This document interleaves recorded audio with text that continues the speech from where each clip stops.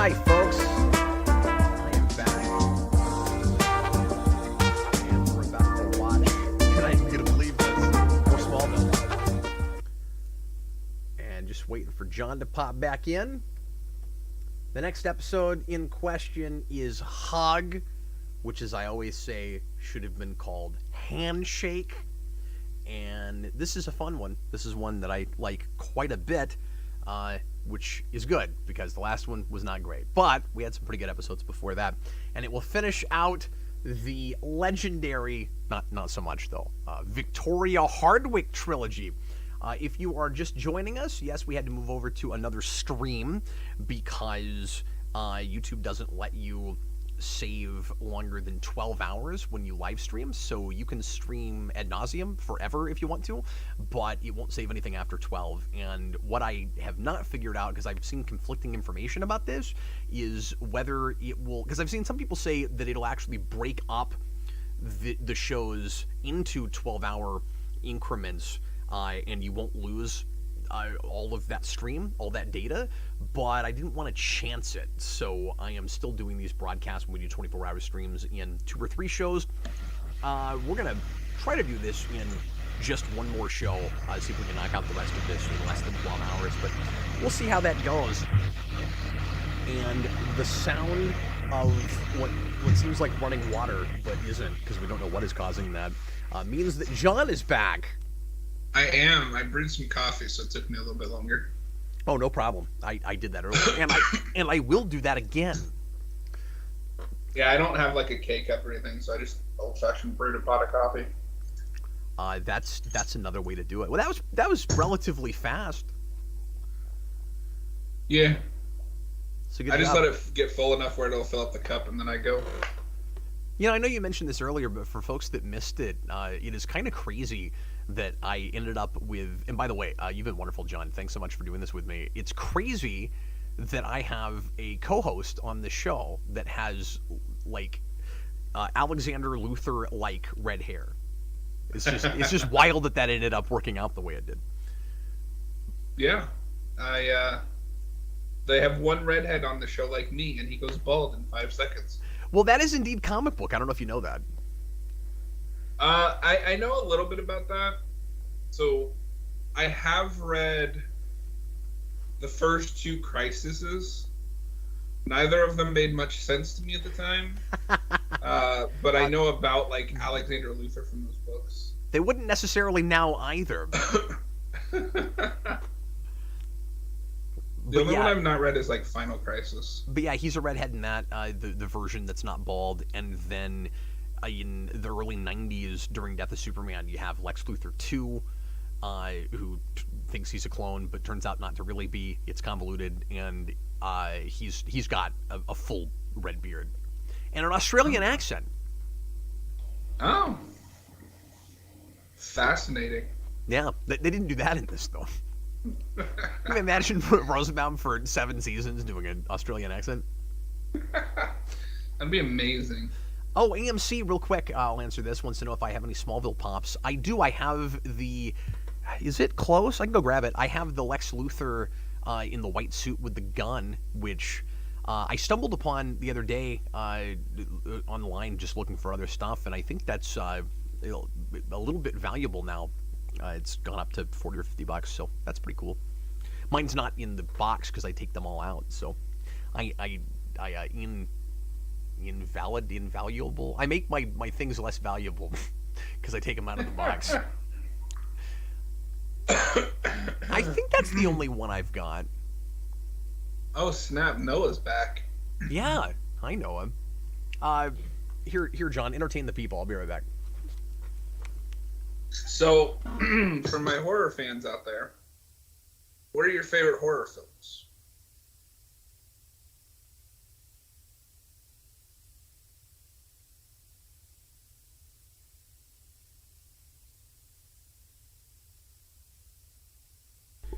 Yet another co-host commandeering my show, trying to talk about horror movies again. Here he is. We're gonna make this horror evolution. Here's my Smallville pop. That's pretty cool. So I normally hate pop figures. I just think they look really stupid. That's that fair. one actually looks really cool. So yeah, some people don't like them, and that's really cool. Honestly, I didn't think I would ever collect these when they first came out, but I got into the Batman ones pretty hard, of course. And I've got a few of other things, but yeah, he's got his one black glove, and then his gloveless firing, trigger hand. So that's pretty cool. Yeah. Okay, let's get into Hug. You ready to watch a man leap to his doom? I am. Because that's about to happen. I had sudden flashes of the Power Rangers movie, the '90s one. Leap to our doom. I have sudden flashes to that movie constantly. I don't know what that says about me. Okay, everybody ready? Here we go. Yeah. Get the timestamps. It's not like they can call out and there's like a minute and a half lag. Why am I asking that? Okay, here we go. Get to timestamp 0. Get ready to press play when I say now. We're about to do it. Everybody, please press play right now. The Vivitch is amazing. It's just flying by, John. It is, yeah. Oh, I didn't know what you were talking about for a second. And then, the Vivitch. Have you seen that? No, I have not. Oh, interesting.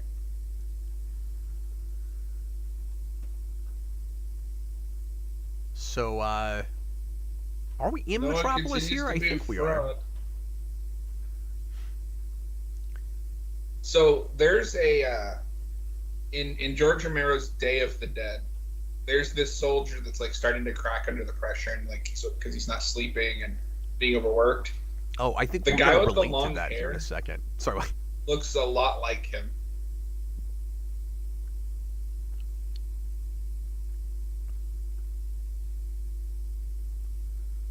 Yeah, and this guy's character actor, I've seen him in a few things. I forget what right off.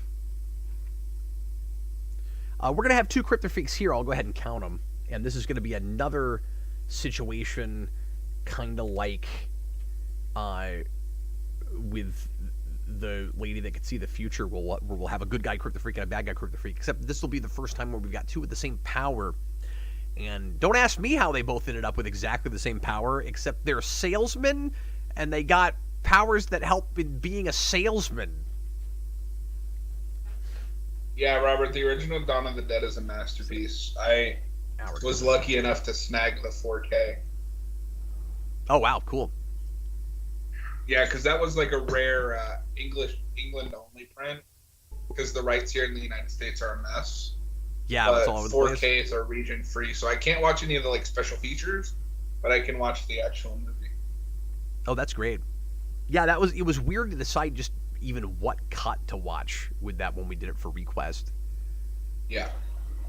I typically tell people to go to the theatrical cut because the extended cut isn't bad, but I think some of the added stuff in ruins the pacing. I'm pretty sure that's what we did. Yeah, I don't even remember what's available on YouTube at this point. Yeah, no, I gotta watch Exorcist 3 just for. So I remember when this was on, being kind of impressionable and not having really seen this premise much, and thinking that this was pretty disconcerting. I like the way this is shot and the big reveal when he jumps and hits bottom on that car. But no, I can't count that as a car crash. But then Jessica Jones comes around with Purple Man, and this looks super tame in comparison. Yeah, I mean, those shows were allowed to go places this show couldn't. Yeah, of course. And also, you got David Tennant. But it looks like this show could go as far as any of those did in the nudity department. I mean, Jessica Jones has full-on sex scenes. You know what? That's true. I was trying to make a joke, but it wasn't a very good joke. Look at his flip phone. Before everybody and his dog even had those. Oh! He's dead, Jim. Somebody save him. Somebody, you can't. He's dead. That reminds me He's of dead. the first RoboCop. One of my favorite lines in that movie is when nobody talks about. It's right after the Ed 209 turns that guy into Swiss cheese. Oh, yeah. And somebody's like, somebody call an ambulance. Yeah, no, that's right. That's great. No, imagine a gritty Netflix version of Smallville. No, I'll write it. Challenge accepted. You could make that work. I mean, this felt sort of quote-unquote gritty at the time. Oh, really? We're going to have dark, gritty Superman? Just because it goes to horror places and because he's conflicted. And It's like 2001 gritty. remember when Austin asked if Lana went around on a horse? To Yep. be fair, this is only the second time in 11 episodes. Yeah. Boy, he really hated this show. I was a little surprised that he had such a reaction to the pilot. Yeah. I don't know. One thing that's cool about Austin is every time I think I have his taste figured out, he surprises me. Yeah. All the time. There are things I can peg with him. Like, he read, he was about to read Kingdom Come, and I was like, I don't think you're going to like that book. And he goes, why? And I said, I don't know. I just know you're not going to care for that book. And he actually waited a while before he finally read it. A month later, he messages me back. He goes, damn it, Cap, I didn't really like Kingdom Come. I was like, I knew it. Yeah, he was talking to me in the Discord about that. I would not have called him not liking Buffy. Yeah, no, that surprised me a little bit too. Maybe it's just teen drama stuff, like in general. Yeah, maybe. I really wish we could convince him to watch Angel, because I think that would be what gets him into that stuff. Yeah, I've had that conversation with him.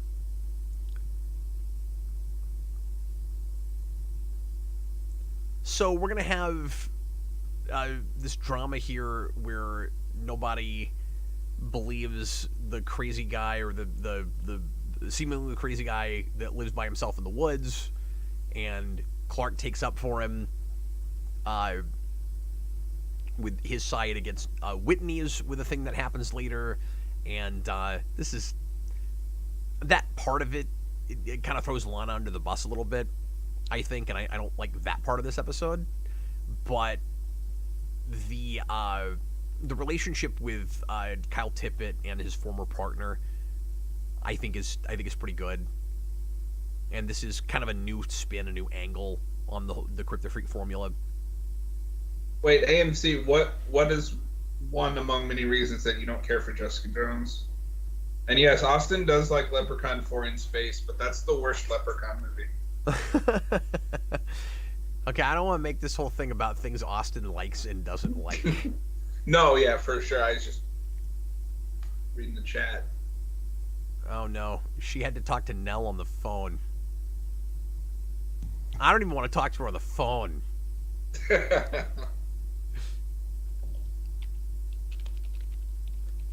Look at Clark's turtleneck sweater.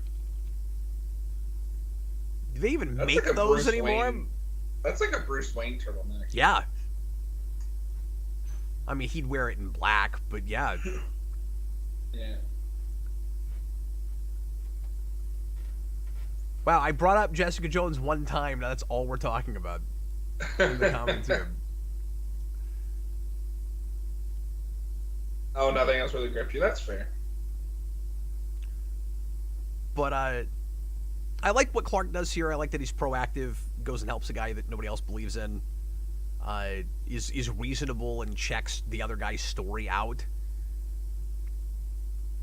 That guy that she's talking to looks like somebody straight out of RoboCop. Well, that's the bad guy from the beginning. Yeah, I know. He looks straight out of RoboCop. Well, You can tell me that guy works for OCP. Yeah, absolutely. No, it's certainly the right affect. He's also really tall. Stop it with the sunflowers! we know two things about Kansas. They got sunflowers and they got farms. Is that a running motif? Think there's something thematically going on with the sunflowers? No, it's just because it's the state flower. No, don't read into that. It's just it's Kansas sunflowers. You know, no, we're Cap, just I lucky want you there to hasn't come been up with an entire thesis on the overarching how the sunflowers tie into the themes of Smallville. Yeah, and then I'd come back with, you don't live in Kansas, it's just Kansas. That's all. So somebody knew that one thing. We're just lucky it's not Wizard of Oz all over the show. Instead of counting Kryptofreaks, can it be counting sunflowers? Yeah, well, I would need to pause it right now on that still. Like do all the individual sunflowers on a picture count? Because...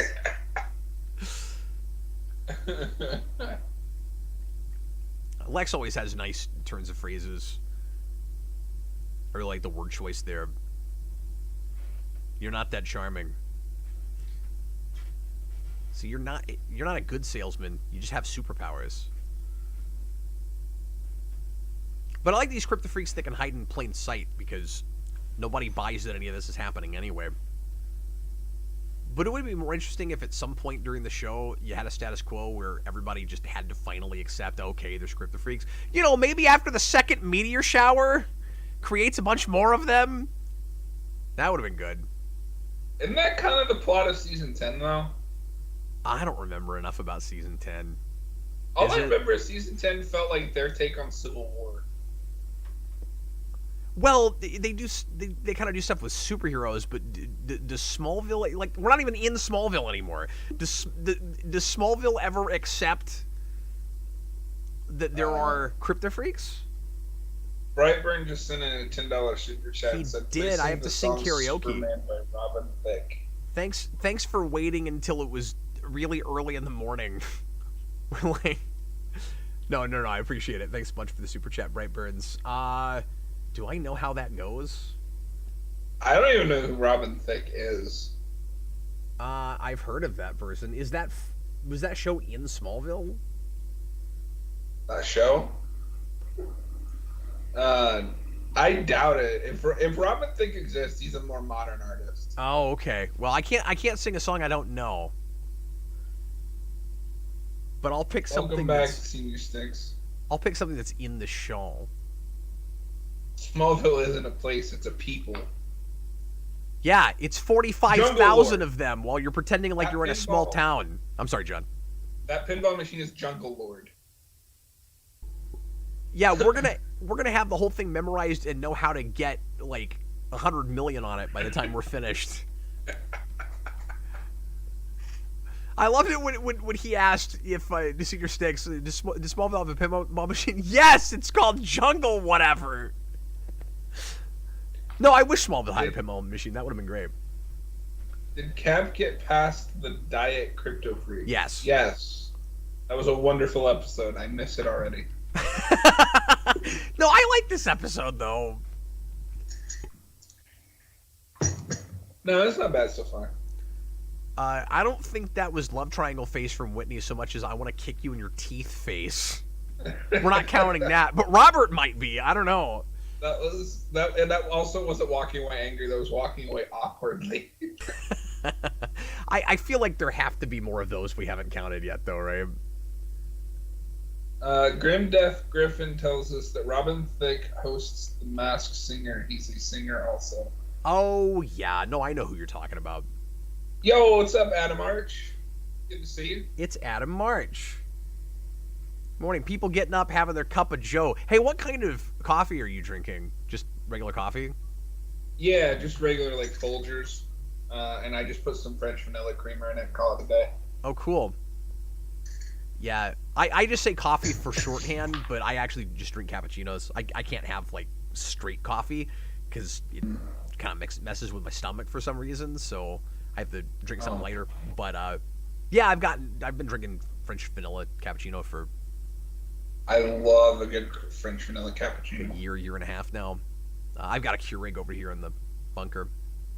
I want to get another one of those. I lost my last one during my life when I moved. Senior Sticks, Cap, what is the limit of population to be a small town? Uh, 42. so it... I think he means on the higher end. When do you stop being a small town and when do you start being a city? No, you start being a city when you gain that 43rd person. So when I don't know what John's talking about, but with Smallville, all I know is I lived in Lawrence, Kansas for a lot of my life, and that was about the size of the population that's on the Smallville sign. That is not a small town. It's a small city. It's where KU is. So it's a University of Kansas. It's a college town. It is not a small town. I also lived in a town that is more like what Smallville's pretending it is. That, like, it's clearly just written by people that are used to cities and don't really know what small town living is like. And the town I lived in Arkansas that was that way was a town of 7,000.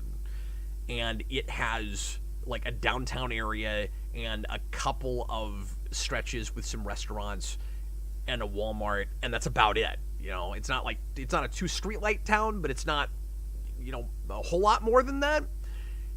And that's more what they're pretending like Smallville is, but the population is too big for that. You could not possibly pack 45,000 in what they're pretending like this town is. You wouldn't have one coffee shop in a town of 45,000. Just trust me, folks. I don't know much, but I know that.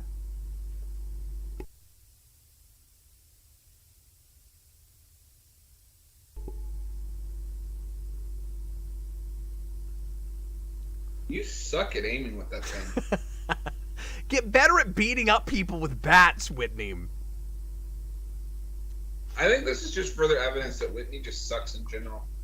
Well, to be fair, I mean, he's being mind controlled right now. But that's still probably his natural bat swinging ability. Yeah, I'm gonna aim for the groceries. Bullet time! He reacted super late to that, too. You about expected him to move his head one way and then the other like he did with that bullet.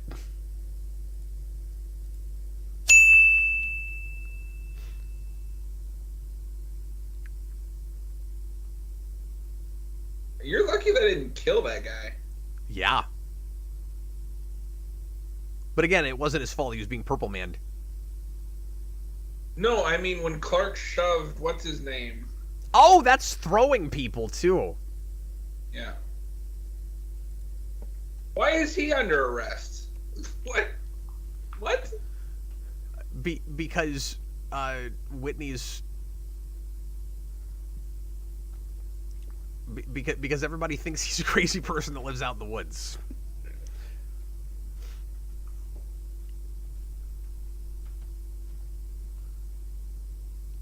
Yeah, see, his story is he attacked first.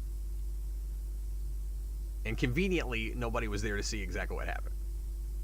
See, that's why he got arrested.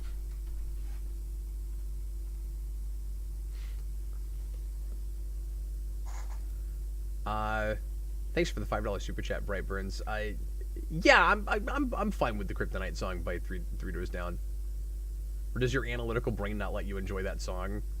I mean, I'm not totally sure what that would have to do with it, but yeah, that's an okay song. It got way too much radio play when it was on, so I got sick of it after a bit, but there's a really good bluegrass cover of that song, by the way. Oh, weird. Yeah. Speaking of more bluegrassy covers, Patti Smith does a cover of Smells Like Teen Spirit in that kind of style that's very good. Oh, neat. I didn't know you liked stuff like that. I don't typically, but I like that song. It just rolls right off the tongue. That should be somebody's memoir. Okay, let's spin the wheel. Here we go. What stupid thing do we have to do? John has to literally blind watch this for 5 minutes. I'm blind. He's not even going to close his eyes. He's just going to go, I don't see well without my glasses. I'm blind watching this.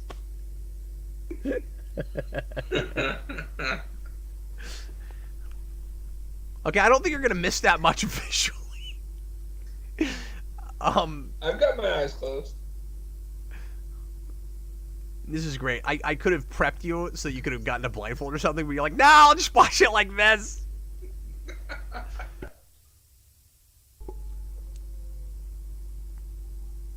Oh, Lana, you still haven't forgiven him for stringing you up in a field? If only you knew how bad it really was. He had the one thing that can kill him strapped around his neck. This is also out of character for her. She's never once suspected Clark of anything. Yeah. I think the problem is that because of the things that happen after this, I'm so used to these conversations with him that I kind of forgot about that. Yeah, I mean, this is just their relationship going forward. Back at the farm, AMC, I live in a town of about 75,000. Do I live in a small town? Maybe according to Smallville, because it started at 20-something thousand and jumped to 45, and I wouldn't have called it an especially small town even at 20, but still more so than 45. Robert Wild, being blind sucks. You have any idea what it's like to drink an entire bottle of ketchup without even knowing it's ketchup? What? No. I would think when it first hit your tongue, you'd realize, oh, this is ketchup.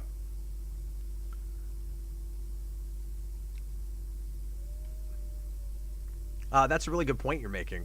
Yep. He's going to say something kind of similar, I think, to Martha's father in the next season.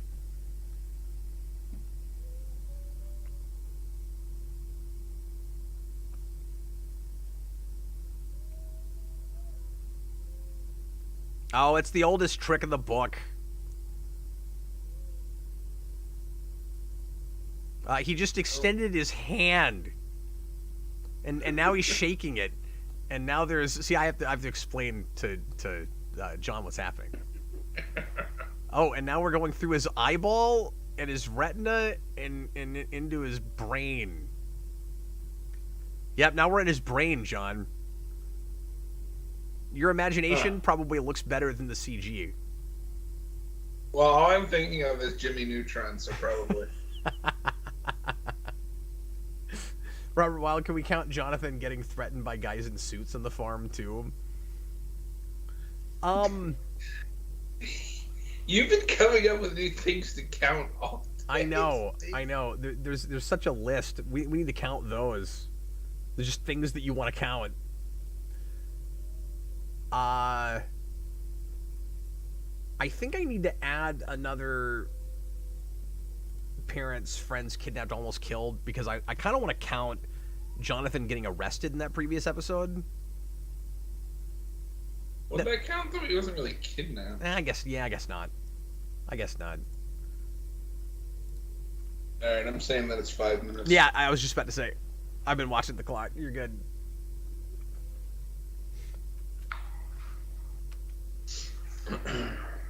Senior Stick, so no, is that your analytical brain, or is that just your bad taste in music?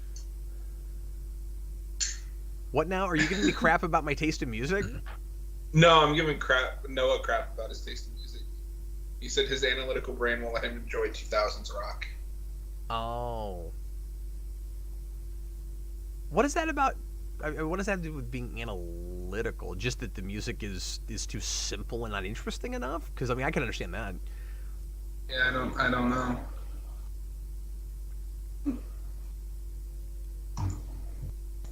Kind of an obvious comparison, but sure.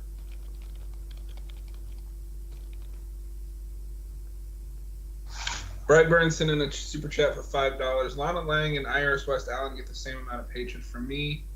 What I meant about the analytical stuff is I can't enjoy most rap music. Yeah, I mean, that's not a rap song. There's some singing that borders on close to spoken word, but... Oh, Robert Wallace's Cap, you forgot to change the episode title about the again. Guys, just so much to keep track. I need a staff for this show. At least I only have to type 3 letters.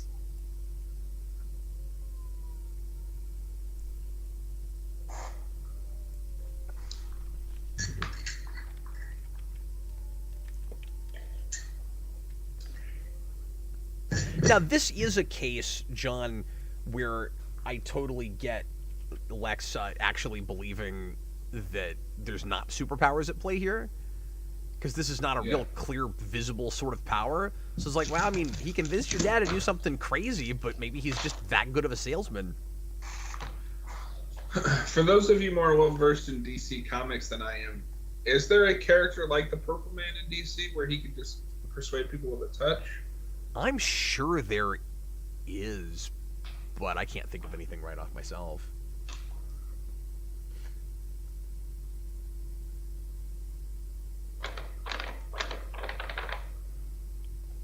So wait, that's a that was another $5 chat. You gotta spin the wheel. I was just about to say I'll spin the wheel again here in a little bit. I want to get a little bit of distance away from it.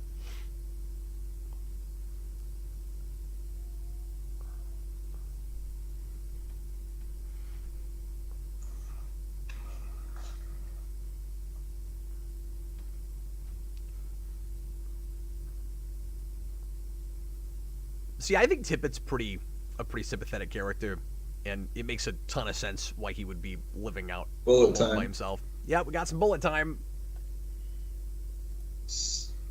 Wait, what?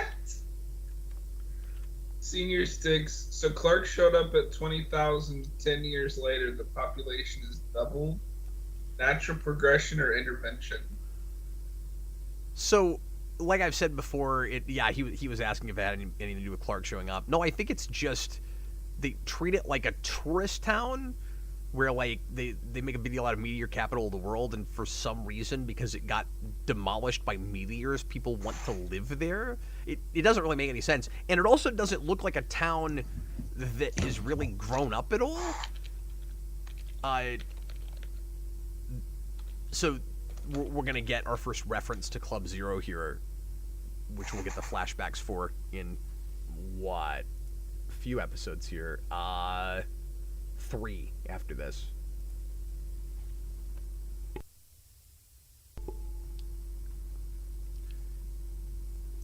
This is a character that Rosenbaum on his podcast thought was really fun and remembered liking working with this guy and wished that he had come back. It is kind of weird that he doesn't appear again. Yeah.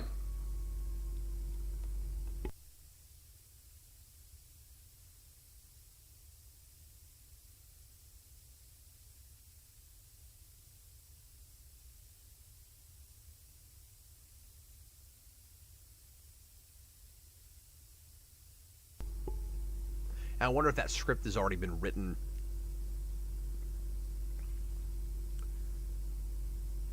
When he has that line. Yeah, that guy seems like quite a colorful character. Okay, bye, Toby. We'll see you later, buddy. Bye-bye.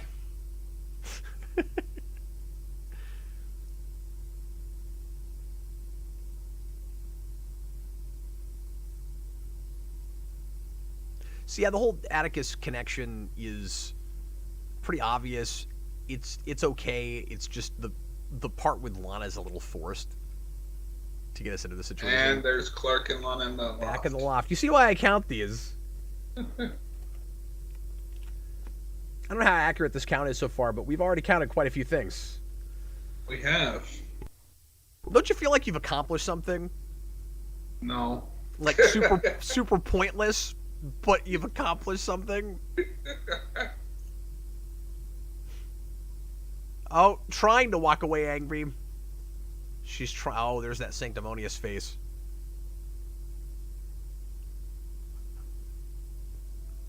See, my theory is, as soon as we start writing her more melodramatic like this, where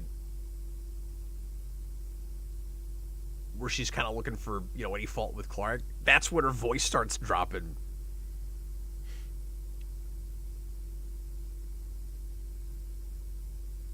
I didn't even bother. Now I'm going to really walk away angry. That was almost a double walk away angry. Oh, I keep forgetting my dings.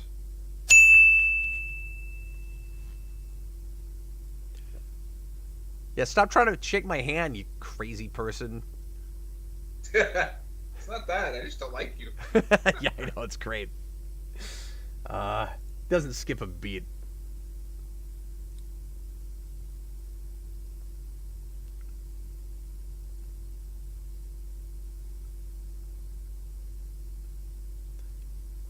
The other reason that I buy Lex thinking that this is like more or less above board in the first place is because he does mention that he's made way better offers to Jonathan to try to help him with the farm, but Jonathan's got, as we talked about earlier, real specific reasons for not wanting to work with the Luthers.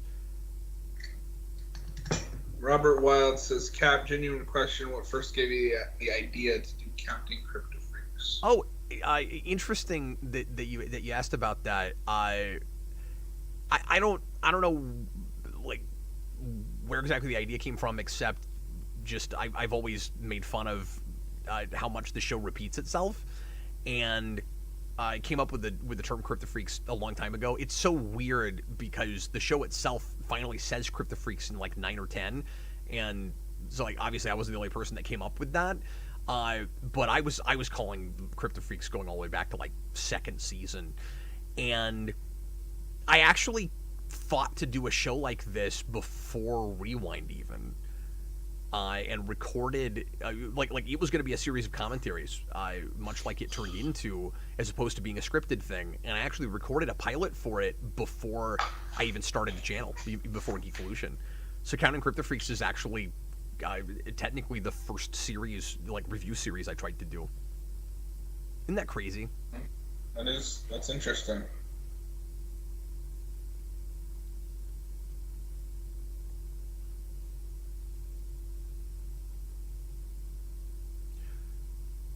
So guys, around 10 o'clock or so, we're going to pick another honorary Kryptofreak. So help us out in the count, folks, and interact with us in the comments. So why is Clark immune? Because he's Superman. Because he has different biology. The rules are always different with Clark. And it's pretty arbitrary. But we do that a lot. I mean, remember, the woman that could see the future didn't read him the same way. He was able to see his future also. Like it's always different with him. At least with anything like that has to do with the mind, I guess.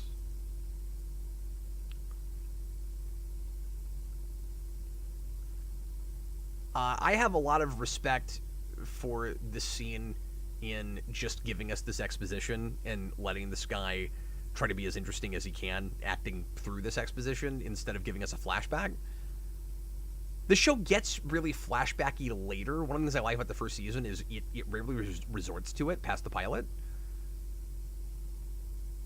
Yeah, I can see that.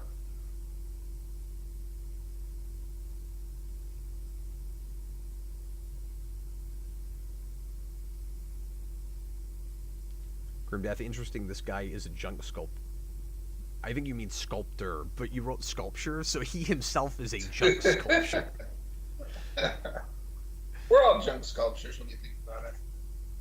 Yeah, and I like the line, you'd think he'd use his power to sell some of these sculptures. And this is one of those cute things that always felt kind of thrown in there for the fans to me. It was like people that want to see Clark finally get with Chloe. I love how he goes from like, yeah, right, to, oh, wait a minute, what? Yeah, it's kind of the proto. Okay, you're a couple seconds ahead of me. It's kind of proto characters who aren't themselves sort of moment. Okay, we're gonna spin the wheel again. Thanks to Brightburn's last super chat. So let's see what crazy thing we have to do now, John. Oh boy. Okay, so we're watching with subtitles. We have to act out the current scene. So we'll wait until the next scene, and then we have to read the subtitles. We have to read the scene.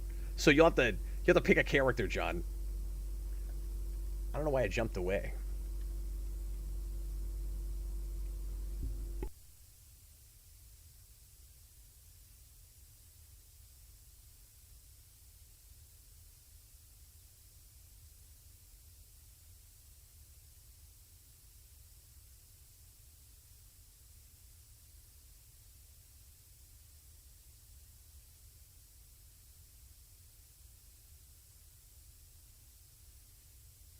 Yeah, see, he was shirking his responsibilities. That's the moral, John. Oh.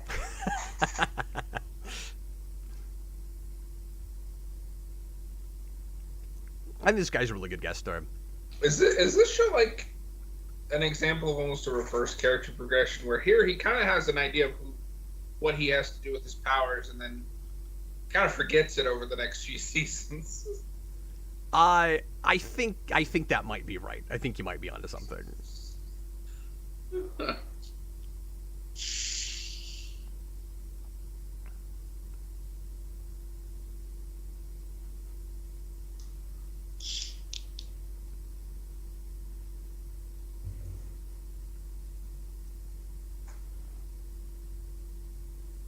Senior Stakes, that's season 2, where Lionel starts investigating Clark. He's just asking a lot of questions about this show in general. He's got to know. Cap, when did kryptonite hit you and make you a Kryptofreak? Probably around season 4.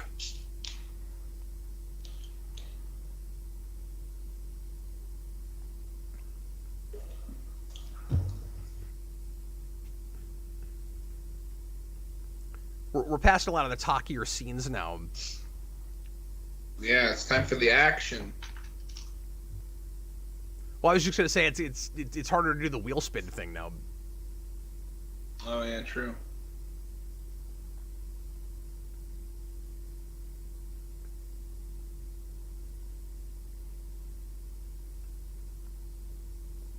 Oh.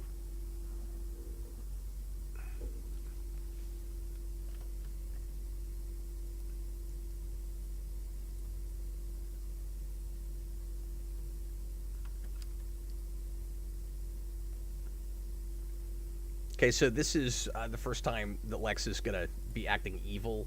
I'm going to count that in references. Oh no, he's got a gun. Hey, look, John, he's being this guy. He's got a gun. Oh no!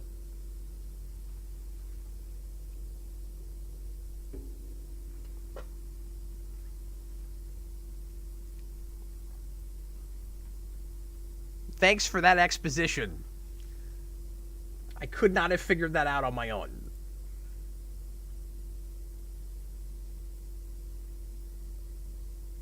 AMC, the word Kryptofreak is a derogatory slur for a group that in reality are just fans of crypto. Oh, sure.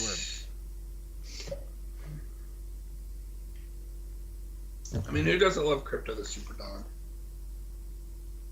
I wish that movie liked Krypto the Superdog. Donald Glover was in Smallville? What? No, he said that earlier. He meant John Glover. So, and I think this is a thing that Rosenbaum talked about on his podcast, him and Welling, of course, but Lex is acting differently than other people who have been persuaded by Rickman.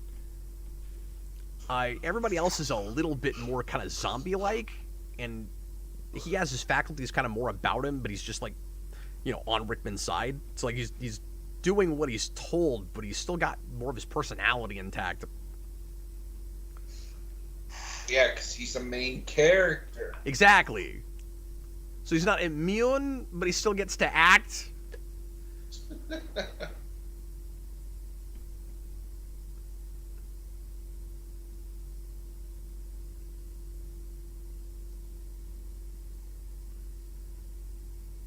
What a crappy hiding spot. What a crappy what? Oh, hiding spot. Hiding spot? Yeah, that's pretty bad. You know that guy you're trying to protect? I'm gonna shoot him now.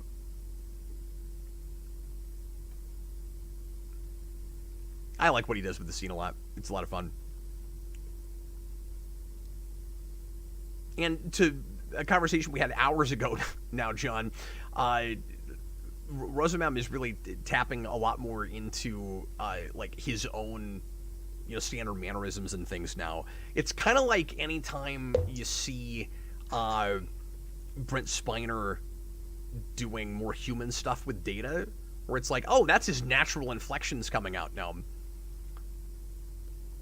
Yeah, I can see that. Bullet time!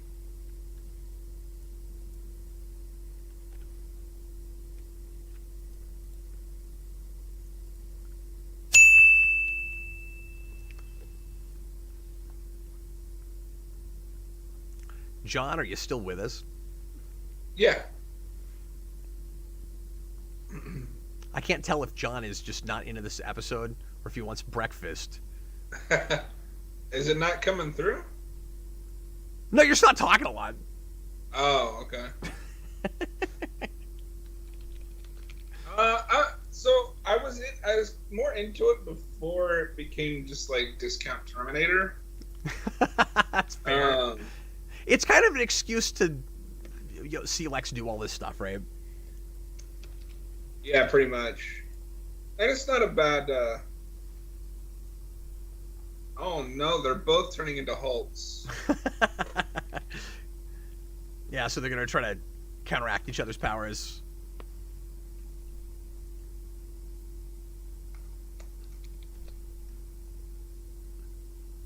I really kind of expected when this was on for them to both shoot each other.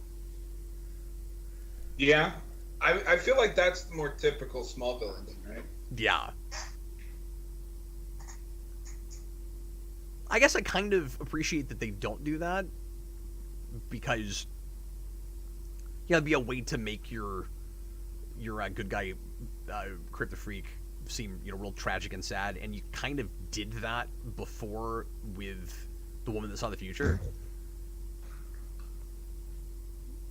Yeah, I can see that. So I kind of appreciate that we don't kill her off, or kill him off. Yeah, for sure. Robert, ask John how many fingers you're holding up.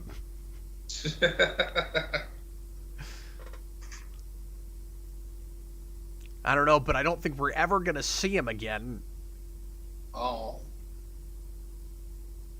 It's really funny that they kind of write him out like he's gonna go off and use his powers for good now because he's learned his power responsibility lesson, and it's a world full of superheroes, and we're never gonna see that guy again. He totally could have put on a costume and gone out and been a superhero, but we'll never know about it.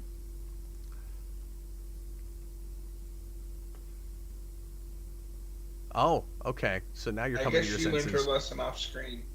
Because we need a resolution to this now. I thought you were super unreasonable and not listening to me being totally rational. So I thought our friendship was going to be over. The only reason I'm talking to you now is because I want to know if you made out with Chloe. I mean, that's kind of how it plays, yeah. Yeah, it is a metaphorical loft scene, Robert. Absolutely. Okay, I'll read the scene. Now we have an actual loft scene. Clark, hey. Tell your dad I spoke to my lawyers because Rickman's untimely demise. They're not expanding. They ripped up the contract. Hey, what are friends for? How are you feeling? I still don't remember what happened. I just shot you with a gun a lot. Are you sure I didn't kill you? I wonder where Kyle is now. Maybe he put on a cape and he's saving the world. I don't know. It's so strange that he and Rickman were once best friends. You think we'll ever be like that? Oh, I'm sorry. I'm reading your part. I just remembered that came next. Trust me, Clark. Our friendship is going to be the stuff of legend. Put it on the poster! It's the line everybody remembers. Stuff of legend. That's a cool shot. Somebody, yeah, it is. Somebody quoted it earlier in the comments. How has there not been any... Oh, hey. Hello, Jason. Look at that acting. Yeah. Oh, hi, Jason. Yeah, I always loved that last scene. Maybe the stuff of legend thing is, I don't know if I want to say corny, but just kind of on the nose, where it's like, oh, Lex could see the future. But, I don't know. Is that... Are we still counting foreshadowing? We haven't been. Sometimes the foreshadowing has been sort of DC references. Like, yeah, I'll throw that in there. Whatever. It's like ironic comics. Imagine if the Luthers, the X-Men, and the Queens from Arrow all lived in the mansion at the same time. Yeah, well, the interiors would all be different, though.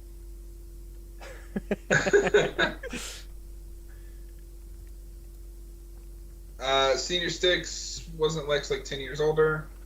Clark, the way we figure it, Clark is like 14 and Lex is like 21. Yes. So about 7. So he's only 6 or 7 years older. Yeah.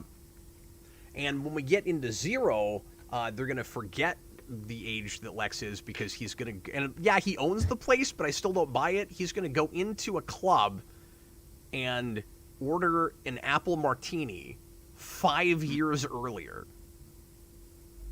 I don't know. I could buy that for a rich kid. At 16 with like cops there and stuff. I mean, maybe, but it really plays like they just did not remember the age he was supposed to be. Okay, so I didn't have as good of a watch of this episode as I have before, but I'm still going green with it because I liked the guest stars a lot. I'm gonna go green as well, because the Lana and Clark stuff, while annoying, isn't there enough to bring down the episode. Yeah, how did you feel about the Kryptofreak plot? I think it's really good until it falls apart. Like at the very end, it just doesn't quite stick the landing. Yeah, that's fair. But it was good. Okay, I'm gonna take a quicker break here because I gotta trade out my discs, and my family's up now, so I just want to run upstairs and check on everybody, and then we will get to our next episode. We're just moseying right along, folks. It's Leech. We're gonna do Iceman from X-Men next. Oh no. Shawn Ashmore, and then eventually John will have to watch all the Aaron Ashmore stuff. I'm gonna be honest. I get those two mixed up all the time. Yeah, a lot of people do. I see the difference in their face real easily. I don't have that problem, but I don't know. I saw him in stuff when I was a kid, so. Yeah, I remember Animorphs. Yeah, that was kind of where he got his start. Okay, we'll see you guys in a couple of minutes.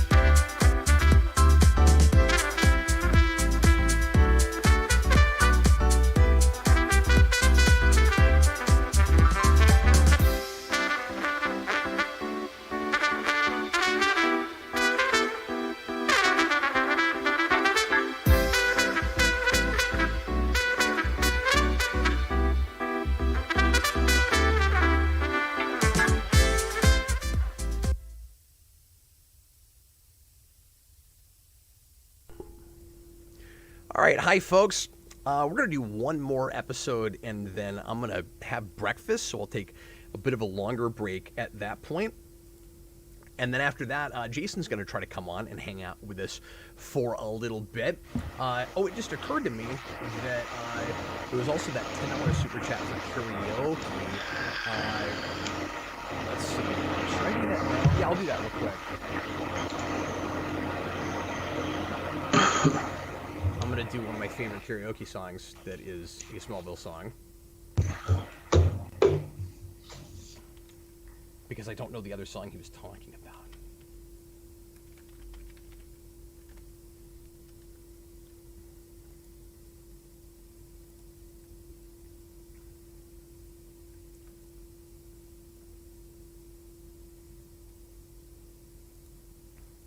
Okay, it's time for early 2000s depressing rock at 8:30 in the morning.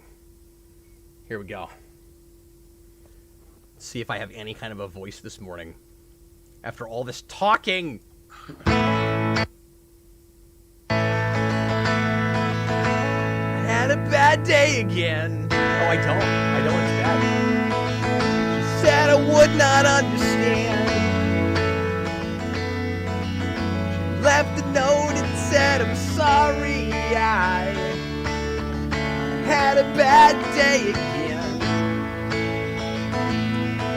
She spilled a coffee, broke a shoelace, smear lipstick on her face, slammed the door and said, I'm sorry, I had a bad day again. And she swears there's nothing wrong. I hear her play that same old song. She puts me off and puts me on. I had a bad day again. She said I would not understand. She left a note, it said, I'm sorry, I had a bad day again.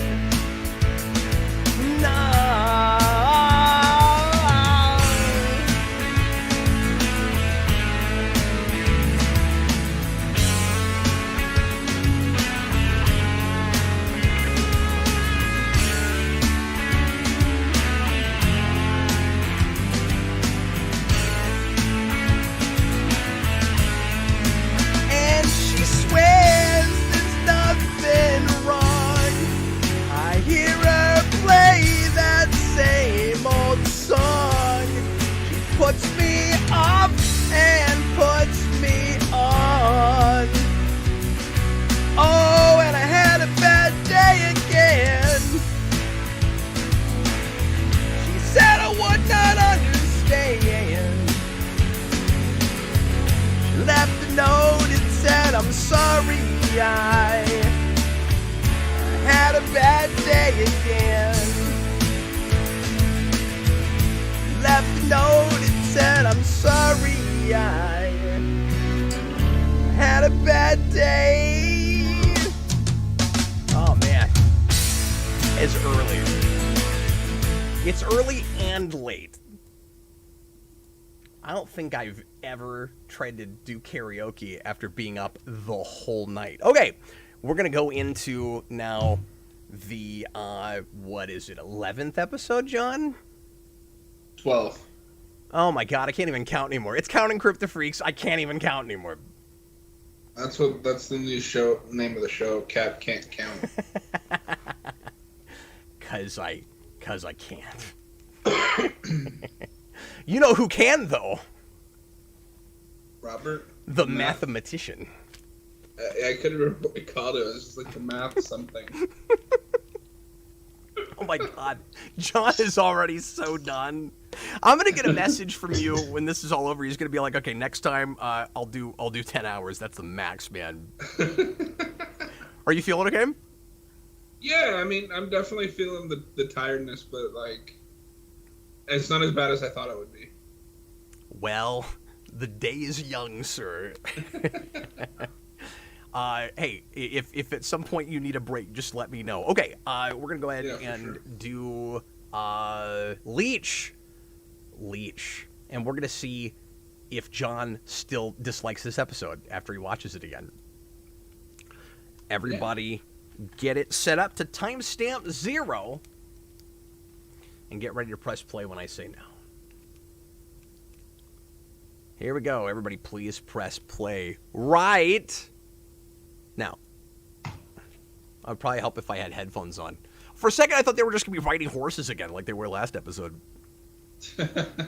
Meanwhile, on riding horses... My biggest issue as a kid with this episode is I never understood how Clark can transfer his powers to someone else. And I still don't know if I love that as a conceit for this episode. Okay, but is it any worse than any other Kryptofreak powers or contrivances to make anything happen that we want to happen in the show? No, that's true. Like, I mean, I'm with you. It doesn't make a lot of sense, but it's not any worse than last episode, which, again, is an episode I like, where we give two people the same power just because they have the same job.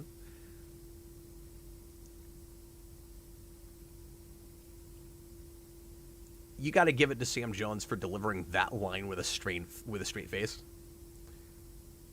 Regular rock hound. Okay. Oh, kryptonite powers activate.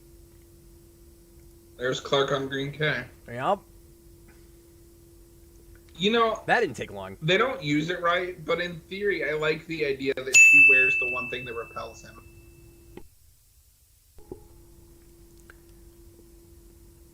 Yeah, and it could have been indicative of this relationship ultimately was never going to work out for whatever reason.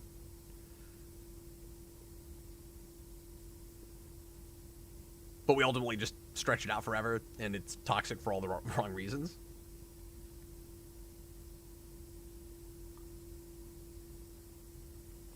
I just want to know if the writers of the show have ever actually seen a nerd.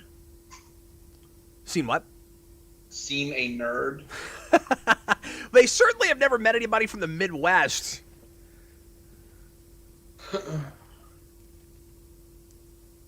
Now, this guy is also a character actor that shows up in a lot of TV. So, it is interesting, because the last few episodes have all been pretty, at least for the most part, straying from the formula. Now we're right back to formula. Yep. But it's a twist, because now Clark's going to have to live with what it's like to not have his powers. What I like about this episode is that he's still responsible for them, even though he's not the one that has them. And that we get a kind of reverse Clark, where it's that kind of perfect encapsulation of the notion of the Kryptofreak that is raised opposite of Clark, with, you know, a father that doesn't understand him, doesn't try to understand him, that doesn't want to let him, live his own life at all. And so the problem here isn't just somebody else gets kryptonite, or gets his powers. It's that somebody with the wrong upbringing gets them.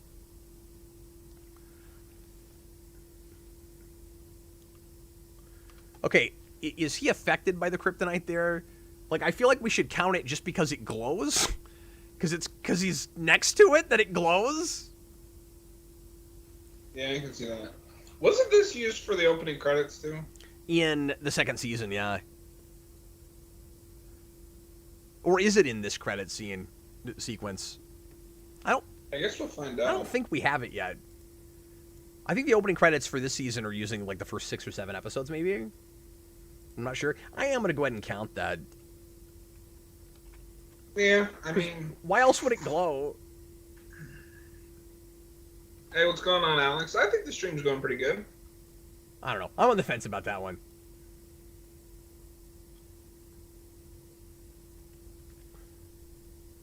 So one thing I am noticing that sorry, has not held up is how they've like green screened these actors' faces over scenes from the show.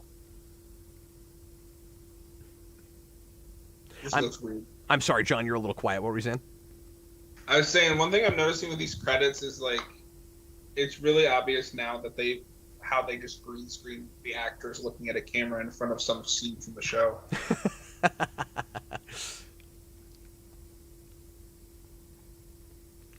And like in some cases, if you notice, their faces are kind of blending in with the background. Well, yeah. Are you sure it's not cut out from an actual scene? I mean, it might be. It's pretty funny if it's not, though. If it's just like dramatically posed like you're in a scene with no context at all. Go. Yeah, it just kind of looks like they took their faces and like planted it over a previous shot. So now there's going to be examples of things that usually he can do that he can't do now. I used to count times Clark loses his powers. I decided it didn't come up enough to count it anymore, but, you know, we do it a fair bit. And to be fair, we do that with a lot of powered superheroes in general. Yeah, and I've never been a fan of the whole, like, we're going to take powers away from the superhero. It's a little obligatory. Like, you're always exploring the same thing when you do it. Yeah. I think it works well here, personally, because like, Clark is kind of enjoying being a regular person, and, you know, he's not, like, whining the whole episode about not having the abilities he had before. There's a TNG episode where we do that with Deanna Troi, The Loss, and it's awful. And this doesn't veer into that department at all. He gets to be a normal kid. Didn't ever think he'd have that, and then has to. I also like that he not only has to take responsibility for his powers and make sure that they're not being used in the wrong way, even though he doesn't have them anymore, but he has to actively find a way to get them back, not because he wants them, but because he has to solve this problem.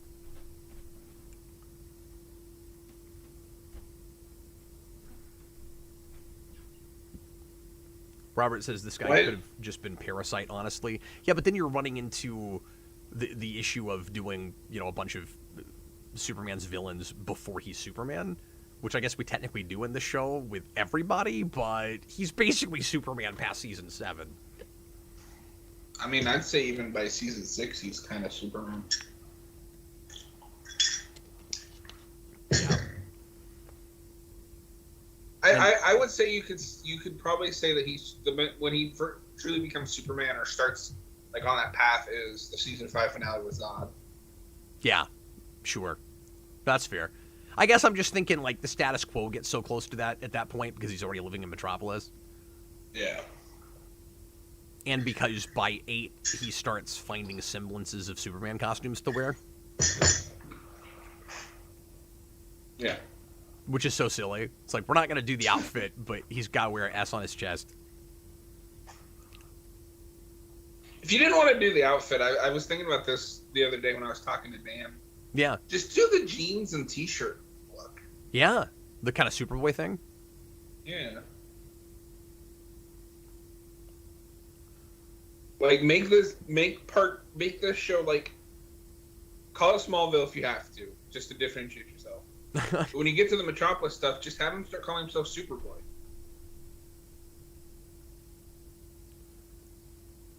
Well, and one of the biggest mistakes they made was putting Smallville in such close proximity to Metropolis, because I just can't buy the glasses thing when he lives like an hour and a half away from his hometown.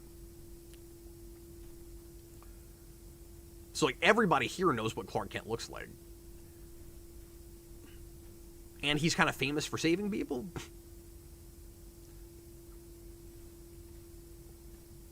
I don't know. I could see that. Big city doesn't know what's going on in a little city next to it. Yeah, but the problem... Well, and I guess this is kind of a problem just in the modern day anyway, where the world is a lot smaller and, you know, like, you got the internet and stuff gets televised and whatever. But I guess the bigger issue is if he's running around Metropolis in a costume and ever gets photographed, like if you have the regular Superman status quo where he, you know, does press conferences and is a public figure, people in Smallville are going to see that and be like, oh, wait, I know that guy. It's Clark Kent. That was always the problem I had with it. No, that's fair. Maybe the problem is just because it's in such close proximity, to me, it like drew attention to an issue that it never occurred to me is a big 21st century problem that wouldn't be as big of an issue in like the mid 20th century. Mm-hmm. Well, there's a few superheroes like that where I'm like, y'all need to like update some of the, outdated parts of their origins and characteristics. Yeah.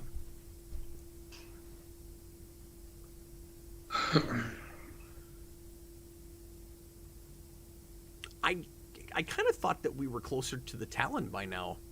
I forgot that was later than this. Are you sure that's even season 1? I don't know if it's a full coffee shop in season 1, but her, that being in her family is like that it was a movie theater. Mm-hmm.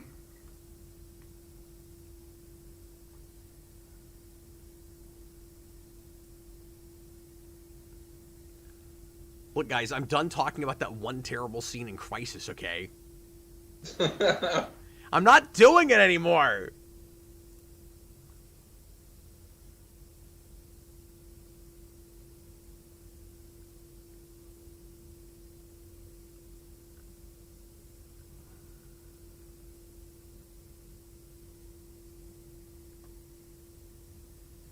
Oh, it is this episode, in fact.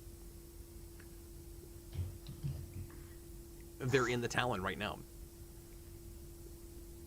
which is right across from Whitney Fordman's dad's sports shop. I remember words.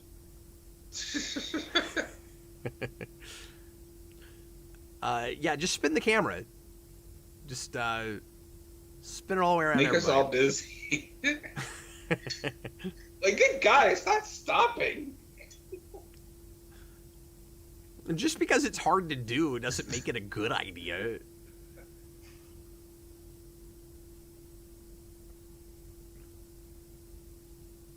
So it's going to take Clark like 150 times the time to do his chores as it did before.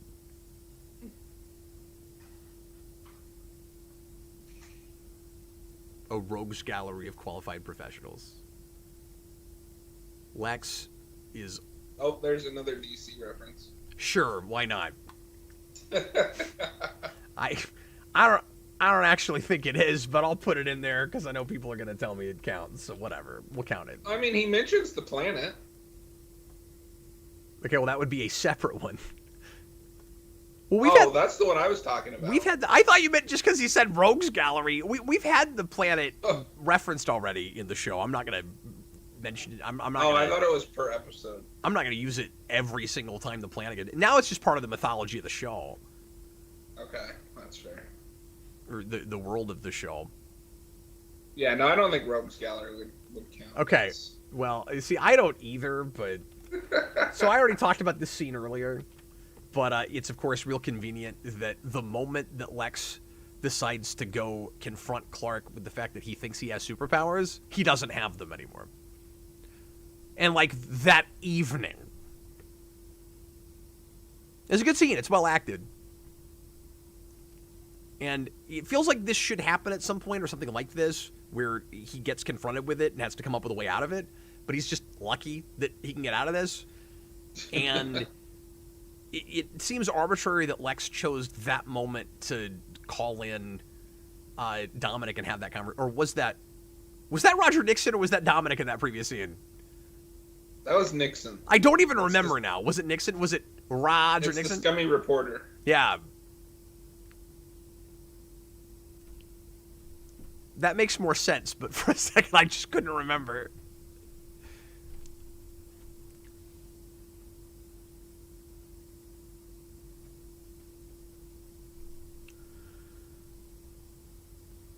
Oh, Clark, you're such a terrible liar. You really probably shouldn't make a whole lot of facial expressions right now. He's just like, oh, nope. Nope.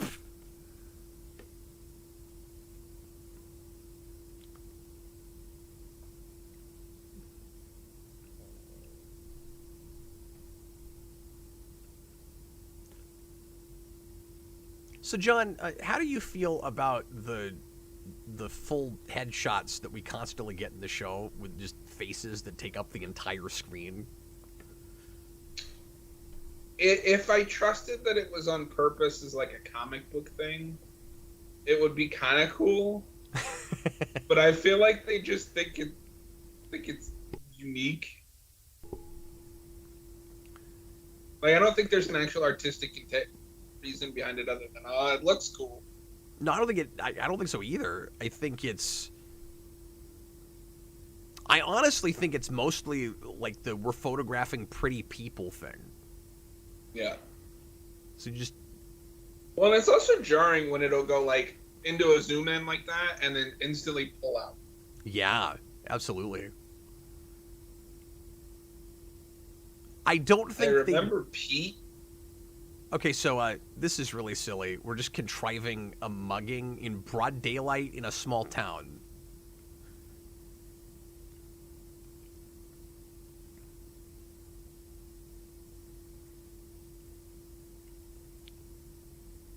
But just everything is convenient in this episode. Oh, he's gonna throw him! That guy got thrown, John. He did. I'm surprised he didn't, die.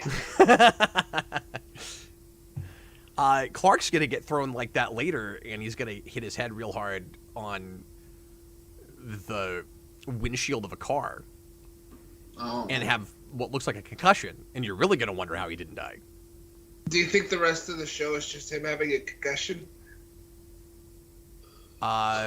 You mean like he hallucinates the rest of it because he had a concussion? Yeah. Yes, actually. I think that makes so much sense. Yeah. Where the rest of the show was like Newhart, where he dreamed a whole other show and then he woke up in bed with his first wife. Yeah, the new ending of Smallville is he dreams seasons 2 through 8. Oh, and wakes Walking up Away in Angry. bed next to Lana. I don't know why I've been missing a lot of Walking Away Angry. I'm sorry, John. I talked over you. What'd you say? So the new ending of Smallville is that he dreams seasons 2 through 8, and then wakes up in bed next to Lana. And that's the true horror. He's with Lana. So, but does Lana have or not have the stupid invisible Kryptonian bodysuit? No, because he concussed dreamed that. Well, I never concuss on this channel because it's a family channel. So we don't do that here. Past PG-13 language, we try not to concuss. No, game theory. Smallville is a hallucination. So you see what I was saying about that episode a few back, where Jonathan just had the line, "You're still you, whether you're normal or superpowered." And a few episodes ago, Martha's wording was, "Your gifts are who you are."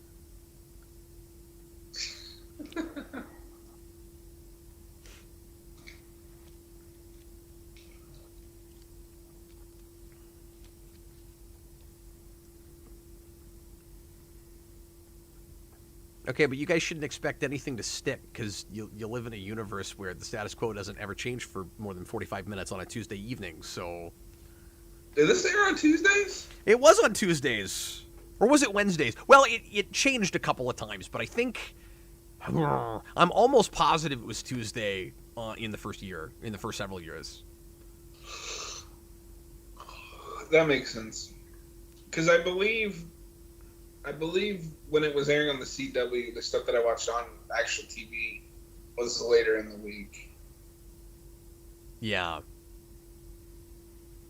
I'm sure somebody in the comments will remember, but I'm pretty sure it was Tuesday. Discussing topics of importance in entertainment. Smallville is a hallucination, and Gotham is an acid trip. Absolutely. Absolutely. But whose? Gordon's? Barbara? I'm going to say that show is just Bruce Wayne, instead of training for 10 years to become Batman. He just had a really bad acid trip. Is that maybe that's the one continuity, John, where somebody winds up in an insane asylum, thinks that they've hallucinated the entire TV show, and it turns out they actually really did. This show has that episode. Buffy has that episode. Everything does that. I hate that one in this one because it's so like just bland. Yeah. And I hate it even more after seeing the Buffy one because I think the Buffy one is brilliant. It's pretty good. To this day, I still don't know which one was actually the real world in the Buffy one. Yeah, and I haven't seen that in a long time. Even TNG has one of those.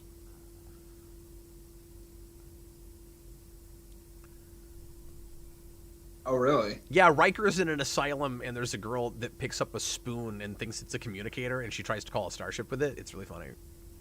Ash vs. Evil Dead has one of those. Of course it does. Kind of. I can't think of a lot of genre shows that don't. Although that show isn't as episodic, so it's kind of interesting if it has it. But like anything that's less serialized, is usually gonna have that. That one's also really funny because it does the thing where like he's crazy and they're trying to convince him the show never happened, like none of the stuff happened. But then there's also stuff like there's an evil puppet in that episode. It's great. Oh wow. So we're concluding the Victoria Hardwick trilogy here.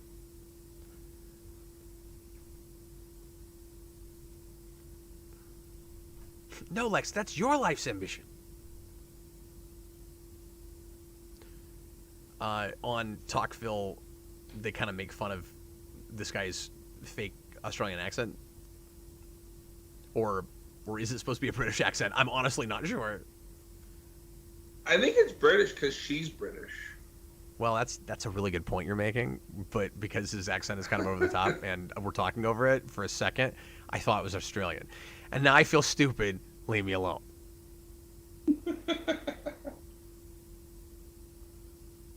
Yeah, no, it's very whatever, I'm done. I'm going to bed.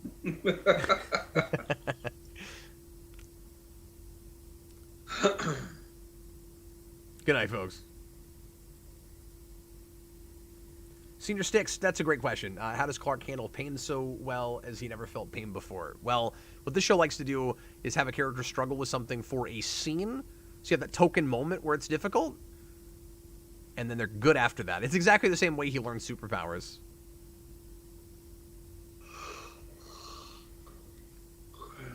Yeah, don't eat any of that candy, because probably like 35 years old. Okay, we get it. Or instead, eat all of the candy and see what happens. Oh, man. John went from this is kind of fun to vindictive.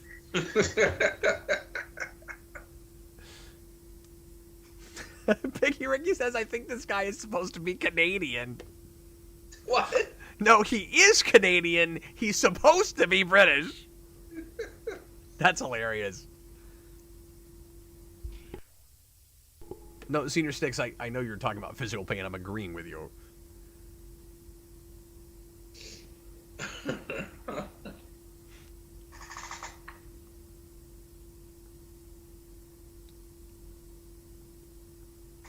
Well, you still got your necklace. It's part of a rock that killed them.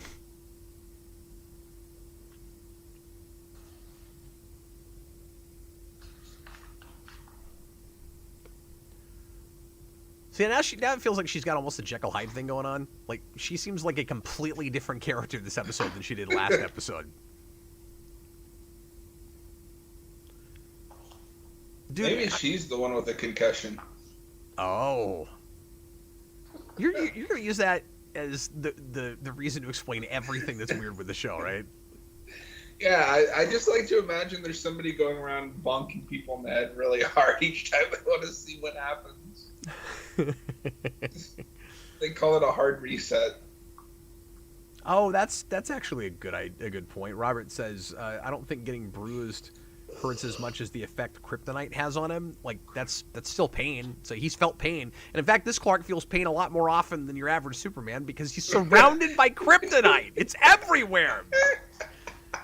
So no, he'd be fine. You stub his toe, like stab him in the knee. He's like, I don't know, it's not kryptonite.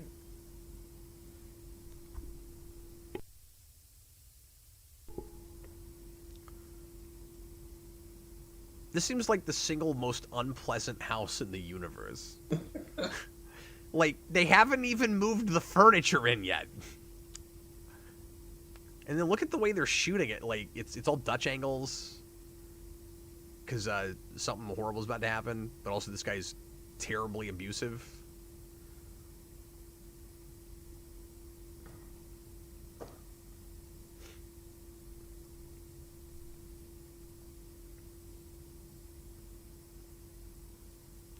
So the lesson here naturally is don't be raised by scientists. No, I think the lesson here is don't make your superpowered son angry. Oh, yeah, right. Well, you're looking at it from the perspective of a wholly unempathetic character. Like I don't really care what happens to this guy. But if I was this kid, I would have ran away from home before I got superpowers because my dad is a scientist and they're no good as parents according to this scene. Oh yeah, the Bone Cracker song. Look at how badass Shawn Ashmore looks here. This might be the most 2003 scene in the whole show.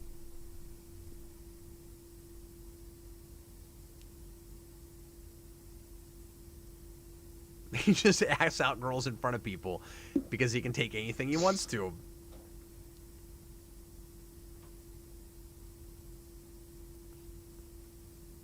See, I like getting the example of what Superman could turn into were he raised wrong.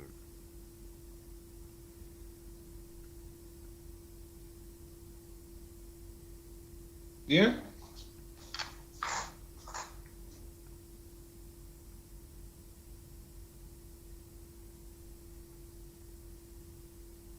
Clark's like, hey, wait a minute. I used to be able to do that. Do you think he has a long coat because he's got Superman powers? So he's got to look like he kind of has a cape? No, because he was dressed like that before he got powers. Just he switched to leather. But he still had a long coat? Yeah, in the first scene, he's got a long coat on. But now he thinks he's Neo. Oh, man, Yeah, somebody got thrown. Somebody else got thrown. We're just throwing people all over the place. We are.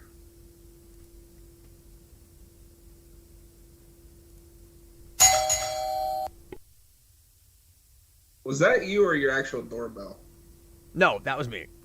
I have a few different dings I'm using.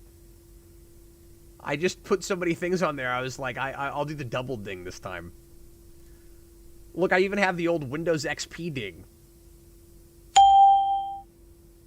That's amazing.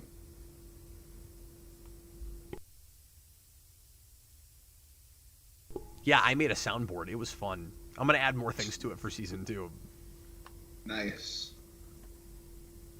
Hello, Jareth Gearhart. Jareth Gearhart's back. We've been broadcasting for so long, a person has slept and returned. Two people, because Noah has also slept and he returned. That's a lie. We all know Noah doesn't sleep. That's true. We all go a little mad sometimes, especially when watching Smallville. Are you going to be good to hold down the fort for just a second? Say again? Are you going to be good to hold down the fort for just a second? Yes, I can. I will be right back. Okay, cool. Oh, I hope John's going to make it. This is a very crazy exercise that he's trying out. I love Clark's line a second ago in this scene. You want to take me outside? You hit me with your car. That's great.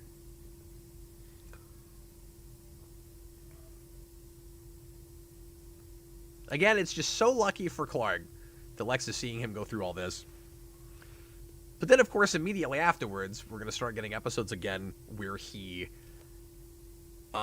is obviously doing things nobody's capable of doing. God, we love these handheld spins with the camera in this episode. You clearly don't understand your son's abilities here. You think you can just do the same thing Lex Luthor is going to do next season to a car with his with a golf club? So here in a little bit, we're going to get one of the coolest shots in the whole first season, I think. The car on the roof. Look for that. It's neat. And Rosenbaum and Welling talk about that. They really did put a car up on a roof. And you can tell it's practical. We'd never do that now. It's really neat. I mean, even on TV, you would CG at least part of that. And before this, you'd probably do it with model word.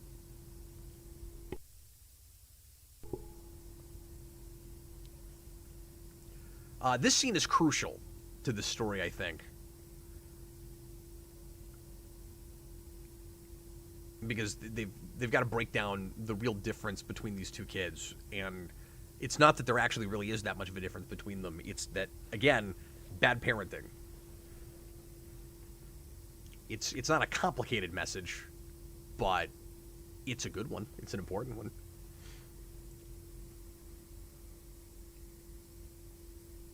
Robert prefers pizza on a roof. It's crazy that that's the most iconic image for a lot of people for that show. Robert Wild out starting into the cop scene in X2. Yeah, good call. That's a good comparison. Which is funny because that actor is in that, of course.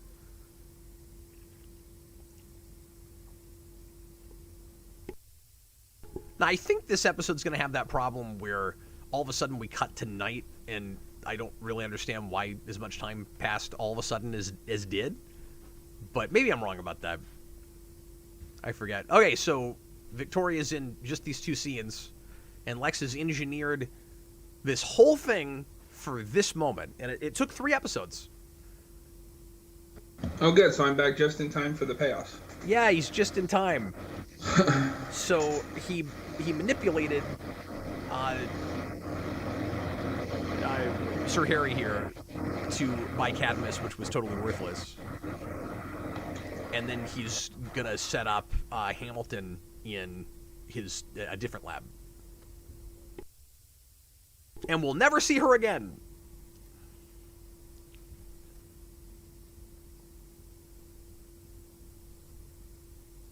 You know, though, I kind of think they managed to make that work in 3 episodes.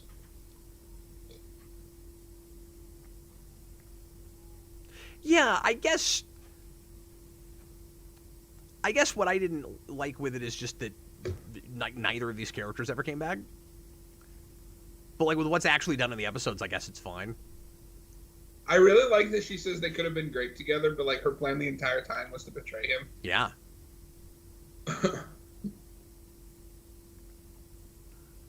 Robert Wild brings up a good point. We may not know what happens to a Toad when they're struck by lightning, but we know what happens to a Clark Kent when he's struck by lightning. And it's not the same thing that happens to everyone else. It's not, because I'm pretty sure, John, that if you and I were out on a bridge and we were both holding a big piece of kryptonite and we got struck by lightning, we would die. I think that's what would happen. Okay, Noah. Okay, this is a question most for you, Cap. Oh, okay. Who's ready for Walt and Jesse to show up at the Super Bowl? You know, I remember a You're more time Breaking Bad fan. when you didn't know what the Super Bowl commercials were before they were on TV. Noah, what would you do if Walt and Jesse showed up at the end of season 1 of Smallville? I would assume that I got concussed. You know, it's really weird when you're watching a show from your own media and it doesn't work out the way it did last time you saw it.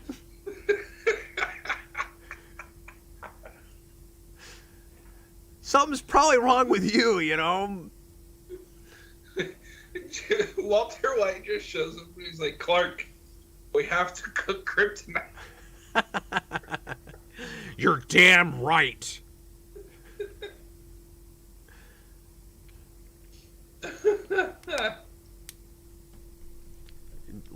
Lex is suddenly played by Cranston, and he's like, he's got his kryptonite ring, and instead of I am the villain of the story, he's I am the danger. Do you think it's still possible that he could play Lex? Because I still want that. Yeah, absolutely. It would have to be a obviously more world-weary Lex that's been around for a while, but sure. Okay, here it comes. Here comes this great shot. He looks over, and there it is. I like... That's great. They actually put that car up there. It's fantastic. In my head, Lex is usually older than Clark, so I think that could work. I don't have a problem necessarily with a Lex that's a lot older than Superman, really. He's been... In comics before, I feel like sometimes Lex looks like he's in his like mid-50s to early 60s. Especially like old-school mad scientist Lex. That's never a young guy. And Cranston can still get away with playing as young as 50, I think. How old is he now? He's in his early to mid... What is he, 62, 63? Okay. Maybe he's a little older than that now, even. I'd have to look it up. It's funny, my phone says 9 o'clock, and I keep thinking it's 9 p.m. That looks really bad. But, I like the sting in the score there.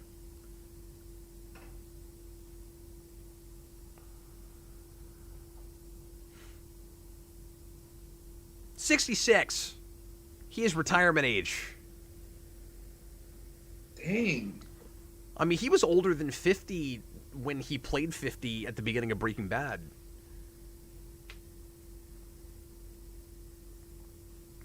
I still think he could do Lex. We all know that his best role is Malcolm in the Middle. Which I've still never watched. Despite the fact that it has a Team BG theme song. I've just seen random episodes here and there. He's quite good. Yeah, that's where he says, oh, so much throwing. Boy, there's a reason I didn't count this in the old show.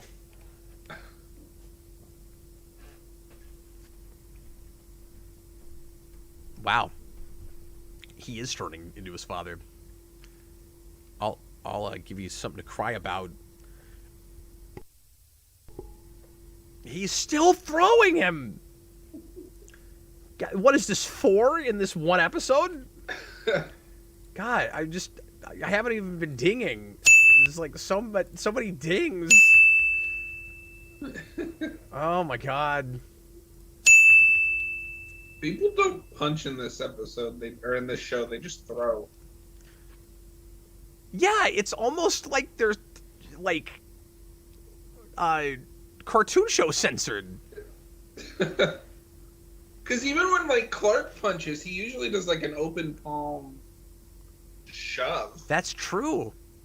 Why do we do that? Oh, he's on green kryptonite again because we have to show that he's got his powers again. Why is it that I'm having... Well, and he had to hold that to transfer the powers. Oh, okay. Fair enough. Why is it that some of my least favorite episodes I'm having the best watches with you? and episodes that I like... this isn't like one of the best episodes, but like I always like this episode. But I'm having like the worst watch of this episode. John, you can't ruin Smallville for me, but you're ruining Smallville for me. It's not possible. How are you doing that? With kryptonite. And gusto. That's going to be the name of my autobiography, Kryptonite and Gusto.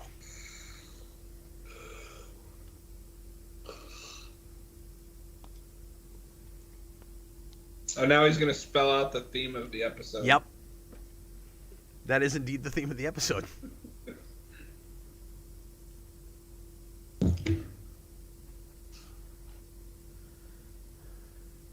Good job, son. I knew that you could ruin other people's businesses.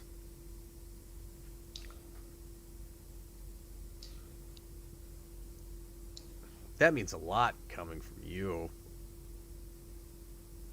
I love that line reading.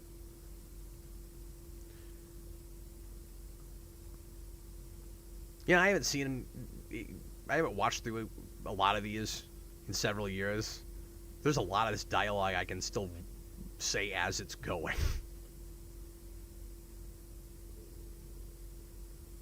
It's going to be so weird when we get to the later episodes and we get into stuff I just don't know.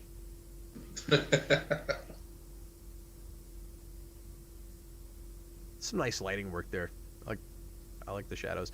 Lex in this first season never turns the lights on in his office, and then gotta have that mood lighting. Yeah, we don't get as much of this fireplace stuff later on. Although I think we're doing kind of a symbolic thing with it here, where he's alone. He doesn't need anybody. He wasn't sleeping with Victoria for any kind of companionship. The thing with her being with Lionel is weird.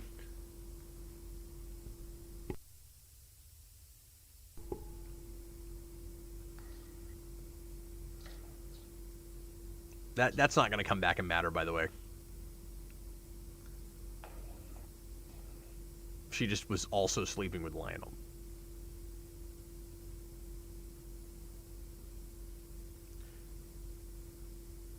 I bought it in the lead section at the Home Depot. It's in case you're allergic to kryptonite. No, don't open it. Don't do that. Did you, yeah, just point it away from me. And then I'll be fine. Yes, because it makes me sick. Just say I'm allergic to whatever's in that rock. I'm sorry, second. I also don't understand why he can't just tell her I'm allergic to that necklace. Yeah. This thing came from space. It's not terrestrial. Certain people with allergies have problems with this rock.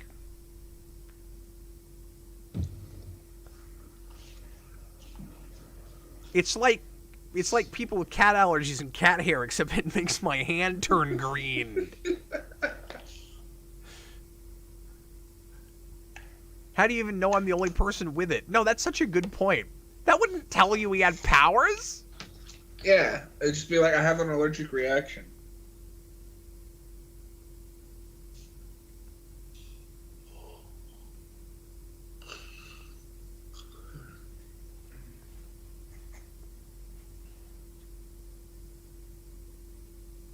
The lyrics in this song are odd, but I always like the song.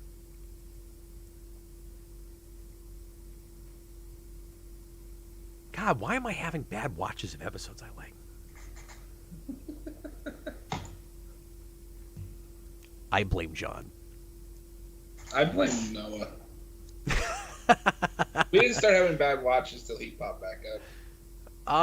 Okay, well, I'm still going green because I enjoy too much of this episode to not go green, but I'm gonna have to go red. The only thing I really like, in theory, I like the stuff with Clark, but this is the first episode of this show, at least this season, where I'm like, yeah, but you're bending the mythology too much for me to enjoy, because I'm too distracted. Like, I don't understand how he can lose his powers when they're not kryptonite powers; they're genetic. Like they're his, like he was born with them. Yeah, they're part of his genetic makeup. We didn't talk about that because I was just hung up on, well, they contrive everything else, so who cares? But you're right, like I wasn't thinking about that in the moment, but yes, that always bothered me too. When this came out, I was complaining about that because I remember asking questions like, well, are you still Kryptonian? Did you pass your DNA? Like, yeah. I mean, he would have had to, because he even has the same weaknesses. Yeah. So just made him not Kryptonian? So effectively what you're doing is you're saying that if you grab kryptonite rock and touch somebody else when you get struck by lightning, it is the equivalent of whatever is going on in that box in the Fortress of Solitude in Superman 2. That's what it does. Yep. Okay. I also don't totally know how that technology works, but at least it's not transferring it to another person. I mean, Superman 2 also sucks, so, Oh, you said it out loud, though. Man. I was like a gut, but I think I got it concussed when you said that. Guys, we're gonna go ahead and take a longer break now to get some breakfast. John, do you need a full 15, you think, or? Yeah, I can do 15. Okay, so guys, Yeah, this is gonna be a bit of a longer break. We're gonna take 15 minutes, and then we're gonna come back and do our next episode. And Jason's probably gonna join us. That's gonna be Kinetic. I think. Kinetic is the next episode, and then we get Zero after that, which has some really dumb contrivances in it too, but it's a pretty good episode overall. The twin thing in that is so stupid, but anyway, we'll get there in a little bit. We've got some okay ones, we got some kind of crappy ones coming up, but stay tuned. And how many do we have left now, John? So it'd be 7, 9? 8.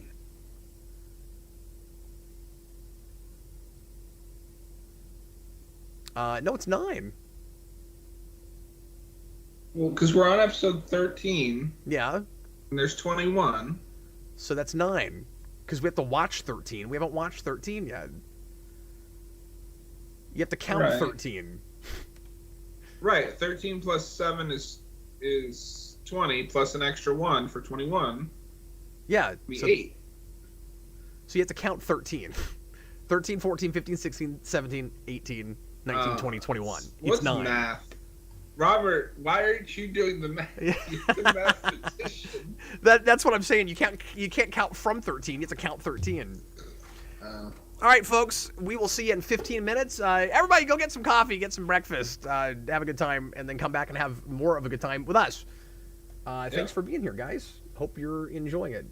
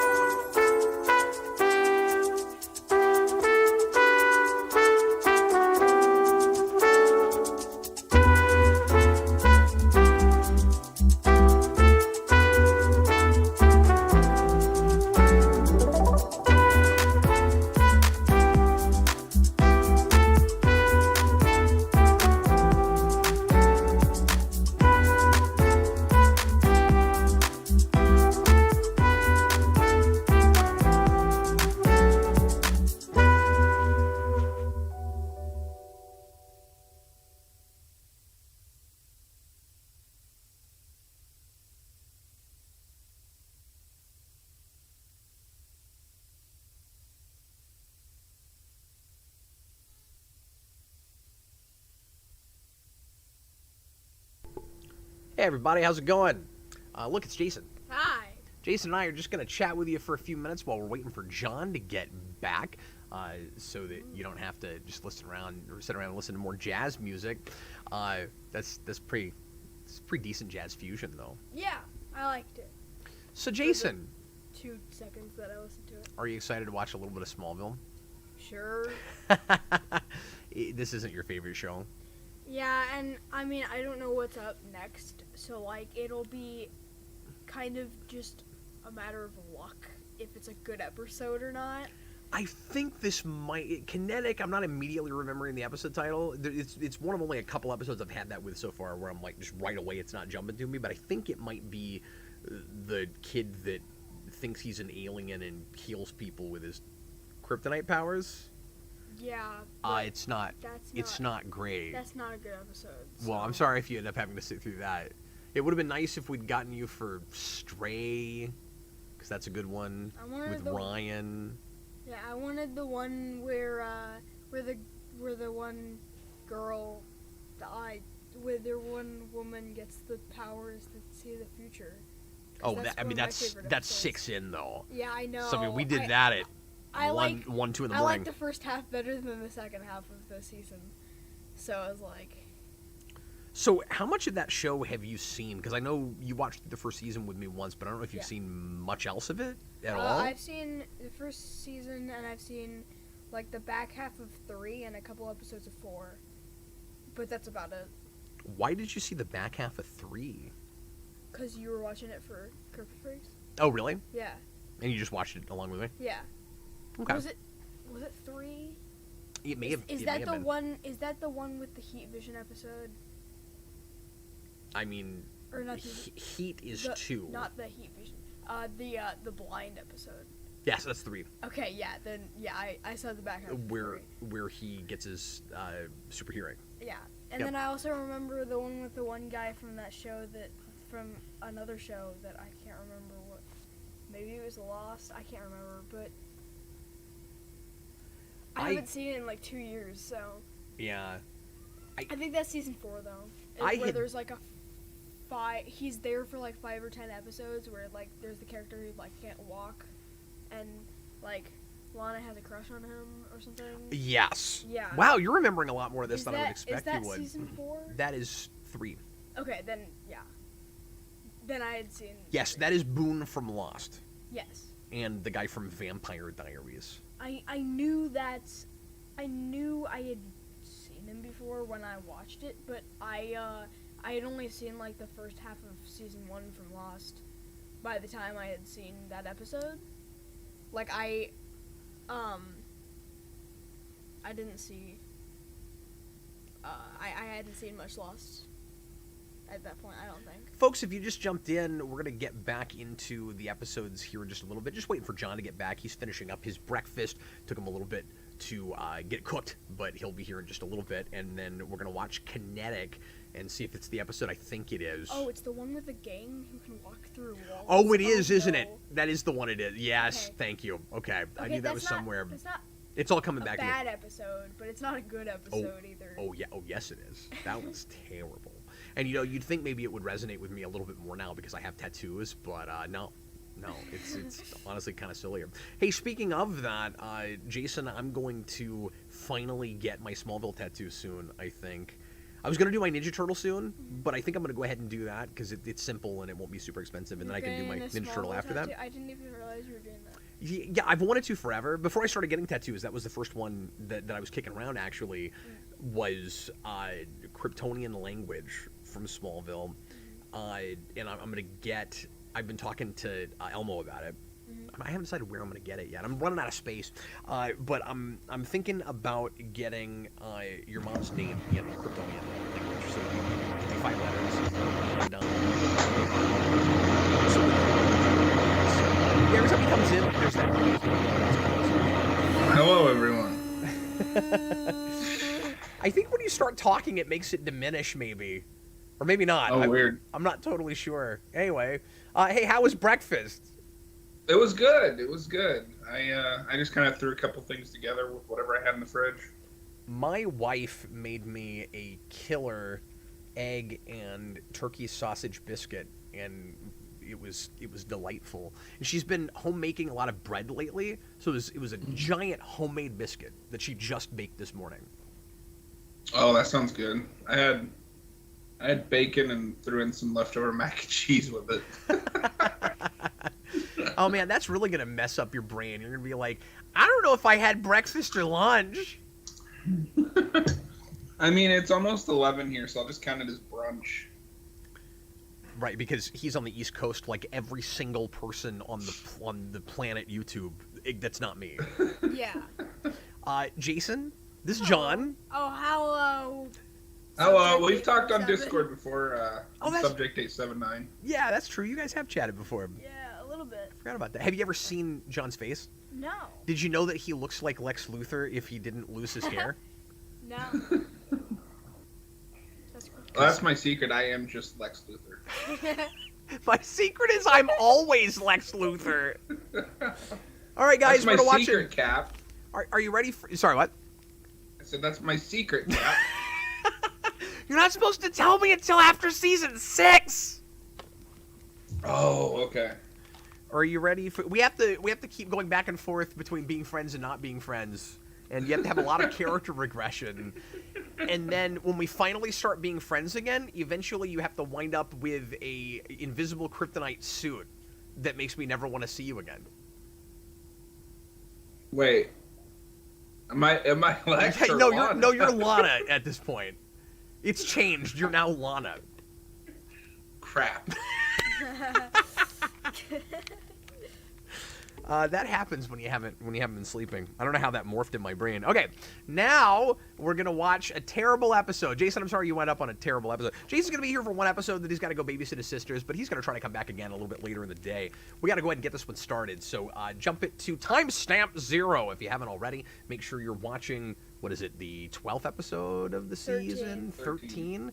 You have to change the thing on the thing. Oh my God! Because Once everyone again. thinks we're watching Leech. And they also think we've been watching a 2-parter this whole time because it's an hour and 20 minutes in. Okay, let me fix Sorry this. you came in specifically for this episode, Jason. I'm telling you, I just need to hire somebody to do this part. Because that sounds cost effective. And impossible. Kinetic. What, impossible? That's impossible! Yeah, I mean, they'd have to, like, sit next to you and just type on your Streamlabs. Well, that's not entirely true. They could screen share their monitor and then I could put it on the screen. Like, it's 2023, okay? Get with the program. These things are possible. Oh, I have a way longer cord than you. Yes, That's why you kept making the projector. that's true. You don't have to tell everybody my deepest, darkest secrets. Haha. Okay, folks, we're gonna watch Kinetic. Get excited. It's terrible. Everybody, please press play right now.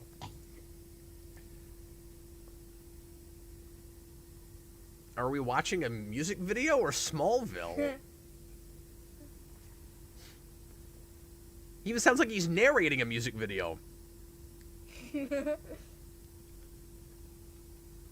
This song sounds to me like heavy metal played by somebody who's never listened to heavy metal. Yeah, who's only listened to rap. Yeah, it did initially, but then I think it turned out to be like Linkin Park, maybe? It sounded like Saliva. Not when you got into the verse and they started with the spoken word stuff. It sounded more like a Linkin Park song. Oh, really? Because I thought that's when it started to sound more like Saliva. Oh. Like, Well, I mean, you could be totally right, because you clearly know these things better than I do. Is that a Sony camera? Because we were talking earlier about product placement and trying to figure out if there was product placement. Well, I mean, probably not on purpose. That's No, what I it's- said, It's but not then... a Sony camera. It's whatever it's called. It's a like camera. Okay, well that suggests that it's probably not product placement. Chloe had a Sony camera earlier in the season, too. Yeah, she does. This is only, I think, the second time she and Lex have met. she's kind of enamored with him. Which is one of the things that I think made people want to see them get together at some point. Doesn't she get married to, like, Green Arrow or something? Yes. That's... God, spoilers! That comes later. I'm just gonna be nothing but spoilers. That's okay, we've been For doing that things this whole time. For things I've never even watched before. No, what if Clark used Bing instead of Google? He'd be Brandon? He'd be Andrew Garfield's Peter Parker, yes. I think the real answer is that would also be product placement. A good effect! That was nice. That was lovely. A great effect.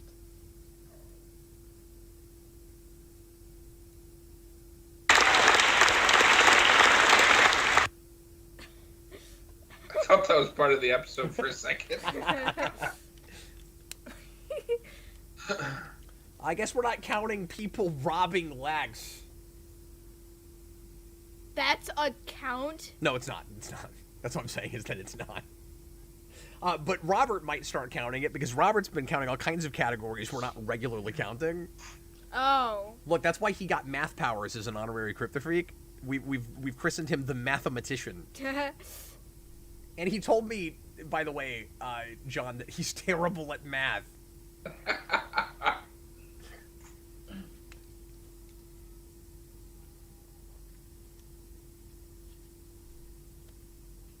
One of these guys is going to lose a limb coming out of the vault, if memory serves. Spoilers. You're telling us things that happen at the end of a 10-season show. John, look at all the atmosphere. There's lightning outside. Don't worry, they can go up against Clark because they have kryptonite tattoos. Yeah, exactly.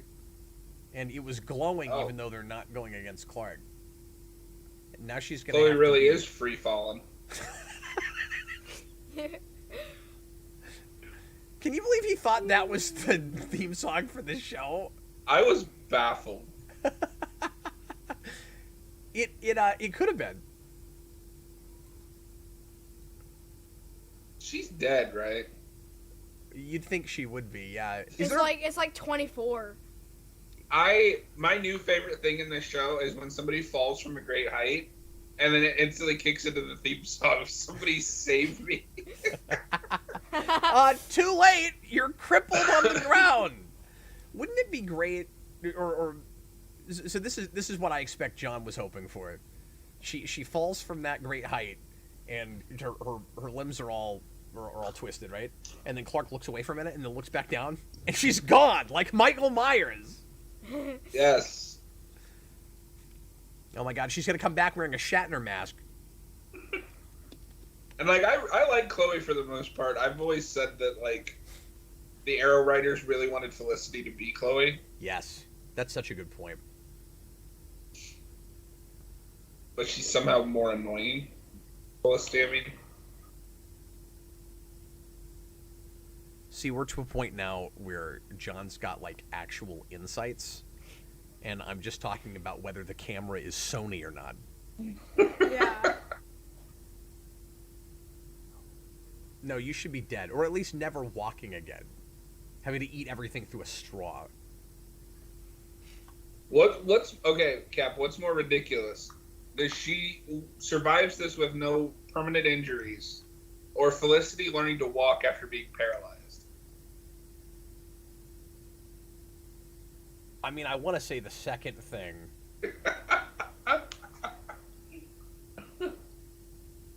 Can I pick the second thing just because I hate everything else around that also, and the show doesn't suck yet?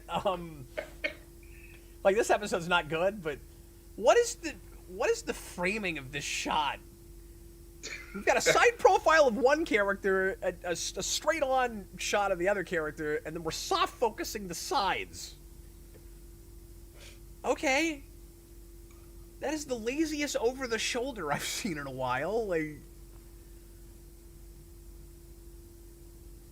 And also, one man left his arm. They didn't make note of anybody losing their arm.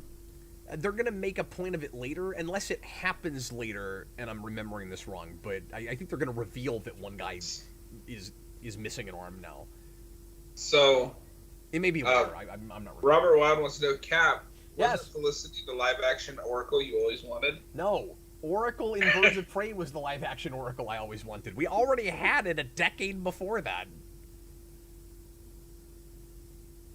The writing in that show is not brilliant, but that casting was. Oh, yeah. And I'll stand by it till the end of time. I mean, the writing was... Is that streaming anywhere? I'm sorry, what did you say? Is that streaming anywhere? Birds of Prey? Yeah, I think it's on HBO Max. Yeah? Oh. It was. I should finally sit down and watch that. Oh, you've never seen it? I have not. That's going to be a weird thing to go to if you've never seen it before, but given that you're familiar with this show, I don't think the sensibilities of the time will throw you off like they might other people. Yeah. And I mean, I realize you're like a Buffy and Angel fan and stuff, but those are, I don't know, sometimes a little bit more timeless than some other things. I don't know. Is it just him showing off that the axe is like right there? I'm going to say, you know what, I'm going to give him a pass on this because we're not going to refer to it or anything, but he just got his powers back from last episode, okay?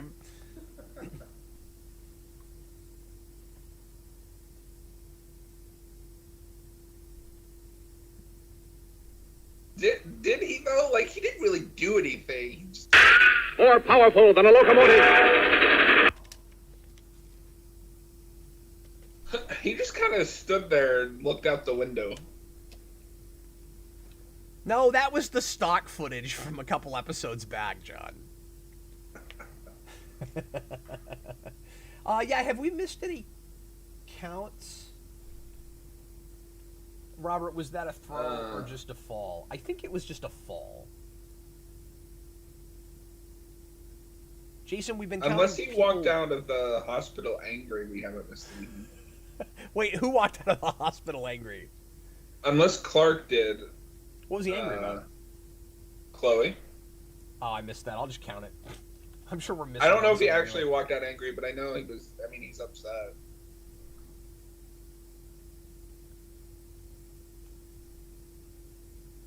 Robert Wild, that show had a weird take on Clayface and Harley Quinn. I like their Harley Quinn as the big season, as the season big bad. Clayface, I'm with you on. Oh, yeah. But yeah, Well, that show does Harley Quinn. I like her a lot. I'm sorry, John. What? That show does Harley Quinn that soon. It does Harley Quinn from the beginning. Yeah, no, but that would. Well, I mean by soon, I mean like, because that's only what a few years after her creation. Yeah, that's before she's anything like as popular as she is later. And I mean, she's already gaining quite a bit of traction. But yeah, that's 02, 03. That's crazy. Yeah. Yeah, it's a really cool reveal at the end of that first episode because you're not immediately expecting it. She is, and she's a practicing therapist, so she's the Huntress's therapist. Takes her the whole season to figure out that's who it is. And then they canceled it. Yeah, but it gets an okay ending. Yeah, that's the end. Oh, that's good. That's the finale with the high school get together, right? The high school get together. What with the In Birds of Prey? yeah, at the end. It's been long enough now. I actually don't remember that part of it, but I just remember the big hypnotism eye.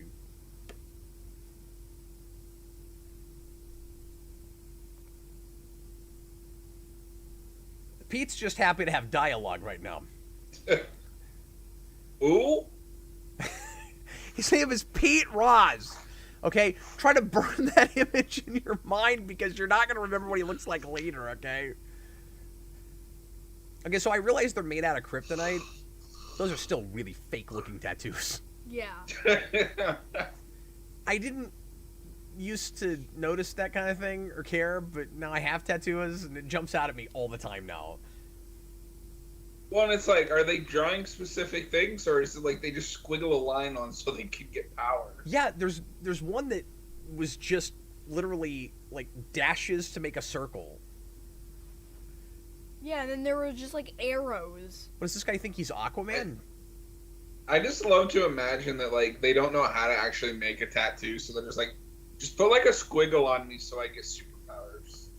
You know what? That's, like I'm actually more okay with how stupid they look when you say that, because they are drawing it on each other. They don't have, like, a professional, pardon me, tattoo artist.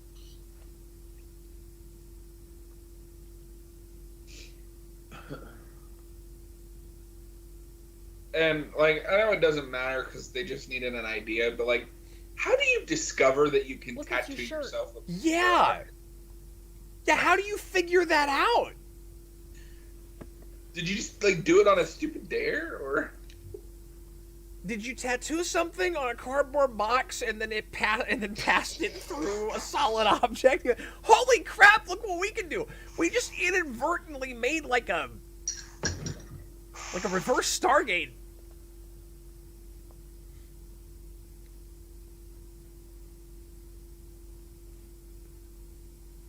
So, again, I know I'm probably just beating the broken record at this point. They've robbed dozens of places, but this is the one they decided to come back to. He needed to get his arm. They needed to go to a Is main it like character. Toy Story where Buzz Lightyear just carries around his arm? Yeah. Yeah, this was the robbery where he realized that he wasn't a real space ranger. He's Mrs. Nesbit. Mrs. Nesbit! Do you guys see they're doing a Toy Story 5? Yeah. Yeah, we talked about it on the Captain Logan show. Hey, you keep dating the commentary, John. This commentary was recorded on a date, on the calendar, on a year. Whatever year it is, it's a year. What year is it? So for the record, especially if you just came in just now, we didn't promise to deliver you anything but us showing up watching this show. So if the commentary is somewhat lacking, you can blame the fact that we've been up for like 12 hours now doing this, and that this episode sucks.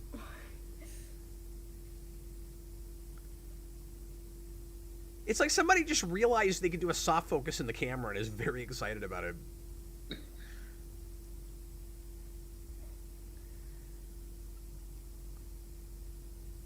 I was thinking about putting on a black t-shirt and saving people. You know, man, I shop think that is my favorite of the looks that he has in the show. Once you get to the Superman stuff. The black t-shirt thing is so stupid. It is, but like, I like black and silver. No, that's fine. What's stupid about it is that they made it a figurative death of Superman. Yeah. Because, like, it's like, oh, I'm not going to be Clark Kent anymore. I'm just going to wear this black t-shirt and go save people. Guess how long it lasted? 2 episodes. Or at least that's what I remember. I was going to say earlier, I'm kind of on the fence all of a sudden, John, about whether I'm going to go into those completely blind or give some of that another watch. Who's Todd? It has been really helpful doing this, just knowing this material, okay? It's McFarlane.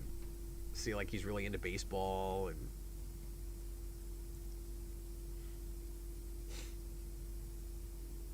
No, Todd is such a creepy character. That's why he's named Todd. No offense to all the Todds out there, but in fiction, that's one of those, like, this guy's maybe a sleazeball kind of names.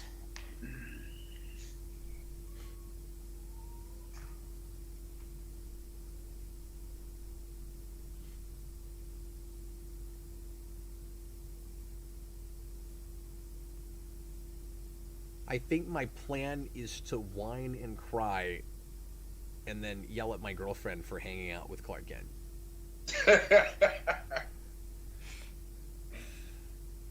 And then I'm going to go into the military and get killed off so that they don't have to write another character they have no idea what to do with.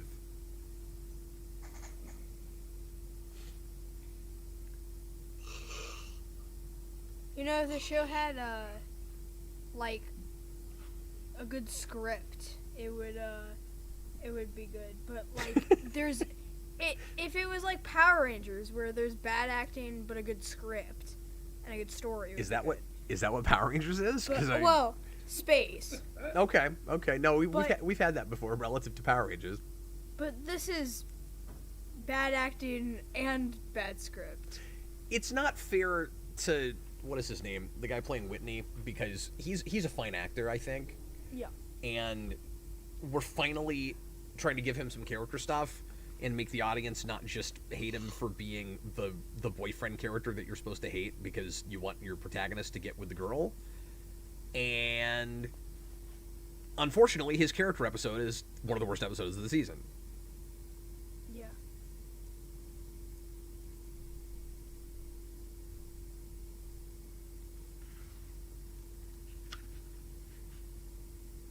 Oh yeah, I always forget that he's listed as a regular in the show. That's weird. Yeah. He's in the intro.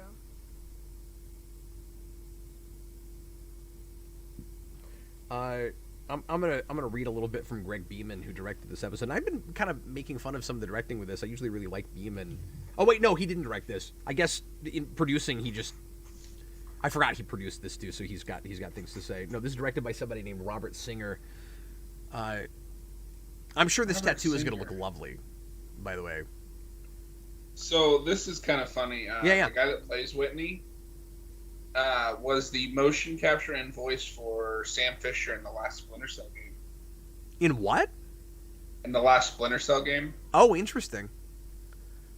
What is his name again?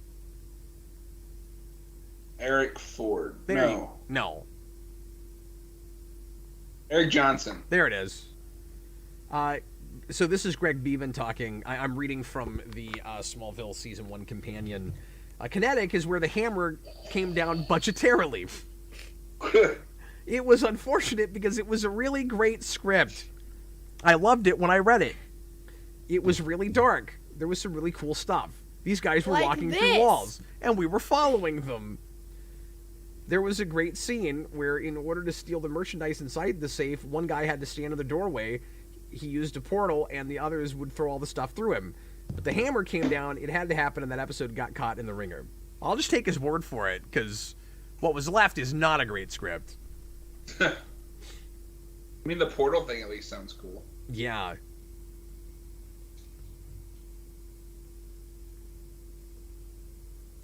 At one stage, we thought that since the show was called Smallville, we could have our other main characters, like Whitney or Lana, drive the A story. It's not necessarily a Clark show, says Philip Levins. Later on, we backed away from that, but in the first year of any show, you're finding out what the show is. Yeah, and that's fair, of course. And we realized that this is the Clark Kent show. It has to be about Clark, so we redirected it after that, which I think was the right call, certainly.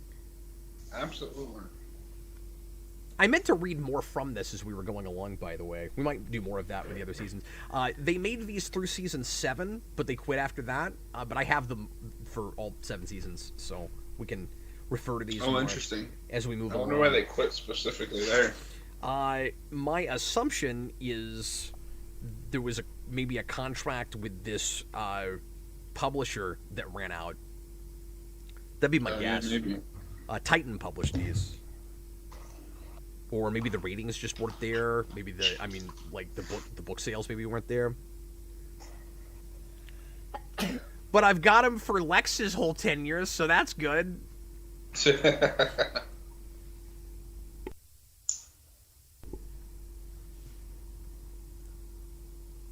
John, how much do you roll your eyes at some of these premises, like the tattoos walking through walls or the kryptonite inhaler? Like, does that by itself make you kind of turn against an episode?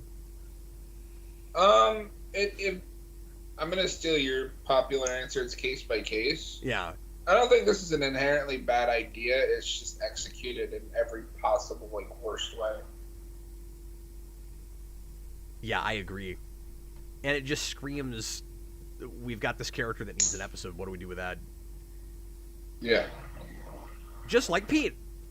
Wait, so how many Kryptofreaks is this? Like, There's this character in 5? the show called Pete, by the way, John. Oh, I don't know who that is. Sorry, Jason, what'd you say? So how many Kryptofreaks is this? Like, Oh, we haven't counted this Kryptofreak. Yeah, good call. How many? Yeah. how big many is are this, in the gang? How big is this gang? Is it It's 5? 4 or 5 people. Including Whitney? Was it 4 before Whitney? No. Yes. Whitney would be 5 or 6. Okay, I'm gonna jump that to 17, and then if we find out we're wrong about that, I'll adjust it.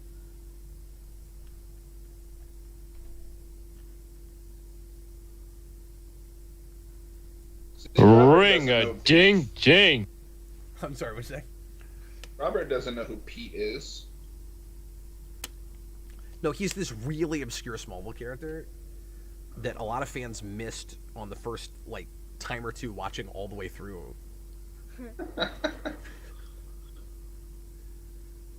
He wears his sunglasses indoors.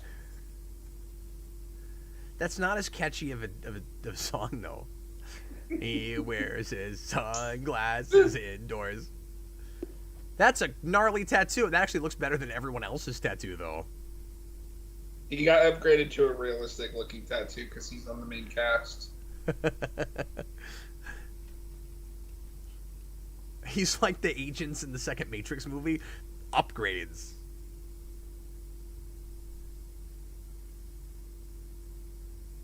I'm glad that Whitney is still the same as he was in the pilot. I'm sorry, you're saying he is or he isn't? He is. Like, this guy has not changed since the pilot. Yeah, but we're supposed to be sympathetic because his dad is sick, and that makes it okay for him to string up other kids in the cornfield. I don't care. I don't care. He'll kind of open up eventually and look more like a human being, but it's a little bit, too little, too late. And then he dies. Off screen. And while we think he's still alive. No, we see it in a flashback. That's not off screen. Well, that's true, but you still don't know for sure that he's actually died, because I don't think anybody watching that episode realized he was dead when she walks on screen until Lana comes as over to him. spell it out. Yeah. No, I don't think anybody called the Tina Greer thing. When I saw it the first time, I called it just before she transformed, when things were getting weird, but I did think it was him for the first couple scenes.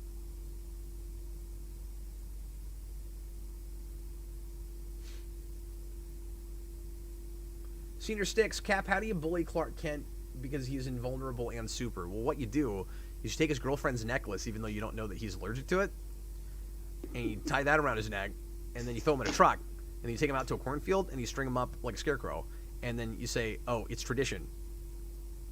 That's how you bully him. Are you writing this down? Are you taking notes in case you want to go do that?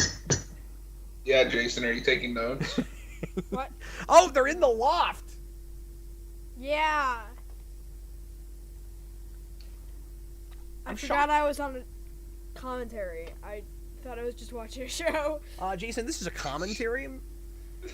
Feel free to commentate. Commentate. Color commentate. They're in the loft now. Jason forgot we're on a commentary the same way everybody forgot about Pete. Exactly. Yeah, did you get concussed? Jason, do you know who Pete Ross is? Now who's Pete? I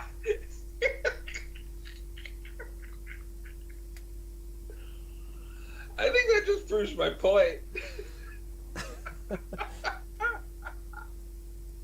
Oh. Hang on, I'm gonna add something to the count that's really rare, but I do want to look Are for you it. gonna add Pete sightings to the count? 0. Why does liquid kryptonite look like flubber? Well, it just has a different consistency than other kinds of minerals. Well, how many appearances has he had so far? I don't remember any, so I've got it at 0.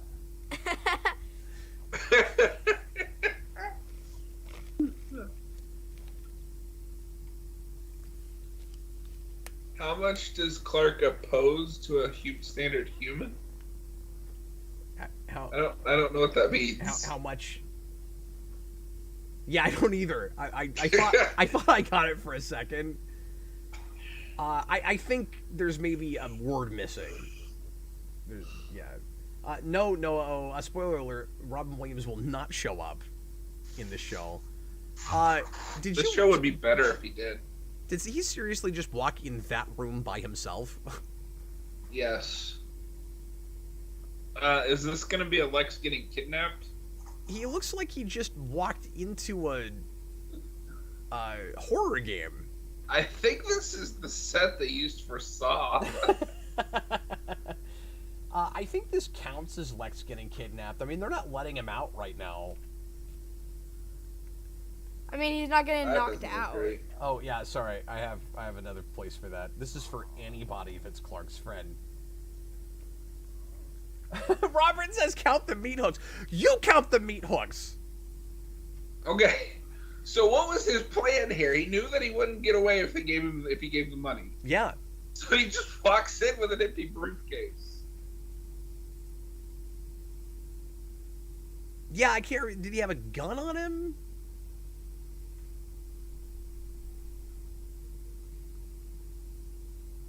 And it's not like he knew Clark was going to run in. Oh, Clark's on Green Kryptonite again.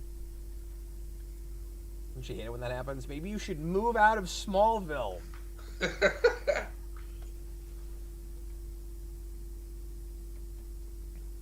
Oh, how much does Clark weigh versus regular human? I mean, he looks just like a regular human, so I imagine he weighs the same as a large human. So the way we play this with Superman quite a bit is he basically weighs the same as anybody else in most situations, but then if he's lying unconscious, nobody can move him. I don't think this show does that. Yeah, because people pick him up to help move him all the time, John, because he's on Green Kryptonite and they got to get him out of that room.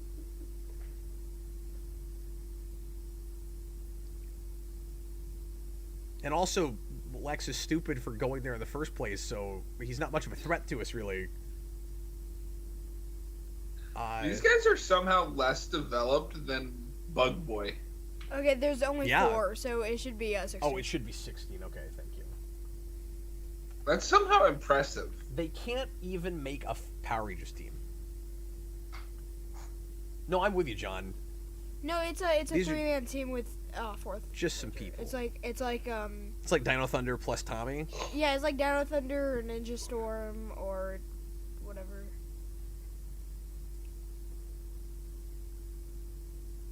Jungle Fury. Robert said he's so dense, he had so much going on.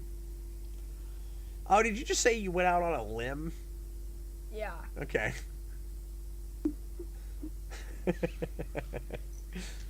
Was it the one that your partner lost? You keep saying that, but I've been looking. There's nobody missing an arm. There's something about it, I swear to God. I haven't seen it either, but I know it happened. Should we count missing limbs? We're not even sure there's one. Oh, how many more episodes do we have to go?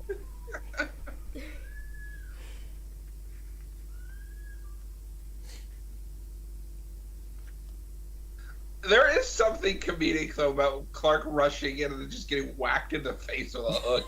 Yeah. It's like a Looney Tunes cartoon without the sound effects. Oh my gosh, I want Smallville. Well, then Looney Tunes registered cartoons. trademark it. Did you hear what he said? He was like, there's nothing illegal on this disc, but it's not something I want to fall in the public domain. Trademark. Then it. trademark it. And Yes, then- I and then can. I'm people- Superman, and the theme song is "Somebody Save Me." And then people can I want, access it in like 95 years, but it's fine. I want someone to take the "Somebody Save Me" song, and right after the chorus, hard cut to Rorschach and Watchmen, and he just goes, "No." That's awesome. Somebody save me. And then I looked up at Remy Zero and I said, no.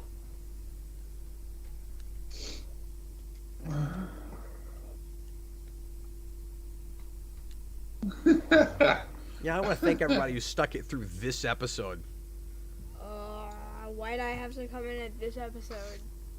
This is actually some of the most fun I've had so far. I am glad that Chloe is in the hospital, though, because then she doesn't have to be... Who's that guy? Oh, you gotta ding. I got ding. What's my ding? The Pete Ross appearances. Oh, really? Yeah. Who's Pete Ross? It's that one black guy. Who? Wait, there's this weird category here that says Pete Ross appearances. I don't remember any of those happening yet, so I'm going to go ahead and put that back at 0. Oh.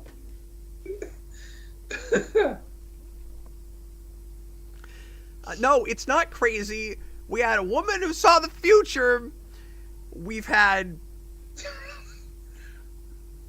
We've had Bug Guy. Where are all those other superpowers? We had Bug Guy. We've got Guy who steals We powers had from a Clark. burlap sack with bugs. We had a burlap sack with bugs. Oh, it's off the rails. Oh, okay. So now that we're further in, This used and to be Jason's commentaries. here, I don't know what happened to Jason that. a Kryptofreak power. I'm sorry. What did you say about Kryptofreak powers? We have to give Jason a Kryptofreak power since he's here. Oh, that's true. Does it have to be something that we've seen already? I think that's kind of what we were doing. That's what we were doing. Yeah. Let's see. What do we have? He can get the fake tattoos and walk through walls. Oh, that's true. You want a fake tattoo that lets you walk through walls? Sure, why not? Yeah, I was gonna say he could have telepathic persuasion powers. Oh my gosh. Okay, but that would probably be terrifying for you. He just wants something. He's like, puts his hand on your shoulder or something. No, he would only use them for good, and he would put on a costume and go save the world, but we would never see him again. Well, you know, Knock he just doesn't ups. have one of those superpowers that's meant for combat. Yeah, See, what would- like, he wants to be protective of his secret, but he's like, I'm gonna rush into this base. You just need to tell me where they are. I will deal with 4 armed thugs. yeah, just trust me on this. And then when it all works out, he's gonna be like, yeah, it was fine. Don't ask questions. Nothing happened. Well, no, see, that's what he tells Chloe. Then Pete comes up and he's like, I don't know who you are. Why do you Who? keep asking me these things? Exactly. And then Dad. Yeah. When's the crypto episode? Did you that's do that in already? season Or is it 4. 4. Okay, then I have seen some of 4. That's good. Okay. That episode is not good. No, it's not. And I don't know why I sat through it, but I did. A little bad TV is good for you every so often. What's his... John, you want to come over and babysit? I'll just show them all of Smallville season 8. Why did they live in the Shredder's hideout from the first Ninja Turtles movie?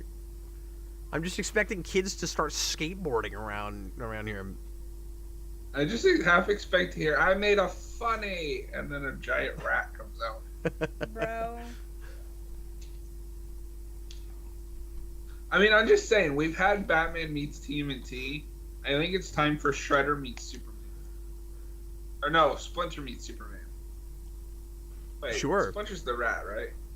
Oh no. You know, I could have just as easily seen this go the direction it usually does, though, John, where he can't put his hand through him because he's Kryptonian. Sometimes. Where it just stops. Right. He wasn't Kryptonian last episode.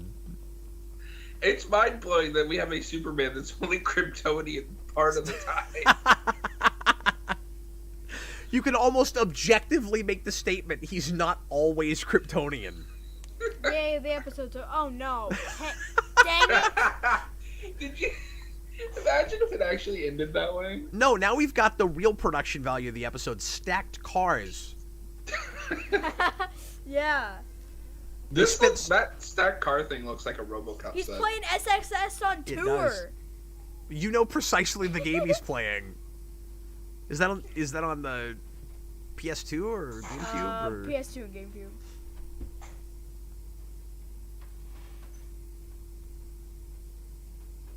Why is he playing snowboarding? Because they're extreme, dude. Well, it's either SSX on tour or Tony Hawk 4. He had to prove What the to us how he zapped that guy. And then did you see the Spencer's gift circle in the background with the electricity? I have one of those. It took me years to find one. Look at that. He's got a Yeah. Borg alcove in the background Yeah, there. it's over there. You know who else has one of those? Robert, we're not counting people finding out Clark's secret, so it's not really that important, unless you are. Did that count as Clark Nobody getting knows affected what by Robert kryptonite? is counting. That I can tell you. Did he get affected? Did he get affected by kryptonite again, John? Yeah, because he. Oh yeah, because he walked in and he got hit by the thing. That was So him on your... this is following the rule that if your episode has too much counting, it probably sucks.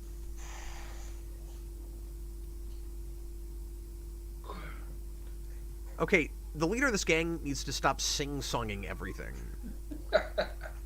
Think again, rookie! Yeah! Bullet time, bullet Bullet time, time. bullet... Nope, he's dead. And that's a bad guy death. Have we missed any bad guy deaths? I've only got 2 listed. There have to be others, right? No, there was only 4. One was knocked out. One was killed. What about the telepathic persuasion guy? Did he die? Yeah, because he shoots himself in the head, doesn't he?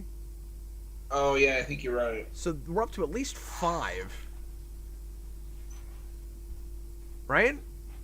This episode's really boring. Yes. It has nothing to it at all. And No, this is very throwaway. what's really good about it is... The only good thing about it is stacked cars.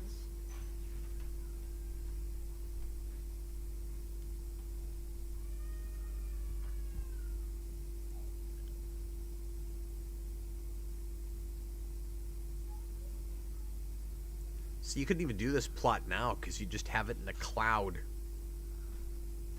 Yeah. Oh yeah, because that was a floppy disk.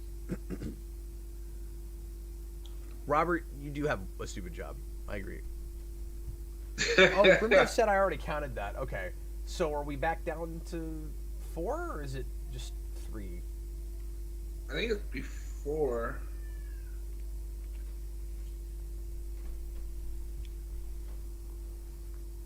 Did we have any convenient unconsciousness here What does that even mean? to make any of that work? No, because Clark didn't even do anything this episode. That's not what Kansas license plates look like. They did at this time Like period. the Kansas is like yellow and slanted and Yeah, all weird. That's Okay, what it looked like right then. That's weird. Yep. It was a different time. This was 9 years before you were born, or Yeah. 8. I don't know. They've always looked the same. Okay, bye. to See you me later. Throughout my childhood. So.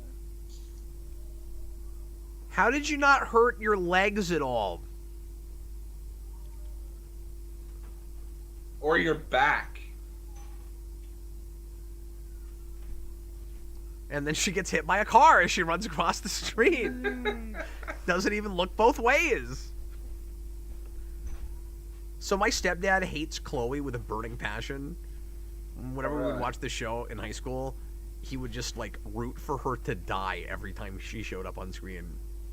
That's really funny. Yeah, I didn't have that, but he thought it was hilarious. Oh, Lex always making an entrance by being there already. That's how he makes entrances. That's how he makes an entrance. There already. He goes, hello. He's practicing to be a supervillain. Tyler, we're watching the worst episode we've seen so far. They haven't even done the Talon yet? It's Kinetic. No, they haven't set up the Talon yet. When did they set it up? Pretty much here. She's giving him the pitch right now. Yeah. Yeah, without the books, really, you're not really going to see any books there. They'll occasionally show movies. But very rarely.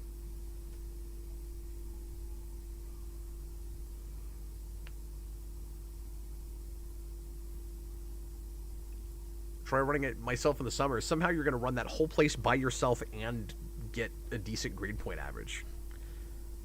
That's unbelievable. It's almost nonsensical. Unsubscribe. Yeah, I unsubscribed from this TV show. How do you unsubscribe from a TV show? You cancel Hulu. You have to unsubscribe from all the other TV shows also. Well, that makes sense. I just unsubscribed from TV. From TV. It's a good idea. Why didn't we think of that before we did this? This was also a song I listened to a lot. No, here's how you unsubscribe from Smallville. Hey, don't do that. Quit breaking Smallville. I didn't realize you had the Blu-ray for it. Yes. DJ gave me that for Christmas last year. Cool. And he put a note in it that said something like, I really hope that you can find something to use this for. And I don't want to say part of the reason I'm doing the show is just to use these discs, but I mean, you're never gonna use them after this, so. well, not to watch that one. That's for sure. Okay, so I think we. Oh, hey John, we watched this episode wrong. Oh, did we? Yeah. Oh, yeah, we gotta watch it like this. Our whole plan was to just watch it like this. we didn't do that. Also, why is this Pete Ross thing here? I don't even know who that is. And it's never going to show up. I'm trying to get rid of things that don't show up, so let's take that off the list right now. And I think we got Zero next. We get to see Lex upside down a bunch. We do. Isn't that exciting? That is exciting.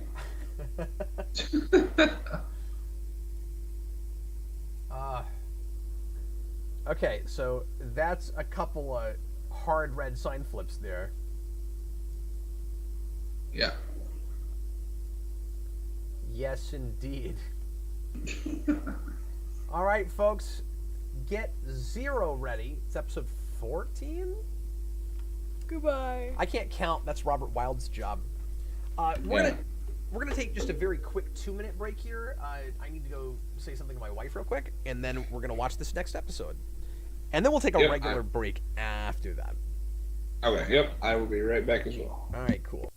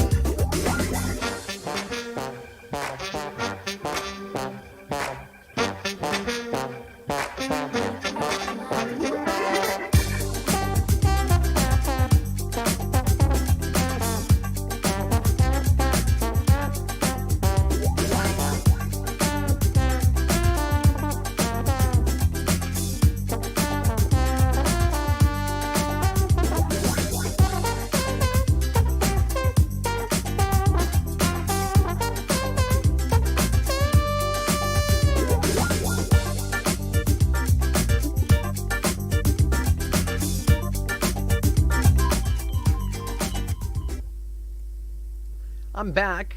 We're going to get started again right after I see John. And we're going to watch Zero, which was always one of my favorite episodes of this season. There is some pretty contrived, silly stuff here, but it's a fantastic performance from Rosenbaum. And there's a compelling enough mystery on first watch anyway. I don't think this holds up as well on repeats, but it's definitely fun to watch. And more dismemberment. Or maybe the only dismemberment, because I thought there was dismemberment last episode, but I can't confirm it. Because we were, of course, talking a lot. Yeah, dismemberment. You come in at just the right times. I try to use those buzzwords that'll get you back faster, Oh, okay. I just knew you'd be excited when I said that. Yeah. Our next live stream is gonna be us watching all 9 Saw films. Oh. We did not coordinate this ahead of time. I cannot promise that such a thing nobody would show up to that. Actually, they probably would. People probably would be like, "Oh, we get to watch Cap cry." That'll be fun. Yeah, because I don't know if you'd even make it past the first one. Cap might cry or throw up or quit YouTube, and whichever of these things happen, it'll be entertaining for at least the moment that we're watching it. Cap can't watch Saw. I think I like the title Cap is not allowed to watch Saw. I think it's just my parents won't let me watch it. John, you can't try to force that on my channel. I'm not allowed to. Saw 5 is legitimately the funniest thing I've ever seen because it solely exists as a flashback to explain the plot twist at the end of Saw 4. It's amazing. EMC says he hates to admit it, but he's starting to get a little tired. Wake up! What can we do to wake him up a little bit? Cap can't saw. That's a whole other video. That's where I'm doing home improvement projects poorly. Have a good day, Senior Sticks, or night, wherever you're at. Bye, Senior Sticks. Okay, well, we're getting to that pseudo-delusional place, I think. Or delirious, I should say. Could be both. Which is funny, because before I came back, I was like, oh, I've got my second wind. And then I come back and just start rambling about Saw. Yeah, see, you probably feel like you have your second wind, but it doesn't mean that your neurons are firing properly. You're like, oh yeah, I'm good. I don't remember how to do math. We got the mathematician for that. Okay, here we go. We're gonna go ahead and get into Zero. Do you remember this episode, John? All I remember is that he is framed for murder, Lexus. I do not remember the resolution. Yeah, it's a mystery about who killed somebody in the past, and there's a guy that shows up that should be dead, and there's a whole zero consequences thing, and Lex upside down. Right away. A bat? What's that? What is he, a bat? No, he's kidnapped, so we'll have to count that too. Okay, here we go. Everybody, please. I hope you're at timestamp 0. I didn't say that, but you guys know the drill. Please press play right now. Oh, and this also opens with a song called "God is a DJ." I think I've heard the Pink version of that. What? That's a thing? I think Pink does a version of that. Crazy. It's like a techno song. Oh, really?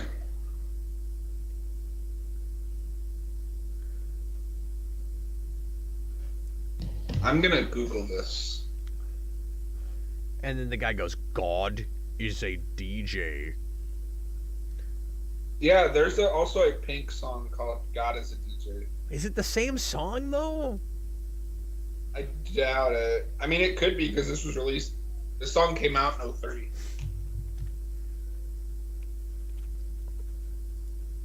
That would be an early Noah, are time you to- watching Smallville with us? Or is he just in the chat?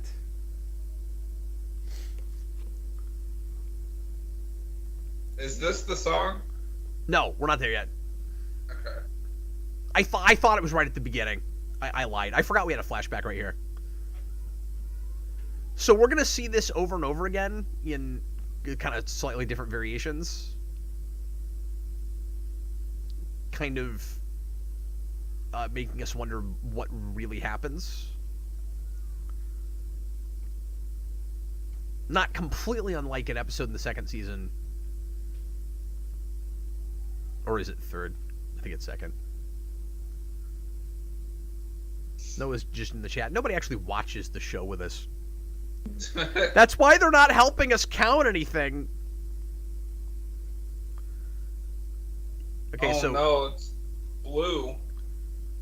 so he's drinking an apple martini. Yes, he owns the place, but it still is a little bit weird to me that he is 16 and nobody's quit. See, he's clearly not supposed to be 16. Like, they have forgotten that he is 21 in present day, and that 5 years ago would make him 16 years old.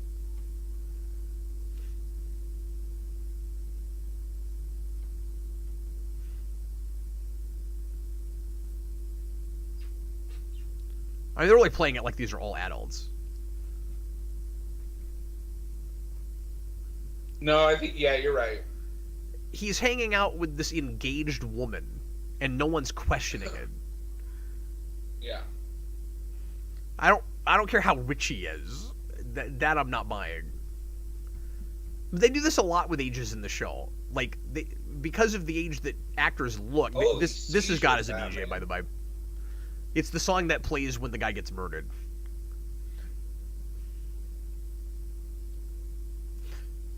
And that's Kasich, I think, or is it a different guy that's his bodyguard later? I can't remember. I think it's still Kasich, but Holy seizure, Batman. it's been a while. Yeah. Oh, that's hard to look at on a big screen. God. I'm too tired to look at that. Wake up, Sean. Get out of bed. Stop spinning me around.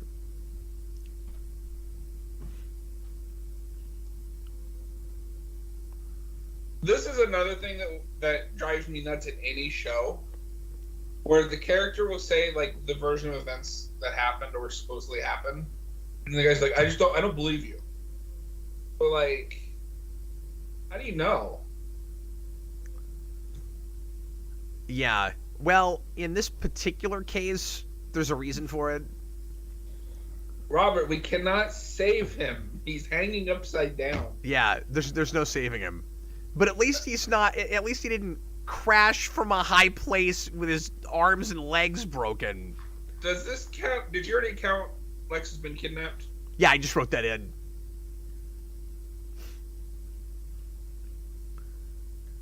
Now you know, Why? John. Who is this guy they keep saying is in the cast above Allison Mack? It's so weird.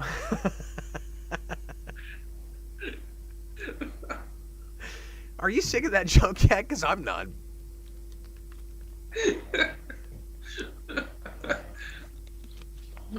I wish we'd done it from the beginning, though. Because the first few episodes we were talking about that character like he was a character. 1 week earlier. Yeah, we're going to jump around in time a lot. Well, this is another storytelling trope that the show loves. Start with a big, exciting opening, pull back. It doesn't do it as much as you might think, though. But there's probably an episode per season that does that. Okay, because I feel like it happens a lot in the later seasons. Well, I don't know those seasons very. I have a hard time thinking of 8 through 10 as Smallville much of the time. That's fair. It's the wall of weird all over again. And that's not exactly an indictment of its quality, although I don't like a lot of what I've seen of that. But it's more just it feels like a complete reinvention. It's in the same universe. I'll give it that, but it feels like a different show. Well, and It's gonna be weird I've even still actually calling said- this count and Kryptofreaks when we get there. There aren't any. Yeah. Well, and I've said something similar, because especially they just kind of flip a switch and suddenly he's been in love with Lois for like ever. I agree, because when they first meet, it's got to be ironic that they don't like each other. And some people feel like they gradually got them there. I don't, but we'll see if I feel differently on this insane watch while we're not sleeping. I always bought that they got them to a point where they could be friends. Yeah. I never bought that they got them to a romantic place, but they have decent enough chemistry that I'm with it. Yeah. Is it romantic chemistry? Because I'm on the fence about that. We will see when I'm sleep deprived. And then we won't even be able to trust it, you know? Okay, it's taken me this whole time to remember this character's name, but it's Jude Royce. No, that's Lana Lang. No, I know. This.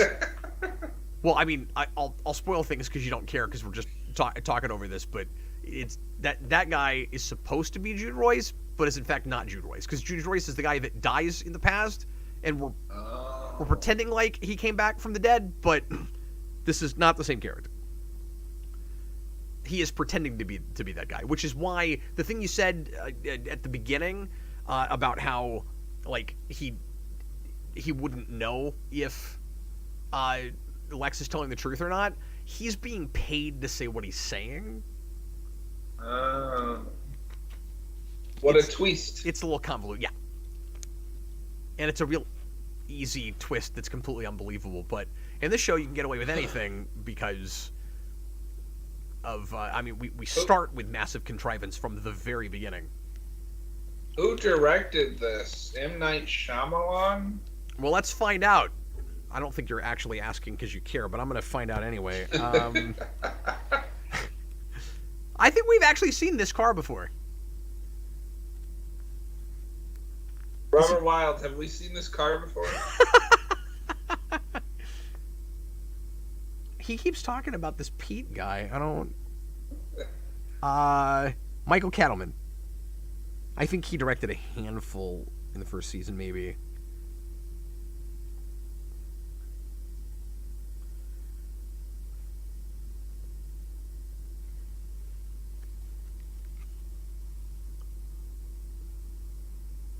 This dude looks like the guy that plays Luke Cage if he only weighed like 50 pounds. I was going to say, if you lost a lot of weight.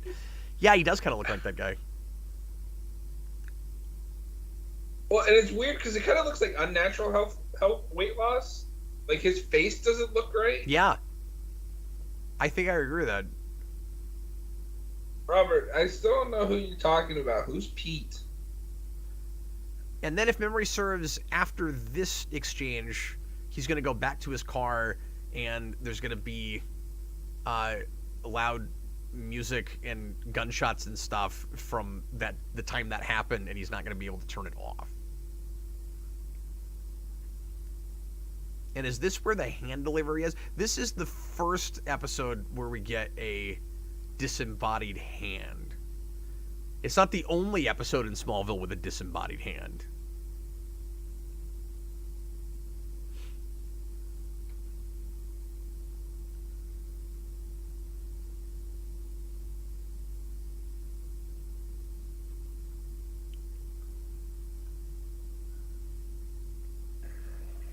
Jude Royce sounds like a crappy car make.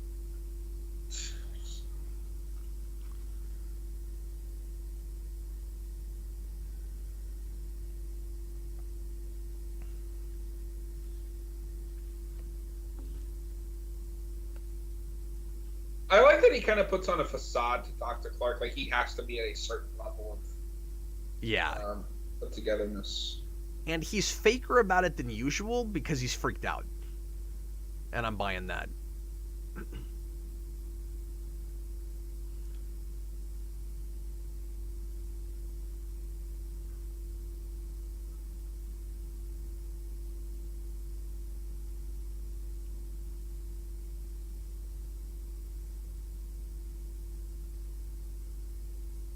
you really draw a crowd like this, or would everybody run off just not wanting to listen to that noise? Definitely a crowd. In the early 2000s, You think so? yeah, we were more curious back then.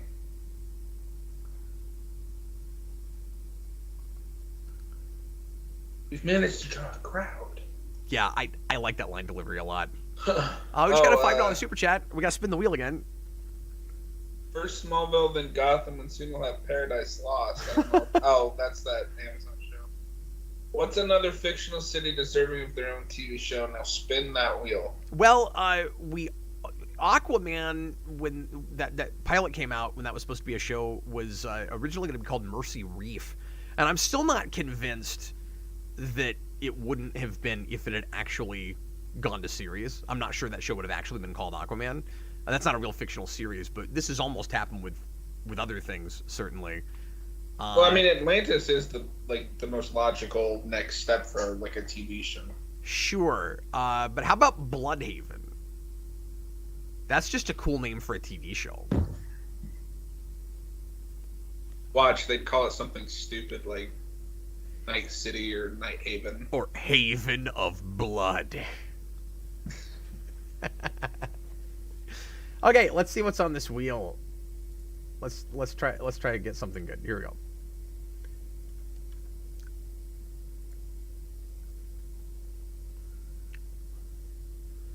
Okay, whenever we cut to Clark, we have to yell Clark. Clark! Clark! Oh no, this is gonna be terrible because he's a couple seconds ahead of me right now. Or behind, I can't tell. Okay, we're gonna do this for 5 minutes. This will be for Clark! Clark! Clark! Clark!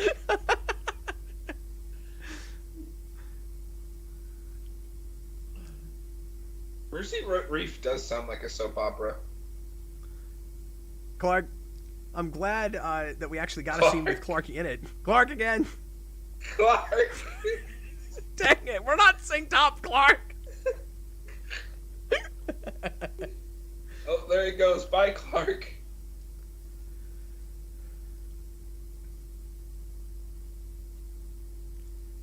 So, is this where she starts asking about the adoption? I think it might be, and that's interesting because because she's doing the Clark, research paper and takes it too far. Yeah, because then they'd actually be setting up some things for the next season, Clark, which makes me think Clark that they might have plans for some of the things they're going to do and not just flying by the seat of their pants. Clark again. Clark. Okay, so you're definitely There's Lex. a beat behind me. Clark! Clark! This is my favorite game. I hope it keeps coming up on the wheel. Clark! Clark! Okay, that's enough of that. Okay. Other people are yelling Clark. Clark. This is great. No one's not even watching it. He's just saying He's it. just saying it.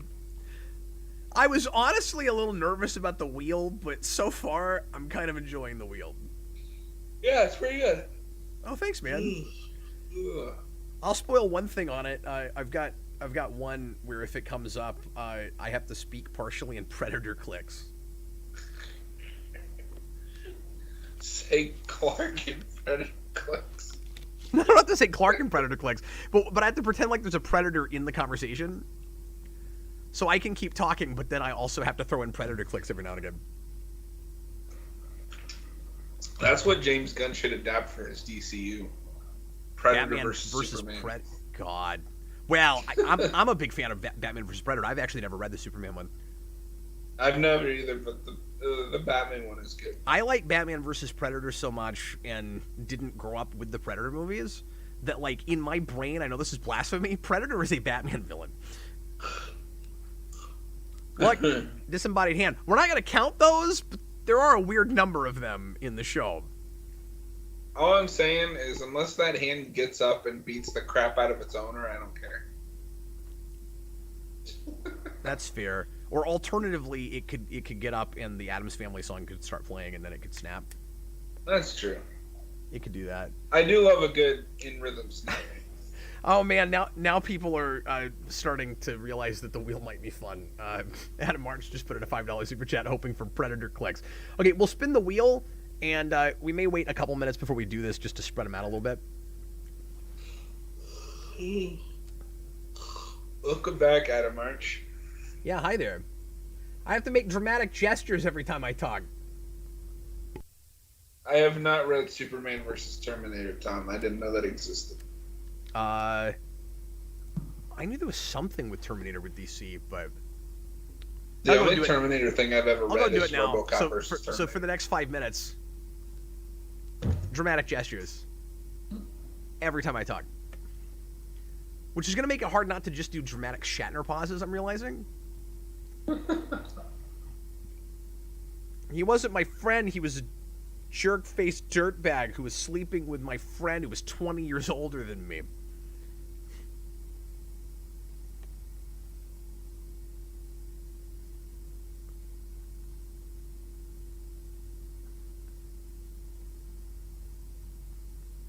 Yeah, I know I keep talking about this. One of the things I was always most impressed with the show about is just how the adoption thing is handled, because it's kind of shockingly believable. And it's cool that they even thought to deal with it, because it's pretty easy to just sweep that under the rug and not even think about it. But they're like, well, it's modern day. You can't just have a kid living with you. You know, like, at some point there would be questions that were asked. Maybe you keep saying this guy has known Clark the longest, but, like, I've never seen him He's before. never been in the show. So I'm going to assume he's going to turn into a Kryptofreak and try to kill everyone. That's got to happen. I mean, right? in all seriousness, you're not entirely wrong.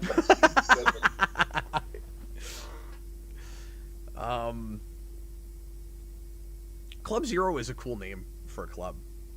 The Zero Consequences thing is a little bit on the nose, because it's like, oh, here's this rich kid acting really super irresponsibly, and then there are massive consequences to that. Although, in his version of events, he's trying to help this girl. There's a little bit of a question of whether what we're told by the yen is even what actually happens. Rosenbaum on his podcast seemed to think, I think it was Rosenbaum and not Welling, seemed to think that a lot of it was a lie and we never know what actually happened. Oh, yeah, I forgot. Even Metropolis United Charities is brought up. Yeah, they totally know where they're going with all of this. It's great. I'm excited to get to that episode, the second season, because I like it quite a bit.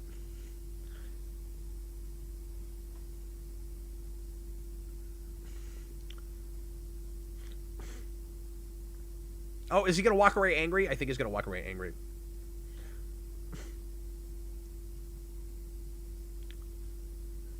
And scene.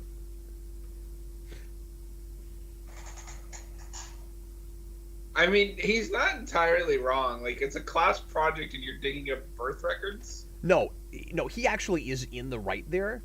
He's just being a little bit melodramatic about the way he's yelling at her, but it's, I mean, it's just in the writing. Yeah. And that is a place where I guess you could say, as a teenager, that's, they like to throw around the word betrayal and stuff, at least on television.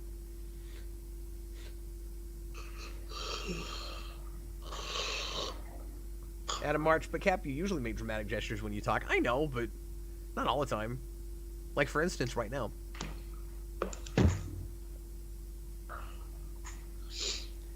Adam March, I think, is bummed out that that's what he wound up with on the wheel. I'm sorry, I'm sorry, Adam.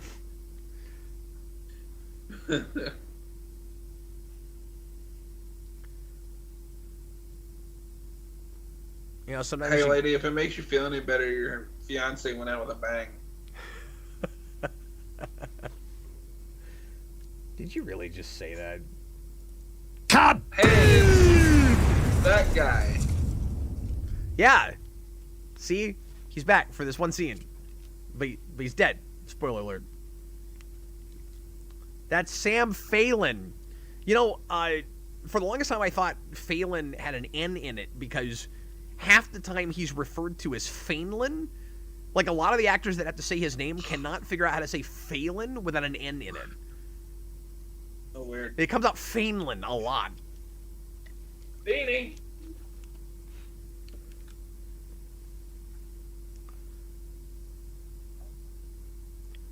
Now, I'm going to go find us a dude with superpowers that's going to sort all of this out. Yes, we've had at least one, if not two, Lifehouse songs. KHCDYM93. That's a name I don't recognize. Welcome. I didn't even see that. Okay, Great was very happy with his purchase because we just kept yelling Clark out of sequence constantly. It didn't even occur to me when I wrote that on the wheel that we wouldn't be synced up. Well, that was That a just makes it transition. even better. That was Joyce.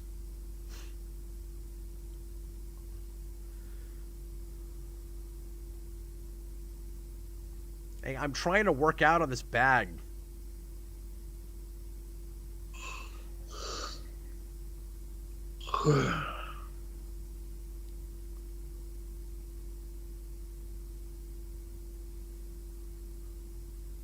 You're gonna love the explanation of who this guy is.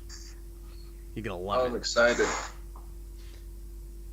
I'm gonna go as far as to say, if you don't remember what happens here, it could be enough to make you turn your sign red. Okay, interesting.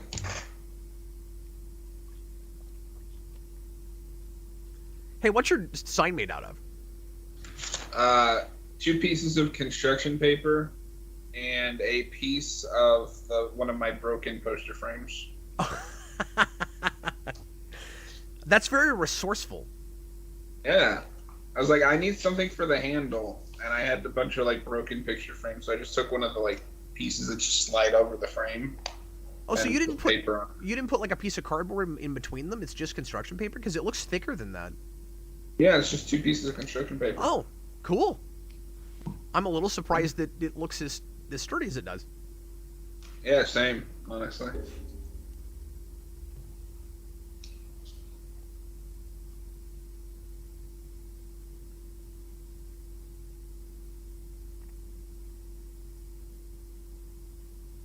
Why are you looking around?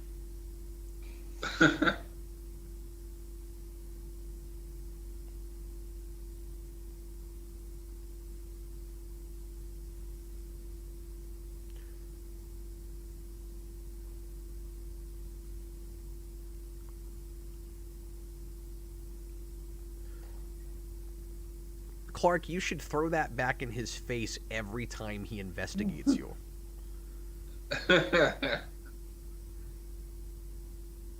Wait, you mean Lex Luthor's a hypocrite? Yes. Hey, there is a really ominousness to this scene. I think I'm remembering what comes up here. And I love this beat from Jonathan. I also like what the camera's doing here. I know I was kind of making fun of another episode for swinging around people too much and just like a circle.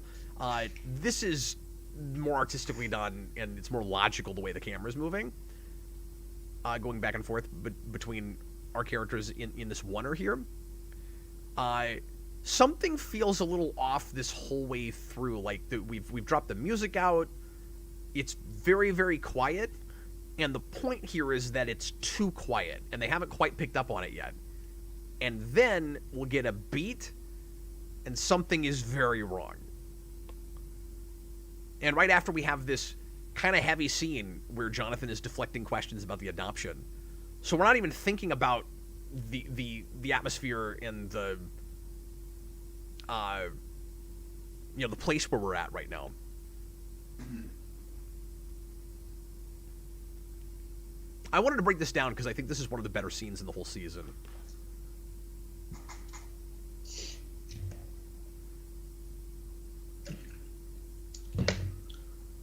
Well, I said he's deflecting. He's saying a little more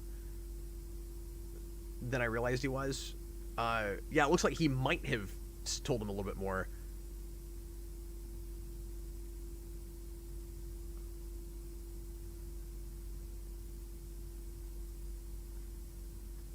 And all the cattle are dead. Oh my god. That's quite a commercial break. Well, that's about the last thing you expected to happen right then.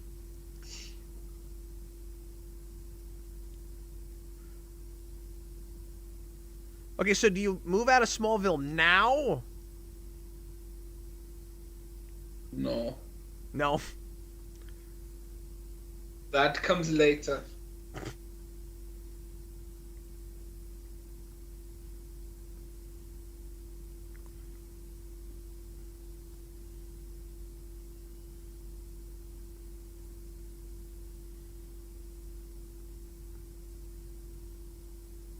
Wow, Luthor Corp even has Humvees.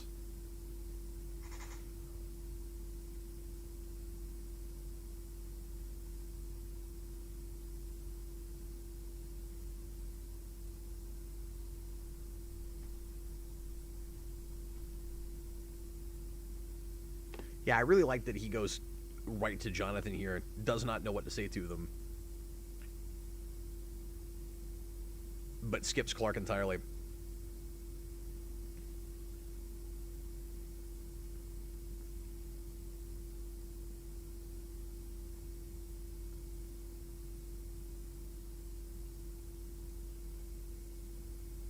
Matthew Base, well, that escalated quickly, right? Now, we were having a real good time till all the cattle died.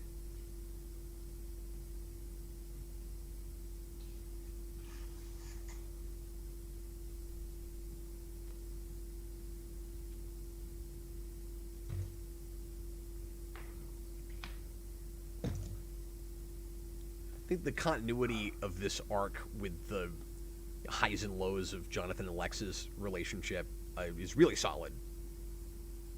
Yeah. No, now it's about cows. That just reminds me of if you've ever seen Twister, where she's just like, "We've got cows," and there's like flying cows because of tornadoes.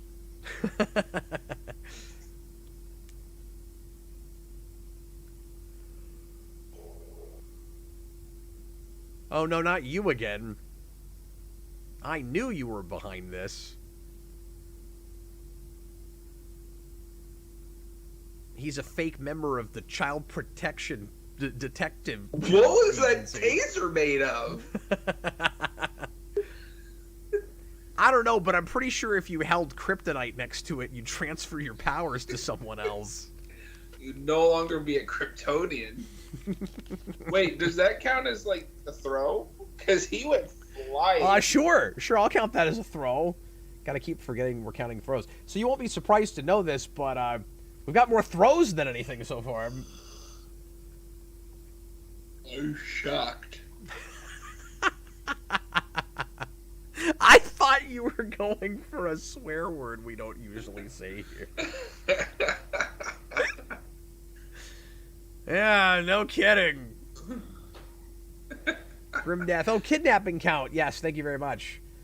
Grimdeath is on point here. Well, we counted that at the beginning of the episode. Oh, that's true. That happened because we've already counted that. But thank you. Good call. Thank you. Because John, because we jumped from this point to the past and did that whole structure. This guy gives Taserface a run for his money. Maybe it's a little bit better here because it gives us a framing device to go ahead and get that flashback in the first place, and maybe you do need that information up front, but typically I kind of resist that. Yeah, I'm never a fan of like dropping the action that is. I bet you're wondering how I got here. Yeah. Let's roll back to the boring part. It's like, nah, if it's, like, don't tease me with that. If you want to start in Made Us Rest, then move forward. Just go forward from there and come up with a natural way for me to catch up.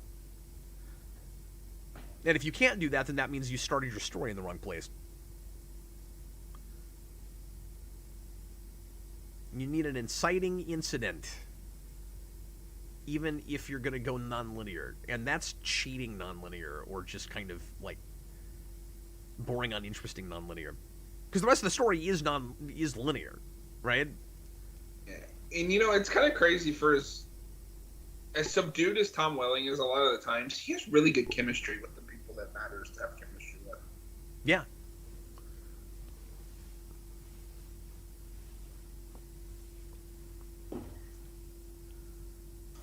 Oh, look, it's a thematic parallel. Did you see that? Oh. See, Clark was digging into things, and Chloe was digging into things, and the people they were digging into didn't want them to do that, but then ultimately they were kind of helpful. So then there's question about whether the ends justify the means. You see? I'm really glad I explained that. I am also really glad you explained that.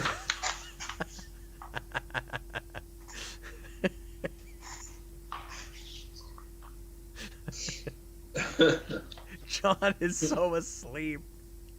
Want to see a magic trick?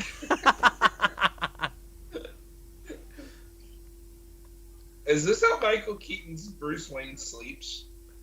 Yeah, except, minus the straitjacket. Well, he just added that after 89 for an extra challenge. That's why he's a completely different character in Returns. Hey, Batman in a lot of continuities studies the works of Houdini. Ooh? Houdini. Pete Ross! Who? Who? Picky Ricky wants to know if you're doing okay, John. And Adam Martin says, "Wake up, John!" I'm doing alright. I'm just a little loopy. John is never coming back.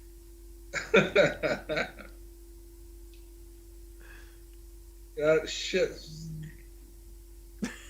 Noah, watch Smallville with us. Yeah, Noah. You gotta pull it up. Pull up some Even if you Smallville. have ads.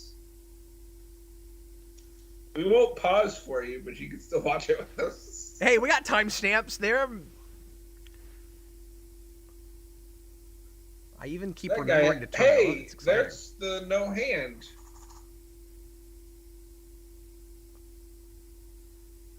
This guy's not gonna get any lines of dialogue. Oh wait, no, he did. That's weird. For a second, he looked like an extra that was only gonna shake his head, and then suddenly he had a line.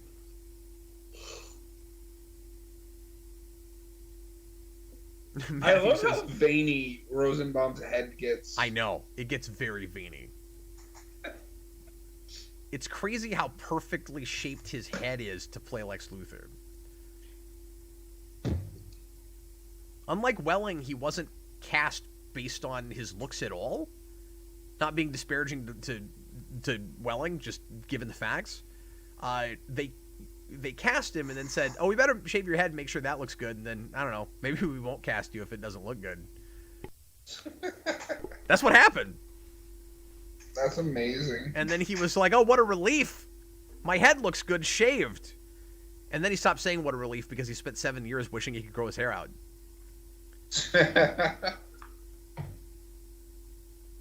And it's funny, like, as much as I'm used to the older Rosenbaum that's, like, on the podcast, he still looks weird to me with hair. Yeah. Well, you've seen him in so many hours of TV without it. And also, of course, Murphy's Law would say if he's going to shave his head for 7 years, he's going to be a man that will have in his life no time of a problem with male pattern baldness.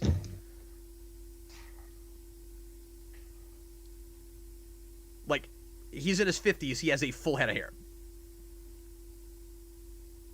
Or I think he just turned 50, maybe. Oh, DC reference. Yep.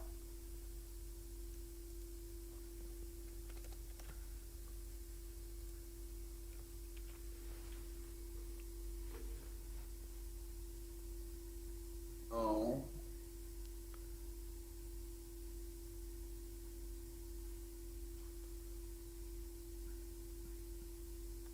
So this is the Now guy I with the remember motive. why I don't remember this. Yeah. So this is the guy with the motive, and the other guy is not actually the guy who was murdered, of course. It's just a perfect look-alike that he found somewhere.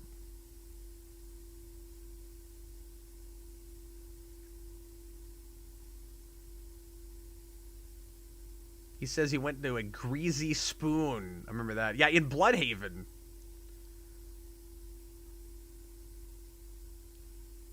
Wait, what was the other city that we said that I just did the count for? It wasn't also Bloodhaven, was it?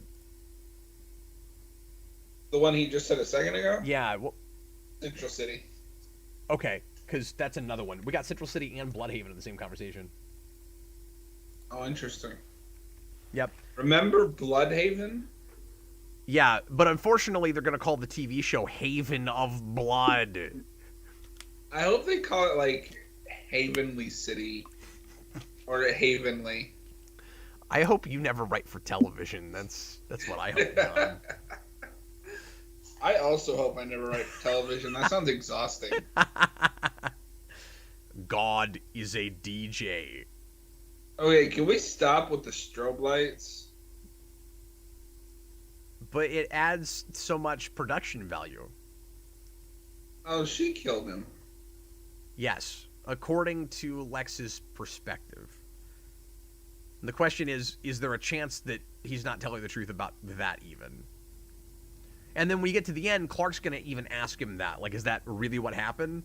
And I think that part of it is probably true, but there's something in it that he's not telling. And it's probably one of those things where even the writers don't know what that is. And they're just kind of generically keeping him deceptive. I mean, that makes sense, though. Like, even if he's withholding something, that version makes sense, and that to be why she killed herself. Yes, exactly.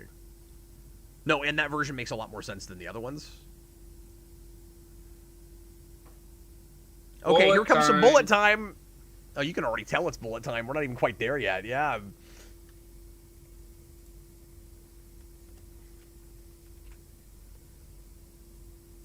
Wait, why was that couch wet? Because they've done 15 takes already. Although I say that, it's not like they put any water on it in the take.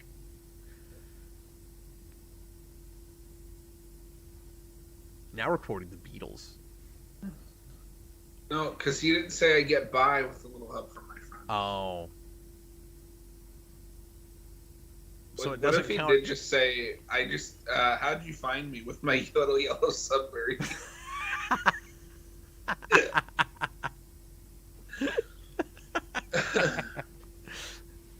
Hey, Connor, how's it going? It's Connor Nielsen, popping in to see how you guys are holding up. I just woke up from about 10 hours of sleep. Thanks, Connor. Thanks for rubbing that in. Well, hello, Mr. Fancy Pants. Hello, Mr. I don't have to watch a whole season of Smallville. Aren't you special? Well, no kryptonite for you, sir.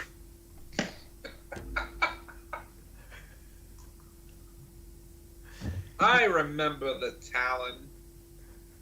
I remember when I created the Talon.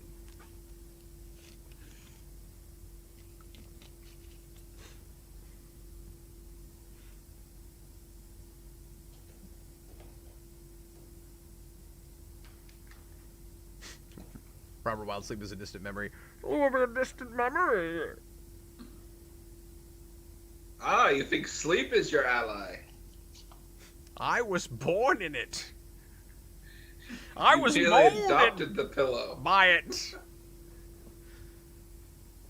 I didn't realize that when you were 16, you were hanging out with married women and drinking apple martinis. Because that seems like the drink that Lex would order.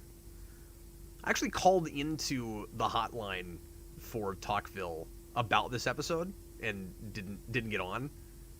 But that was the thing I brought up. I was like, do we really buy that he would be ordering that at 16? And also, is that what he would order? They did bring it. I mean, if you ask Lana, no. They did bring all that up though. Rosenbaum was the first to be like, yeah, Apple Mart. Okay. So this is how I make decisions when I'm on my computer. I just go back and forth a bunch of times with my cursor, and then I go eeny, meeny, miny, mo, and then I finally pick something. Well, we got to visualize that struggle. If she had deleted it, then they could have just not bothered ever bringing up Metropolis United Charities again. But luckily she saved it so that we can get that episode. I'm sorry, Connor. No kryptonite. You have to watch Smallville with us. Yeah, no, he gets no kryptonite. You can't have a Lex pop. You can't have a feeling it sign. You don't get my Superman mug. Nothing. You get nothing. You lose. You lose, sir. This is what happens if we stay up all night, especially watching the show. Adam are so Cap, when are you using this new format for Buffy and Angel? Well, I don't know. Stay tuned, because John and I are talking about doing something like that maybe eventually. But I really think when we're done with this, I honestly think when we're done with just this stream, John's gonna be like, thanks but no thanks. But all right, folks, we're gonna go ahead and take a 5-minute break. We are shooting through these. We're doing really well. Yeah. A lot better than I expected to be doing by now. Oh, we've got to do our sign flip. So I think the twist at the end is goofy, but I still go green. This is one of my favorites to watch. Wait, I am also going green. I think the build-up is really good, and the twist is just dumb enough that I'm entertained by it. You have the best concise reviews, dude. Like, seriously, I think you could do, like, review shorts on YouTube like that. No context whatsoever. Just, here's the thing I'm reviewing. The twist was dumb enough for me to be entertained by it. Feeling it. I've actually thought about moving to, like, when I don't have a co-host for, like, videos, doing something short and, like, just putting it on TikTok or something. Yeah, absolutely.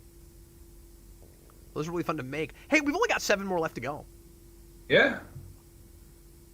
We've got few enough, I don't think we can even argue about the number anymore. Look, you have to count Nicodemus, okay? You have to count that one. No. All right, guys, give us 5 minutes, and we'll be right back with more Counting Kryptofreaks. The Revenge! I hope you're having a great time. We certainly are. Just 5 minutes, guys.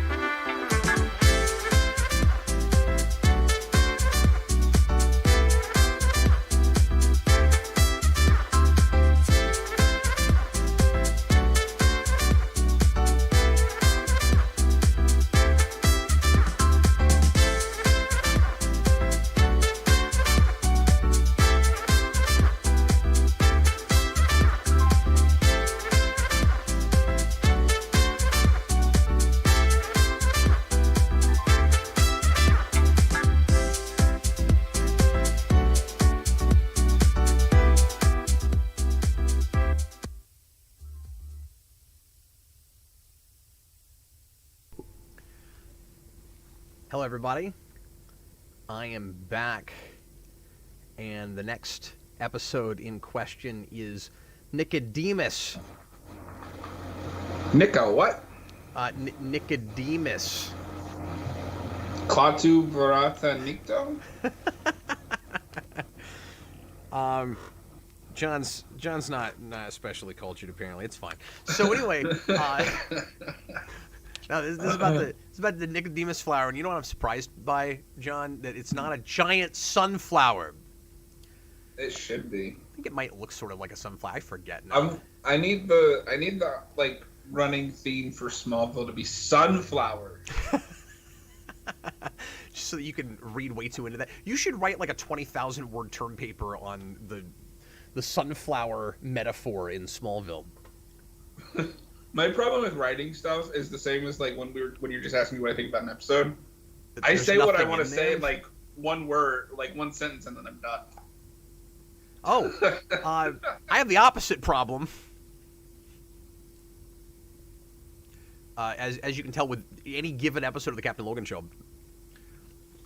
Yeah, I have to like really when I had to do like papers for school, I would really have to struggle to like hit the word count that they wanted, because it's just like I did the essay, I did what they wanted, and I was done, but I would always be like a few hundred words or letters short. Well, dude, it's a grass is always greener thing, man. There's, I mean, both of these things are skills, like having brevity and being able to make your point very concisely is a wonderful skill to have, and I'm terrible at it. And you know, there's something to be said for, you know, being able to look deeper into stuff and having, you know, an analytical mind. But like, God, I wish I had what you have, man. Like, because I'm terrible at that. I can't do it. Connor's joined the dark side and opened Paramount Plus, and we have a super chat from, I don't know how to say that first word, Stupidonia.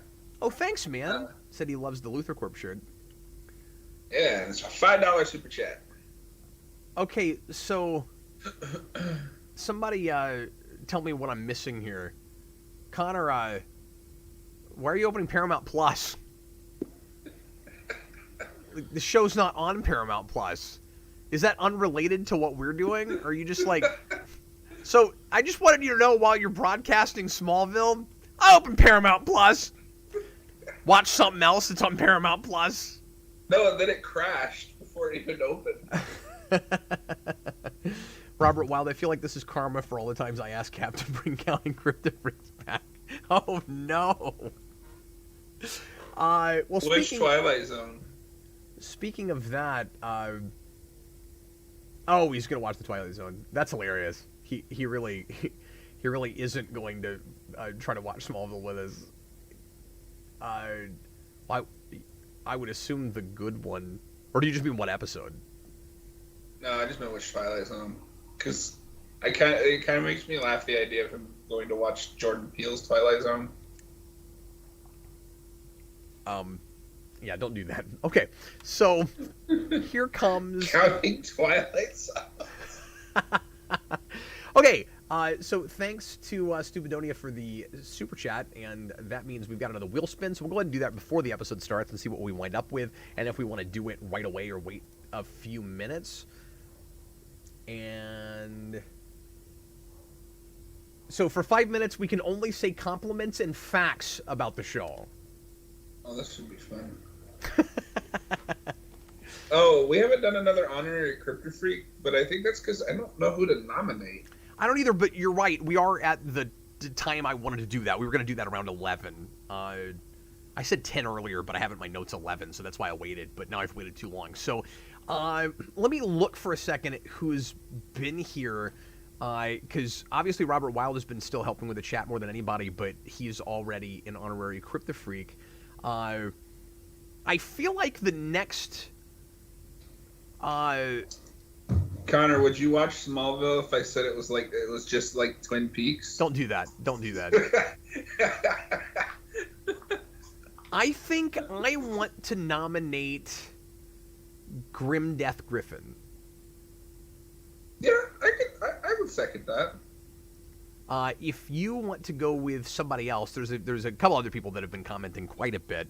If there's somebody else you want to go with, we can flip a coin between them. But if you're cool with Grim Death, that's who I want to put on. No, I'm cool with that. The only other one, the only other one I would say is AMC, and I think he probably left for a bit. Oh yeah, that's true. Although he would still be eligible, certainly, and I would just get a hold of him somehow later on. I meant to say that earlier, but you don't have to be here right this minute to be nominated, given that this was a 5-6 hour stretch. Yeah, we'll go with Grim Death. Okay, Dougie so congratulations to Grim Death. Griffin, you are an honorary Kryptofreak. We're going to pick a power for you here in a second. And you get... And I'll ask you guys later on for addresses to send these to, but you're going to get an oversized print of the Spawnville cover, drawn by Tyler Overall. What kind of power do you think Grim Death should get? He should get wings, because he's a griffin. Oh, that's a good idea. Maybe he drinks Red Bull. Yeah, he drinks Kryptonite Red Bull. It gives him energy and radioactive superpowers. I like to think in the Smallville universe that just Red Bull is made from kryptonite. That makes so much sense. I mean, did Red Bull exist before 1989? I don't know. Really? You don't have the whole history of Red Bull just in your repertoire? In the back of your brain? I do not. Connor, you should watch Smallville anyway. It's stupid. Sometimes it's not, okay? There's cool stuff Red Bull in the show. April of 1987. But there's also a lot of stupid in the show. And I'm sorry for all the people that I'm offending who really like the show. Because I know we had some folks earlier, certainly, that like the show better than I do. But we just watched a really stupid episode a couple episodes ago. With the fakest tattoos imaginable. Okay. It's time now for an episode I've been dreading a little bit. I don't love this one. A lot of people really enjoyed the folks who aren't themselves episodes in general. I think they're kind of a waste of time, for the most part. But this one's a little bit cringe news to me. It reminds me a lot of an episode of Season 1 TNG I really dislike called Naked Time. No, I'm sorry, Naked Now. Naked Time is TOS. But any Star Trek fans that know what I'm talking about, this is kind of their Naked Now. Okay, everybody ready? There we go. Make sure at timestamp 0 and get ready to press play when I say now, which I'm just about to do. Everybody, please press play right now. You forgot the title again. Okay, so for the first 5 minutes, we can only say nice things. That is, in fact, a sunflower. Is it a sunflower? It is it's sunflower-esque.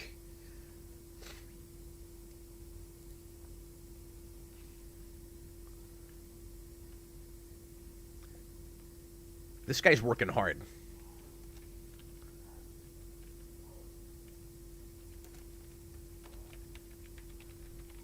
I think I can already tell. I think this episode inspired M. Night Shyamalan to make The Happening. Oh, I like this song. That's a reference to his other TV show. It is. But it's also a song that I could see this guy listening to. Absolutely, yeah. So it's not overly referencey. And you also got to give them, it's a bunch of episodes into the season before they did that. Yeah. So, like, that's nice. That guy. Hey, you think we're going to get a car crash? I do think we're going to get a car. HB Haga says, only nice things. The hairstylings are on point. That was an impressive car crash. It was. That was a good stunt.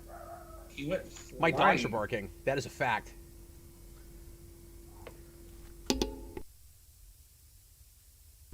Jonathan is doing his civic duty.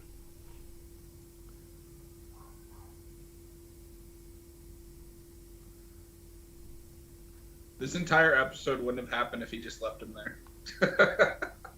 That's true. You think it's going to explode? I think it is. That is also an impressive explosion. Yeah, it looks good. There's some production value here. You ever just think about how much money these shows waste blowing up stuff? That is CGI. That was a fact.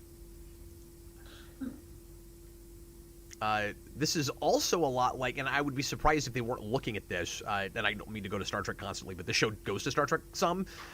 It's This Side of Paradise, with the flower that spurts pollen at Spock's face and then changes his mood and attitude. Makes him emotional. It's very relevant. It's clearly doing the same thing, John. Who is this? He hasn't been in the show all season, but he keeps showing up in the main titles. Hey, look, you have to say nice things, so I'm going to say it's nice of them to give extras the spotlight sometimes. I mean, I didn't say anything bad. I was just like, this guy doesn't show up in the show.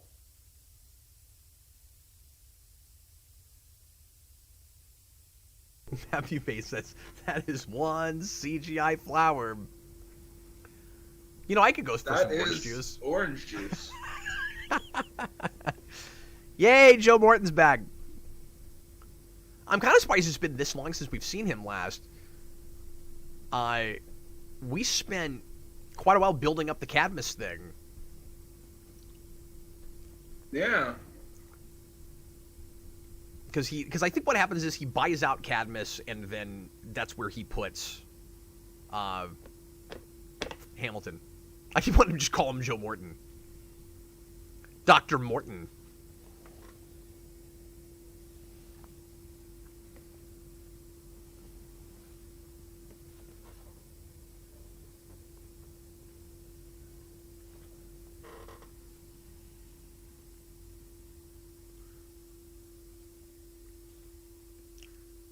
Oh, we have Walking Away Angry. Well, do you have to leave the premises, though? I don't know. Because he stayed. I usually don't count it if they stay.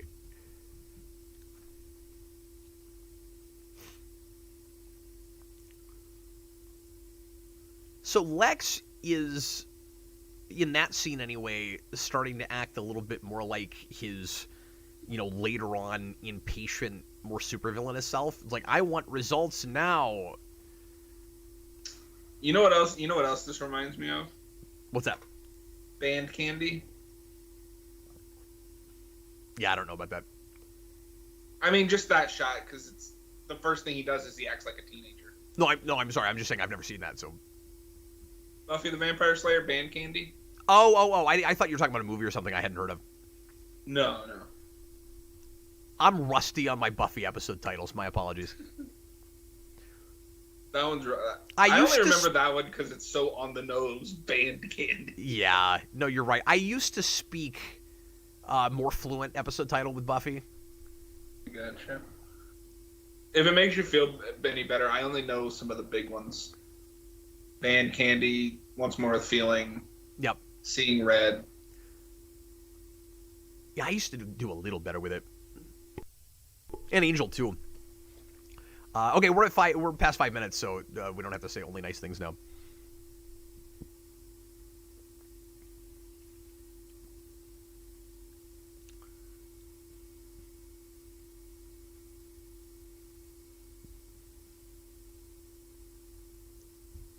So right away, it's obvious that something's wrong, and we know what caused it, so there's not really any mystery here.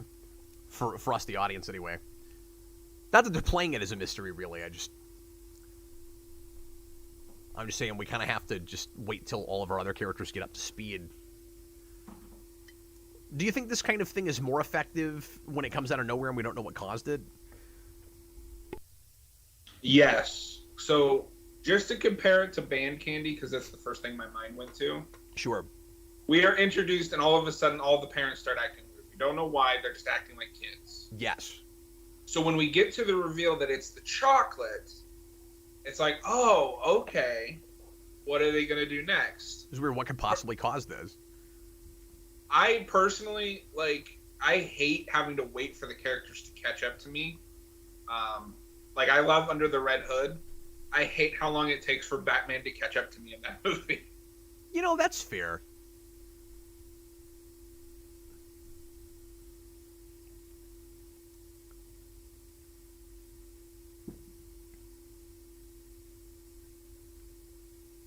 Wow, whoever that guy was, he ran off pretty quick to go hit on that chick.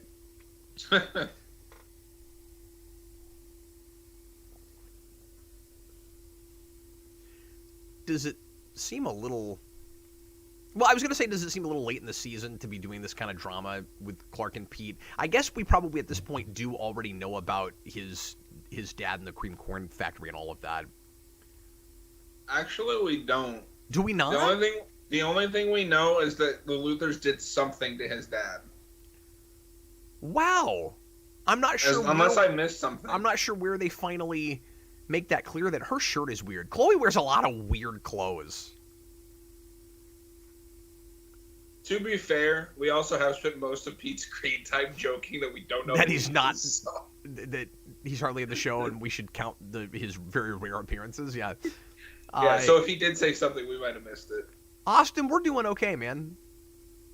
Hey, it's the Day Ghost. Yeah, he slept since then. But we haven't. We've been accomplishing things ostensibly. The joke's on Austin, though. We get to go to sleep after this. He has to go to work.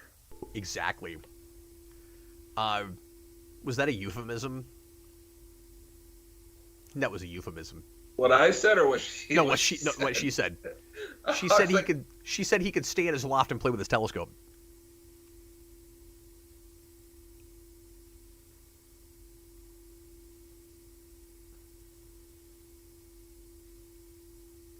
The other difference between this and Band Candy, just from what I'm noticing here, because I vaguely remember this, Band Candyism is used. The age regression is used to further Giles' character development. This is just horny teenager Jonathan Kent. The same thing happens in the Angel episode where they do like the ritual or the seance or whatever, and everybody regresses to like an earlier stage in their life. Do you remember that? Yes. I both love and hate that episode because it's really good, but it's almost a carbon copy of Tabula Rosa, where Willow accidentally erases everyone's memories. Yeah, I guess that's true. It's sort of a riff on the same idea. They are starting to struggle with, we've made so many episodes of these TV shows, we're running out of ideas. But I love getting to see Angel before he was a vampire, try to realize that he is a vampire. Yeah, and going back to really young Wesley after the super grizzled period where he's got the stubble and all that, that's pretty good. So the problem with this is, I'm glad you said that, because this doesn't really do that. What are we revealing about these characters that we don't really already know? Like, just with Jonathan, I guess it's just that he has a, irresponsible side that wishes that, he didn't have to spend all of his time working and stuff, and he's, he likes having sex with his wife like anybody. I don't know. Like, I don't think we're learning very much about these characters. Again, it's kind of just an excuse for them to act wildly out of character. And then once everybody figures out there's some bullet time. See, this is real gimmicky here, where it's like, it gives us an excuse for Jonathan, choose his own son. But who cares? It's not really Jonathan. Like, and you can say, oh, it brings out something that's already in them, but I don't think we're learning too much about them, and they wouldn't act this way if they had their faculties about them. So I don't think it's enough that just they lose their inhibitions. It's not that interesting. Because what I was going to say is, once Clark and everyone figure out what's really going on, then it just becomes a race to solve the problem and save everybody. And then it's basically just a real standard, fix the scientific issue sci-fi plot. Like a real standard TNG episode or something. Yeah, because, we already knew that he has a temper. Exactly. Well, and it's like, this is the precursor for Red Kryptonite, right? Yes. and we handle it exactly the same way. Well, not exactly the same way. At least Red Kryptonite's better because it does bring out some things in Clark that he wasn't fully aware of, and also he remembers everything at the end of it. This feels like more of a waste of time because nobody has a memory of this when they're finished. Yeah, no, I quite like the Red Kryptonite episodes. Like, I even like the one where he accidentally gets it from Lois and crashes Lex and Lana's wedding. Yeah. I don't know about that, but his choosing to put the ring on at the end of 2 works honestly better than it ought to, probably. Yeah, I could see that. The count is really high for 15 episodes in. Come and watch some more with us. I think he's at work. Is he already? Or maybe getting ready for work. I don't know what time he has to go to work, but I mean, it's already 1 o'clock where you guys are. Yeah. Oh, why would you put your face in that? Why would you put your face in that? Okay, also, so we have 2 characters that aren't themselves. That count's just going to keep going up this episode, naturally. I'm sorry, what? Okay. 2 questions. One, when it infected Jonathan, the flower withered and died, with no signs that it reproduced or anything. So how is it back? And B, why would you hide that a flower just exploded in your face? Yeah. These are all excellent questions I don't have the answers to. Austin, answer these questions. I do like how kind of alien they look. Like, yeah, they are sunflower-esque, but they have a weird color about them. See, I can't tell if that's just the crappy CGI or if that's intentional. No. We just had practical ones that were orange around the tops in Hamilton's laboratory there. Oh, okay. They're not all CG. They're CG when they're moving, but there are practical ones. Now, it might just be the lighting of this space. I'm not sure because it looked more yellow in the CG, but then those ones were orange.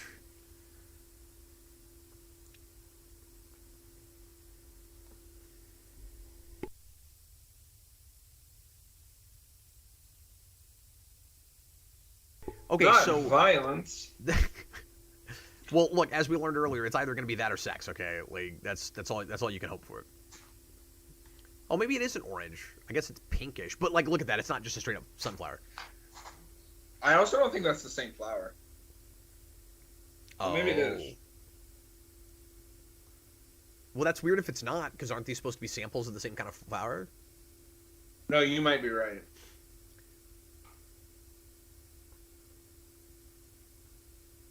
So this is where we find out that he is really morally ambiguous. We knew he kind of was, but now he's just like, these are acceptable losses. It's fine. This is important research. Oh, Hamilton's scary, which is great because he's going to run the beginning of Cadmus. That's exactly the attitude of traditionally that organization. You know, they clone Superman and stuff. So this whole thing is just an excuse to see Lana in a bra later, and I should say more accurately, a body double in a bra, because Kristen Kirk was not going to do this.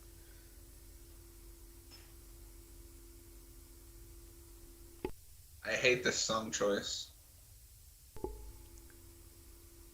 I don't care for it either.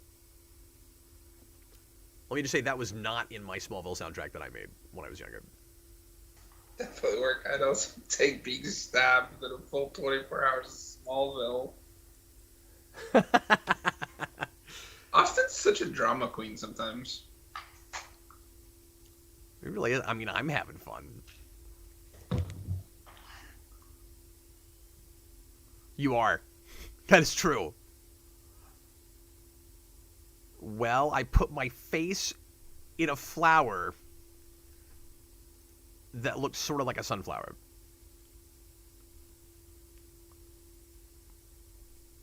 So this episode was sold real hard in the promos of course, on, oh, look, Clark and Lana are finally going to kiss. But again, who cares? Because we're just going to reset the status quo at the end. And I think one of the reasons that I never liked this episode was because it just insults the audience. Like, let's tease us with the thing we want to see. I mean, you know, I didn't care as much, but some people want to see.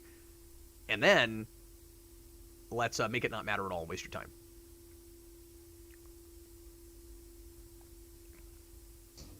And I guess the whole will they, won't they thing is fun for some people. Like, they know that, but they look at it anyway just to get to see, like, a glimpse of what might be. But then look at where it all went ultimately, and I feel somewhat vindicated. Tom sent in a $2 super chat. It's sexy Lana Tim. Whoop, whoop. Who's Tim? I don't know. Who's Lana Tim? This is Lana. I don't know what character you're referring to, but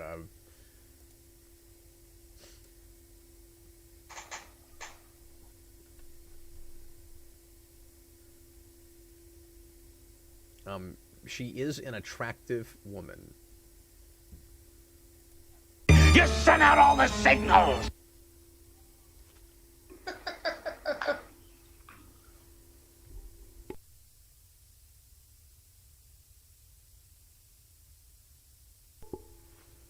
And his music choices just make it so much worse. I love how you haven't complained about music hardly this whole season until now, and it's been the last two songs in a row. I know, it's just awkward because they're also 14. Yeah. No, that's a good point. But the show knows they're not, like, the actors. So it's this weird have your cake and eat it too thing. Why don't we just make these people in college in the first place and call it a day? Like, well, I mean, okay, we can't really do that because you can't have Clark being raised by his parents in college. Like, I get that, but maybe Lana Tim's Lana's alter ego. And Austin said, "We need to learn more about this Tim. So far, we know he's sexy." Well, he looks like this, I guess. Matthew Bass is already bored. Yeah, that is definitely a body double. I mean, that's fair. Yeah, I read an interview with her years ago when talking about that. I mean, even if you hadn't told me, most of the times if the face isn't shown, I know it's a double. You can kind of tell. I mean, this is a weird thing to talk about. It's not like a bad match or anything, but... No, I actually do think they have some chemistry. I don't know if it's romantic chemistry. No, I'm sorry. I just mean the body double I buy well enough of being her, apparently. Oh. But I get that you can tell. Like, that's why I said it's a weird thing to talk about. But, like, I guess it's a good enough match. I'm assuming it's probably the stunt double. Probably. Because I mean, you got a stunt double that is wearing that and does, like, a double backflip into the pool. Also, do we buy that she can do a double backflip? Well, she was a cheerleader. Yeah. Because at least in my experience, when we're doing scenes like this, if it's the same actress, you're not going to cut her head off like that. I see what you're saying. Yeah. I thought you just meant in a close-up shot you can tell if that's her shoulders or not. No. Hey, wait a minute. That's not that actress's elbows. I know those hands anywhere.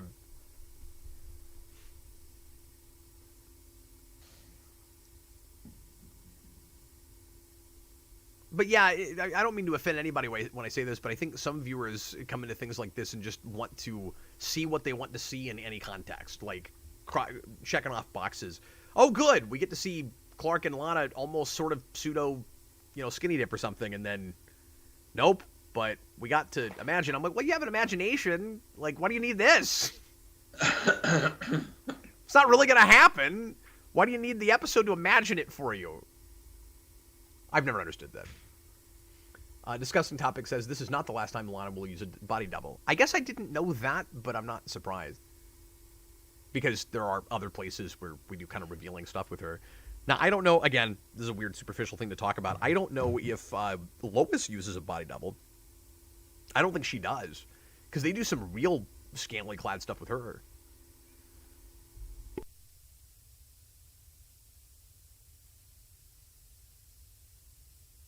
Austin, There's- stop quoting me. I love the idea that Austin is listening to this with no context and has no idea what we're talking about. Because we're not really providing a lot right now. Is that the first usage of the word meteor freak? We're talking over everything. I'm not sure. It might be.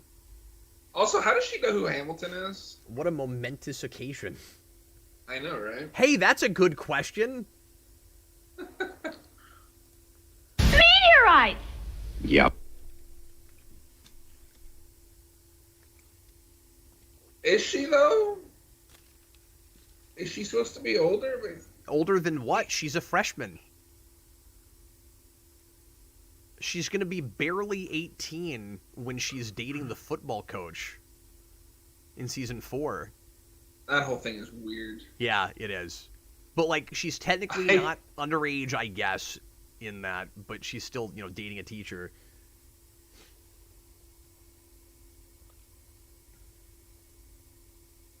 I forgot where they were for a minute. I was like, why is she eating shaving cream? Wow, this is really tasty. She is pretty out of character right now. So eating shaving cream. I'm pretty sure that's what's going to put her in the hospital.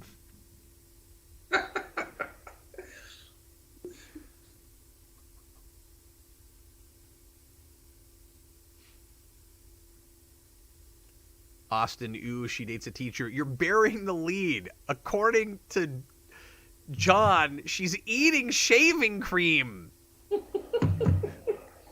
That's what's really gross. An adult.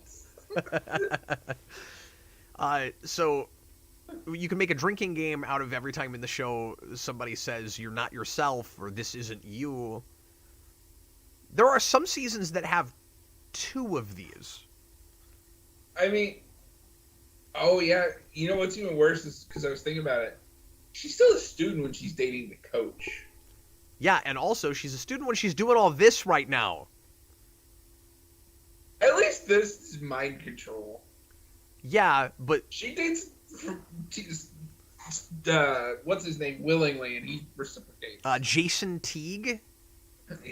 Yeah.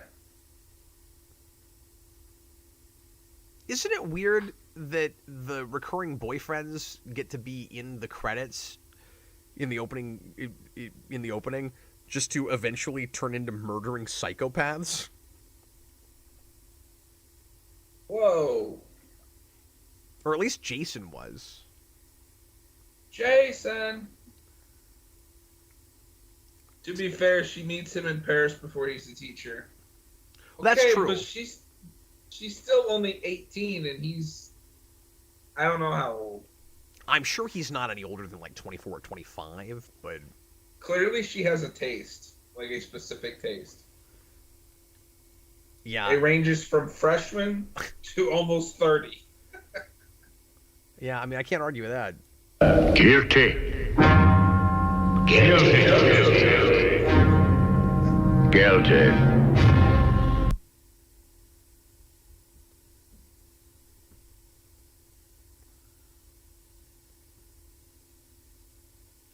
Obviously, the older you get, the less that age gap feels and makes a difference.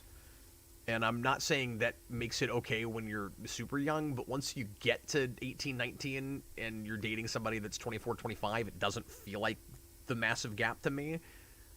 I mean, the only real issue with it is just that she's a student and he's a coach/teacher. Yes, exactly. So you're like, saying, if it was one season later, I don't think it would be. So you're saying if they'd met in Paris and she stayed in Paris, it'd be whatever. Yeah. It's just that because it's technically a student-teacher relationship.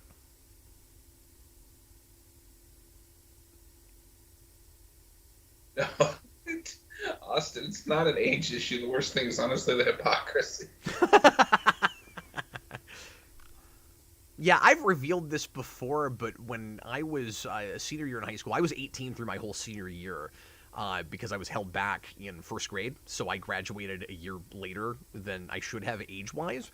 And I dated a college girl for a couple years.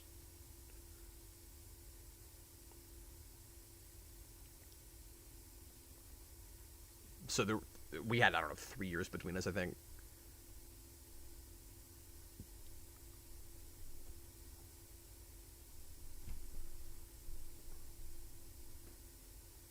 So what is this revealing about Lana? She secretly isn't afraid of heights and loves them? Because if memory serves, when you get to the end of this episode, the payoff is she can't believe she did this. I guess it's that you don't have... That's not fair. Because I guess the idea is if you don't have inhibitions, then you wouldn't be afraid of the thing you're afraid of. It's just that, like, underneath that... It's the same thing with Jonathan. Underneath who we see normally, there's a reckless... It's an adrenaline rush. Yeah. Oh, Gray Invader fell asleep. I feel like there's another show or movie or something where it's like a parasite that feeds on adrenaline, so it makes you do stupid stuff. Yeah, what? Yeah, that's ringing a bell. Is it Buffy? Maybe so. I'm so rusty on that show right now.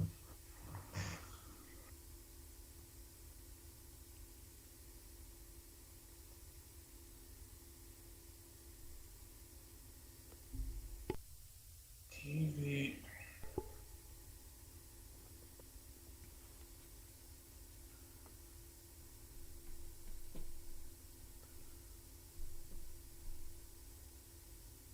Yeah, this was not exciting when it was on.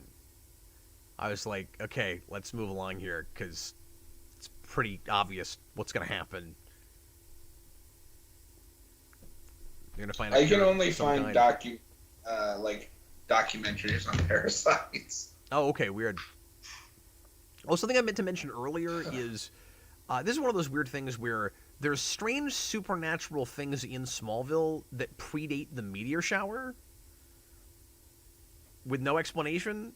So I guess... I mean, Austin, you're just wrong. I guess it being a heightened comic book world, this kind of stuff happens just everywhere.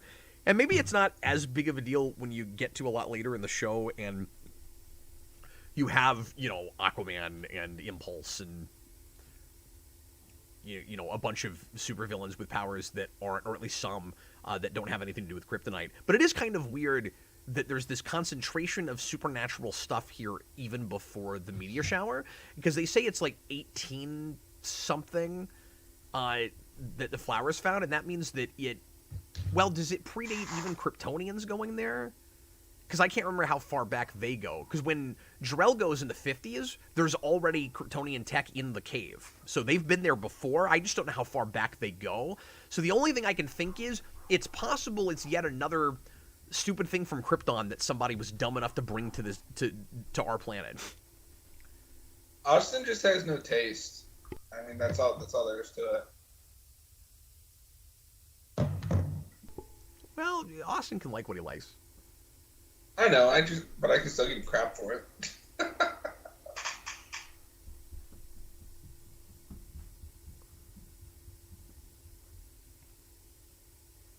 Austin is one of the few people that I feel comfortable giving crap about their takes.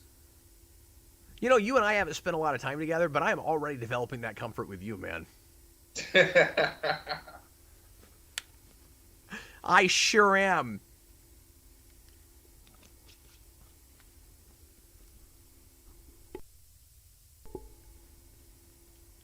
Yeah, this scene's okay.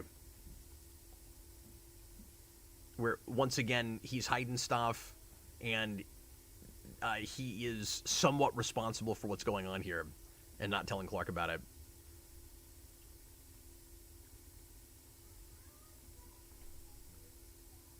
Tom, another $2 super chat. Thanks, man. Possible that Kryptonians brought it because reasons. Yeah, that's kind of what I was just saying.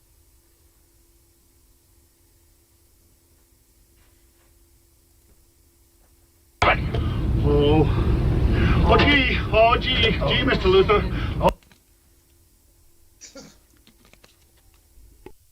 This literally turned into an episode of Scooby-Doo. Wow, and they would have gotten away with it, too, if it wasn't for these... Whoever that guy Meddling is. Flowers. Yeah, whoever this guy is. He is going to be our next character who's not himself. Spoiler alert, but I'll go ahead and count it now. And he's about to get that line I was telling you about earlier. My favorite Pete line of the season. His line delivery is amazing. Because apparently, I guess this is just the way Jones wanted to play it. Apparently, if he loses his inhibitions, he just suddenly gets very street in his line delivery.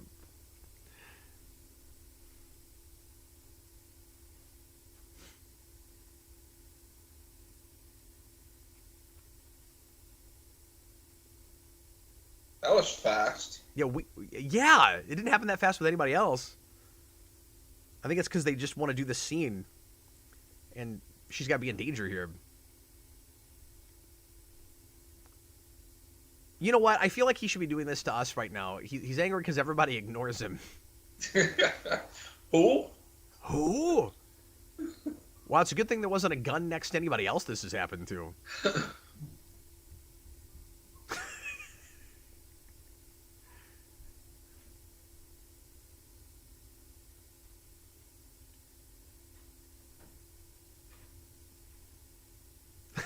There it is.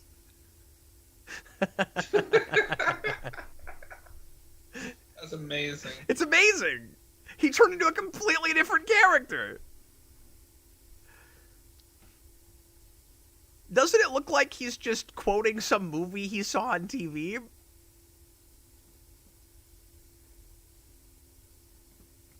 Austin, it turns out the Kryptofreak was Lana's body double. And I would have gotten away with it if it wasn't for you meddling perverts. Yeah, that's fair. Discussing topics, please use some Richard Pryor from Superman 3 next stream. Yeah, I found a lot of these pre-recorded. I didn't see any of Superman 3, so I would have to pull those myself. And I might consider doing some custom ones, but it'd take a little time.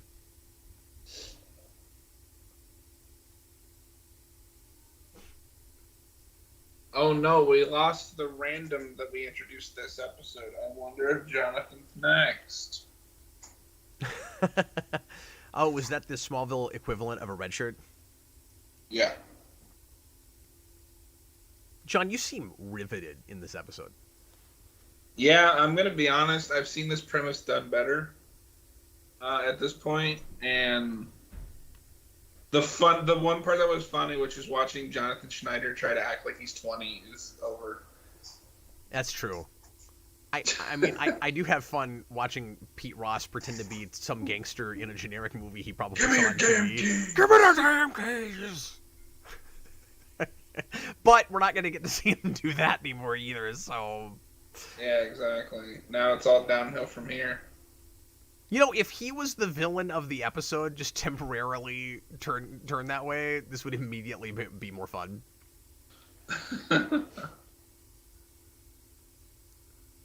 This is giving me strong Spider-Man 1 hospital scene.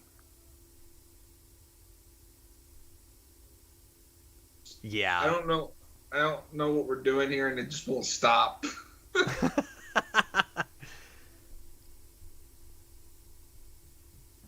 Well, she's afraid she's going to lose her husband, so she's talking about their history together. Except he's going to be fine, obviously. I mean, it's Annette O'Toole. She's always great. She starred in her own TV show a few years ago, and I'm kind of curious about it.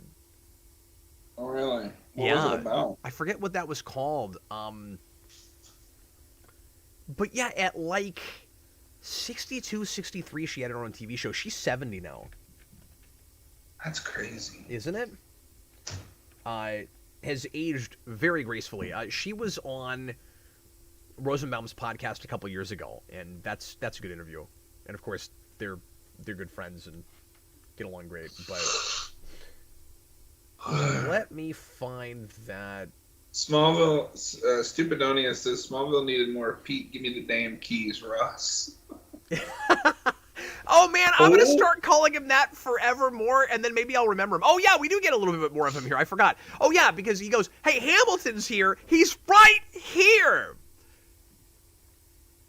You can't pretend like you're not in the league with him. He's right here.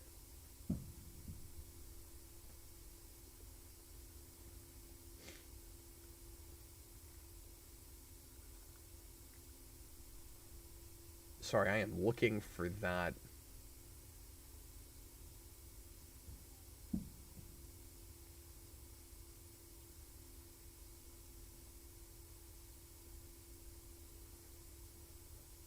Oh, she has the lead role in a thing right now, apparently, called Virgin River, but that's not what I was thinking of. Oh, yeah, she was in the second season of Punisher. I forgot about that. I also forgot about that.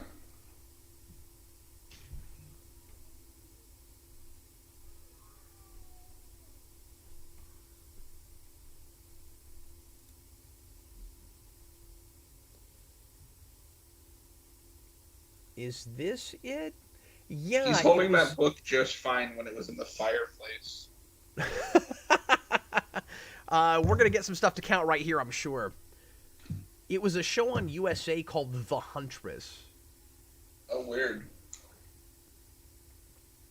Inspired by a nonfiction book about bounty hunter Dottie Thorson, who is the widow of bounty hunter Ralph Thorson, subject of the Steve McQueen film The Hunter. And I heard good things about that.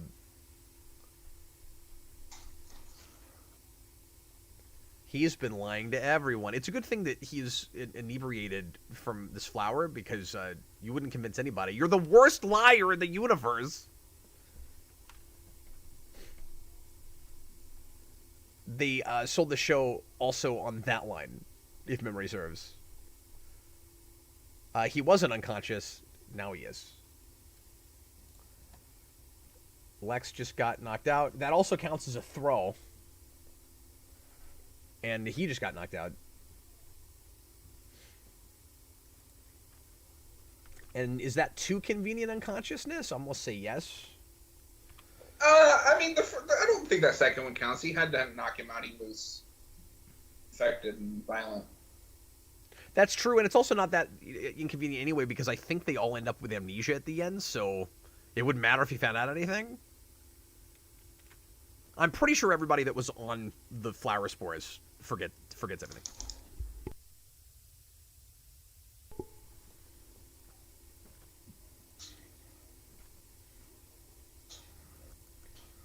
Pete, give me the damn keys, Ross. We're not going to forget his name now, folks. Unfortunately, we can only count that one time.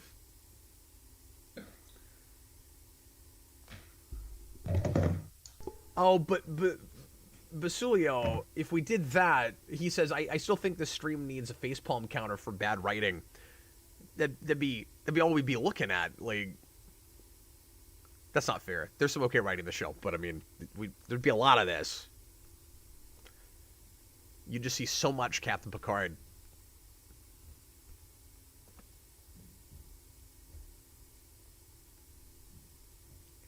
Well, this sucks because, you know, I sort of caused this situation, and I don't have anyone in my life that loves me. And I did have a really attractive girlfriend for 3 episodes, but I was only sleeping with her so that I could screw her father over. My life is kind of a mess. It's all gone.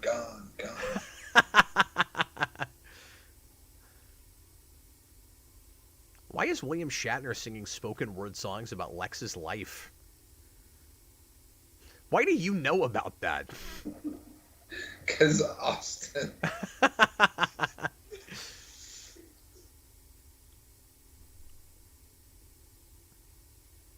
Well, that's condescending.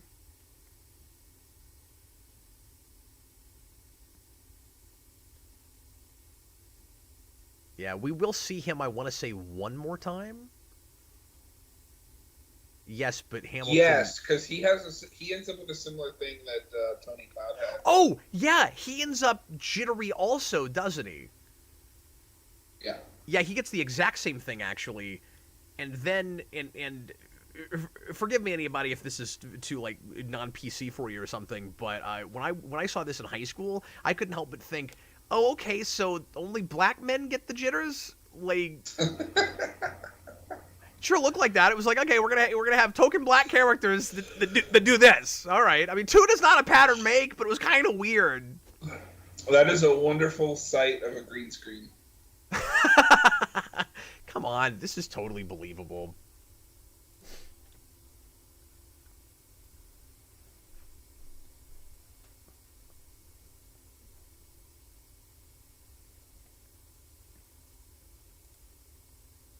Easy. Well, it's all over now.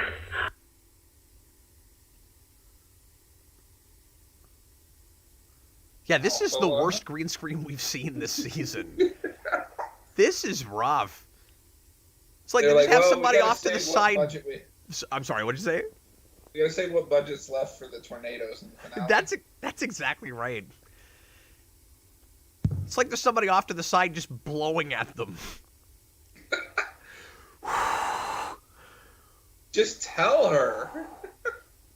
Oh, Stupidonia felt the need to say this in a super chat. Thank you. $5 super chat. This stream needs a facepalm counter for every instance of bad writing. I'm telling you, we can't keep up with it. Are you trying to give me a headache? I'm counting so much else. Look, you go talk to Robert, okay? See if Robert wants one more insane thing to count. He's writing the book. I'm making the live streams, okay? And this song was huge. Yeah, I remember this one. This was U2.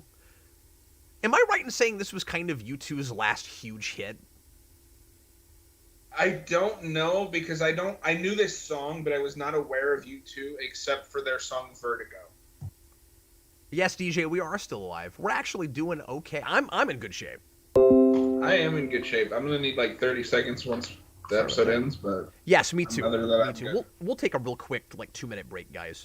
And I don't mean to do that in between every episode, but not to put too fine a point on it, but I just drank a bunch of coffee. I just drank a bunch of water. Hey, what's up, DJ? Let's do the sign flip. I am going to give this a not feeling it. Yeah, big negatory. I mean, it was more fun to talk over than some of the other red sign flips. This is the best red sign flip that I've given that I can think of. But it's still not good. No, it's still not good. But I would watch this over the Tattoo episode. Well, you didn't like Leech. Maybe you'd watch it over Leech. Yes, I would watch it over Leech. And now we get into the first Ryan episode. Yeah. This one is Stray, which has some sloppy stuff in it, but I like this kid a lot. We're going to talk more about ages because it gets weird, and it's a thing that Rosenbaum brought up that I'd never really thought about much before, so we'll get into that in a little bit. Oh, I never caught the angel pin at the beginning, foreshadowing the whole warrior angel thing. That's cool. I actually thought that through. Let's go ahead and take just a 2-minute break. We'll be right back, everybody.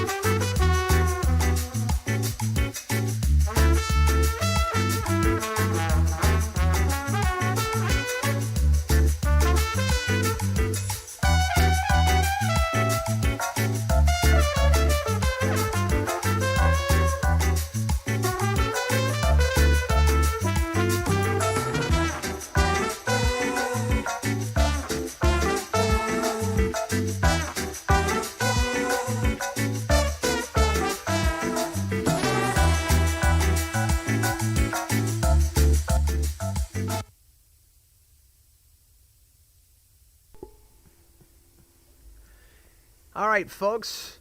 We're going to watch one more episode, and then John and I are going to break for lunch. So we'll probably take another 15 to 20-minute break like we did at breakfast. And we've only got 6 more episodes left. So we'll do Stray, and then we'll have lunch, and then we'll come back and we'll have 5 more episodes, and that's it. And then we'll be out. Yeah. It is shocking how smoothly this has been going. Famous last words, but we're in good shape time-wise. Yeah, not doing too bad. I think we'll be done with this before 1:30. Let's say we get back before 2. I forgot about the time zone. I was like, what are you talking about? It's 1:29. Yeah, well, for me. But you had to start at 11 your time, so. Yeah. It definitely won't take a full 24. I can almost promise us that anyway. Yeah. But we're getting there.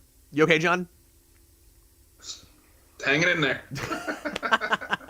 I know, it's a gauntlet, buddy.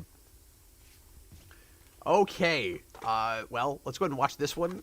And everybody, make sure you're at timestamp 0. Make sure that the episode you're watching is Stray. And here we go. Oh, hold on. I gotta change the names and things. You remembered this time. I did. It's only taken me like 13 hours, but...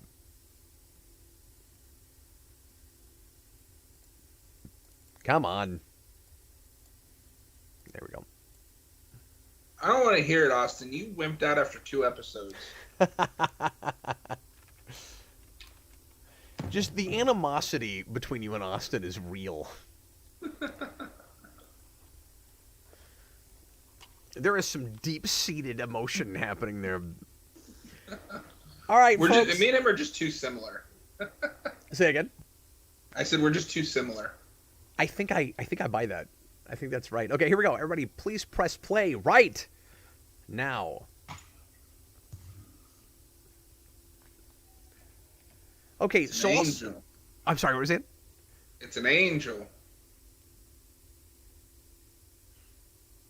It's a warrior angel. The first thing I want to mention just right out the gate is what I was talking about a minute ago, which is Ryan complicates the freshman age thing even more, because he looks like he's the age that Clark is supposed to be. And I think Rosenbaum is spot on about that when he brings that up in his show, Talkville. What's he supposed to be here? 8? 6? Like, how old is he?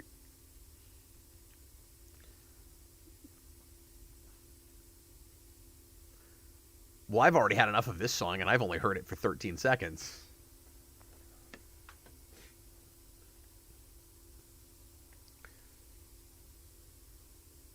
So these foster parents or step parents are kind of doing the same thing to Ryan that Phelan was with Clark, constantly, controlling him, making him use his powers, and constantly telling him that it's going to be the last job.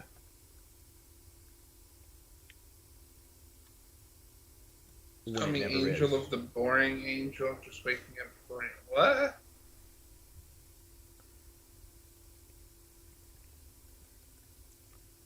He's just parroting song lyrics. Just don't worry about Austin, man. Okay. You're so distracted by Austin. He's not even watching this with us.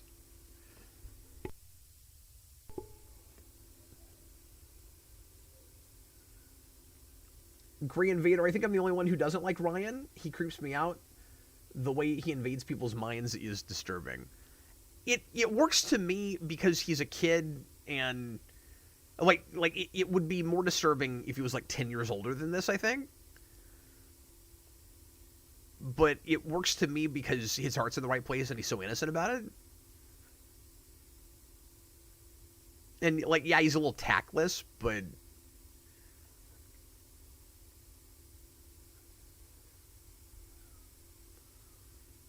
Okay, we got to do a wheel spin. And my apologies to Stupidonia, who put in a $5 super chat for a wheel spin. And I didn't spin it right away because we were right at the end of an episode, so I was going to do it here. I didn't realize he was leaving. So he's gone already. Hopefully he'll come back and find out what he ended up with.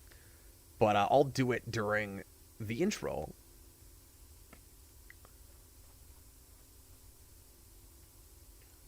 Oh, I'm sorry I missed it. Was that a car crash? That wasn't a car crash, was it? No, she hit him. Or almost did. That's a bad day.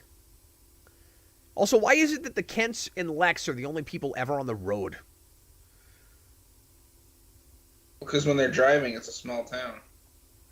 You know, I can't believe we've gotten this far into the stream and we've never really asked a question to Jarrell for when we get to heaven. My question to Jarrell when I get to heaven is why? Well, no, you know what? We have a great question for Jarrell when we get to heaven, and that is, who is Pete Ross? All right, here we go. See what shows up here. Who is Pete? Where's the damn keys, Ross? I'm inconveniently unconscious this time, so it's John's show for 5 minutes. Oh, no. Good luck, John. Make it fascinating. It's all you, man. I get to take a nap for 5 minutes. I'm not going to do that. I'm going to continue watching, but I'm going to mute my mic. Does that count? No, I think that does not count as a car crash. The car did not crash. It's kind of cool that they make this kid a fan of, like, comic books and stuff. Then we'll end up using this to kind of parallel Clark's eventual becoming a superhero.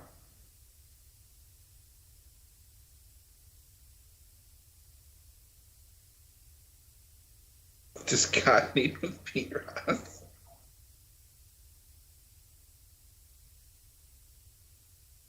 I don't know what you're talking about, Robert. Nobody nearly shot Clark and Lex.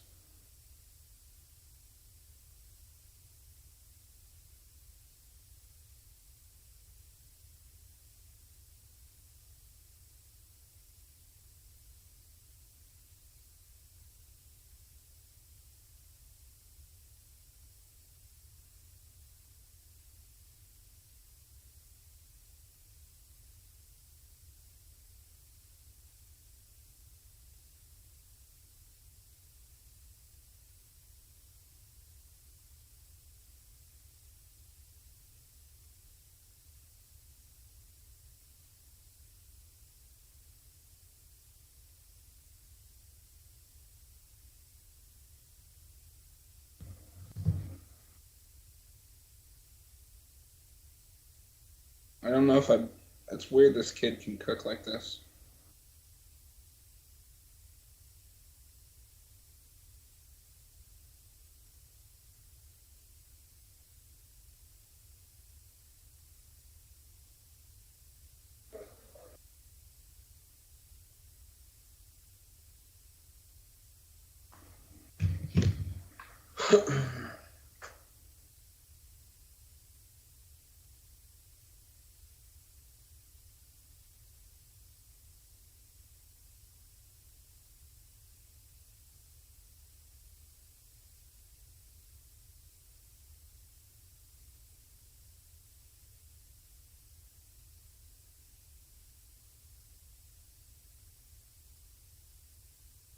Oh, we're back to he's immune from the powers of the Kryptofreak of the Week.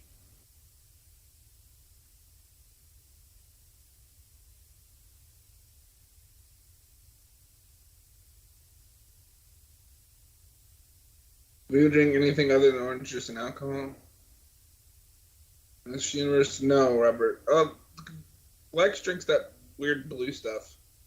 The day ghost has to go to work. Have a good night, man, or good day at work. I don't know what words are.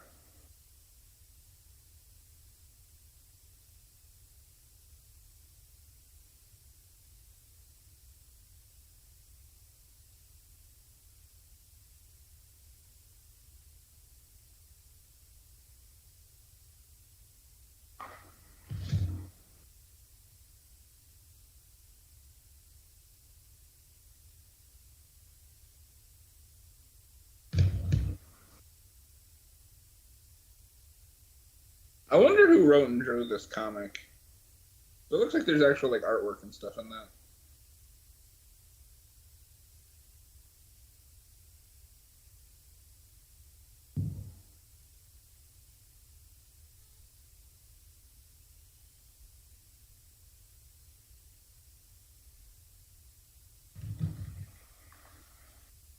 Clark, you were literally twice this kid's age. Is he twice this kid's age? No, not quite, because I'm gonna assume he's supposed to be like 8. I'm close to 5 minutes. I'm gonna go ahead and come back in. I hate that I had to do the 5 minutes of silence during some of this stuff, because I actually have stuff to say about this. But first of all, this was another song that I listened to a lot that was on that soundtrack that I did. And then the art with Warrior Angel is like super kind of sketchy and not real impressive. I wonder who, like you said, I wonder who drew that. But those are not great covers.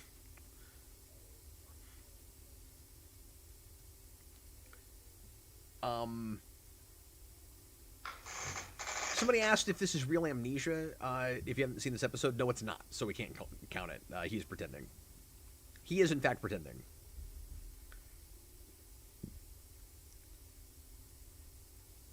And the foster mom is wearing a really conspicuous outfit.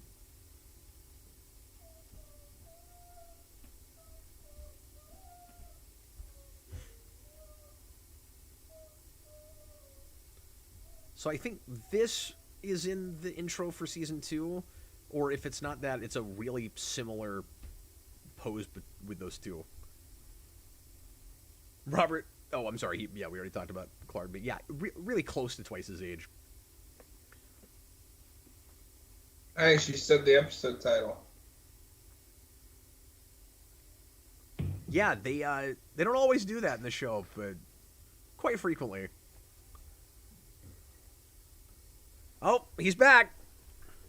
How many episodes with Lionel Luthor have we had in this season? Like 5?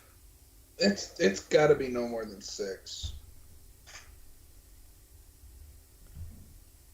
I remember it always being a really big deal when he showed up. And of course, he has a lot more frequency in season 2 and subplots and things. And then by 4, he's series regular. That's in the intro for season 2. He did that head turn.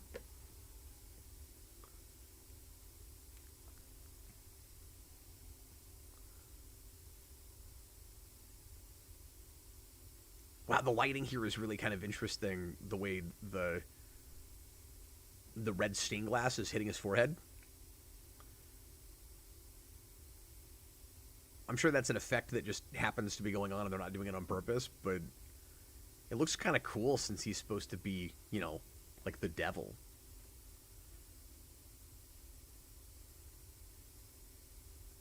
So that's cool.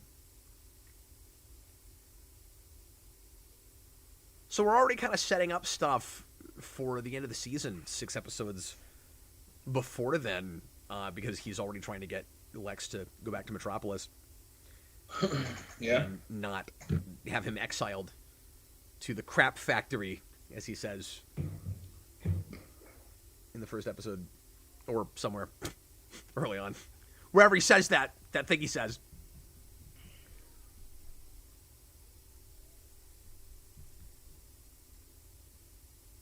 That's a perfect line. Yeah. Games are all everything on Lex continues to be the best part. Yep.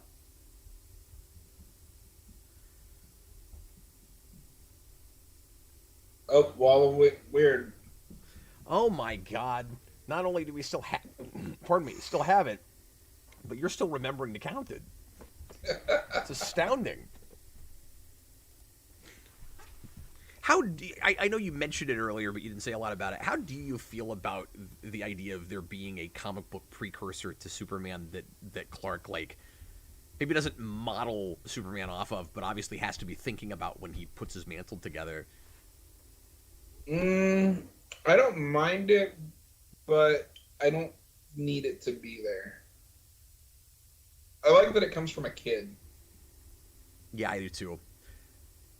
Yeah, it wouldn't work as well if he was just if it was the thing he was obsessed with, and like, oh, you can't come up with your ideas yourself.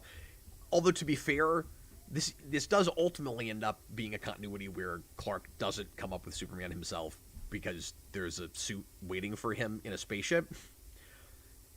Even though we have all these, this is why it doesn't line up great for me, because we have all these precursors to it that you'd think over the years he'd be filing away, and then they would inform his, his costume and mantle ideas, but it's kind of just Superman the movie when you get to the end, and there just is that suit there. And it's the Superman Return suit. Picky Ricky says that the actor who plays Ryan was 15 at the time and is playing a 14 or 15-year-old. I don't know. They've dressed him to look like he's younger.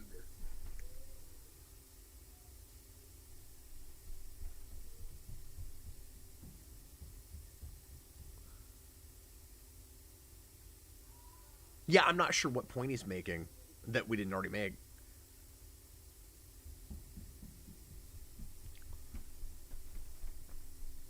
Unless he just came back and missed that we talked about that at the beginning. But I more or less said that earlier, did I not?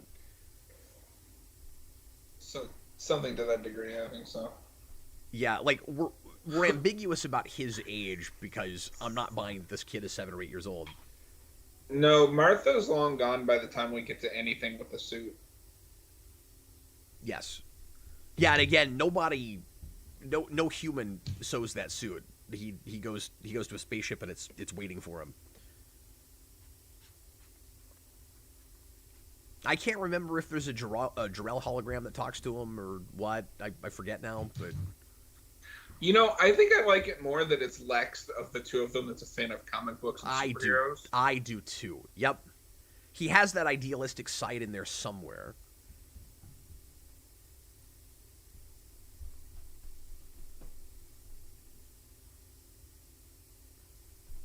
Yeah, I think it's interesting that he's not resonating with the villain. He is indeed resonating with the hero who looks like him.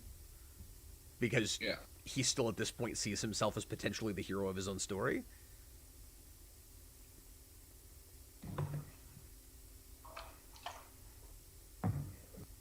So now we get the "you're safe now" cliche, which ever since this episode, I find myself seeing everywhere in comics. It does, in fact, show up a lot. But yeah, I think it's really fun that Lex has a rare comic collection. I don't think there's ever and we get a lot of Lex as a kid flashbacks played by different actors.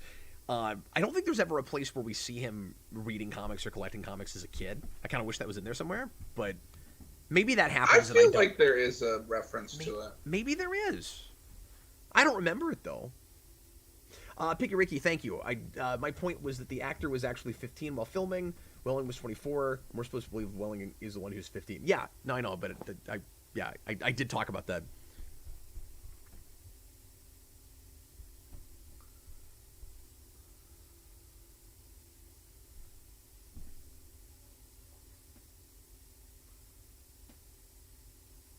Robert, I thought Martha made Clark the suit and it ends up in the fortress at some point before the finale. Is that what they did? I don't remember. Maybe it is. And if they did, then I would assume that she based it on the crest of the Metropolis PD and or the shape of the spaceship.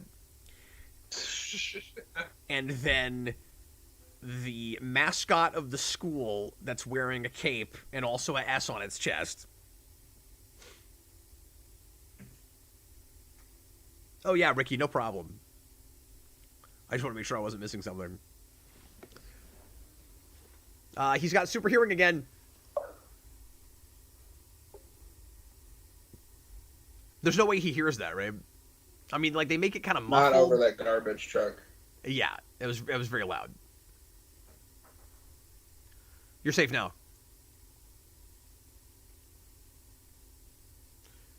I think the terribly, like, CGI'd.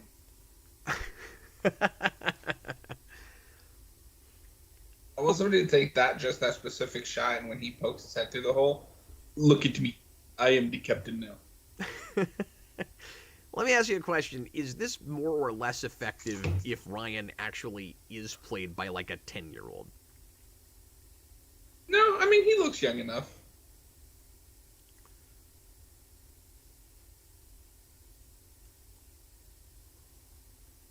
And I buy, because we saw his home life, I buy that he looks up to Clark, because Clark is kind of the first one to be nice to him. Yeah, I do too.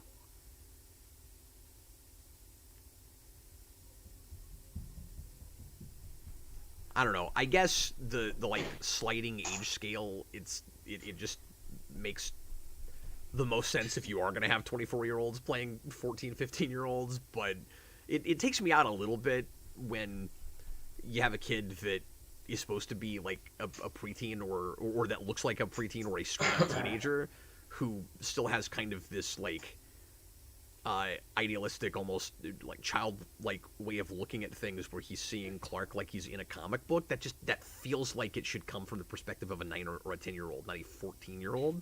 And like that's what it's supposed to be, but he doesn't feel 9 to me. So I'm like, why is this teenager looking at the world like that? It takes me out. Is that our first Julian reference? I believe it is. And it's interesting because, of course, he doesn't tell Clark anything like the full story. Because it's really messed up. And scarred Lex for life. And that's another thing that they're very consistent about and do a wonderful job with the continuity of when we get to the flashback in season 2. Yeah.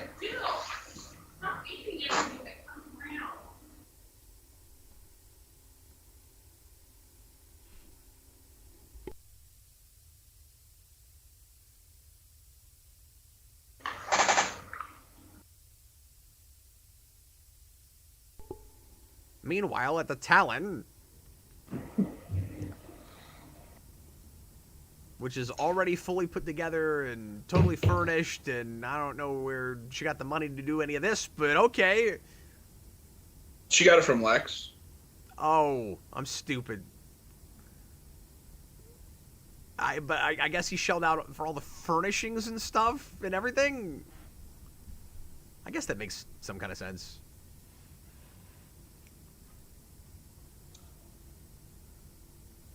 Especially because he'll pay any amount of money to help Clark get the girl. She says that everybody has secrets and acts like it's okay.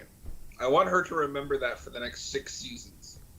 Yeah, spoiler alert, she's not going to do that. And you remember when she's in the cave in season 2 and says, and she's all like crying and sobbing, and she's like, I don't care that you have secrets, Clark. Like 2 episodes later, she does not remember she said that, and...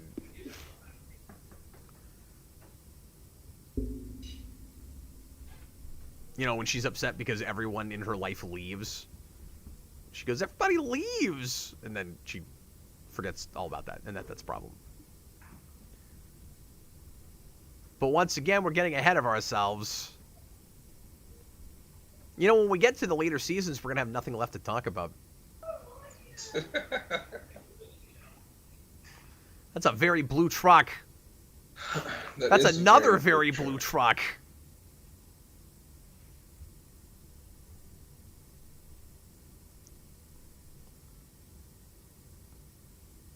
I don't know why you had Jonathan Kent make you hot chocolate. You could probably make your own hot chocolate, given that you made this insanely elaborate breakfast.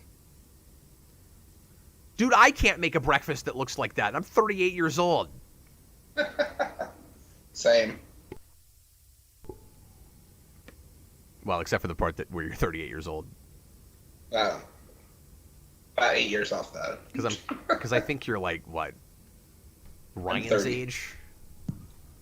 Yes. What is Ryan's age? Being someone who is Ryan's age. I've decided that Ryan is secretly 30. Wow, that's a twist. He's older than Clark? Yeah. Dude, I could go for some comic books and Twizzlers.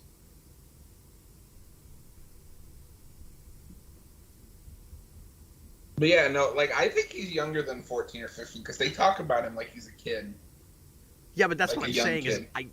I can't buy it. Like even more so than 20-somethings playing teenagers. I have a really hard time with teenagers playing 9.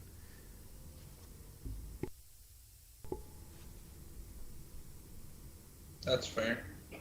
That's all I'm saying. That's all we're talking about. I'm sorry. Look, John, just drink your monster, Breakfast okay? was It's fine. something that looked like it took 5 hours to prepare. I mean, you're not wrong. Well, it probably did. Like, the set crew probably did take 5 hours dressing that. I want to go as far as to say that that's almost like a TV trope, where you have people that are so good at their jobs that they go too above and beyond and make it not realistic to the character that's supposed to make the thing. Like, less is more with a thing like that. So you're like, oh, look, production values. Well, yeah, but Maybe he's an alien. maybe he is an alien. Ryan, did I count him as a Kryptofreak? I think I did. I have no idea I don't anymore. know if I should, because this is one of those characters that was not from Smallville, was not here, showed up. He says he's from Shelbyville, I think, which I think that's a DC reference too. Maybe it's not. I can't remember. That's brought up a few times in Smallville. It's like There's a nearby- Shelbyville, Indiana. It's a nearby town close to Smallville. But anyway, we don't know where his powers come from, really. Okay, no, Yeah. there is not a Shelbyville, a made-up Shelbyville in DC Comics.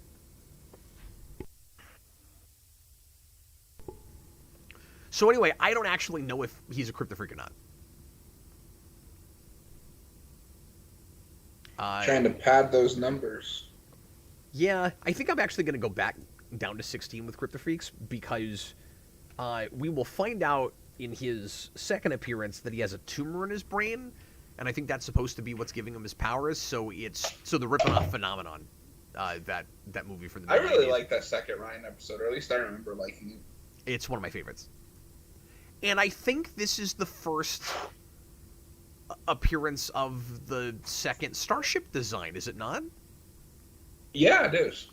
Okay, well, let's go ahead and count that as a reference because it's shaped like the Superman S or shield. You can't really tell yet because it's sideways, but that is what it's No, I doing. can kind of see it. The crest itself. Given that that is indeed supposed to be the crest of L, I don't think it's silly for it to be shaped like that at all. I think it looks aerodynamic. I really like the look of the ship.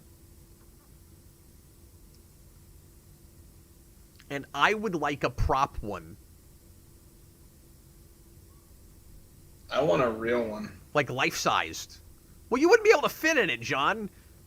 I'll put my cat in it and send it off into space. Dude, I was just about to say something like that, but I didn't know what kind of animals you had. Do you just have a cat? I have 2 cats. Oh, cool. I have 2 dogs and a cat. We'll make Kal-El's arc.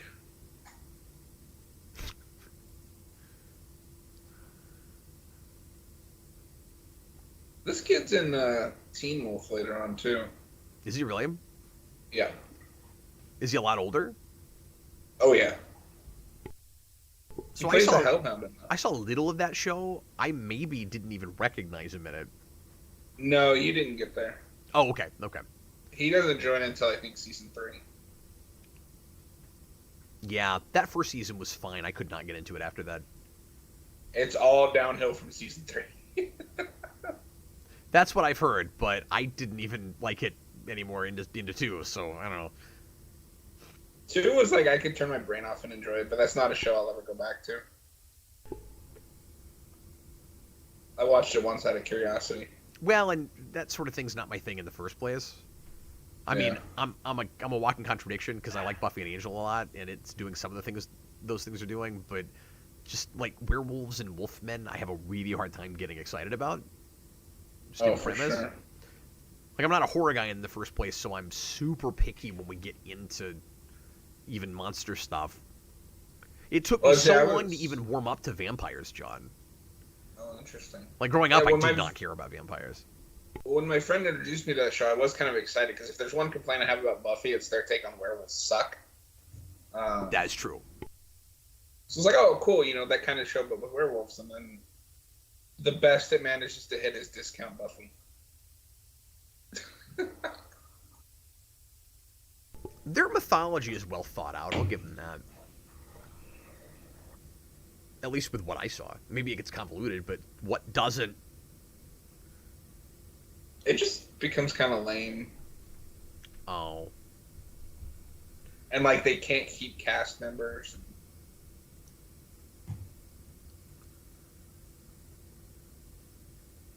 DJ says, watch more Teen Wolf, Cap. That's what the people want. Thanks, DJ. I don't know how true that is. Anyway, so is Ryan here? I just can't remember. Is Ryan here not telling them the truth about who this is because he's afraid that she or her husband is going to go nuts and just pull out a gun and start shooting? Probably. Is that why? Probably because we open with them going nuts and just killing that guy for no reason. Because everybody is crazy in Smallville, even if they're not from here. People are not worried about going to jail for murder in this universe. Have you noticed that? They are not, no. And a lot of people end up seeming like total sociopaths or nut jobs that I'm not always sure just how extreme in personalities they're actually supposed to be. Sometimes they're just crazy so we can have a bad guy.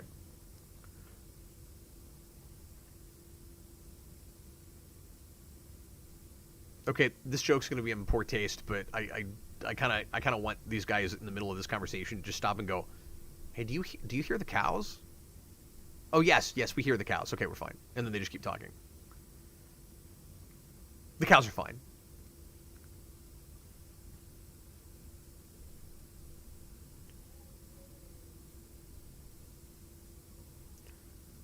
Oh, I thought he was carrying a cane. I thought it.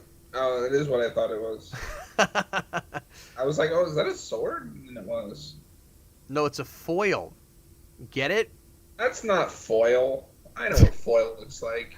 I didn't say it was foil. Lex goes, so Clark goes, "It's a sword." And Lex goes, "It's a foil." Get it? Because Clark is a foil for Lex. Do you see? Oh.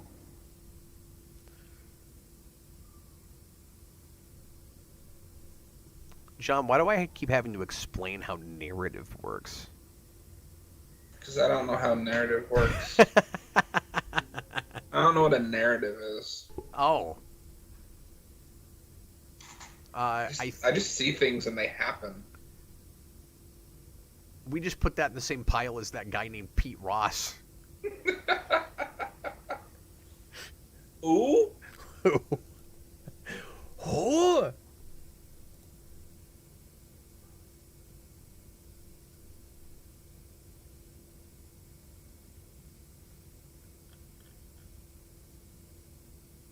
Apparently Gray Invader just really doesn't like Ryan.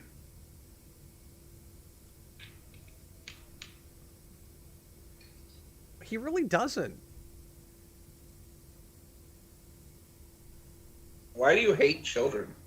Yeah, come on, Gray Invader. Apologize!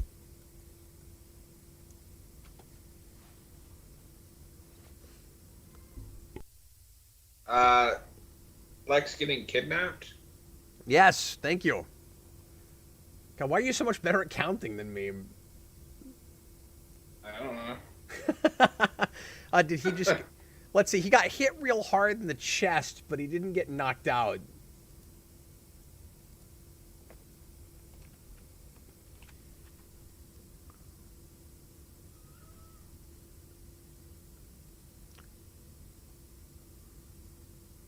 Our synthesized music here is a little bit overdone. Robert doesn't remember Ryan at all. Grimdeath wants to know why Lex can't give Clark a PS5. AMC is back. Hey, Grimdeath. It's because it's 2002! If he gave him a PS5, it would, like, break the timeline. I'd be a PlayStation paradox. You can't cause a Sony paradox, even if it is product placement. Clark, I went to the future, and I'm back with a PS6.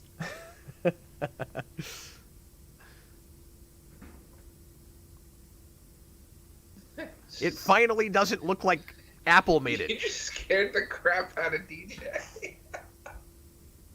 How did I... Oh. Oh, man. I'm so sorry. Oh, that's just... Apologize! No, I did. I'm so sorry.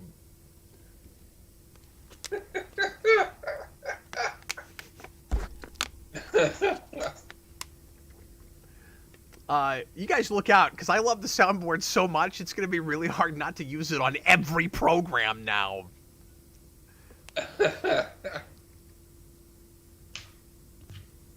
This is so much fun. I'm starting to wish I'd done Kryptofreaks this way years ago.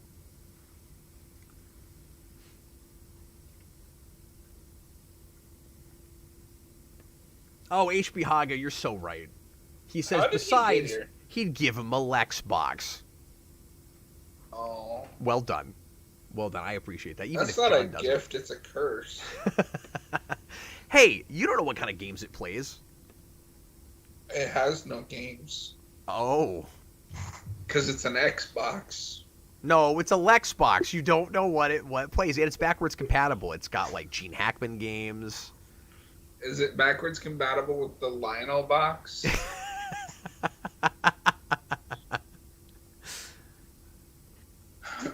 Stop replacing my not very good jokes with better jokes. That really pisses me off when people do that. See, I feel like mine was worse. I don't know why I really enjoyed yours. You know, because it's like a lineage. And you know what? Both of those names are better than not having a name, which was what Xbox currently does. What do you mean? There's the Xbox Series X, there's the Xbox Series S, there's the Xbox One X, there's the Xbox One S. They might as well just call it Xbox Confusing. Hey, that's a bad guy death, because she was a bad guy. It's pretty nuts that he just murdered his own wife, but that's what just happened. Now he's murdered the janitor. What is this world coming to? Oh, wait, did he murder his wife? He murdered whoever that lady was. I'm pretty sure he murdered her. Yeah, okay. I'm sorry, we were talking about Lionel boxes and Lex boxes, and we're going to get a crazy bullet time in this episode. You just wait for it. I'm going to go ahead and count it now. Do you remember this? HB Haga says it's compatible with the old Luther Vision console. Is there a is no, there even like a Lucius box? No, it's not Lucius Luther. Who is Lionel Luther's father? It's it's on the top tip of my tongue. No idea. I used to know that.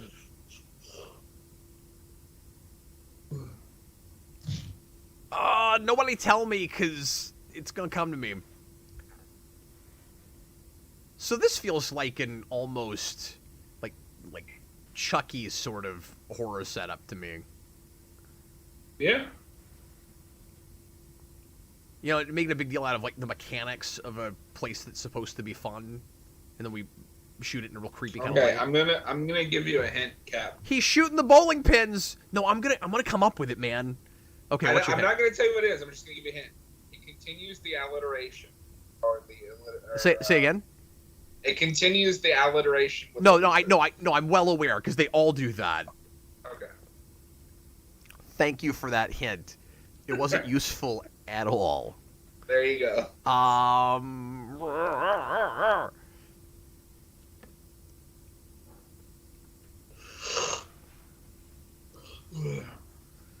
Vicky Ricky's trying to help you. Oh my god, this is messed up. He's gonna shoot this kid with a shotgun. Oh, don't tell me anything. I have to get this trivia question that I've imposed upon myself. Okay, look at Clark, this. you need to move faster, buddy. Oh, look at this. It's amazing. Oh my god. Yeah, I know. He just got hit with a bowling ball. How did that not, like, impale him? But he's fine. Maybe he's dead. I honestly don't know. No, You're safe now. Say it. Oh, he didn't say it. Well, it's probably for the best that he didn't say it. Yeah, he said it. I forgot about that. I couldn't tell. I couldn't remember if he said it or not. He has to say it. Is it Lachlan? It is. Yes! God, I'm sorry. It took me like 3 minutes, but I came up with it. Yeah, because You guys were watching me. I didn't look over here. I didn't look it up. It was in I saw there. you look at the chat. Shut up. I did not look at the chat. It was in here all along. Maybe the real friends were the Lachlan we made along the way. Yeah. So was it compatible with the Lachlan box? I guess is the real. Yeah, it was. The Luther Vision was like an add-on for the Lachlan box. This does give us that typical prequel thing where we need like a lot of warning signs from people that can tell you that something is bad in the future with a person you know. But at least we're not going super far with it. So like we're gonna have Ryan say, be careful about Lex, but at least it's still not Clark like seeing Lex's dark future.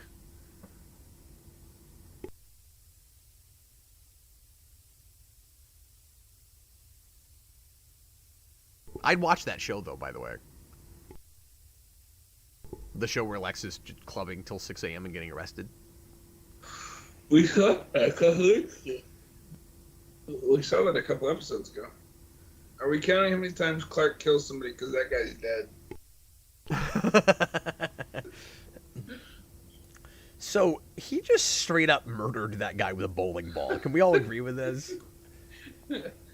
I'm amazed they didn't just go all the way and have it like impale him, like go through his chest.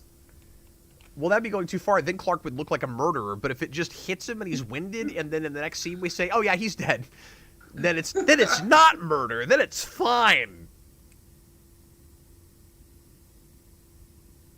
Haga says the Lachlan box could only really play Pong. No, Ping. Robert, I don't think Edge City is a DC reference.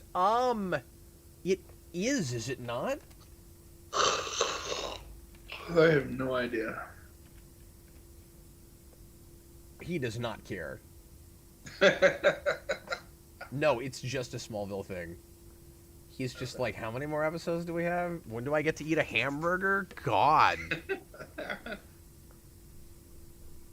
I remember this song. Okay, so not everybody's going to agree with this. I've always hated this choice, and I knew inevitably they were going to do this in the show. And I don't mean to think too much about this kind of stuff, but I cannot help it. I know nobody in this scene is hearing this song. I don't want Superman stuff referenced in a Superman prequel like this. You know what I mean? Like, I don't want Red Cape said. Sucks. I don't want. Sorry, what's that? I mean, the song shouldn't be here because it sucks. Well, and like, I was actually something of a fan of this guy in the early 2000s. So like, I'm okay with this song. I just don't like it in the show. I don't like going that on the nose. And they do that sometimes with dialogue and stuff, and we complain about that, but I don't like it. I'm sorry, what? I liked it at the time, but as my tastes have changed, I can't stand this guy's voice. That's fair. I've got kind of an emotional attachment. His later records are not good, but that's Fight for Fighting. I like his first couple records. I think it's kind of weird. That's what it is, yeah. I think it's weird to be a solo artist and name yourself like a band. That can work. Yeah, but he sounds like a band. I mean, you've got other bands that do that, like the Gorillaz and Nine Inch Nails. Aren't those bands? Nine Inch Nails is technically just Trent Reznor, and then he just hires people to play. Like, Is that right? stuff. Okay, I didn't know that. At least that's how it used to be. I don't know if it's changed as he's gotten older. Okay, because Fight for Fighting is just John Andrasik. And then I think Gorillas is just one guy, and then he just created a bunch of animated avatars to make it look like a man. Weird. Okay, I didn't know that. I didn't realize there was so much precedent. It's still a little odd to me, but whatever, you know. I just thought it was Andrasik being weird. I was like, or that he just figured nobody could pronounce his name. Well, and I think in some cases, like, 9 Inch Nails sounds catchier than Trent Reznor. Well, Fight for Fighting sounds catchier than John Andrasik. Yeah. But so does He's anything. It's like, they're not going to buy my records. They can't even pronounce my name. Yeah. Idiots on the internet say Andrasik. Well, John, let's go ahead and break for lunch, man. Sounds like a plan. We're going to come back in 15 or 20 minutes and try to be as articulate as possible for the last 5 hours of this show. And appreciate your patience, guys. We're going to come back and finish up our 24-hour, or hopefully a little less, Smallville stream. See you in just a little bit.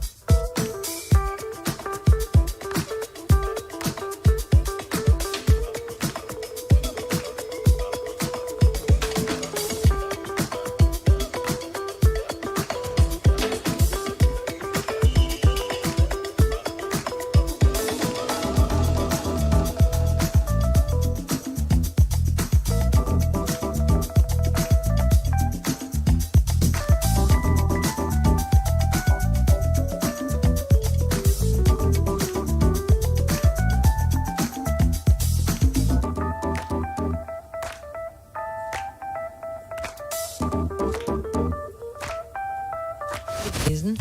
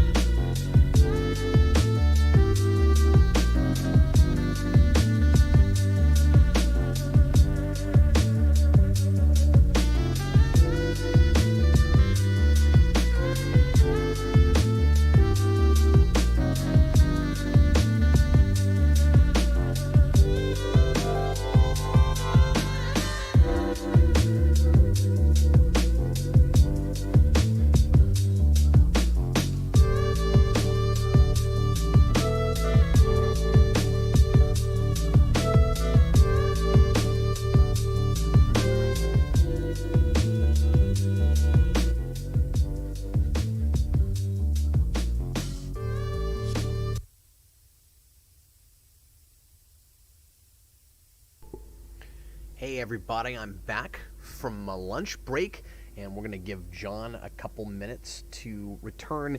As well, I want to go ahead and just pop in and start chatting with you guys. And our next episode is Reaper. And actually, we didn't do side flips for that last one, so we'll make sure and do that before we continue. But let me check my episode count here. Let's see.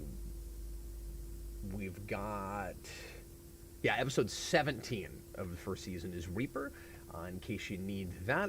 So set that up, get it to timestamp 0, and my Blu-ray player just timed out on me, so I'm going to turn that back on. I'm gonna go green on this last one. Oh, okay, cool. He's like, let's just get that out of the way, okay? I came back just as you were saying that, so I was ready for it. Oh, cool. Thanks, man. Yeah, I just realized we didn't do it. All right. It's going to be really interesting to see how our track record in later seasons compares to this. Yeah. Because this looks pretty decent so far, though a couple of my least favorite episodes are toward the end here. It's clear I don't even remember this one just off the title. Yeah, it's dull, and it's doing kind of a horror thing. It's not good. I mean, there's a lot of horror stuff, of course, but it's doing like a gothic horror thing, if memory serves. Oh no, no, I'm thinking of one from season 2, but it's also sort of like okay, I'm between 2 right now, and I cannot remember which one it is. But as soon as we start playing it, I'll know what it is. Well, because I was going to say, I thought it was the kid that, did assisted suicides disintegrating people, but I don't think that's for a couple more seasons. So which one is it? It's not the Byron kid. That's season 2, is it not? I guess we'll see. I don't know. What is it?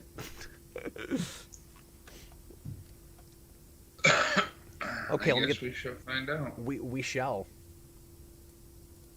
I know you're just tingling to find out. I am. My spider sense is tingling. That's because you haven't had any sleep. That's a different thing. Oh. Is that why I can see smells? Is that a quote? There is a quote like that. I think it's like I can hear colors or something. Oh, okay. I like that. I like the spin you put on it. I like the variation. Well, thank you. I couldn't think of the actual quote. And we're gonna pick another honorary Kryptofreak right at the end. Okay. Probably just before the last episode, we'll pick our honorary Kryptofreak.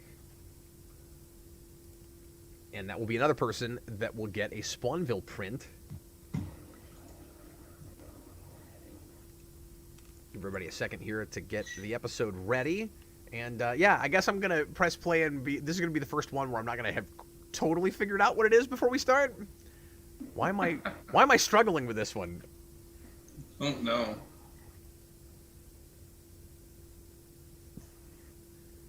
Grimdeath, no, you're right about the guy who touches people and then snaps them. Okay. I don't know why I had it in my head that was later. We're watching Infinity War? There's some stuff kind of blending together. Yeah, it's a little like that. But it's like one at a time. Oh. This guy thinks he's just doing less effective Thanos. Yeah, he thinks he's doing elderly people a favor by putting them out of their misery. We just do not respect the elderly in this country. So there is a long-lost George Romero film, short film, that was salvaged by Shudder a couple years ago. Wow. And apparently he was initially hired to make just like a propaganda film for some like religious group or something. Weird. And he turned it into a like nightmare-fueled short film about how we treat the elderly in this country. And this was back in like the 70s. Wow. I really need to finish it. I bet it's hard to watch. It kind of is. Part of it is just that rough, like, this was not meant to be a full movie. But, Yeah, that's yeah. interesting. Jay from Red Letter Media said it was good. Okay. Cool. Well, let's go ahead and get into this. Try to blow through these last 5, John, before you fall asleep on camera. All right, everybody. Get ready to press play when I say now. It looks like my board's all set up. Current episode is there. It's Reaper. Everybody get ready to press play when I say now. You know, some, I don't know, 13, 14 hours into this, I feel like I finally got the hang of it. Okay, here we go. Everybody, please press play right now. And now, darkness falls. There's a part of me that wanted to count hospital visits, but I decided against it. That's a thing Smallville does that drives me crazy. I hate the hospital as a setting too often. Don't they also drop that by the second half? Yeah, but not before they ramp it up and do a lot more of it in season 3 and 4. It seems like the hospital is our second home. Well, I should have just stuck to my guns. This is indeed the thing I thought it was in the first place. So I got really excited when I put in the Blu-ray here on the break because this is the last disc, John. Oh my god. But it's weird because I haven't had a lot of Blu-ray TV shows, so it's a whole season on 4 discs. That's nuts. I still have the DVDs, which is like 8 discs a season. Mm-hmm. And they're kind of fat. They take up a lot of space on a shelf. I finally went ahead and sold those, and I felt a little weird about it because I liked the inserts, but I didn't need to take up a bunch more space back here, and I knew I wasn't going to pull them out much, so... Yeah, I want to get rid of mine and upgrade. I was like, I don't need to own these just to own these. Well, and I haven't said this yet. I should have, before we got a million hours into this, but special thanks to DJ... Maybe I did mention this. I don't think I did. Who gave me the box set for Christmas last year. I think you mentioned it at the very least. Okay. Well, it's worth saying thanks again. So, thanks, DJ. Insomnia is great. I've been up almost 25 hours. And I'm doing good.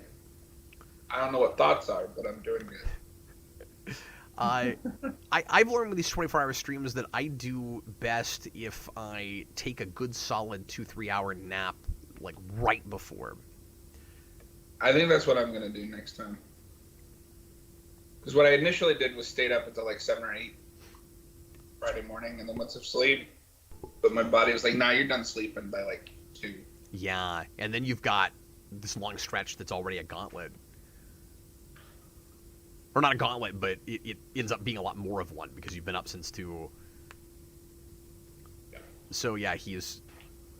Is this his mother? You get this inherit Yeah. to your offspring. He's helping his mother die, and he is going to smother her with a pillow because that's the most humane and painless way to get. And she flatlines. I mean, apparently in this show it is. Yeah, because she flatlines immediately. Like, can you imagine you just put a pillow over your face? Like, look out, kids! Nobody, don't play with pillows anymore. No more pillow fights because you don't know what's gonna happen. And yeah, she's on oxygen, and well, that's not a throw, but he fell out a window.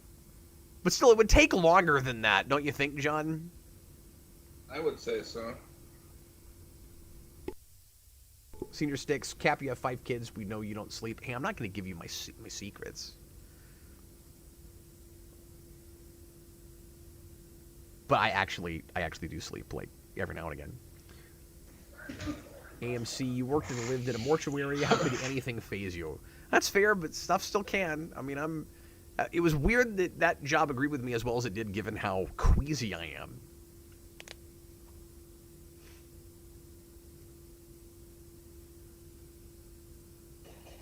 Matthew Bates just said, that was quick, right? Oh John, no, it's me, Kryptonite. John, I want to try that on someone, but I'm afraid that I'm going to go to jail for murder. What if you did it on somebody that's already dead? Does that still count? Then they'd still be dead, John. I don't entirely see what the experiment would be. So let's say you've got a corpse, right? And you take a pillow and you put it over their face. You'd have a pillow over the face of a dead person. I don't know what to tell you.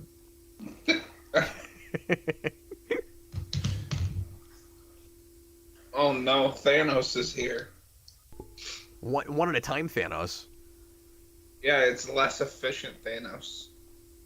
Yeah, but he's got a different code too. He's gonna be more selective. He's only gonna kill elderly people that he thinks want to die. I just or just have a terminal illness or whatever. Is how the cold open always has somebody in trouble, and then it cuts to this theme. Well, don't you think it's on purpose? Sometimes it's not, though. So you almost want to be more consistent with it, right? Where it's like, oh, somebody's...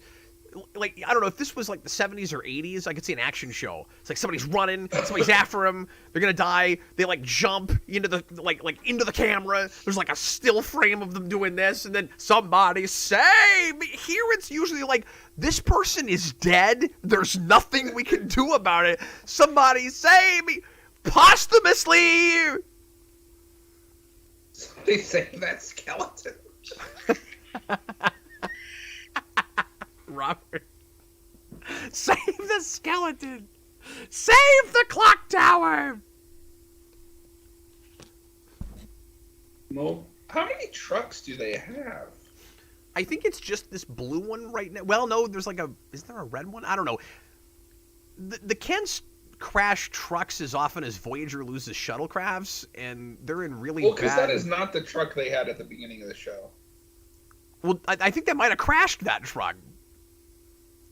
I also don't know. Afford new trucks. Yeah, I don't know. They're having money woes, and then the second season they're just gonna kind of snap your fingers, not have money woes anymore. It's gonna be really easy if memory serves. To be fair with that, I mean, okay, you're gonna know more about this because you're from Kansas. But I would imagine if like the crops start to turn around, that would be easy enough to reverse quickly. Yeah. Unless you're already just barely breaking even as it is, which is true of a lot of independent farmers. Yeah. We don't have a lot of independent farmers over here anymore. And what farmers we do have, it's just corn and soybeans. There's not a lot of independent farmers that can make it on their own in general. Unfortunately. It's sad. Hey, real quick, what did you have for lunch, John? I had the rest of leftover taco soup. Taco soup? Do tell. I don't even know what that is. So like you take hamburger, onion, canned tomato, or fresh tomato, however you prefer to do it. A bunch of other stuff, and a bunch of tomato juice. Cook up all your ingredients, put it in a pan, let it simmer, and serve it with cheese or crackers or however you want to do it. Oh, okay. Pretty good. That's cool.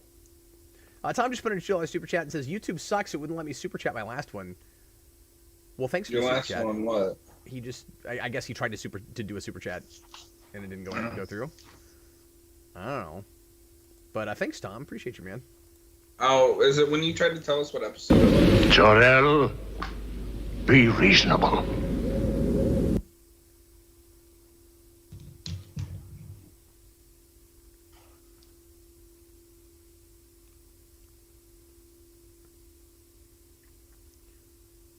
So this time we've got a Kryptofreak.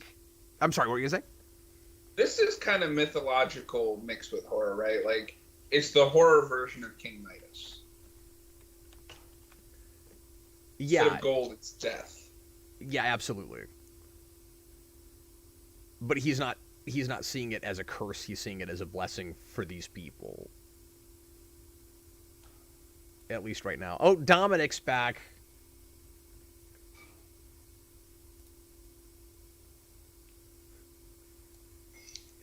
Lex is like, why am I wasting my eloquence on you?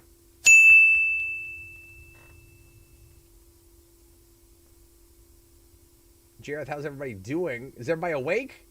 I'm checking even though I'm at the auction. Ooh, what kind of auction are you at? He's at the auction. He's at the most important auction. Senior 6 questions to ask Jarrell when you get to heaven. We talked about that earlier. We haven't had a ton of them. Mine is, who is Pete Ross? Yep. Oh, Superman reference. No, yep.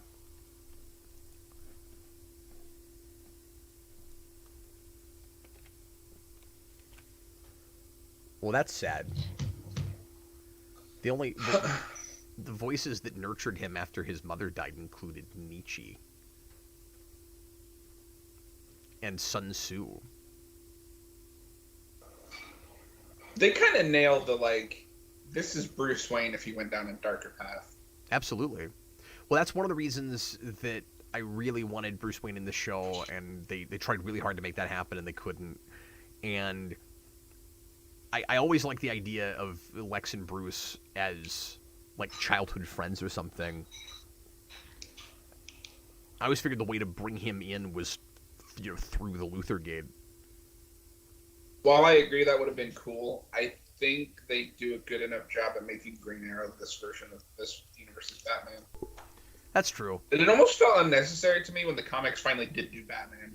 Yeah, I don't disagree with that. It was sort of this attempt at just getting as close to a superhero status quo as possible, but still through the flair and the kind of absurdity of this show. And I like that those books don't take themselves too seriously. Well, because don't they also end up doing Green Lantern and Wonder Woman? They do everything they've got time to do. Yep. I don't know. I can't. I have a hard time just without having read it, coinciding some of those heroes in this universe. We have a Green Arrow, and we barely do anything with Black Canary. I mean, I don't disagree, certainly. And some of it is obviously, well, this isn't what we would do with the TV show, even if we kept it going. I mean, it's very much a comic book based on a TV show. Which sounds obvious. That was such a weird cut. It is a weird cut. I was like, what the heck happened to my Hulu? Because the scene doesn't end, it just goes to black. Uh-oh. Fry him. Get him. Why would you sneak up on somebody with a blowtorch? Yeah, that's what Jonathan just said. He said almost what you said verbatim. I love that his last name is Senatori. There's some on-the-nose naming occasionally. Grey Invader Clark actually becomes a Green Lantern in Season 11. I either didn't know that or I'd forgotten about it. I haven't read that, but I'm thinking back to covers of that, which I have seen. And I don't know if I knew that. Wouldn't he be a Blue Lantern? Yeah, I don't know if they do the whole spectrum in that. Maybe not, but even then, it doesn't make sense for any suit version of Superman, especially this Superman, to be willpower.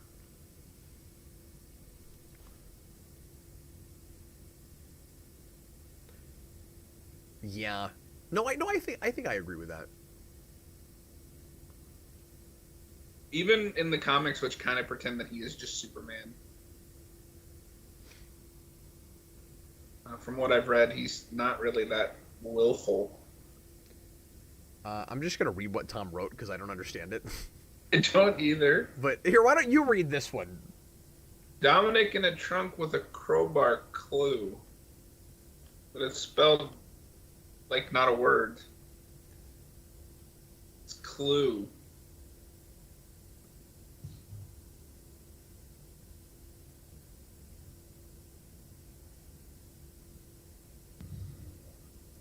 You know, I'm glad that they're not dropping this plot line at the same time that you're gonna drop the Whitney subplot. I don't care.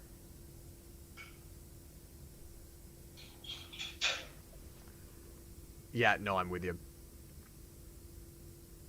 I do like the deliberate pacing of this episode. It's one of those premises and scripts that I think is not real inspired. and that I'm having a hard time getting into. But again, the execution is kind of better than the episode deserves. Like the directing here is really good, and like I said, deliberate. There's not a lot of music so far in this episode. It feels real weighty for some reason. I guess because it wants to be kind of grim because of the subject matter. Yeah, I can see that. Why are you randomly repairing your fishing rods? Because he wants to take Clark fishing?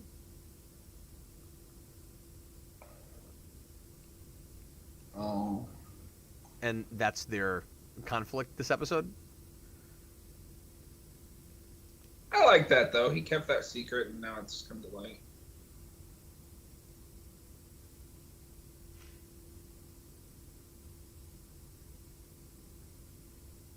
I forget, does he learn he's Kryptonian in this season, or is that next season? It'll be next season, yep. Okay. He has the key, which also looks completely different in the pilot. And he's seen some of the language, but he doesn't even know the term Krypton yet. He will get that from Christopher Reeve. From Is this storming off angry? It's angry enough, yes. Yep, I'll count that. There's definitely some of those we've missed. There's no way there's only been 12. I don't believe it. I agree, but I also blame chat because they didn't tell us about it. Yeah, come on, chat. You're supposed to help us out, but you guys are just listening and probably not watching. No, I'm kidding. Some of you guys are probably watching.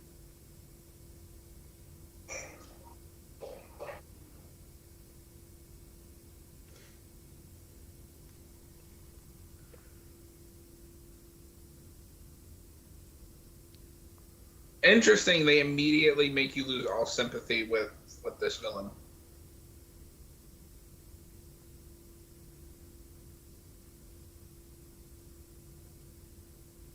Yeah, I mean, I don't really care about him that much one way or another, but why do you say that? So, and with this, I'm not necessarily speaking from my perspective, but just putting myself in the shoes of a general audience member. He just killed a dog. Yeah. Most people I know, the minute a character kills a dog, they are immediately unsympathetic, and you cannot fix that. Yeah, and it would be a lot easier to engender a little bit of sympathy, considering that besides that, the only people he's killed so far are people that wanted to go. Yeah. So you could make it you could have an argument in the episode for or against assisted suicide. Or let both sides have an argument. That, and at least based on the people that I watch stuff with and talk with, that would instantly make him unsympathetic to anyone that I know. Yeah, and even if you're not, that concerned with animals, that is literally the Thanos snap effect. Yeah, it is. But even if or you're the not Buffy vampire slit steak, if you generally don't care that much about animals, you're not a dog person, whatever. It just seems like kind of a unnecessarily crass thing to do. Like, the dog is barking and irritating this woman that you're literally going to kill 60 seconds after you kill the dog. Why kill the dog? Yeah. Yeah, that's a terrific point. Is this more orange juice? We could have been counting orange juice this whole season. I want to know how much they spend just in orange juice. Look, Smallville had an orange juice budget, okay. I mean, you tell us, Cap, is orange juice expensive in Kansas? Well, I mean, these days everything's gone up, like everywhere, but not particularly. Okay.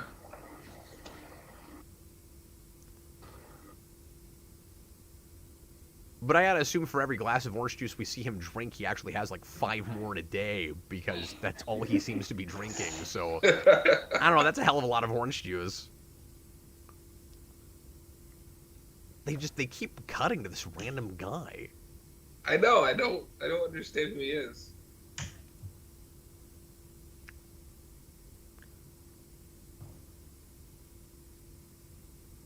She wasn't the Human Torch.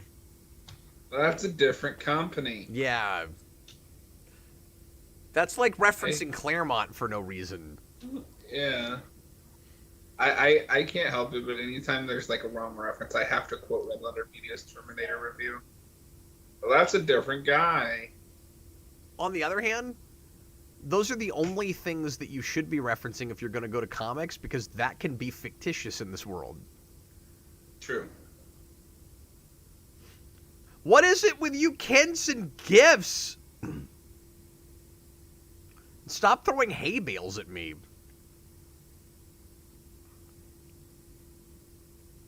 I do feel like we're kind of dancing around some of the same arguments we've had recently.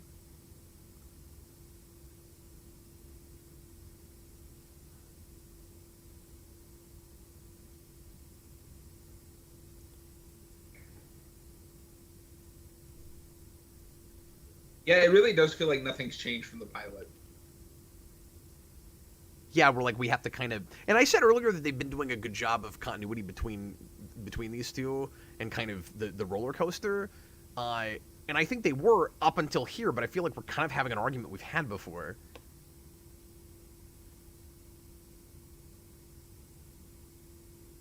Because I'm going to be honest, at least in this particular scenario, I think Lex is in the right. He was up front with Clark. It's up to Clark to communicate that with Jonathan. Yep.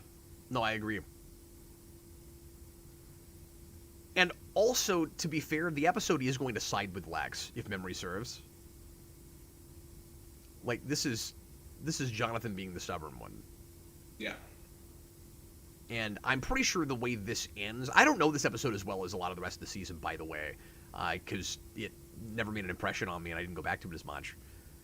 I'm going to be honest, like, even the episodes I like, if you're just talking about for the grand mythology of Smallville, most of this is skippable.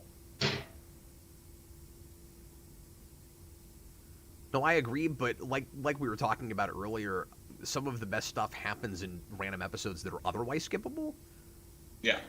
So it is, you know, if you really care about any particular character, particularly Lex, it's kind of hard to skip very much because you just wouldn't even know where the good scenes were. Yeah, Robert Wild, please answer. Have you been counting orange juice? No, but Robert's going to go back and scrub through all the episodes and find the orange He's juice. been counting in ounces. How many ounces are we at now? I'm also going to ask you for that in like 3 other sorts of conversions.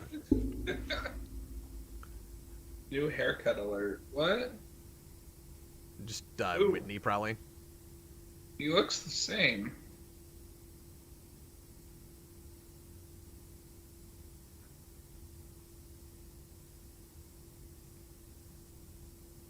I should be able to sympathize with this because I've been where he is, but I just don't care. Is it because of how we're introduced to him? Is it because this all comes too late? Is it because you know he's going to get written out and ultimately none of this really matters that much? I mean, they sort of resolve all of this to a degree, I guess. Like Clark and Whitney are on good terms when he leaves and everything. So like you could say they give him a farewell. I think it is just it's too late, and like it's not going to amount to anything. Also, no, Sticks. I will fight you. This is much. Smallville is better than Gotham on its best day.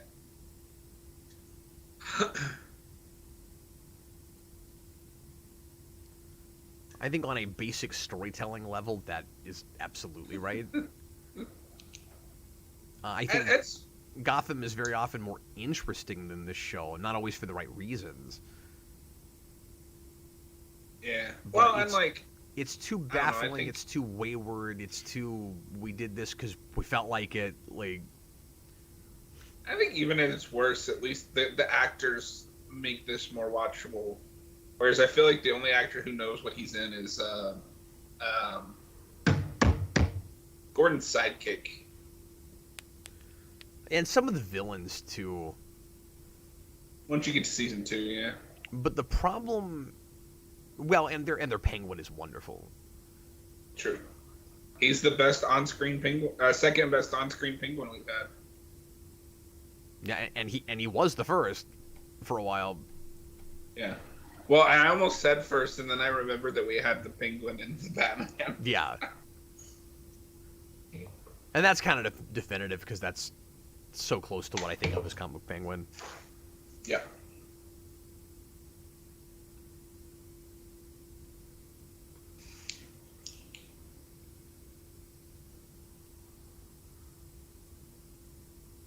So how are we going to contrive that Martha's going to be in danger? How are we going to try what? That Martha's in danger? Well, I'm pretty sure this guy's about to die.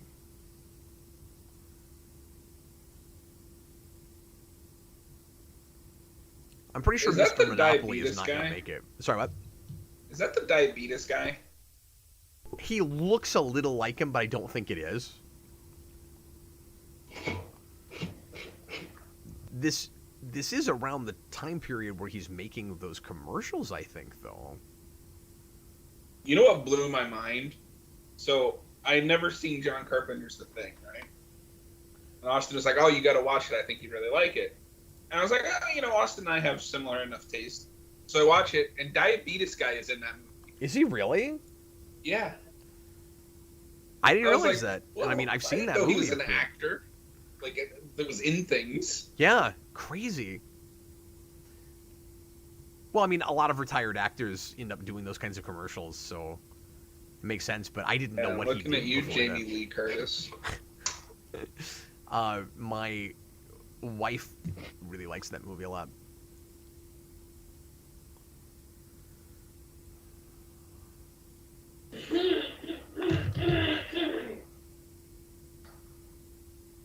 Okay, so this is the other problem with this. A, we have another inconveniently he's not immune to the Kryptofreak of the week. And B, this guy actually has no goal because he's just kind of running around doing whatever the script wants him.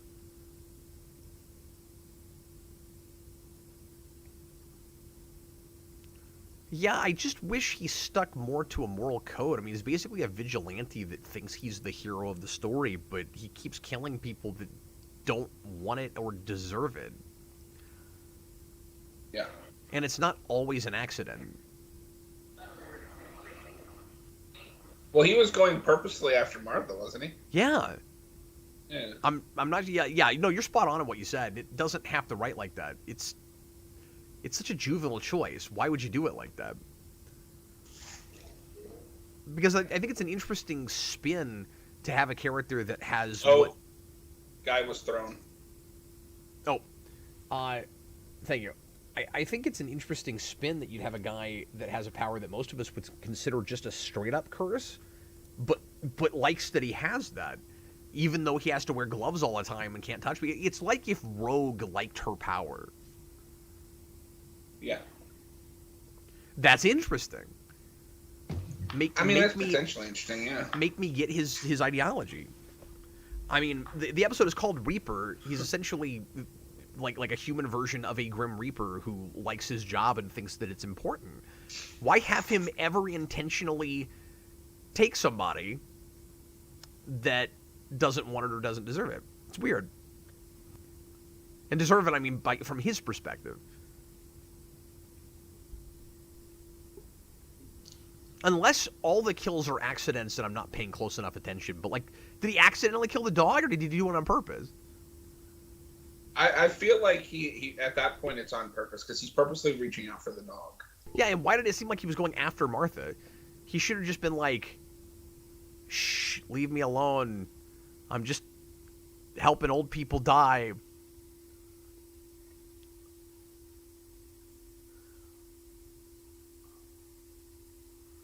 I don't know if it's just the sleep deprivation finally getting to me, but when Tom Welling said long story, he sounded a lot like Keanu Reeves.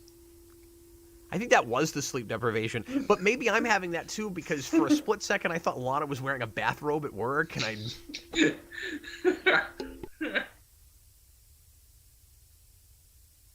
And this is the level of discourse and analysis you can expect for the next 4.5 hours.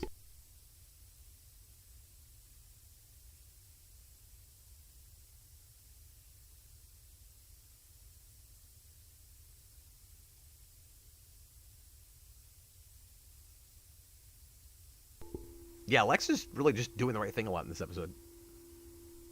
Yeah. Senior Sticks, if he can't touch himself, how can he survive? Yeah, I know. That is the goofiest thing in this episode, if I'm remembering this correctly. Do you know how this ends? He just puts his hands together and kills himself. Like, he can never go to a concert. He can't wash his own hands. Maybe he has to be consciously thinking about it. Die now. Thanos, This isn't Thanos. snap. This is the end of Harry Potter and the Sorcerer's Stone. When Harry can somehow magically make that guy disintegrate through the power of love. And that's the power of love.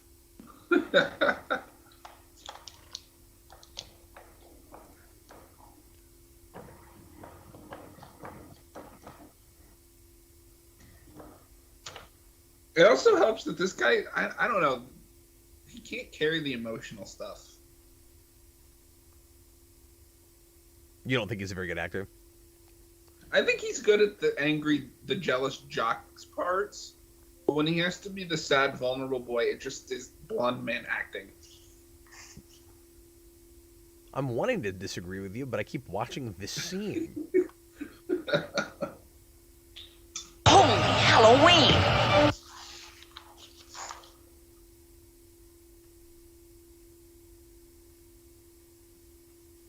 I haven't been to talk to the rocks on the ground in a while. And look again, Andrea Beaumont did it, and it wasn't weird.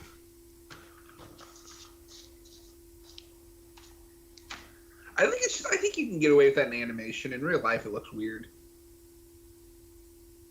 You don't think it's a thing people do? I'm sure it is. It's still weird.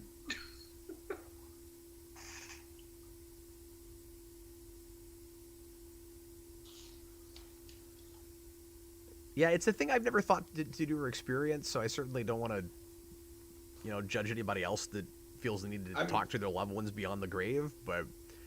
No, for sure. There's something about the way it plays in this show. It seems kind of, I don't know if I want to say thoughtless, but it doesn't ring true, I guess.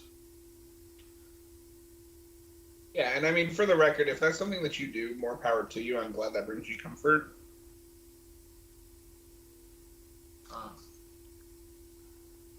Don't take anything I say seriously, because I'm half asleep.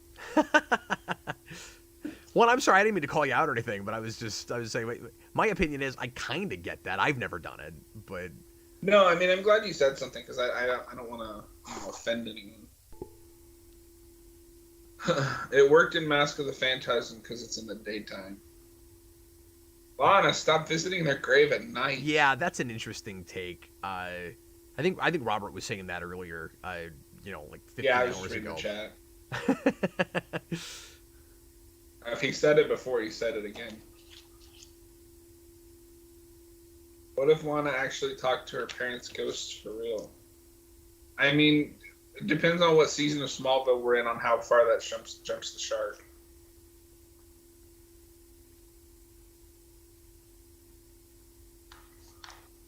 I like the escalation of the Lex Lionel war here. We will stall things out too much down the road, but the first and second season stuff I think overall is pretty good. Particularly the period where Lionel is blind and living in the mansion. Yeah. That is just not a place where... That's naturally an interesting dramatic situation.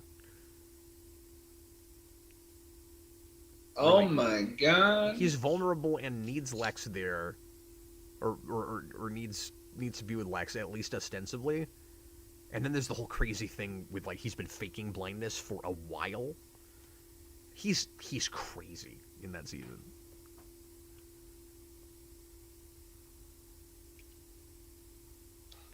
This is a thing Smallville does a lot, too. If we do a kind of morose topic like this, most of the scenes are lit a lot darker. It's like everybody knows we're dealing with somebody with superpower that has to do with death, so they just turn all the lights off.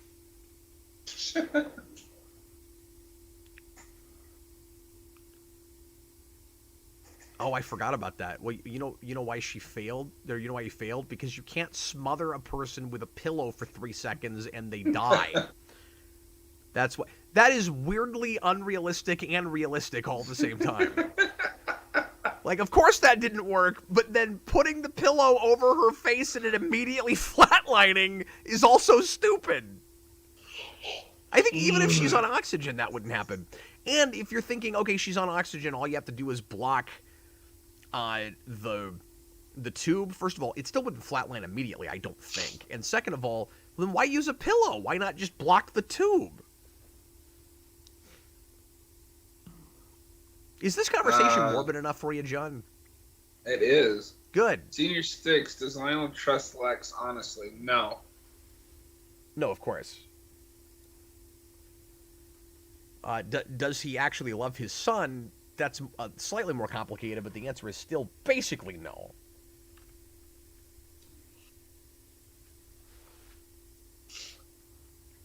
Because the complicated thing is, on the one hand, he's disappointed with his son for not turning out the way he did and for not being ruthless enough.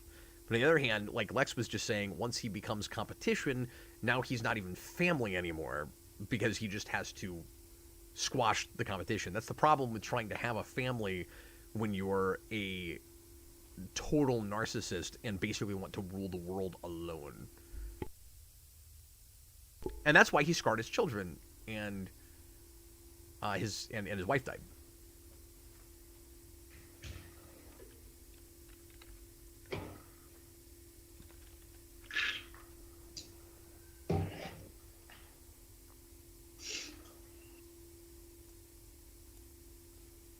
There's somebody went flying.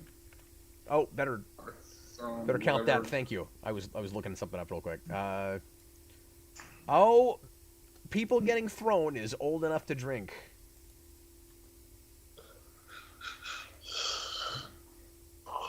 That's crazy because I feel like we also started counting that late. We started with like 4 or 5. We're like, I think there's probably like 4 or 5.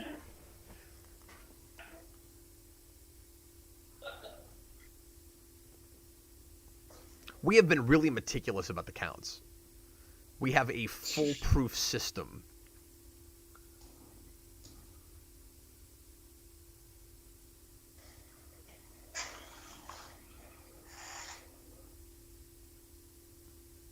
See, what's so sloppy and thoughtless about this is he's just killing extra people so that he's more of a threat. But this character wouldn't have actually done any of that. Yeah.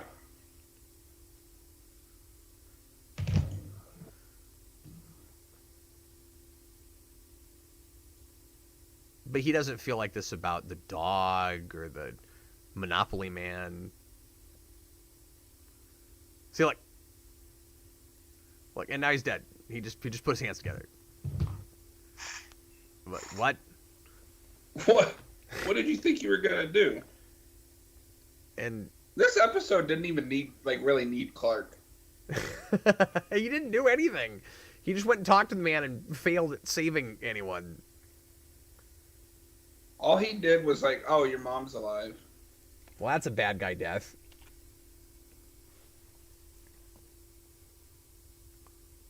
Well, good job. You totally made your episode dire, and that was kind of effective. The script is not very good.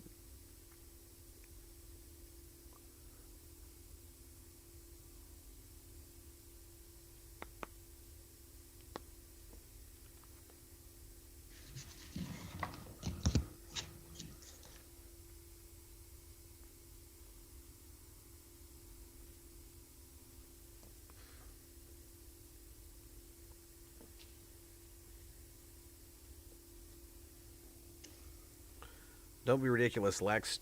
Trust is for weaklings.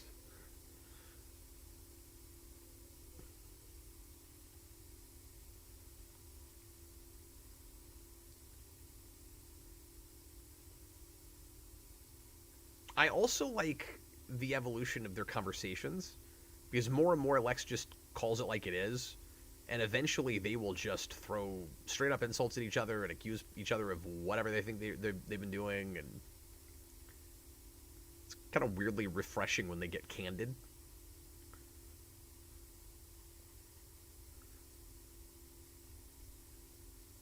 Oh yeah, I forgot about Dominic in the trunk.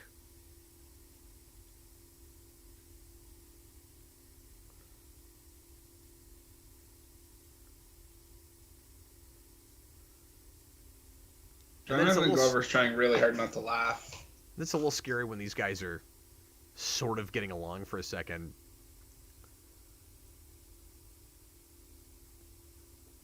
You know, just looking down at this guy as the peon that he is.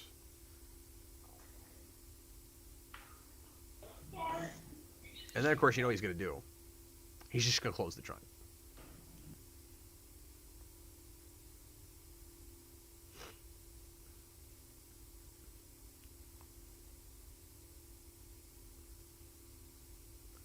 It's a good scene. Metropolis Sharks. It's kind of weird seeing them in a setting like that. That's got to be a greater Superman reference. I'll look it up, but I don't know. Because they're also the Metropolis Sharks in BBS. Well, that might have just been them going back and looking at Smallville, though, because maybe they've got a Foreman reference in Man of Steel, so like they are looking at that material some.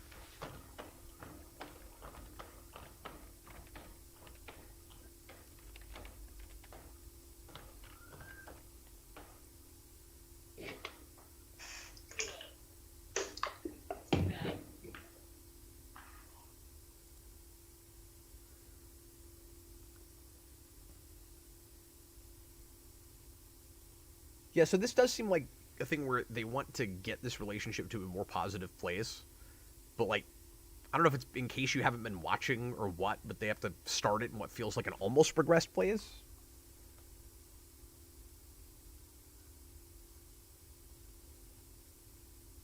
I'm looking for any reference of Metropolis Sharks before Smallville. I'm not immediately finding it. Okay.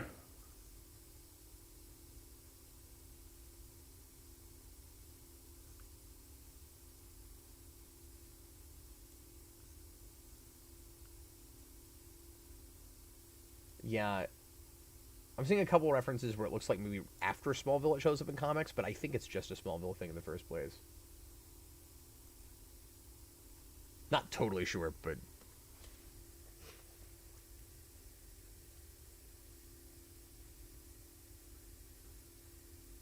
Metropolis is home to your favorite DC character, Booster Gold. Like, I'm not even phased by it anymore, okay? You can't irritate me just saying Booster Gold.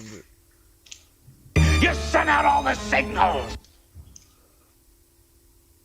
Just think you're going to have to do a review on the whole Booster Gold show. I thought you were going to say the whole comics history of Booster Gold. Somebody put in a request for Booster Gold comics too right now. Robert, wow, this is probably the most positive interaction Lex and Jonathan ever had. That is not true, actually, because you're maybe forgetting about the episode in season 2 where Lionel kicks him out of the mansion and he's briefly homeless and he goes and lives with the Kents. And the end of that episode is Jonathan saying to Lex, "You're welcome here anytime." That is certainly a kind of a watershed moment for them. Of course, it'll all crash down later on, but...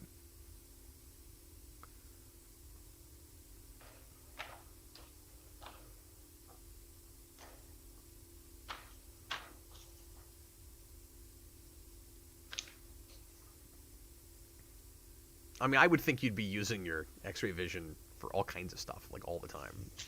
Yeah, that one's... Yeah, sorry about some of the dead air there. There's not a lot to chew on there. Oh, God. And that was a show, folks. I already know what this episode is just from the title. We've made it to the B episode. That's unfortunate. I knew it was coming up. Principal Kwan's going to have his worst day so far in this episode.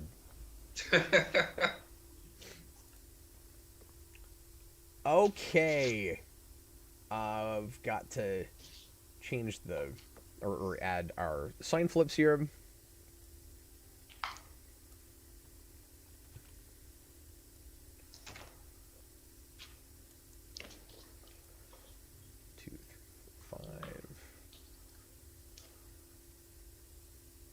John, you've got 7 misses and I've got 5. That's not too bad. So you appear more critical than me. Which is a feat, to be perfectly honest with you. I just want everybody to remember that he gave a "I'm feeling it" to whatever the second episode is called. Hey, a lot of Smallville fans would flip green on that. It's your second episode in some way, like it's not a 2-hour pilot. That's it. It's a little bit like it. Wait, what? Metamorphosis. Yeah, Metamorphosis. I forgot the name of it from it. Oh, I'm sorry. I thought you were going to say, look, no, stop explaining it. You're stuck with your green, and that's it. Shut up.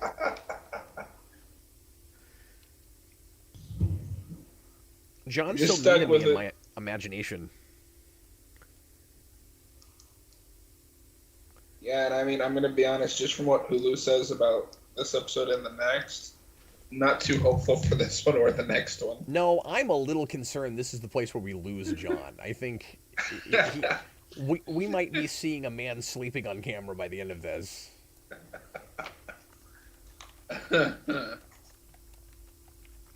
We are already to episode 18, though, folks. It's Drone. It's the B-girl. Yeah, this one's not great. There's some amusing special effects in this. This will be more entertaining to talk about than the last one. But probably not like Nicodemus, which we kind of had fun talking about, but was not great to watch. I mean, it was not a great episode.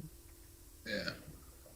All right, everybody, get your episode ready. Or don't, you know. I'm sure a lot of you guys aren't going to want to actually have to sit through this. People have been dreading this episode this whole show. Have you noticed that? The bees keep coming up. Not the bees! I wish I had some bee sound bites, but I don't. Okay. Timestamp 0. I'm sorry. Okay, great. Just put in a $5 super chat. Let me read that, and then we'll get going here. What episode arcs are you anticipating revisiting the most, and which are you dreading? I like the Lex Asylum arc, but really hate the Clark Runaway arc. We'll talk about that during the episode. Let me go ahead and spin the wheel so we can have that for us. We may not do it right away. Probably answer your question. DNA asks, oh my lord, has Cap seen the newest Batman news? After every sentence, you have to say you're safe now. Oh. I love that came up after that episode. That's great. That's even better. No, I don't know about newest Batman news. I've been streaming Smallville for the last 17 hours. Unless he just means the Flash poster that came out. I did see the Flash poster. Okay, hold on. Ugh. Let me look this up real quick. What is your favorite episode thus far? For me, it'd definitely be Jitters. It's Jitters or the Fat Vampire. Oh, really? That episode is better than it has any right to be. It's nowhere close to my favorite. It's more of a case of just what's in it elevating lackluster material. Yeah, that's I'd fair. watch that one again. What is your favorite episode thus far? AMC says it's for him it's Jitters. For me, Hourglass has always been way up there. Oh yeah, Hourglass was really good too. And I like Rogue a lot. I know you didn't like that episode as much as me, but Rogue. Which one is Rogue? Sam Phelan, Okay. the bad cop. Oh yeah. Bad cop. Yeah. But it's probably Hourglass. I can't think of titles right now. Okay, so okay. I see what DNA is talking about. what's he talking about? Supposedly, and I don't buy this for a second. This sounds like a rumor that was started by somebody. Oh. Yeah, somebody brought the Clooney thing. Somebody brought that up on the Captain Logan show the other day. I don't take any stock in that. there is absolutely no way either of those two are coming back to be the main Batman of the DCU. That's even more insane than when Warner Brothers thought they could bring Old Man Keaton back and make him the Batman of their cinematic universe. Make him the and the glue to hold the whole thing together, like Nick Fury. Let's go ahead and get into this episode, guys. Timestamp 0. Get ready to press play when I say now. And here we go. Everybody, please press play right now. Oh, this song. From the first frame, I'm going. I don't want to do it. Stop saying sticky. It's gross. Stop it. I'm gonna swallow my own tongue, John. I don't even know who this band is, but they suck. You might as well just say, I want to have sex over and over and over again. To answer your question, okay, great. Yeah. I'm looking forward to the Phantom Zone arc the most. Oh, interesting. Because I don't love the way they do the Phantom Zone and some of that stuff, but I know you like mostly Wrestling. when he has to round up all the escapees. And that's I don't want to say I'm dreading that, but that's kind of a lackluster moment in the series for me personally. But he mentions the Lex Asylum arc. I like that a lot. I did commentaries on that not too long ago, so because I was still doing the old format. But that will be fun to do again. He says he really hates the Clark Runaway arc. It's got issues. I mean, I don't love some of the choices there, but I think that will actually be sort of fun to talk about. What am I dreading most? Honestly, the end of the show, because I hate that finale so much, and there's a lot of super cringy stuff in 10 that I don't want to have to sit through. 9 and 10, certainly. Strong word. I'm gonna say last couple seasons, honestly. Just in general. Welcome back, Connor. Hi, Connor. The thing that I'm probably... Let me think. What would I say I'm most excited about? I don't know. I haven't seen 5 in a long time, and I'm kind of just curious to revisit it. The only thing I remember from 5 is the episode where he, time travels. Yep. That's their big episode 100. Oh, and, of course, Brainiac. Yep. And that's part of why I'm saying that I'm kind of excited for that, because I really like Marsters in that. Yeah, we finally got a live-action Brainiac. Right. And then Laura Vandervoort played a version of Brainiac and Supergirl, and that was fun. Oh, really? Yeah. I know they got Erica Durance to be whatever her mom's name is. Yeah, they have a lot of alum. Yeah. Leo is dreading season 7. Why were they zooming in on him sucking his finger? I don't have answers to all of the questions. You'll have to ask Jarrell that when you get to heaven. Most of the asking Jarrell sorts of questions, by the way, for me are kind of more mythology stuff that we start to get into. I would 100% waste my question to Jarrell just to ask him who is Pete Ross. Well, I think you had probably one of the best ones in all seriousness, because I hate shafting this category. It's one of the big staples of Kryptofreaks. That doesn't look as bad as it could. That's not terrible. John, I think the best question was yours when you said just how does the transference work? Like, is it DNA passing or not? Is he still a Kryptonian? Yeah. That's probably the best one. Because, as far as I'm aware, this is the only Superman thing I've ever seen where he can just transfer his powers. And obviously, in All-Star Superman, he can give Lois powers for a day. Yeah, but he still has them. Yeah. Okay, so I'm looking at the clock. For the next 5 minutes, we have to end each sentence we say with "You're safe now."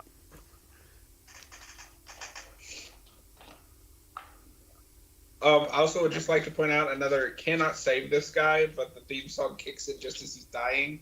You're safe now. But you're not, because you can't be saved. You're safe now.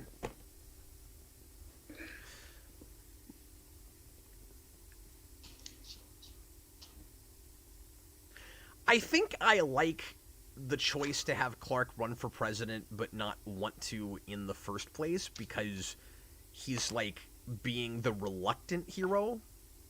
You're safe now?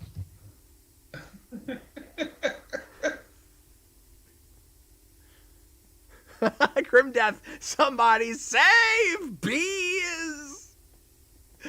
You're safe now. Look, we finally gave Pete something to do. He's the campaign manager. If we could just make him more... You're safe now. If we could just make him more, like honest-to-God sidekick and just give him cool things to help Clark do, like, yeah, he'd be, like just the, I don't know, the what's the word I'm looking for?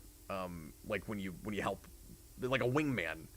But there's really good wingman characters. Like, you could do that. He just needs more screen time. I think they were too worried about his not having enough to do to just not write scenes for him, because they were worried about that. You know what I mean? Well, and I like that. I like that instead of like Clark asking him to do something that kicks off his arc for this episode, he's just like, "Nah, screw you. I'm gonna sign you up for the election. You're safe." That's great. Now. You're safe now. So if memory serves... Austin's right. This show is horny. You're safe now. It is. It really is. You're safe now. I think, if memory serves, this woman is doing like a ruse to try to get an interview with Lex for the Inquisitor. You're safe now. And the Inquisitor has been mentioned a few times already, and that's why it was really weird that we had a National Enquirer reference at all. You're safe now.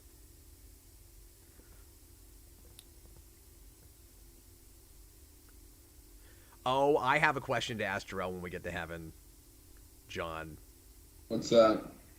You're safe now. Does Kansas City exist in this universe? Yeah. You're safe now. Safe now. And the reason that's a very important question is because, for instance, we get a scene like this. Lex says, you have Metropolis written all over you, but there should be other big cities in the area, or at least Kansas City. And so I've always thought that Metropolis in this world is where Kansas City should be, but is in and of itself a what do you call it? Like the District of Columbia, like its own standing state, where it's not a state. What do you call that? It's not a principality. I can't think of it, but you know what I'm talking about. Kinda, yeah. You're safe now. But like how Washington, D.C. is not in a state. Yeah, it's just a district. They play it in this show like Metropolis, and we'll see this when we get to Perry. You're safe now? We don't have to do that anymore. But in Perry, they show Metropolis, and they do it, I think, in other places too, but they show Metropolis license plates. They aren't Kansas plates. Oh.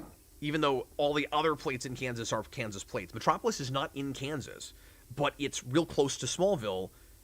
And, I mean, it's in driving distance, and it's not in any other state either. So it's got to be occupying the same land mass as Kansas City, as far as I can tell. Because Kansas City is never referenced in the show. So it's like the only big city that's around is Metropolis. This has been driving me crazy for like 20 years.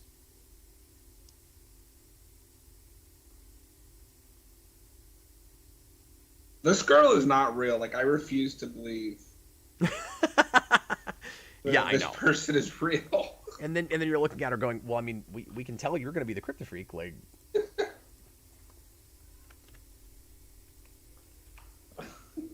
Is anybody that? I can't decide if she's supposed to be comedic or not. Like, is that funny? I don't. Is anybody that serious about student president? they try real hard to give her a real motivation, which is she's trying to impress her parents, and they expect her to like be perfect at everything and get straight A's, and that kind of, we don't accept anything less than perfection kind of family. Those families are out there, certainly. All the parents in this town are so bad. I swear to God, they were written by Wes Craven.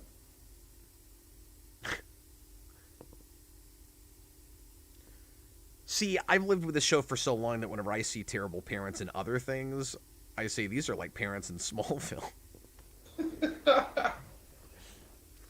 Well, Nancy's mom in A Nightmare on Elm Street is basically a Smallville mom.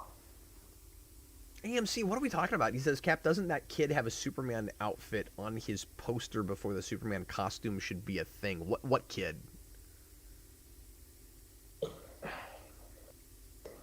I'm not sure what kid we're talking about, AMC.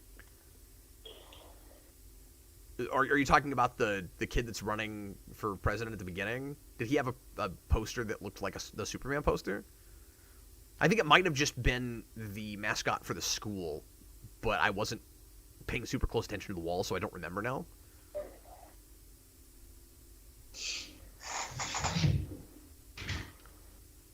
This is neither here nor there because this has nothing to do with the scene that we're watching, but I meant to mention this earlier, John. I think... Yeah. If memory serves, Luthor Mansion is a more limited set in the first season, and they haven't built the balcony in the second floor yet. So it's shot differently, and we're only ever on the bottom. And then when you get to the second season, we start shooting a ton of stuff up in the on that balcony. Good, get your money's worth. I think I'm right about that. It's a lot like the promenade in Deep Space Nine, where first season they only built the bottom because they did not have the money to build the second structure. So they built the pylons that go up to it, but you never went up there. So I don't know anything about like class president or running for that. But do you really run around town plastering things on people's cars? I don't. Can people outside of school vote? No, you would only put that on the walls at school and maybe hand it to other kids. What is the point of putting it on Lex's car? Lex can't vote for high school, even though he spends all of his time with high school kids. And this is why this show is fun to talk about. Yeah, and I mean, I just want to remind people that stuff like that doesn't ruin it for me. It's just funny. Yeah, and because, it plays itself relatively straight, and when this was first on, a lot of us, again, I'm a naive teenager, but, like, a lot of us saw this as, like, shockingly realistic, I guess, for a superhero show, and, it's so weird looking back at it now and thinking I ever thought that. I mean, I would argue for its time, it's still shockingly realistic for the type of show that it is. Okay, there we go. We got Man of Tomorrow. We got to count that in the blatant DC references. I love this song. I do too. It was also everywhere for like a year. Yep. I will give them this. Of all of the Superman references that have been in this is probably the best one. Maybe the least egregious. Yeah. Like, that's a campaign slogan. No, I think so, too. How do you feel about Lex coming up with it? Actually, I don't mind that. I like the idea, if you're going to go for a Lex and Clark that were friends at first, I don't mind giving him one of his classic nicknames. As long as it's not Superman exactly. Yeah, and as long as it's not everything. What I like about both of them, because Lex says he's used this before. He also says everyone's used this, which is kind of curious. But I like the idea of Lex and Clark both using that moniker or that slogan, because at the end of the day, they're going to be enemies and kind of battle it out to see who will ultimately be the quote-unquote Man of Tomorrow. Like, I kind of like them both using that. And they both, and it fits both of them, really, because they're both forward, to a degree with Clark, forward thinkers who are destined to push humanity forward. Oh, the bee girl had kind of a walk away angry. That's true. She freaked out. Grimdeath said someone had a walk away angry. It had to be the girl, because she, like, flipped out about Clark running for president. Yeah, but Grimdeath said he had a walk away angry, so I don't know who the he is. So Did Grimdeath, Clark walk away angry? let me know who you're talking about in case I miss somebody. Why does she live in a shack? It's her campaign headquarters. It's not where she lives. She has this whole area for doing that, I guess. I don't know. Well, it's for her bees, too. She's got to have a bee house because she controls the bees, you see. So the question is this better or worse than Metamorphosis? Well, I flipped green for some reason, so I'm going to go with worse. Oh my god. Yeah, I know. I know. And the only thing weirder than looking at that is the fact that she's comforted by it.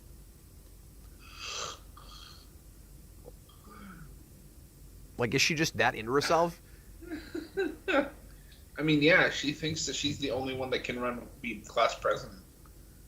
I just don't feel like anybody could comfort me by saying, here's a giant picture of your face in the sky. Feel better. Made of bees. Even if it wasn't made of bees, there's not I don't know, sand, water, fire, clouds. I hate sand. It's coarse and gets everywhere. Yeah, and sometimes it flies up in the sky and makes my face. I hate it.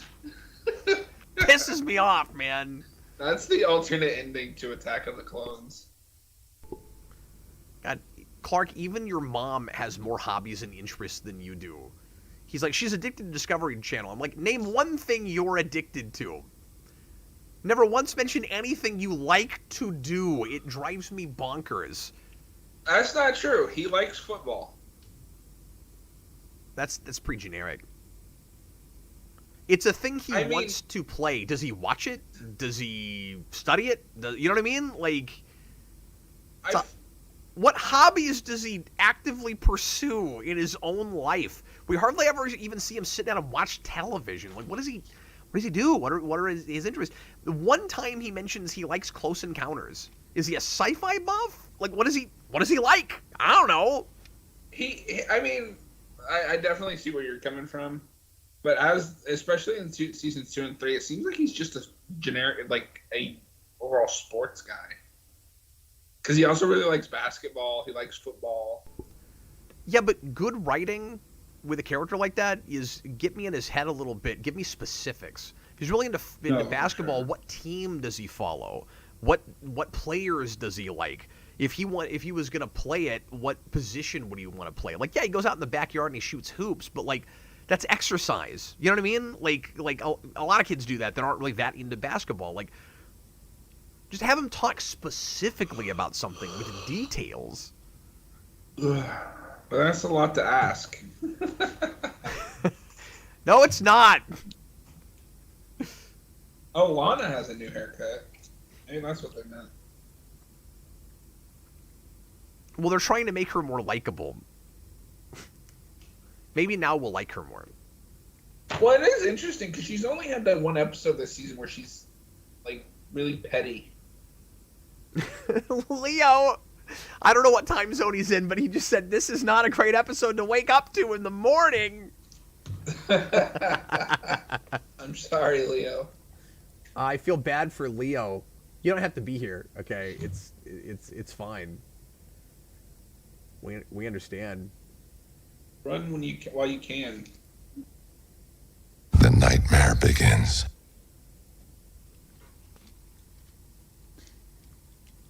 I love that Lex has to explain how to keep her business in business. This conversation is basically, I'm having some tough competition. I don't know how to handle this. Here's basic economics 101. Yeah, and is that because we think the audience is stupid? because this is a girl that clearly is not ready to run her own business. She could barely wait tables in the first 3 episodes, and yet she's going to do really well running her own business with not that much advice. Freckles are like freaking me out.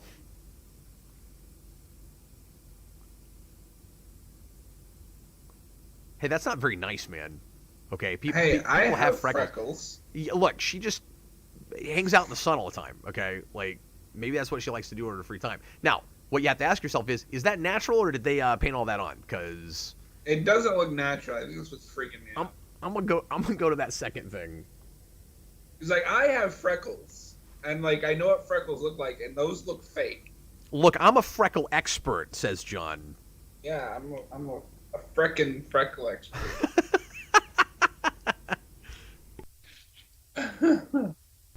You know what? I'm gonna say it though. This episode is not great.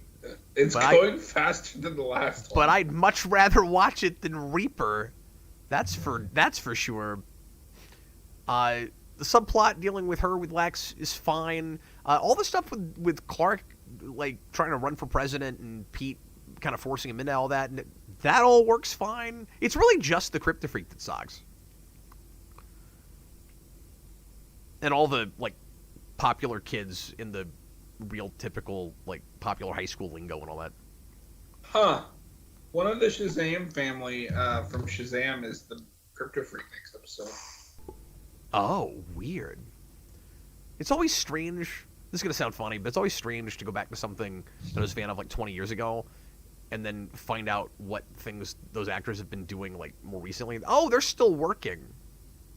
Man, it's adult Freddy. I don't even remember which one Freddy is, but that's who he played.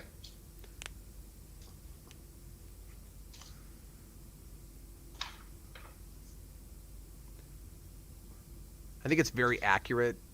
The school principal is just driving around in a really boring Ford when all these other characters have these super expensive cars.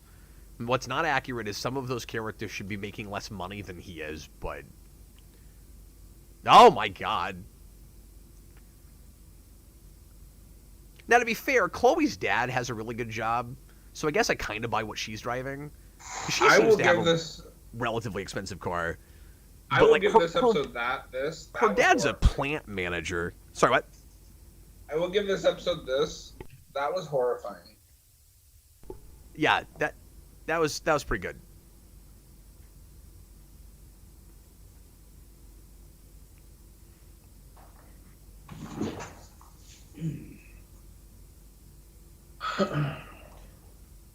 Now they're doing school president Candyman, John. Oh. Oh. I forget, why are they on the outs with Chloe, and who's that guy sitting next to Clark? What? I'm sorry, what? No. Why are they on the outs with Chloe, and who's that guy sitting next to Clark? Because Chloe won't vote for Clark. Ah. Because he doesn't have a platform and he's not running a substantive campaign. And Clark and Pete are being kind of childish about it. I'm shocked. And she's just saying, like, I have to vote for the person that I think would actually be good for this. And then my thinking is, class president is so not important. Like, I'm sorry. Like you try to... It looks good on a resume if you can get it, but, like, you know, maybe sometimes they do good for your high school, but I don't remember voting for that in high school. I'm sure I did. I don't remember what the high school president, you know, really added to stuff. I'm just saying that, like, a lot of people don't pay that much attention to it. I guess she's in journalism and stuff, so she's real active in the society of the school, so maybe I buy it more coming from her, but...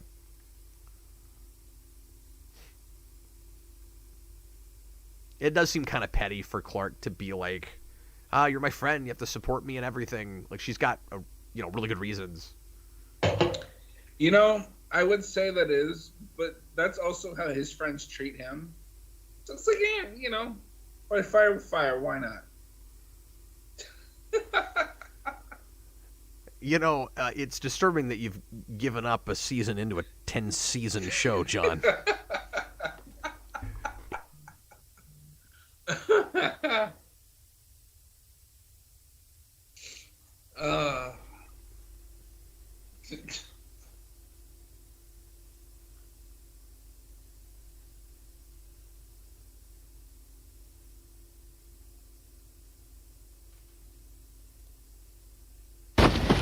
Mr. President. Mr. President. God damn I it. think he might actually listen, and she's like, I think this is a bad idea.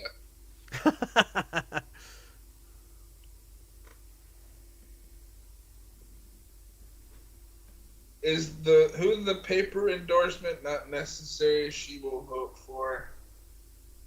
Huh?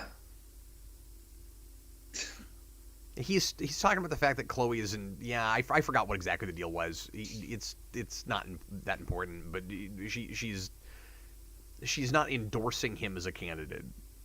Is what the issue really is. I see. It is nice that there's a consistent running 10-year storyline that he should listen to Chloe and then doesn't. And things are always worse because he didn't listen to Chloe. Look out, the bees are coming. They're coming, look out. You said this is Candyman, but really this is Wicker Man. It's what? This is Wicker Man. Oh, I don't know anything about that. I haven't seen it, but it's the Nick Cage. The bees, not the bees. Oh, okay. He also punches like an old lady in a bear's. I've never seen the context, and I kind of don't want to because it's just really funny to see Nick Cage punch an old lady in a bear. Yeah, I have. That is the one thing I've heard about that. Now that you bring it up, I didn't know what that was called, but yes, I heard something about Nick Cage punching bees.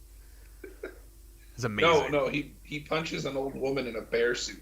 Oh, not bees. I thought he punched the bees. No, they put a helmet of bees on him, and he's like, no, not the bees. Okay, but don't you want to see him punch bees?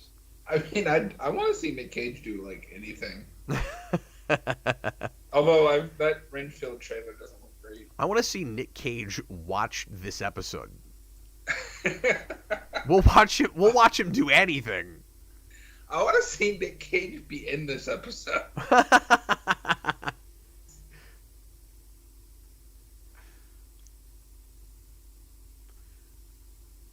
He's running away from the bees and he can't get through the threshold, so he's scratching at the door!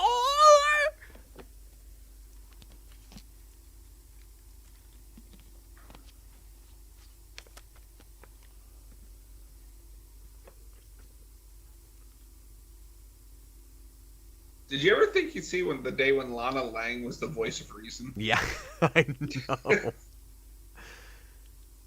I think they just kind of pass it around and she gets the short straw a lot. I think each script they're just rolling dice. And she's assigned the 5, and the 5 they never roll a 5. It's always 1s, 3s, 6s. It never comes up Lana Lang's number.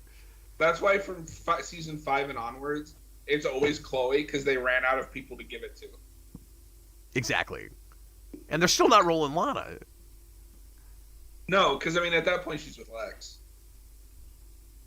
Oh, I thought you just meant in being reasonable at all about anything.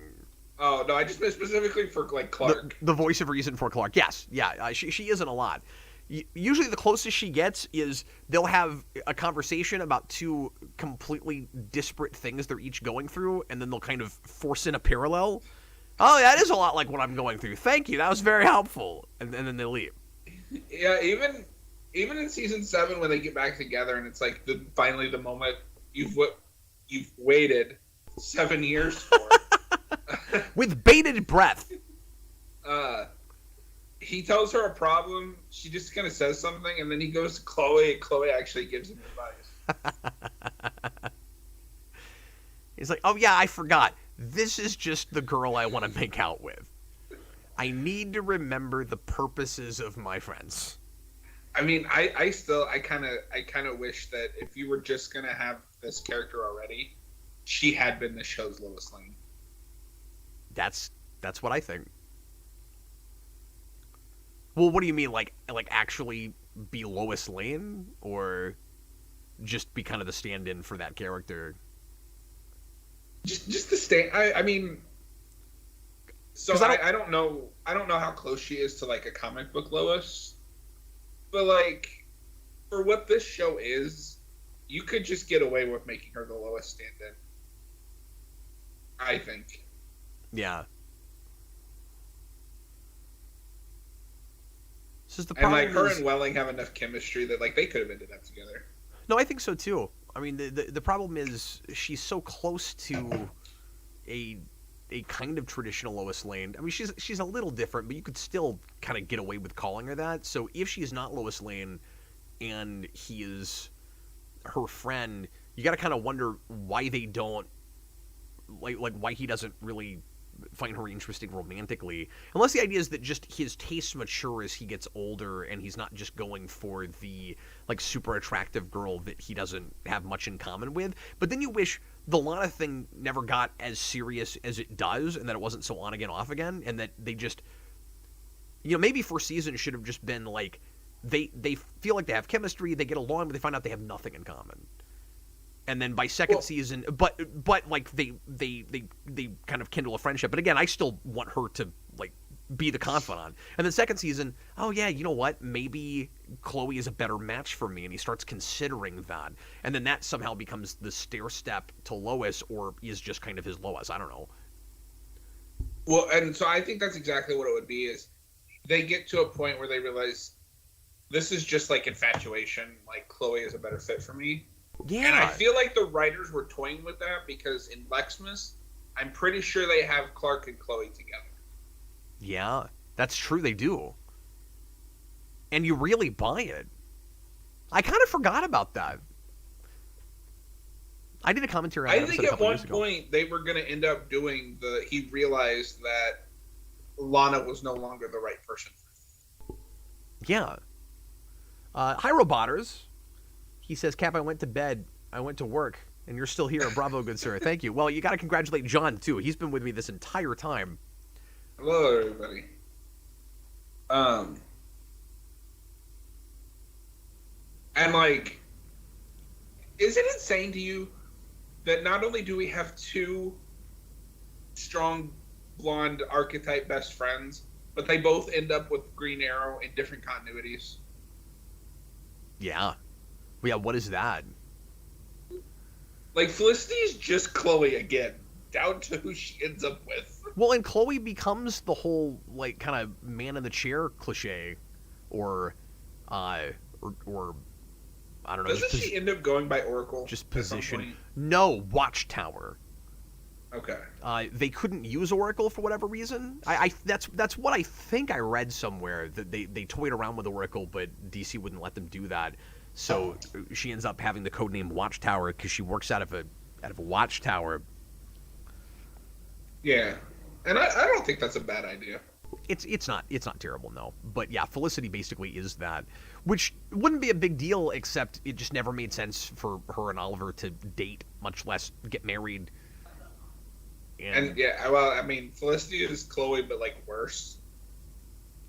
Yeah, but I liked her fine in the first season. It wasn't until they did the light switch, oh, we've kind of both have been enamored with each other and didn't realize it thing, that it lost me so fast, and I was like, are we really doing this? Like, she's good in season 1, but even in season 1, like, I don't know. Maybe it's just because I just come off Smallville. I wasn't ready for a replacement Chloe. So I was like, somehow I wasn't even making the Chloe connection back then, John, because that show was taking so many of its cues from the Dark Knight trilogy, and I saw her, and I think a lot of people did, is just female Lucius Fox. Bullet time. Does really this count? Awkward. Oh yeah, this is bullet time. Yeah, well, for a second I didn't know if Clark was actually going to rush in during the bullet time, so I didn't know if it counted, but yeah, there it is. She looked like she was dancing.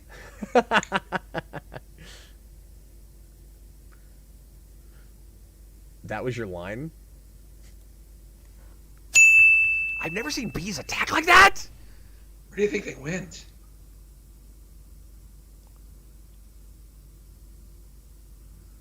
You know, I really expected her to walk in And then the camera turns, and it's just more bees making her face again.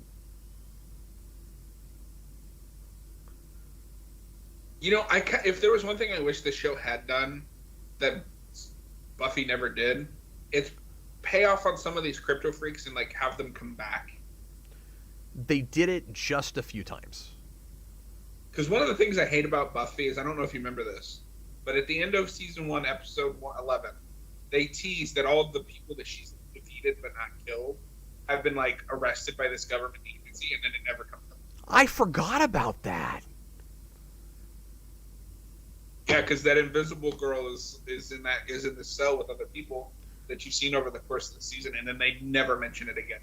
Well, in Smallville's defense, it does have a token few that are in, I don't know if you remember this, that are in the asylum that Lex winds up in season 3. Yeah, because what's his name comes back. Yeah, so they bring back Eric Summers, and they bring back Ian Randall, who is Jonathan Taylor Thomas, and they bring back somebody else I cannot remember off the top of my head, but they do it with like 3, and then again Tina Greer gets a follow-up episode, and somebody mentioned that Bug Boy comes back in season 10. Bug Boy comes back in the penultimate episode of the series. That's insane. Yes. But also, I kind of like that. Yeah, no, I did too. I remember that being okay. It's funny because see how it plays.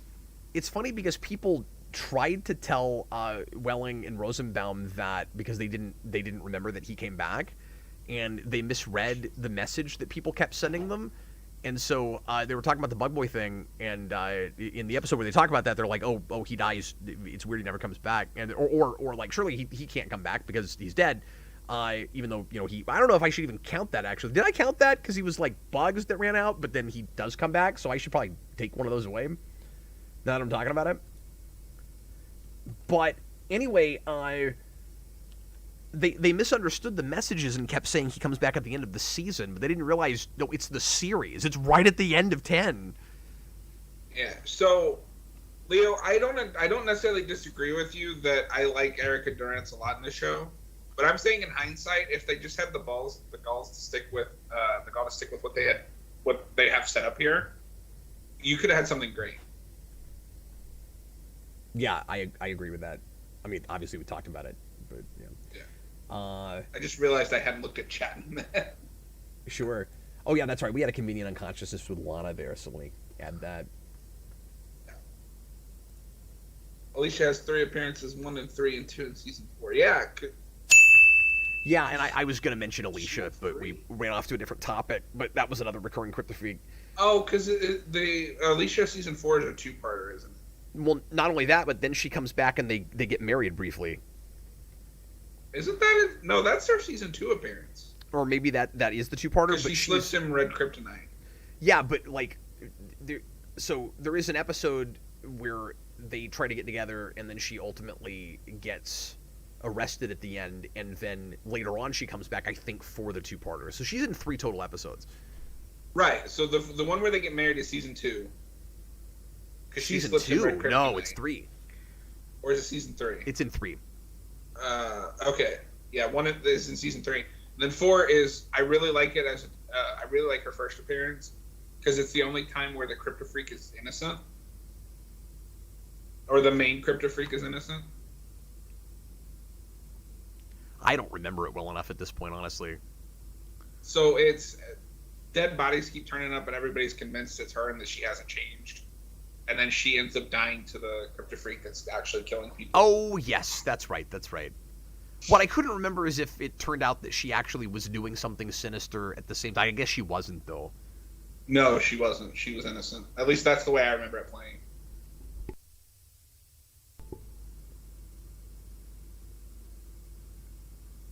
That's also where, of course, Chloe finds out about Clark.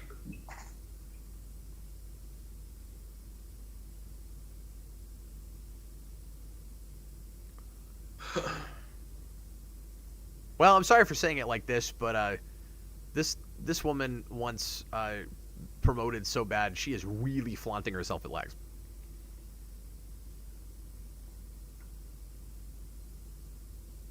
She's not even that attractive. I mean, Or maybe just being honest. Or maybe I shouldn't say flaunting herself, but like, I don't know. There's a reason she's, wearing real low-cut outfits and stuff.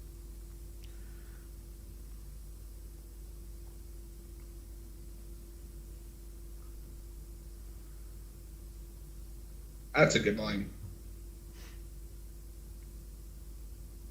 He's full of them, man.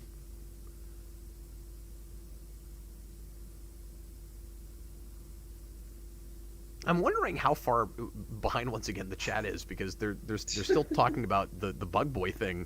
That was a while ago, so I don't know if they're just having a conversation about that, or if they're just now hearing us talk about that. Live streaming is weird. Leo said Bug Boy is in Homecoming, and all I can think of is Spider-Man Homecoming.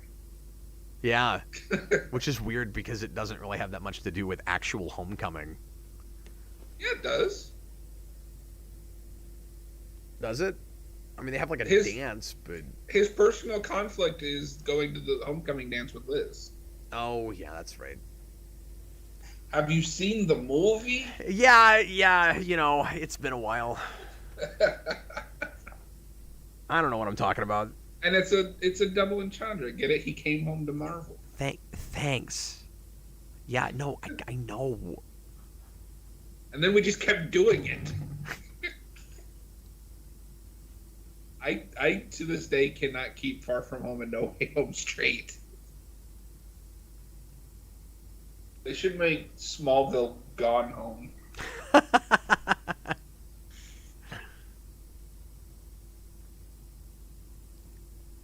See, like, these are nice little moments. Oh, and they're in the loft. Yeah, you gotta count that. I do. Half of CW Smallville was dressing proactively and being... How do you dress proactively? And being knocked out. I mean, you're not wrong.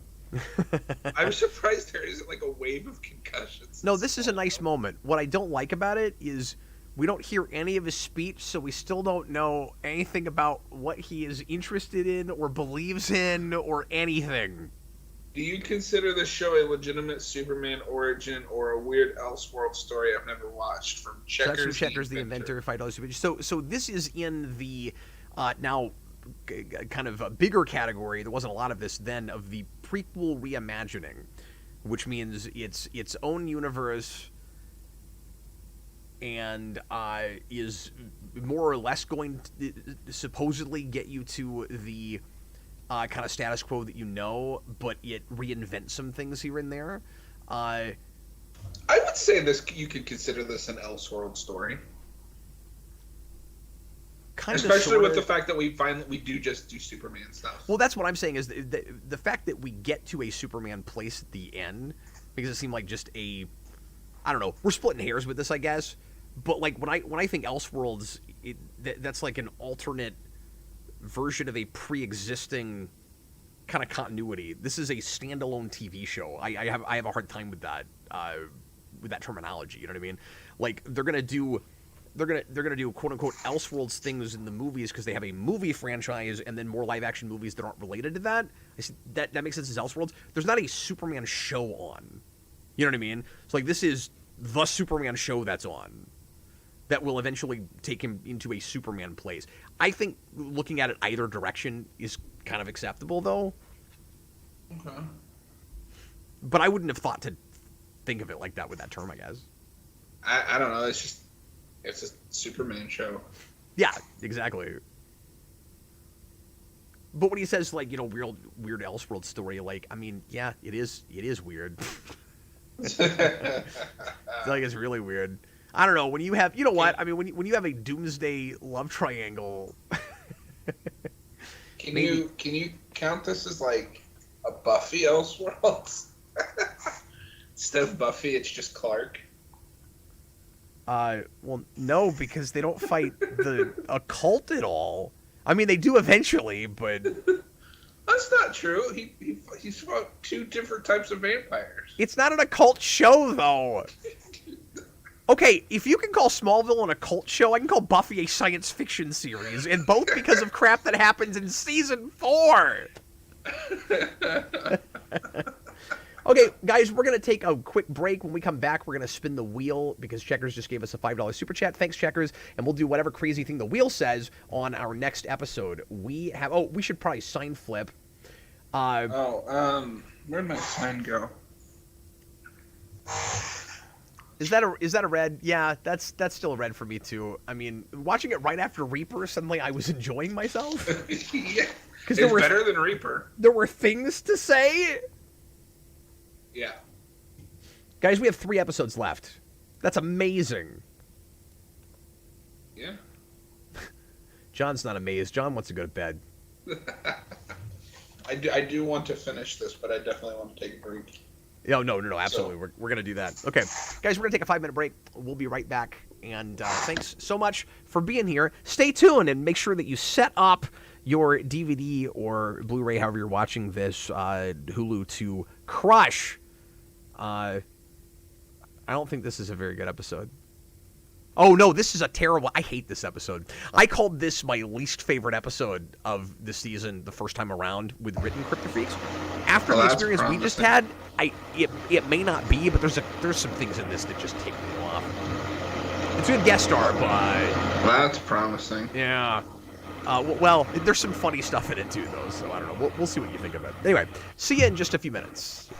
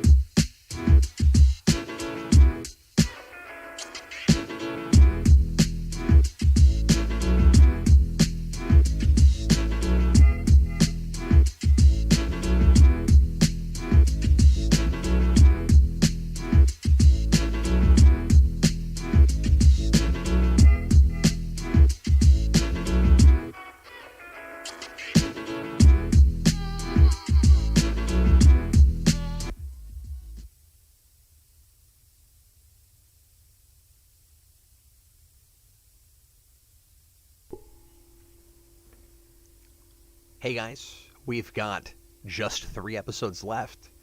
Isn't that exciting?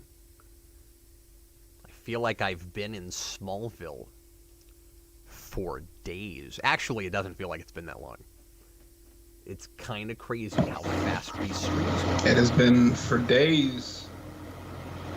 Hello, John. Hello there. I don't know, I feel like we live together now. What's that? I said I feel like we live together.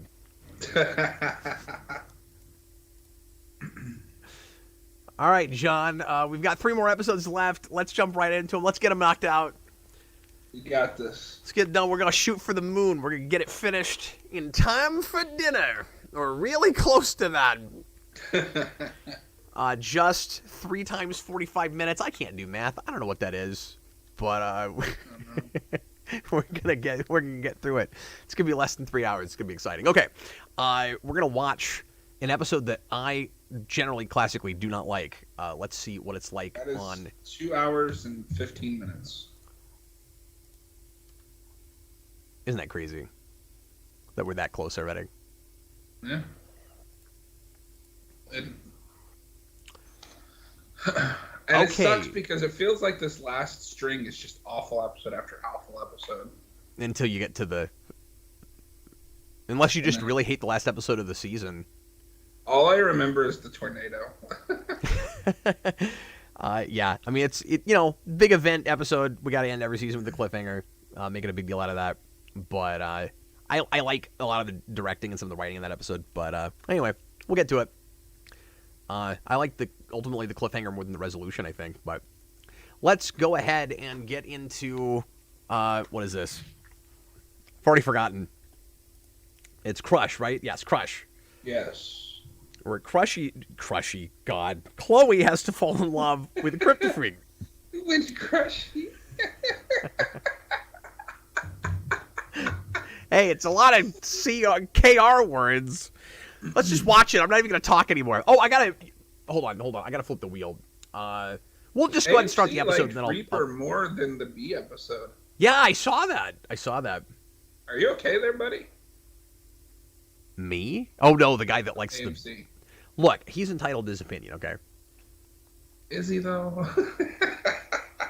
I can point out things that you like that I don't understand, but I'm not going to. Okay, here we go. Let's watch this episode. Everybody, please press play right now. No, I am perfectly aware I have fraudulent taste in some things, including Superman. Yeah, well, he's entitled to that, Okay, this is in honor of Checkers, who gave us a $5 super chat. Thanks, man.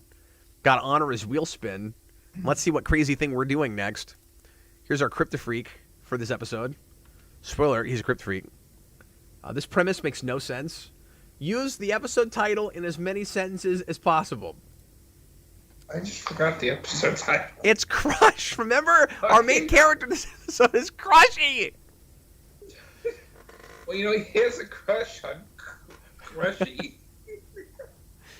You know, he doesn't have a drawing in hand anymore, but he does have his spine. He does have his orange crush. Okay, so because we were talking about earlier how Felicity is just Chloe. The other thing that always drove me nuts with Supergirl is when they introduced Lena Luthor in later episodes. She's just Tess Mercer. Supergirl is? No, when they introduced Lena Luthor into Supergirl. Oh, I'm sorry. I missed that you said Lena Luthor. My apologies. She's just Tess Mercer.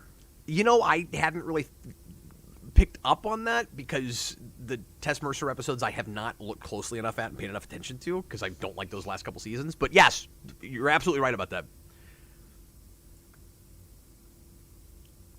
This older guy in this scene has a really unique look. Like, he looks like he should be a bigger character actor.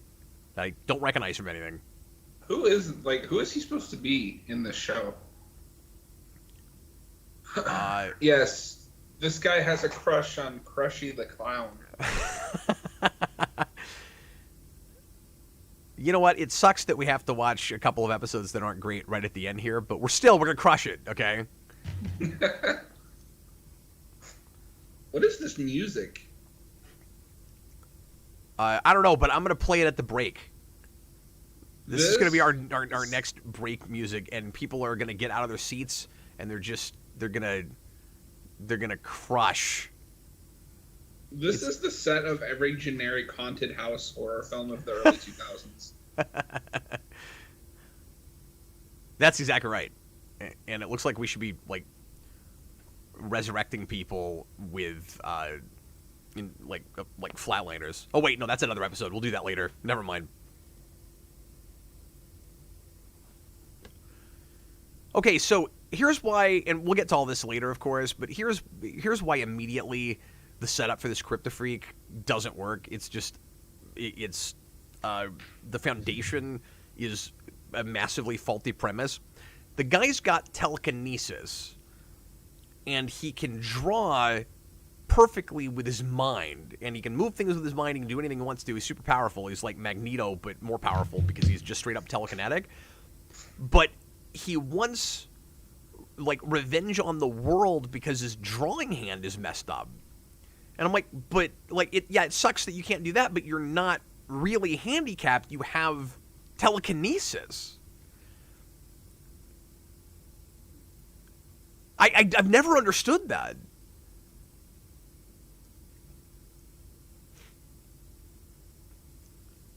Just move your hands. Yeah.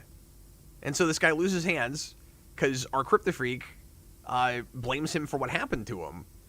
And, you know, he's like Doctor Strange if he never learned his lesson and then just wants to kill everybody. This does not sound like a Rob Zombie song. Say again? Grim Death Griffin says it sounds like a Rob Zombie song. I disagree with that. I have not listened to enough Rob Zombie to know. I'm gonna pick my battles here, John. Oh, like Clark did with football?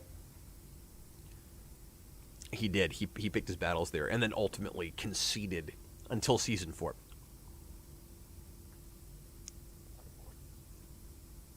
But yeah, can you explain that to me? How you could be that angry about your hands getting crippled when you have telekinesis?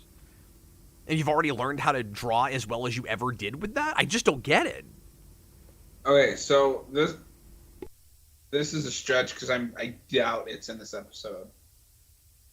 But I could see there being less fulfillment doing it that way versus with his hands.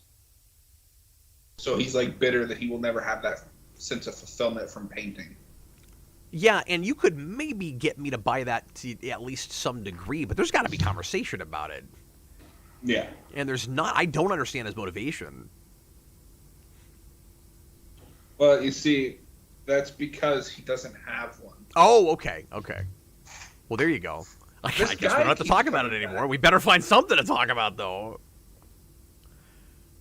This guy is back again. Meanwhile, at the convention, Look, there's the Daily Planet over there. Why does it have such a tiny booth? Okay. It's a So giant I don't know if you metropolitan noticed it 'cause newspaper. It was in very soft focus. It's got a But booth. there's like a newspaper machine next to it. Yes. Why did they bring that? I don't think it's a real newspaper machine. I think it was like a cardboard cutout of one. Oh, okay. With Am the I soft wrong? focus, it looked like a... Tom, Hey, thanks for the Freak. $2 super chat. We did actually discover this earlier. We didn't know it, but somebody brought up that the Kryptofreak in this is in Shazam. I appreciate that you capitalized Shazam, though. I think the answer is 9.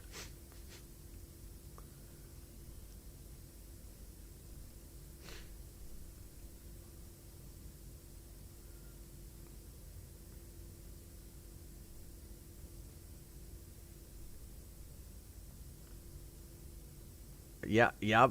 It's called Krypton. yes. Well, Ready or Not's a wonderful film. am I counting that? I don't know. I guess I'll count that.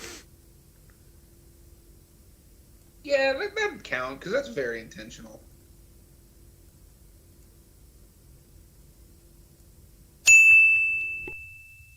I gotta be honest with you, there's no way we've picked up on everything, of course, with our little scavenger hunt here, but it has been a lot more fun counting with you and just as we're going along than when I was doing this on my own. Yeah, for sure.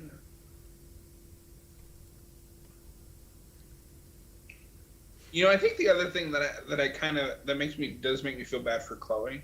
Yeah. I was just thinking about this. Unless I'm forgetting something, she doesn't really get a chance to move on until Jimmy way later. Like everyone that she dates is the same as Lana. They're psychopaths. Yeah, I do appreciate that she knew him in the first place.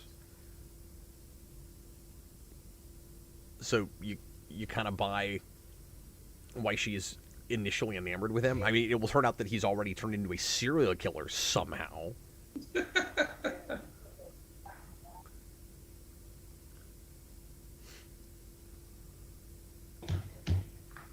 Oh, I've got to play a sound. I should have played this at the beginning. Going down. We were going down. And then his hands Is this came love off. triangle face? Oh, sure. Yeah. We haven't counted enough love triangle face. We gotta get that in there. There has to have been more than 9. It's been the 1, and Whitney's kind of disappeared. Yeah, but there was one with Whitney earlier I missed, I think. I'm gonna bring that to at least 10.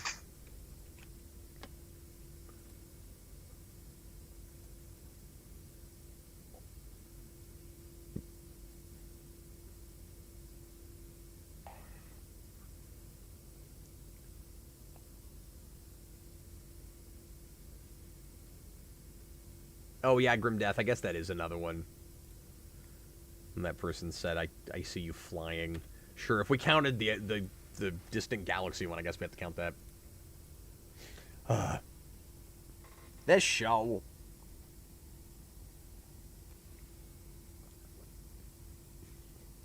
Now, this is a fully skippable subplot here. Yeah. When Who is he in Scream 4? When Lex meets up with his old nanny.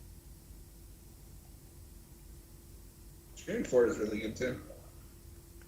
So this is an episode, John, that when the show was first on, I mean, I watched the show religiously. I tended to watch each episode a couple of times before the next one came out. I mean, I was really into the show. And this one I missed when it aired and wasn't able to tape, so it was actually a while before I saw it. And it was weird having, like, that one episode I was missing. It was 3 or 4 months before I finally saw it. And then I saw it, I was like, that was really disappointing.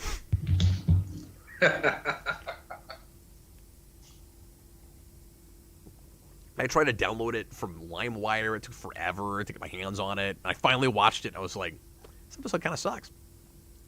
Oh, okay. He's one of the deputies. Yeah, that guy's a character actor that shows up in a lot of stuff. Yeah, Tom was just telling me he's in Scream 4. What's annoying is, I think he's pretty wasted here because he gives a good performance. he's likable. You want to care about this guy, but you already saw him murder a man in an elevator, and then his motivation's not going to make any sense. And so, like, I guess he's got to be that convincing for us to buy that Chloe dates him, and so we're supposed to be like, oh no, Chloe, don't date that guy, oh no, and that's supposed to be what's fun about it, but it's not. And then the other thing that infuriates me is you get toward the end, and he's documented all of his kills in a convenient, handy, panel-to-panel comic book, and I'm like, this guy is an idiot on top of being insane.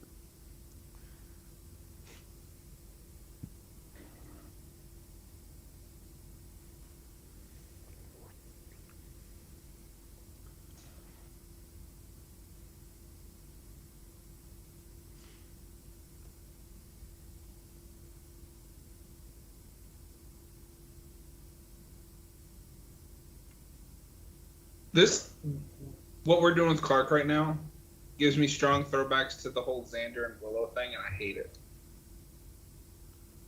But I think I only hate it here because I know how it's going to end. Why does it remind you of that specifically? Because he only wants her because he can't have her. Or at least that's the way it's playing right now. And they're going to realize that they're better off just friends. I don't think it's the same situation, really. Okay. With Buffy, it's like it's this temporary infatuation thing. With this, I mean, it is an infatuation. It always seems surface level to me, but it's not that. I don't think you're right about that. I don't think he only wants her because he can't have her. He wanted her before she was dating anyone. He just didn't have the guts to ask her out. For Chloe? No, I thought you were talking about Lana. No. He's talking about. Because the way they're playing it right now is that he wasn't interested in Chloe. I'm having a hard time hearing you. I'm sorry. Oh no, that's your mic. Better? Yeah, your mic's just not close enough to your face. I'm having a hard time hearing you. Okay. Because they're at least if I remember correctly, it's been a while. They're kind of playing it like now that she's interested in this guy again, or he thinks she's interested in this guy. He's kind of debating, like, maybe I do like her. You're completely right about that. That's absolutely... And that's going to play into the finale, because that's going to be kind of the main reason that he asked her to the dance, because he can't go with... Partly because he's not going with Lana. Yeah. No, you're spot on about that. And I think this is... And I forgot about this until we were watching it. Yeah. This is where you could have done maybe she is more than just a friend. And it's not just an infatuation. Sure. Yeah, that can go either way if you do it right.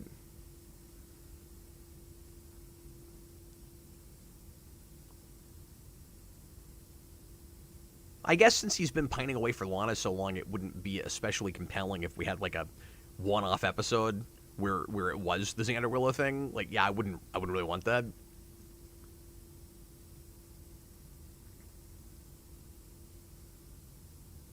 They never... I don't think they ever really come down on whether he's actually got feelings for Chloe. Sometimes it's frustrating. Sometimes it feels like even their protagonists are struggling to find things to do with him. AMC Comics wants to know, Cap, will you go back to the beginning of that Bug episode to see that Superman-esque poster that is a DC reference? I mean, it's kind of redundant because I've kind of counted all the like school Superman S's and things all together. Like, I might go back and look at it at some point, but I'm not keeping a super meticulous count. I mean, if you think it's different enough from just the school mascot, I can just put it in there. I don't know. Like, somebody just said there was something that looked like Superman on a wall. Like, there's a lot of stuff in Smallville and Metropolis that have like a S and a cape. I find it funny that every boy except Clark is a lunatic stalker. Really funny. Yeah. He seems I know I said this a long time ago, but he seems way too lucky to have been brought up by the Kents. Everyone else in this town is awful. Yeah. I mean, there's some diamonds in the rough here and there, but chances are you're either going to be a horrible child-hating parent, or you're not gonna know what to do with a special kid, or you're gonna be a monster kid just so that we can have a bad guy for an episode. I remember the subplot going nowhere. I wouldn't live here. That's all I'm saying.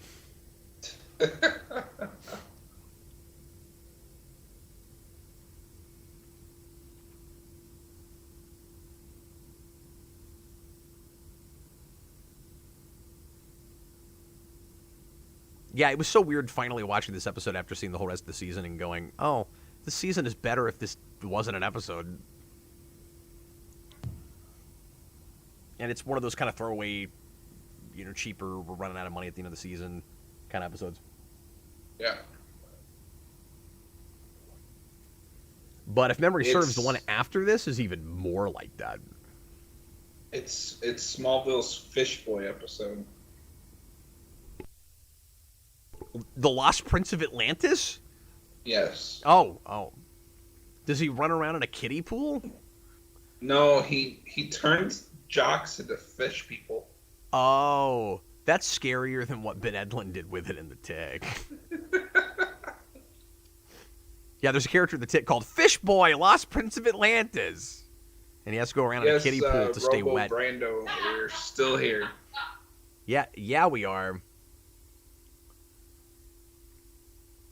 To the bitter end.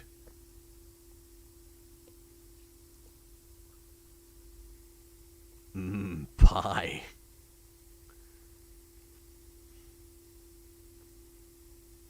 Why was it important for you to remind Clark that his mom's pies are organic?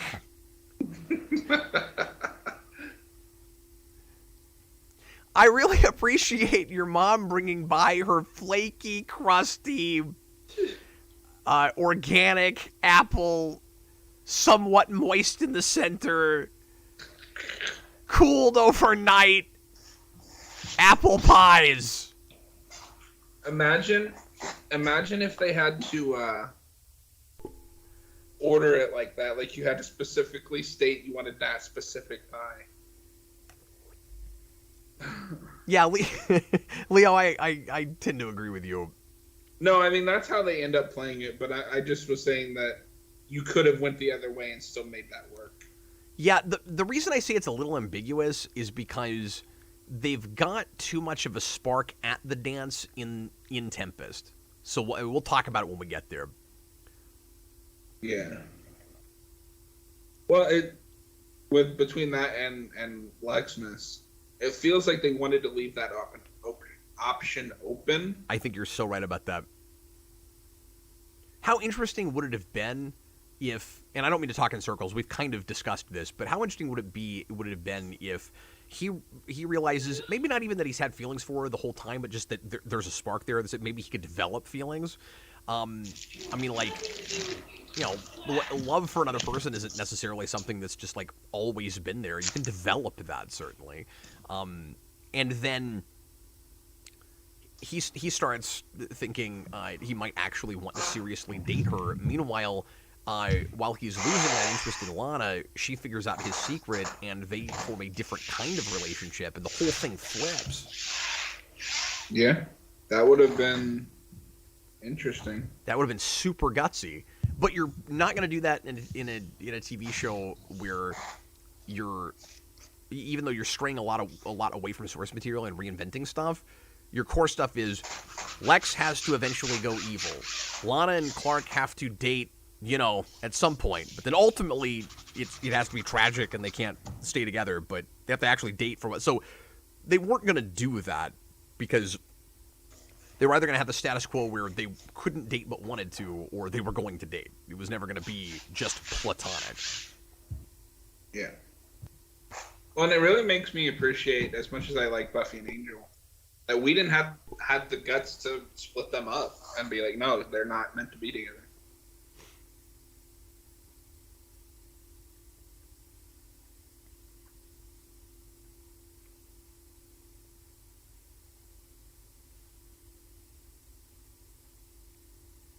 Is it just me, or do they have, like, little chemistry?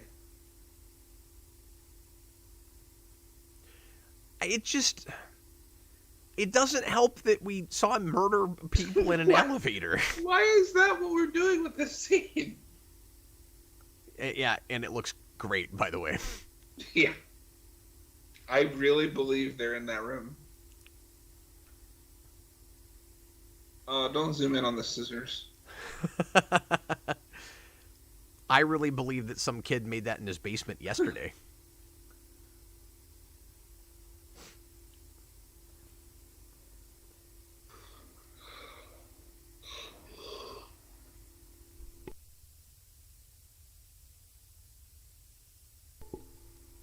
Tell her that you killed a man in an elevator.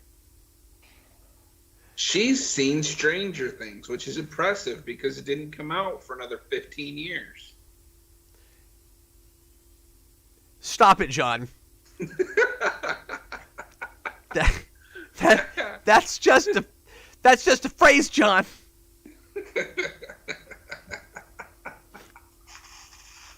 You know what? I've told some of the stupidest jokes I've told in 10 years on this stream, so I'll allow it.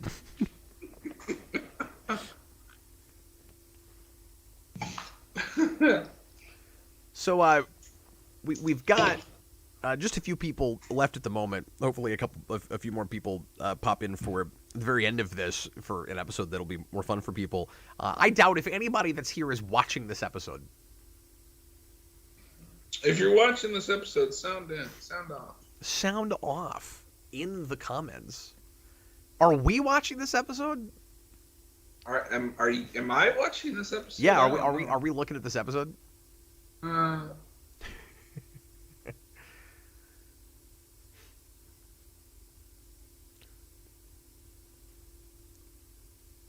I just have better things to do, Chloe. I mean, your world does kind of revolve around Clark. Like, every time you show up, it's to help Clark. Yeah. And also, what do they do together besides newspaper stuff? I don't know. Later on, after Pete leaves, we act like they've been friends since childhood. Do you think shows hesitate putting anyone in relationships because it always ends shows? I mean, it depends on the type of show. Procedurals definitely have that. Yo, Austin's back. Yeah, Austin, we're not going to give you the satisfaction, okay? Oh, you know what? I said that Quan had a really bad day in the drone episode. I forgot that he opens the door to that car and just finds somebody eaten by bees, but that doesn't actually happen to him. It's this episode where something terrible happens to Principal Quan. And then the Kryptofreak is going to write a comic book about it. So that if somebody finds it, they'll know exactly how he did it. See, he's a serial killer. But he's supposed to be kind of sympathetic. And he's not. I mean, don't get me wrong. It's horrible what happened to him. And I get being upset to some degree about it. But when you have telekinesis...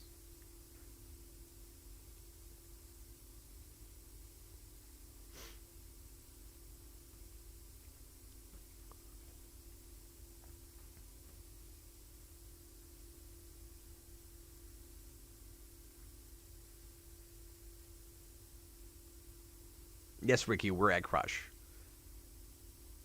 And, I still really don't like it. Oh, there goes John. He's gonna make me do this all by myself, is he? Fantastic. Well, hopefully he pops back in here in a little bit. He just couldn't take it anymore. Well, we're still here, folks. Oh, God. And that was the end of Principal Quan. We're not counting principal deaths. He's very dead. And spoiler alert, it wasn't even his fault. He didn't deserve to die. I mean, nobody deserves that.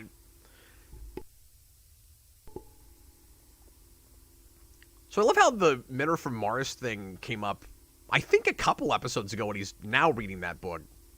Trying to understand women. That's how you do it, Clark. That'll do it. Find all the cliche material.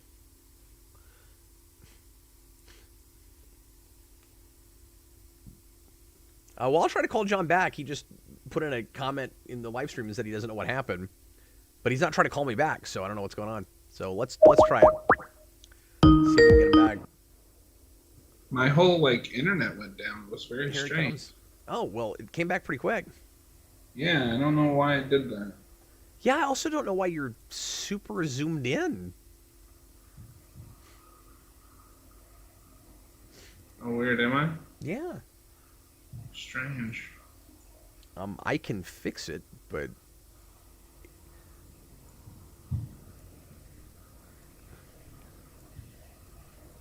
Oh, Skype. Don't ask me why we still use Skype, guys. I can't explain it. Oh, wow, I am super zoomed in. Super zoomed in. Yeah, I don't even look like that in Skype. Well, this is still going to be more zoomed in than you were, but... What timestamp are we at? Oh, 26:51. It's on the YouTube stream if you can see the YouTube stream, but... Oh, yeah. I forgot about that. Oh, wait. Never mind. Because that's going to be behind. What am I talking about? Let me share again. Because if I don't, I'll play sounds. You won't even know what I'm playing. Grim Death, I'm going to call that a car crash. Absolutely. Thank you. Grim Death continues to earn his honorary Kryptofreak status even after being named such. Do you need help? Is the timestamp on the stream accurate? Yes. Okay. Well, it still says we're on drone, by the way. Oh, thanks. But yeah, 27:36. I just screen shared, so. Sorry, guys. We'll get back to talking about this episode.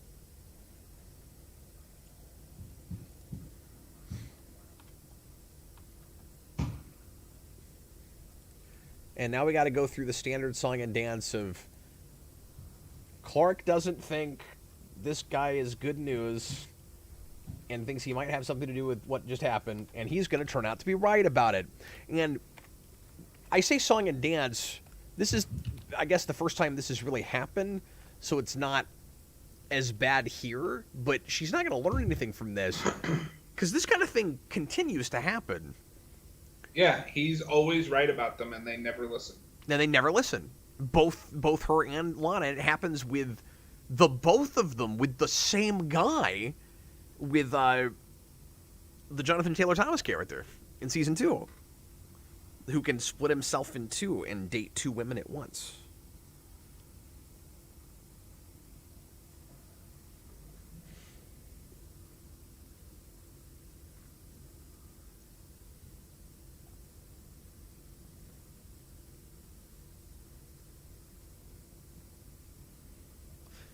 Oh, yes, AMC, John is a Discord moderator. No, appreciate you, Grim Death.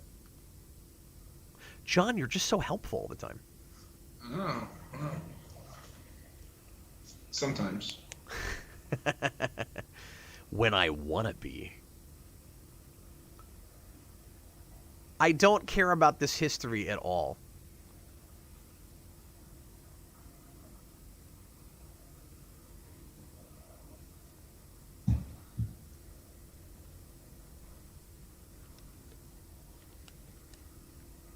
And it's even bringing Glover in.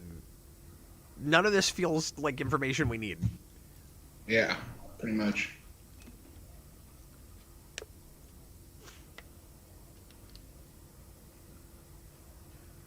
Their scenes together are always great. Don't get me wrong, but this just feels like kind of a stereotypical situation to me.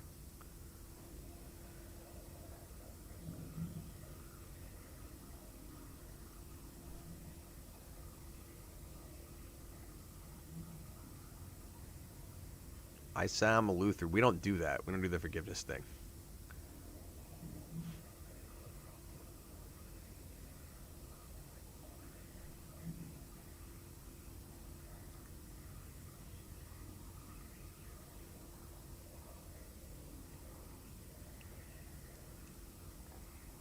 I do kind of wish I'd been counting, and I guess we'll probably get it later on because we had somebody doing it for us, but we had Robert doing it. But I would kind of like to know how many times he's played pool. Robert, tell us. How many times has he played pool? Or are you counting the pool and the fencing and everything else all together so you don't know specifically pool? It's been at least 5 times. Austin sent in a super chat for $2.79 Canadian dollars, which says "Play me a sound, you're the soundboard man," but I don't know if that counts because that's like $2 in Canadian money. It's like $1.09, I think. Yeah, you gotta send in more money.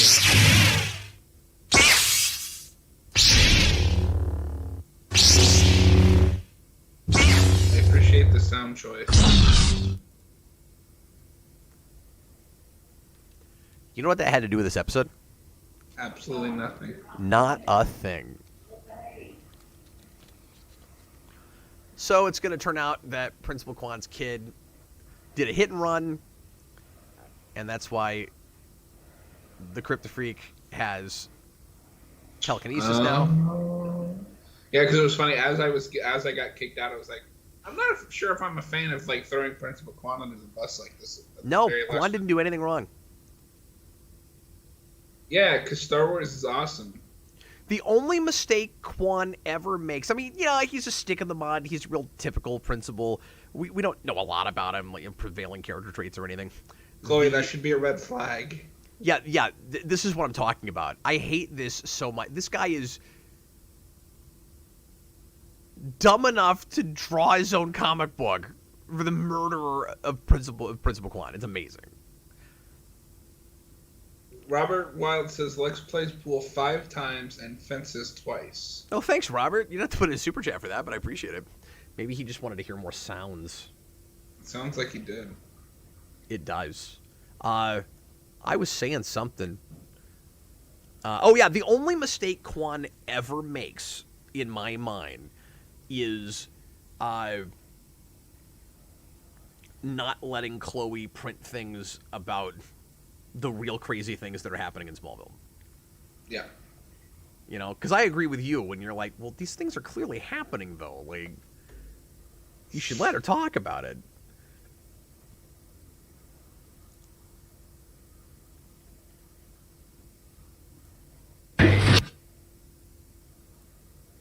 What was that sound supposed to be? Yeah.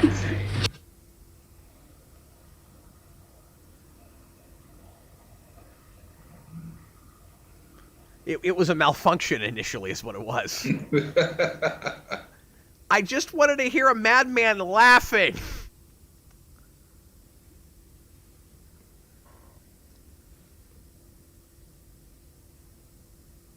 Okay, well, you gotta hope that Principal Quan's son doesn't somehow suddenly get crypto powers, or he's also gonna turn into a serial killer, because, like, he's having a bad day. And all it takes in Smallville, apparently, is one bad thought to turn you into a crazy person. He just lost his dad, and he went to jail. So keep that guy as far away from kryptonite and anything that can mix with it as humanly possible. So this is where it goes real off the rails.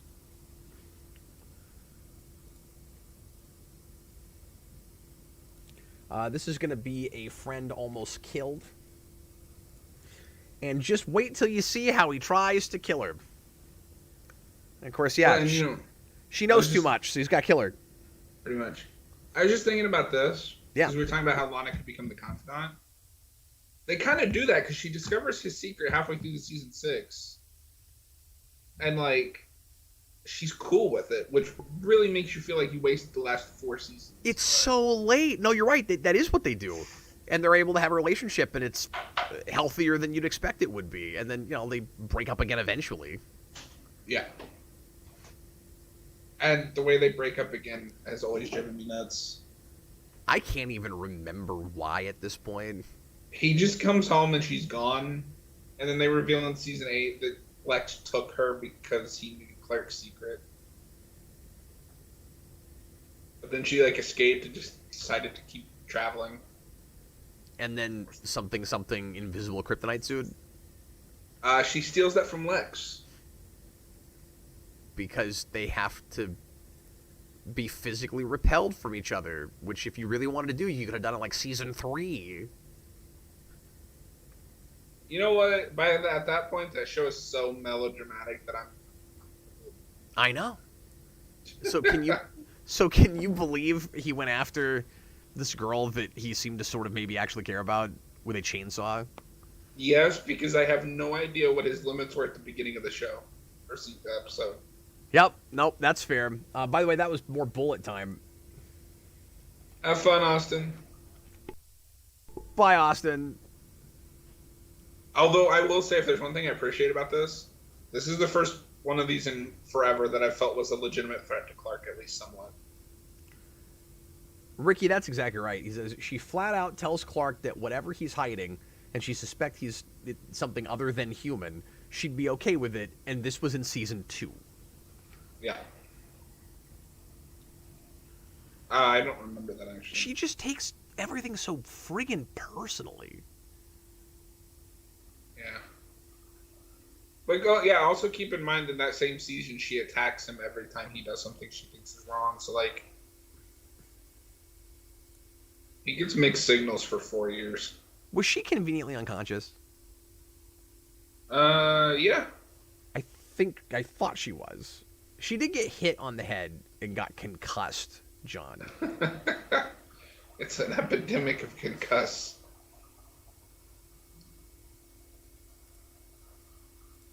You sent out all the signals!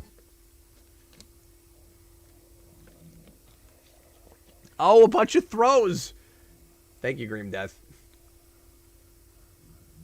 I can't keep it all. I can't keep track of it all. I can't talk. I can't anything.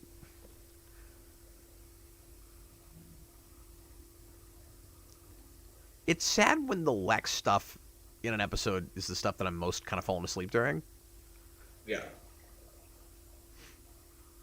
This is the only time that happens in the season, really. Well, doesn't this lady come back in season 2? No.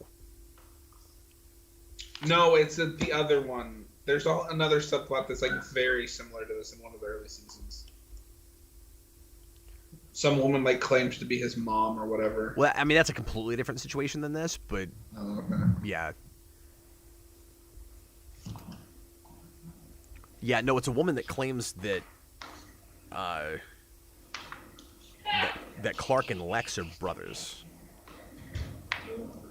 That's right. I mean, I can see why that would remind you of this, but it wasn't anybody Lex actually knew. It was somebody that slept with Lionel because he had, like, you know, a million girlfriends. And then eventually we'll find that Lex does the same thing and sleeps around way more than we ever thought he did. And I think he's a little thrown under the bus with that whole thing. But do you remember that when he gets kidnapped by a girl that he slept with and he doesn't remember her name? And then she tries to set him on fire. Yeah. Smallville's great. It is great. This is a great show. Okay, when you originally said Wall of Weird, I was going to count every time it was even said. We have seen it enough times, I don't feel the need to do that. I feel like the Wall of Weird even comes back in the later seasons, just upgraded to be like a Justice League thing. Do they still call it that at all? I want to say they mention at least once.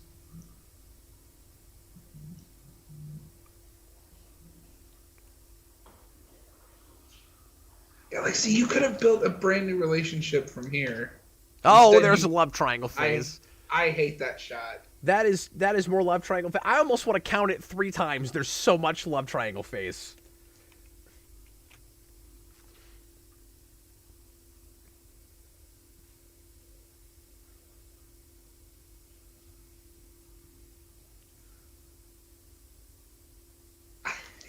What are the chances? What, just the timing of this?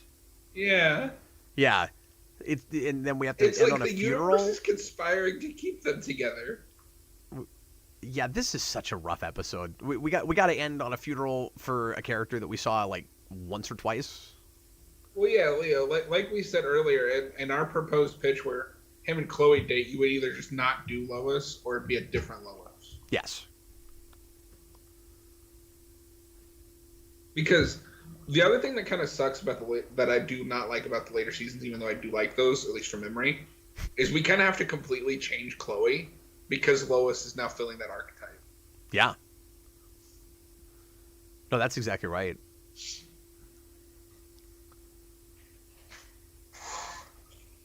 And then it just feels like we're supposed to believe that the natural order of things, that human nature is, every person starts doing the exact opposite of whatever they ultimately fall in love with and become and becomes their reason for being.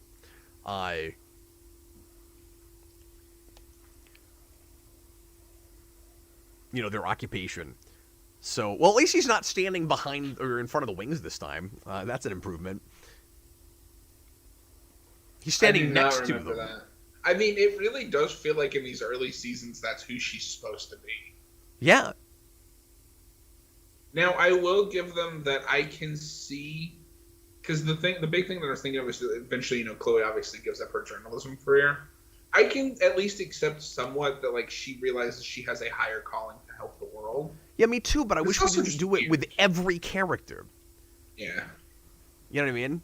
It's like, well, she can't ultimately do journalism because that's Lois's thing, and so isn't it cute and ironic that Clark was friends with and maybe dated for a minute a girl that was like Lois, but then changed that. But then Lois has to want nothing to do with journalism, and then it becomes her whole thing. And Clark has to be apathetic and not really care about anything, and then ultimately, I guess I'll do the journalism thing, and then it's super easy for him to get a job at the Daily Planet and do that job even though he's like not even that passionate about it. You see what I mean? Like, I hate all that. Yeah. So let one character have a passion they follow all the way through. Different people are different. Occasionally you'll have a person like that is real into one thing and then ultimately it switches to something else. Or that other thing is more prevalent and takes over their life. That happened with me with content creating. I thought I was going to write novels for a living. This is what I ultimately ended up doing. This is my bread and butter. I still like writing novels, but that hasn't ended up being my thing. So it does happen, but it's not like I had a thing that, I was totally repelled by, and then ultimately it became my whole reason for being. That can sometimes happen too. It's just, why does it have to be every character? And just because it's the prequel thing. It's so prequelitis-y. Anyway, okay, we've got 2 more episodes left. We've got Obscura. We're going to suffer through this. Right after we flip our signs red, I'm going to assume. On Crush. That is a red from me. Thank you, sir. Wow, that was a bit of a string of no-brainer. reds. You started out so strong. I know, 3 reds in a row from the both of us, and this will be almost certainly 4. Yeah. Okay, guys, give me just 2 minutes. I gotta run off and grab something, and we will jump right into this episode. Just get it timestamp 0. No preamble. As soon as I get back, we'll be jumping right into it. Sounds good.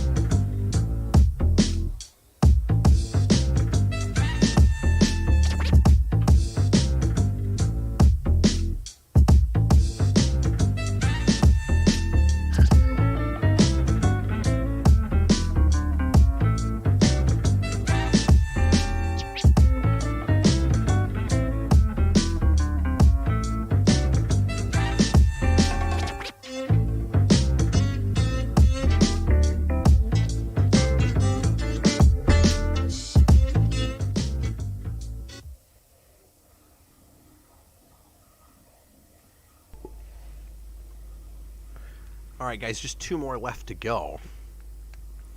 It's Obscura. We are not going to have a banger for our penultimate episode, but we'll have as much fun as we can with it. Yes, we will. I don't remember. I remember the main plot of this, but I don't remember any of the details.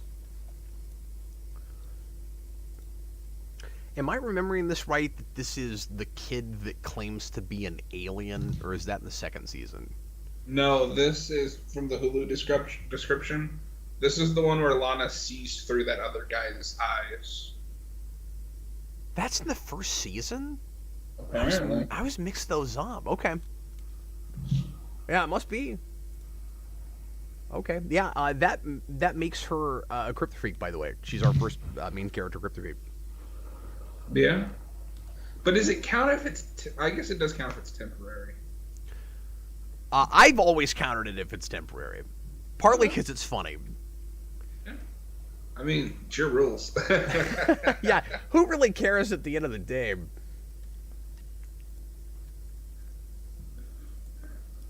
Oh, I cannot believe I'm typing 20 in here, John. I know.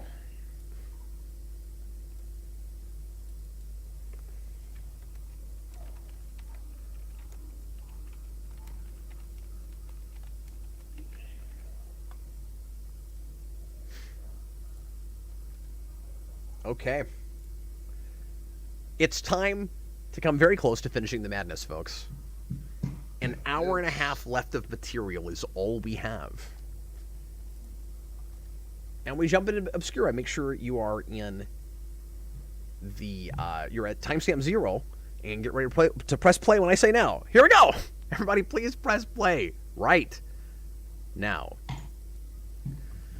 Oh. Yesterday, my face worked. Dun dun dun! We're gonna limp along to the finale. Riding through the wide open frontier.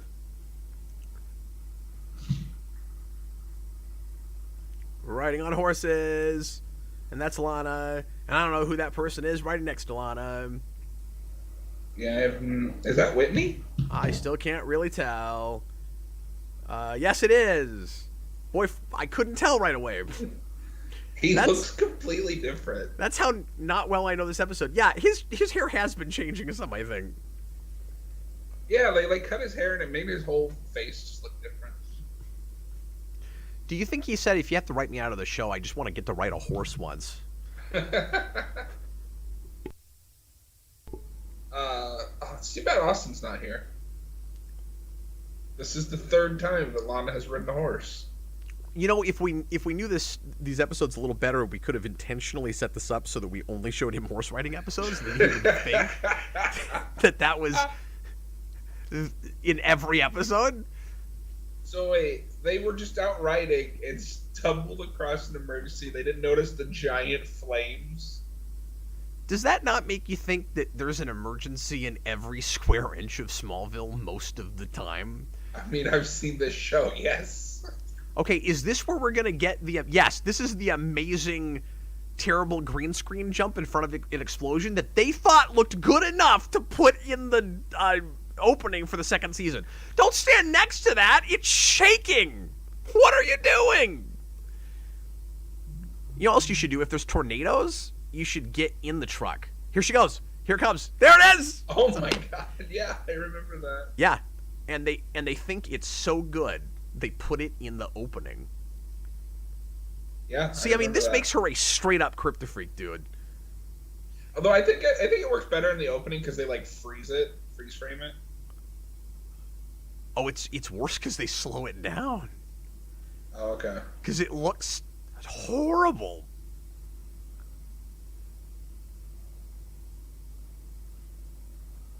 And when she saw that face freaking out at her when she woke up, she said, you know what, I'm not dating this guy anymore. Whitney, it was a stunt guy who looked totally different. Yeah, I mean... That's Alana almost killed. I mean, not almost killed by a Kryptofreak, but that's not what I wrote here, so I'm going to count it. We're starting off with a bang. Yeah, a literal bang. Yeah, I realized after I said it, I was like, oh, that's a pun. Did you say that? That's unfortunate.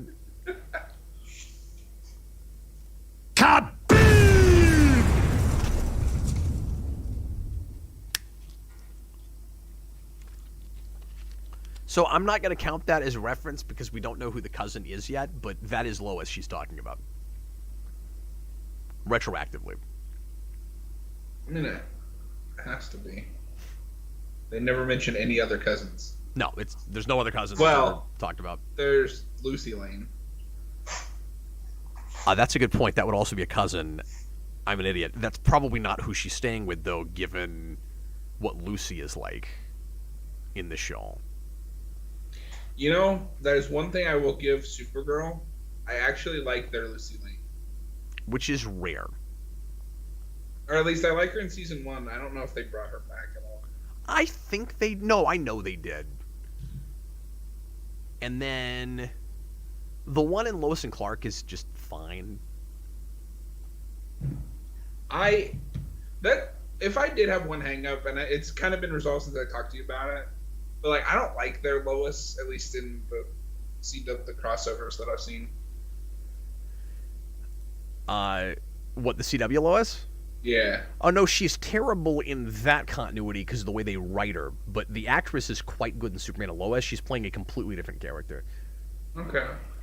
Just take my word for it. Now, you might still not like her, but I guarantee you'll like her more than in those shows. I'll probably start that after I nap. Tell me what you think about it. The idea that you're only going to nap and not sleep the next 12 hours somewhat bothers me. Noah, hey, are you guys still alive? Unless this is all a fever dream, which is completely possible at this point. I'm gonna have "Save Me" stuck in my head for a month. Yeah, and then you're gonna have nightmares about how you can't save him. Oh, Robert Wilde is down to one-word sentences. Oh no. Robert, you can go to bed. It's okay. You know, these episodes are available to stream at your leisure. Like you could. You've already won the super chat thing. Or not super Dude, chat you won thing. the super chat thing 6 hours in. Yep, normal. I don't know what you're asking. What is normal? You know, I'm actually feeling relatively with it. Like, speech is a little bit of a problem right now, but the bigger issue I'm having is just I've been sitting too long. That's why every time we take a break, I get up and stretch and walk around. Yeah, I should have done a little bit more of that, besides just walking across my house to, get coffee and stuff. Oh. Yeah, I mean, I actually agree with you, Anime. Like, this is still my favorite Superman, at least on TV. I will be interested to see if you agree with me, though, that Superman and Lois is this show kind of 2.0. Yeah, I'm very curious. And I the predict production that I will values... agree, I'm sorry, what? but I predict that I will agree, but it'll always be weird to me just because when I think of, at least like Clark Kent and Lex Luthor and Jonathan Kent, this is what I think of. Absolutely. But the production values of that show were remarkable. You just won't believe what it looks like. Messages won't. Like a lot of the Superman stuff is almost big screen worthy in that show. It's beautiful. Robert, go to bed, man. He's writing drunk, and he's just been up too long.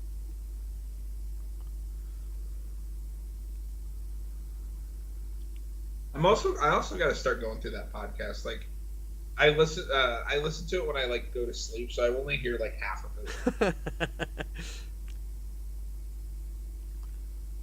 Yeah, I can't do that. I hate the idea that I'm falling asleep during something I got to pay attention to like that. That's why I've kind of stopped watching stuff that I haven't already seen before as I go to sleep. But I do need some kind of like YouTube to go to sleep, so I'll put on something I've already watched a few times. So, it feels like we're almost playing catch up a little bit here, where it's like, oh, we've got to lead into the finale, so now let's start doing more like follow-up, serialized stuff, tie up some loose ends. And so... Yeah, and like when you think about it, what is the overarching story of this season? Well, the creators of the show would tell you that thematically, loosely, the first season is who am I? And the second season is where did I come from? And the third season is where am I going? That's what they always said. And I want to go in and try to write that continuing from 4 to 10. See what I can come up with. 4 is what am I doing? With my life.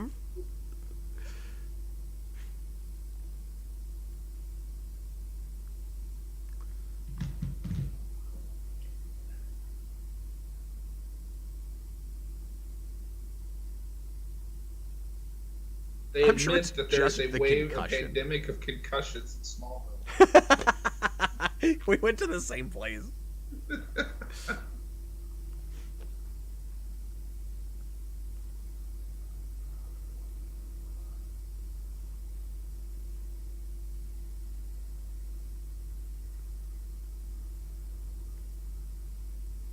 You know, it's too bad in this huge mansion you don't have any place with a normal table to lay these out on. You gotta use your pool table.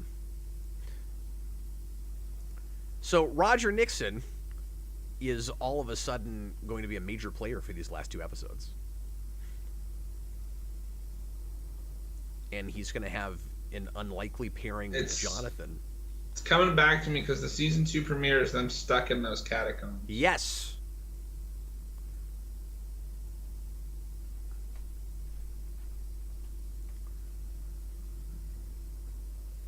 After the spaceship gets activated. Anime fan agrees with us. Clark should have gotten together with Chloe. Yeah.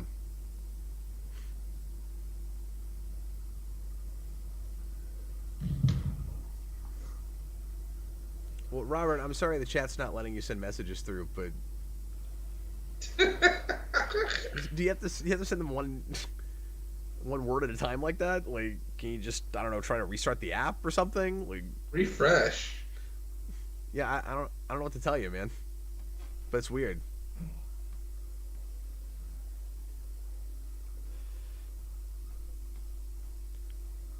You know, something bizarre has to happen right at the end of this whole thing.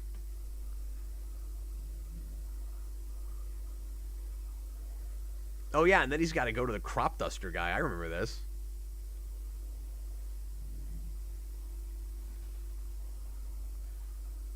I mean, this episode is immediately better just because we're dealing with some, again, follow-up and continuing to develop the interpersonal stuff we've had some of the season.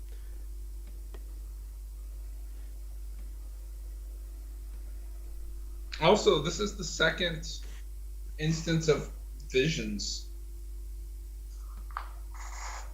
Oh, yeah. That's They're true. different kinds, but... Uh-huh. You're talking about with Hourglass? Yeah.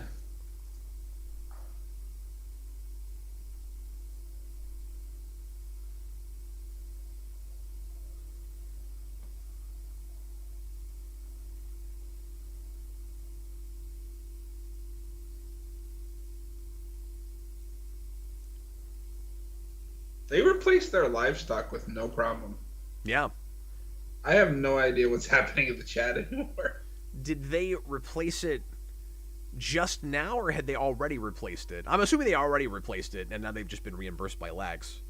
Well, that's what they're talking about, is he hasn't cashed the check yet. Oh, that's right, that's right. What is...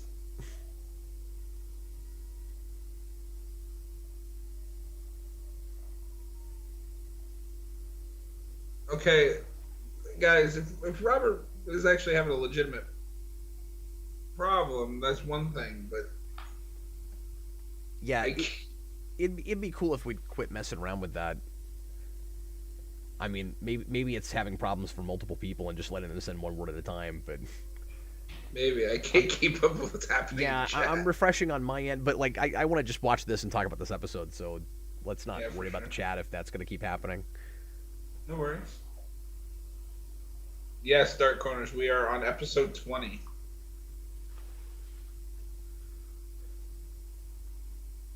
So that random guy that suddenly showed up is all excited about a person that he's taking to the dance. So I guess that's a subplot.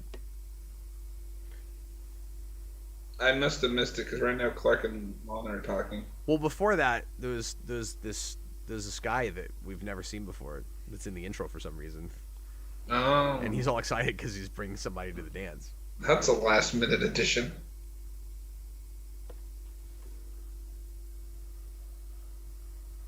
I feel like this is a horror movie that they just ripped off too. It sure looks like it. I don't know which one, but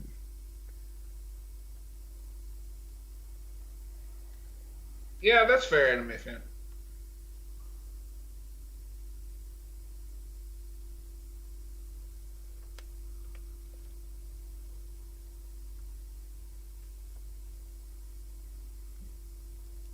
Maybe be like now, yeah, I've seen other superpowered people. You were just unconscious at the time.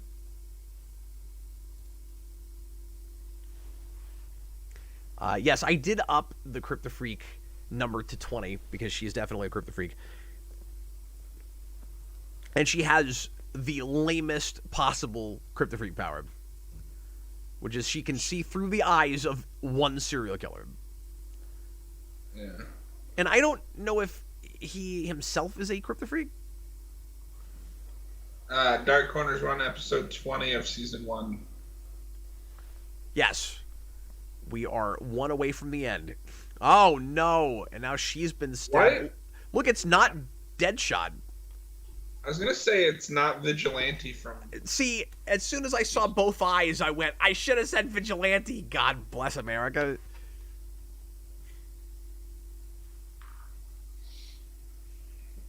Yeah, but Picky Ricky, that's not until later. That comes later. And is very retconny. Welcome back, Robert Wilde. But we will count that at the point that they bring it up.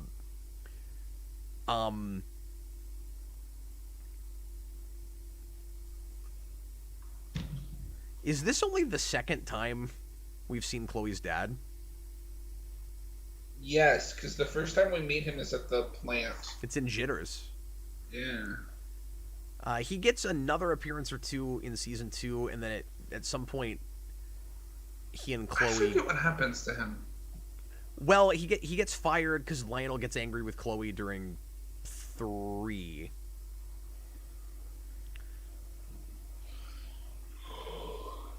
Because they make like a partnership together, and then Chloe tries to bring him down, and obviously that's a little bit too much heat even for this town. I'm quoting Falcone a lot today. The Peacemaker version, but I mean.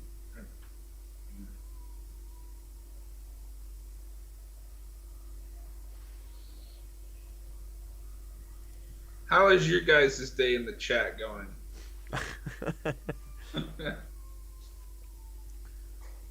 This episode is a little slow going. I'm not gonna lie. Yeah, the biggest thing I remember about this one is it's terribly paced. Yeah. It's like they wanted to make a 2-part finale, but they couldn't quite commit to it. Yeah. So we've got to have this kind of pointless Kryptofreak subplot in the middle of all this stuff that we're... This is basically a prelude to the finale. And it would have been smarter to just make a 2-part finale. In exactly the same way as the second episode kind of wants to be a second part to the pilot, but it isn't really. Yeah. Right? It's almost bookended with these.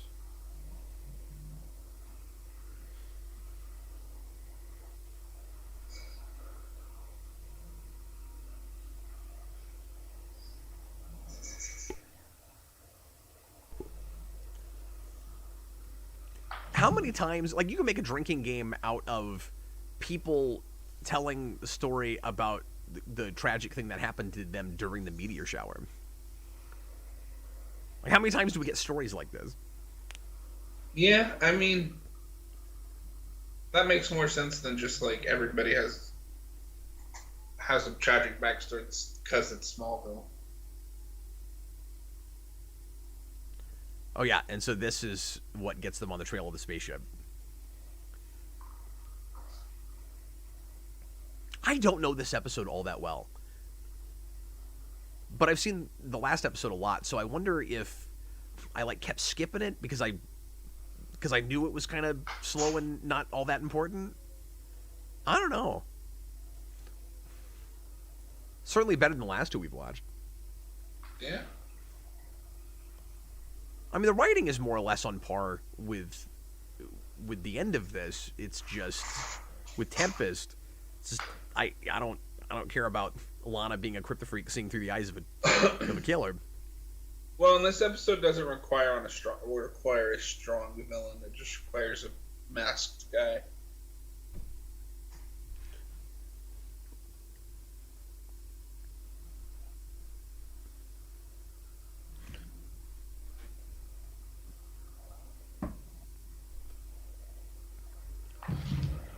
Lex isn't buying it. There's that giant moon again.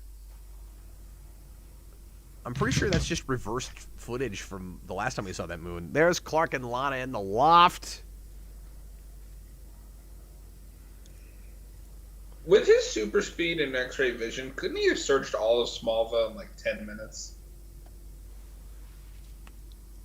I think there's a little bit of a debate maybe raging with the writers and producers about just how powerful he is right now and how fast they want him to be able to move. So you have a lot of scenes where conveniently he goes quicker than he does in other places, but they don't want him to be so powerful that he can do what you're suggesting. But if you can, say, clean up your house as fast as he did after that party, you'd be able to do what you're talking about. Yeah. And the way he handles bullet time over and over and over again. I can tell you exactly how many times this season. 13 so far.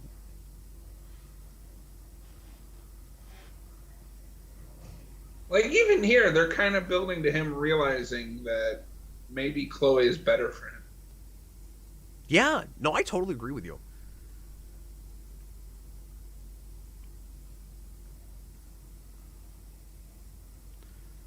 It always seemed like when you listen to the producers of the show and Gotham Miller specifically, that a lot of it is they were themselves really enamored with Kristen Kurek and her look and performance and stuff. And so I think they were just a little bit blinded by their own casting choices sometimes. Where it's like, of course he is enamored with her, we're enamored with her, and it's not there in the writing. Like, I think these actors have decent enough chemistry, but there's not enough on paper for them to work with. Yeah, I can see that. Grim Death, if he had super hearing, he could find her easily. Well, He does have super hearing. We've established that. I guess she's just going to be kidnapped until season 4. Can you imagine she's just missing for 3 years? Yeah, it would be like Daniel Jackson's wife in Stargate. I don't know what that means. That's just a thing that happens in Stargate, where in the pilot, there's a character whose wife gets kidnapped and taken through a Stargate, and it's seasons before we finally find her.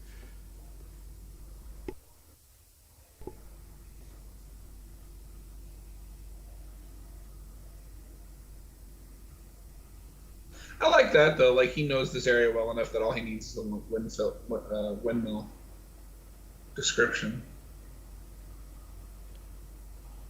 Yeah. Once again, it'd be better if the population was smaller. She's green. She has only the light of kryptonite. She's had a bad last couple episodes. Yeah. Is this how she's further paying for being that much of an idiot last episode with the guy she tried to date that tried to murder her with a chainsaw? I don't remember this guy's motivation. I don't so either. I don't know I don't know if it's karmic justice or just actual justice. I just mean the episode itself. I just mean the universe is maybe punishing Chloe for being stupid.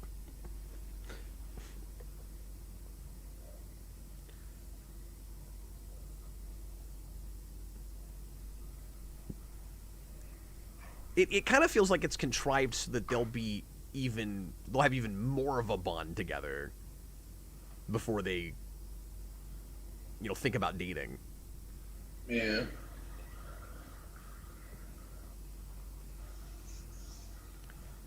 Look, John, we're gonna make it, okay? We're gonna make it.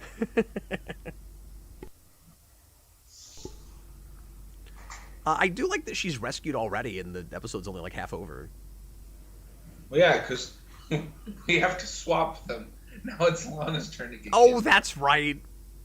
I don't remember a lot about the A story here. I only remember that because there's one thing I will give this show praise for this episode, is there's a sequence coming up before she gets kidnapped where she sees through the bond that they have, sees herself getting kidnapped. Oh, yes. I remember that. It'd be really funny if it just kept going. He's carrying me away. No, if it just keeps jumping to different people, it's like, God, could we catch this guy already?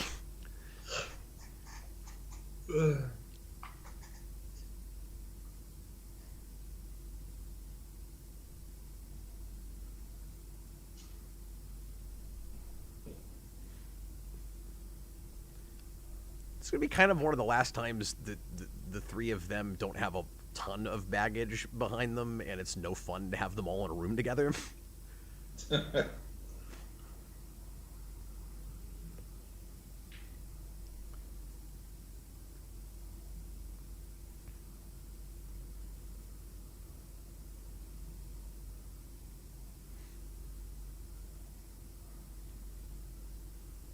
That's love triangle phase. There it is. Oh, it's so much more fun to actually count the faces. I don't know why I didn't do that in the first place. She went from love triangle face to vision face. There's not going to be enough of those to count, but that's also just her standard, like, something's trying to kill me face. Which, when you're being stalked as often as Lana, you make about as often as your I'm riding horses face or your I'm delivering coffee face. So, I'm annoyed with that because she took 2 steps out, got a vision, and instead of, like, saying, hey, Clark, I'm having a vision that I'm seeing myself, she just keeps going. This scene is reminding me a little bit of you, John. Oh, yeah? Yeah, they're throwing burlap sacks. Yeah, I mean, I'm in all of those.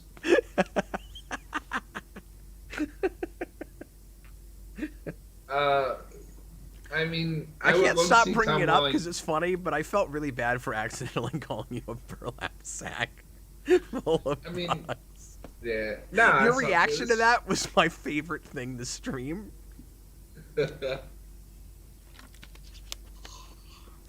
I mean, I would also like to see Tom Welling in more things, but I don't know if he can still play a teenager.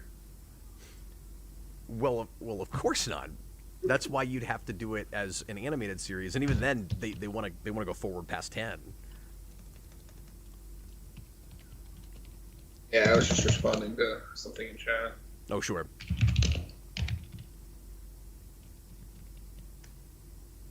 I don't know, if I could get a giant Smallville population sign made, I'd put it down in the bunker here somewhere.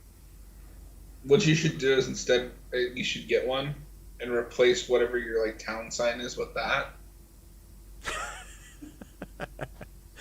The ultimate act of geeky vandalism. Wow. I would be a legend, and that would be the dumbest reason to get arrested. Can you imagine getting arrested for that? What are you in for? You're not going to believe it. Local YouTuber replaces city sign with old cult TV show Smallville. Yeah, and if I did that, the joke would be on me because I can't remember the name of it. There is a town not too far from here. I think it's close to Wichita. I can't remember. Like a couple hours away. And I've not been when they do this. I keep meaning to. But every year, there's this town that officially changes its name to Smallville for a week. They do it every year. Weird. So if you replaced their town sign with the Smallville sign, I don't know that they would mind that much. That's crazy, though. Isn't it?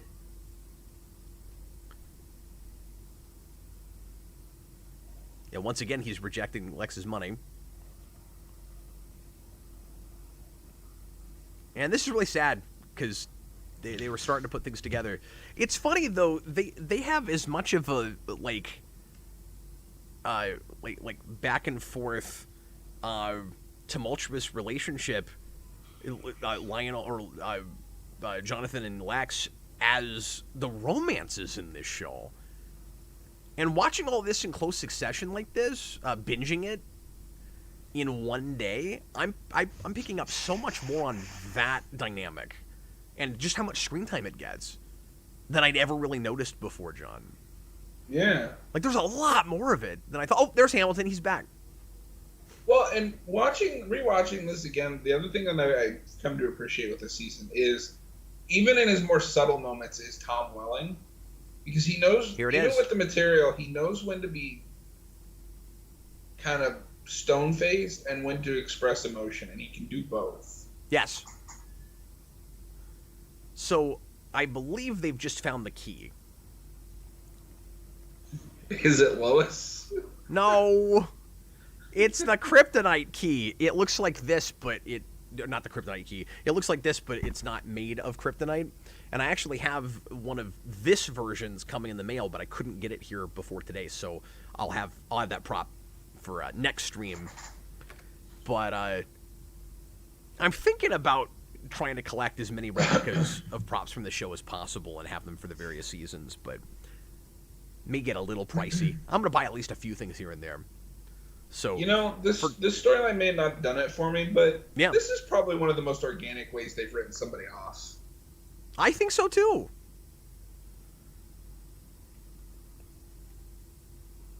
I still think problem, it's strange like you said before, they is killed it's just him. But... it's just too little, too late. Like, doesn't it almost feel like he's a little bit of a different character, and I wish he was this character all the way through? Yeah. Or at the very least, just have a conversation that his dad being sick really made him grow up fast. Yeah, and certainly you can make the excuse, well, his dad died, so he's more like introspective right now, and he's got a sense of perspective, and he is suddenly maturing quicker. I get all of that. But you'd write it differently if you had this in mind all along. And that's not to say that everything has to be fully outlined. It's just, if he was... We have this problem with so many characters in the show. If he wasn't just a plot device in the first place, and we had kind of a Bible for who he is, what he's about, and not just... And he's an antagonist for Clark, and he's the boyfriend of the girl that our protagonist wants to get with. That's all he is at the beginning. Oh, Noah's right. The key is actually Jar Jar.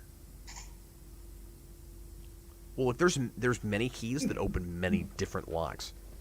Yeah, but Jar Jar is a funnier character than we've ever had.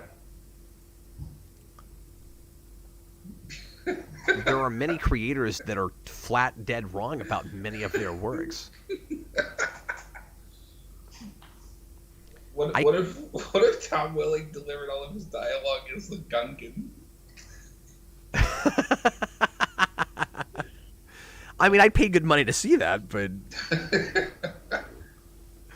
who wouldn't? Misa find the truth, huh? Okay, this is a big scene. Because I forgot about this. Lex comes right out and tells him about the spaceship stuff.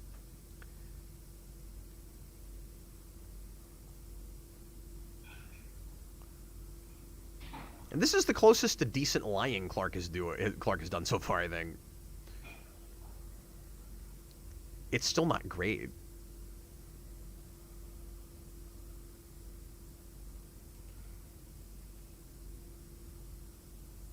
By the way, even in a town like this, there's no way those stars would look that bright and clear.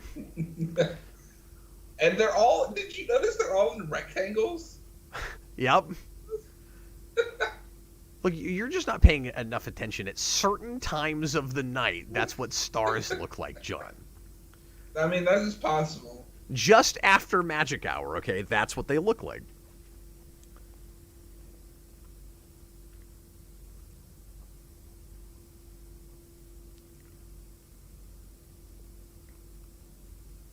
Oh, that's right. There's a Kryptofreak plot this episode. Forgot all about that. Oh, Superman reference. Wait, what was it? I missed it. He leaps tall figures in a single bound. I just like to take this moment to say, I hate it when we do that because it doesn't, and I know I complain about this all the time, but what are we referencing in the fiction when we do that?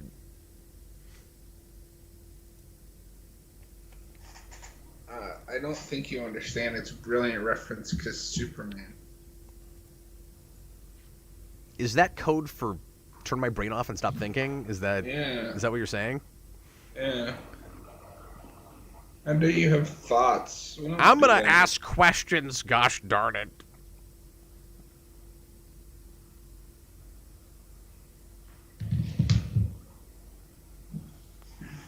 It's so weird to have him, like, I don't want to say inner circle because nobody knows Clark's secret, but it's so weird to have him, Whitney, like helping them out and working with them right now. Yeah. Because we're gonna write him out the very next episode, and he also it would have just been kind of surprising if we'd done this earlier and made me like him. And anyway, I'm sorry, what was it? No, that was my bad. Yeah, no, this is nice, but ever since they tried to cut his hair, now he looks like the oldest of them all.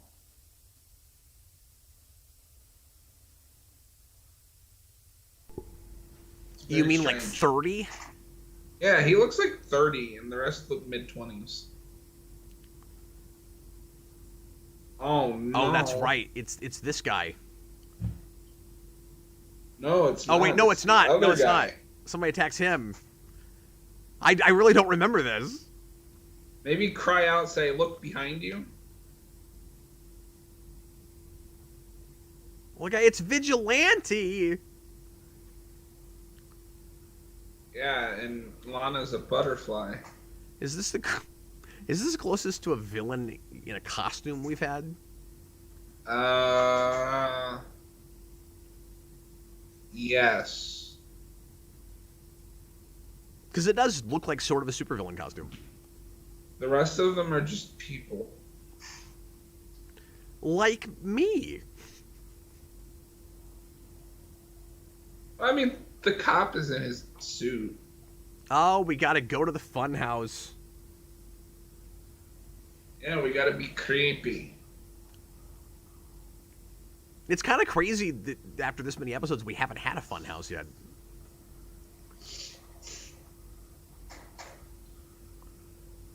We also didn't have any season-themed episodes this season. That's true. No Christmas or Halloween. Huh. No, you can rarely even tell what time of year it's supposed to be.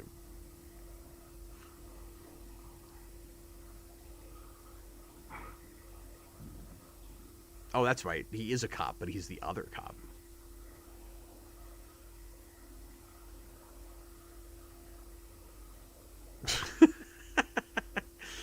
I could have been a contender. I could have gone the distance. So you remember how I said Sam Phelan going really broad somehow worked? Yeah. This doesn't. That's why I'm wearing a superhero suit. So wait, his motivation is just, I'm going to make crime and solve it so I can get a promotion? Yes. For a minute, it looks like he wants to actually save Chloe from something, he thinks, and then it's just all personal. It's like he just wants to cheat to further his career. was the Force unfair to him in some way?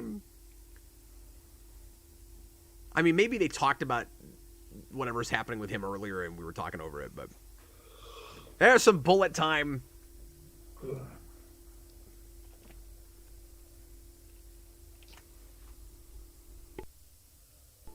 Still some bullet time. Convenient unconsciousness. That's 11. This is the highest one in a while. It really is. Because it's super typical, apart from some of the setup stuff for the finale. Get him.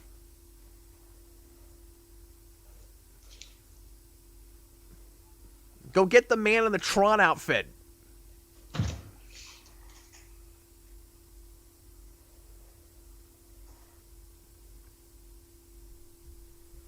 The metal sound effects are a bit much. Oh, yeah. No, I always thought so.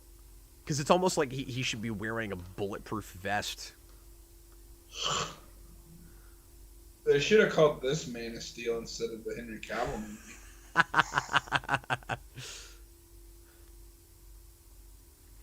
Do you like that almost at the end of the season, we finally get Clark, confidently standing there and letting bullets bounce off his chest? Like, I like that. I like that we're at that place. Yeah, that's a nice little evolution of powers. Because last time he did it, he had, like, bruises. Yeah. He's not even having to worry about that now. Now if you shoot him, it sounds like bullets bouncing off of a pan. He's RoboCop. Hey, I didn't know Smallville was a backdoor RoboCop prequel. That's pretty weird. Yeah. Why'd they do that? Oh, thanks. Thanks. Grim Death is really good at noticing throws. Yeah. We've had 25 of them. In just this episode? No. Overall, John, take a look at the count there. John, you won't believe this. There were 25 throws in this episode, and 13 people in just this episode walked away from each other angry.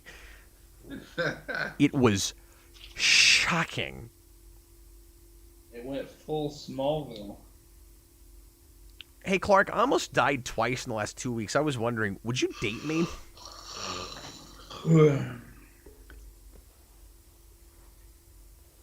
Oh, and of course, the John Mayer song was huge, and you couldn't get away from it.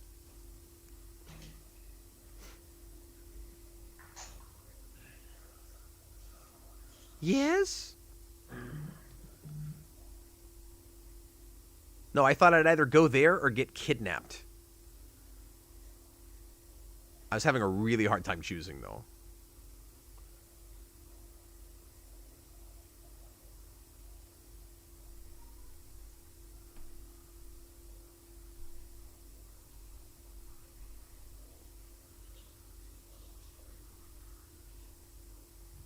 So you got to take the camera and push in on the face so that this is a really big deal to the audience.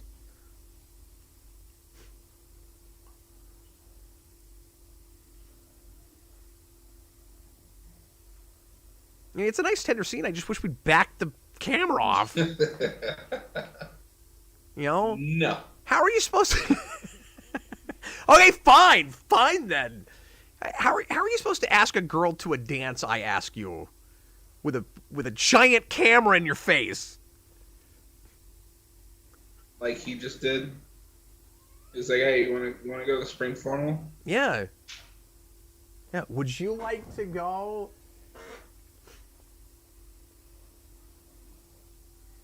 All I can tell you is it looks a lot like a '90s Pog Slammer. I don't know if that's what it's for, but.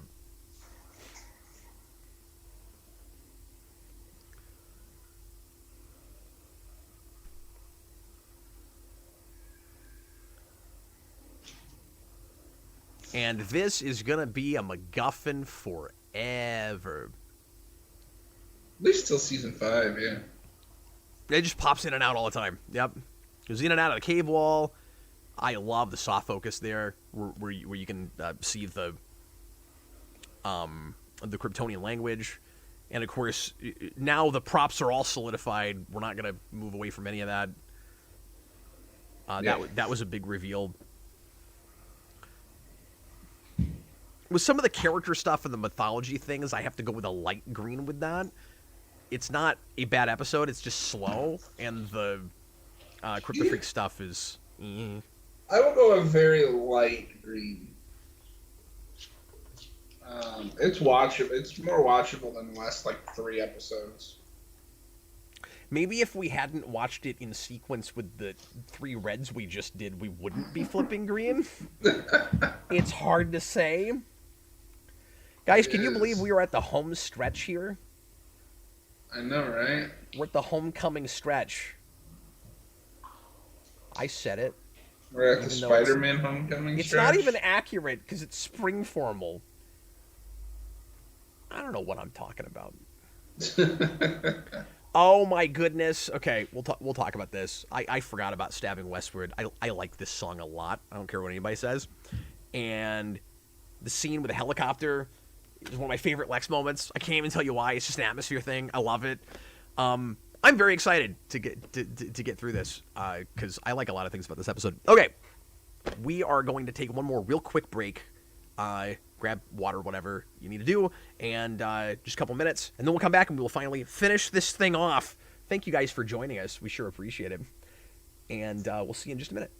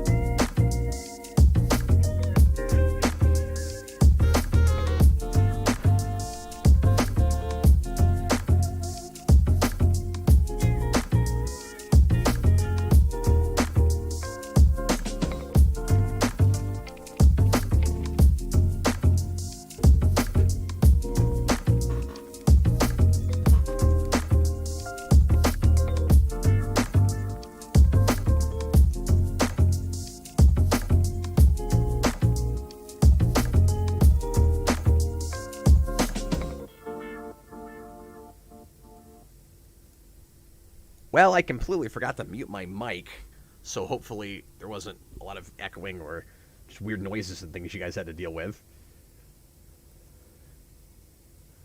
Noah says once more under the Kryptofreak, and Noah says, or discussing topic says, actually there is no Kryptofreak this episode. That is true. We gotta get Noah to watch the show. Is that just because you think he'll like it, or? I think he would appreciate parts of it. I don't know if he'd like it. You know who else I thought that about? Noah, or Austin. talking about Noah. Did you think of that about Noah? No, I thought about Nah.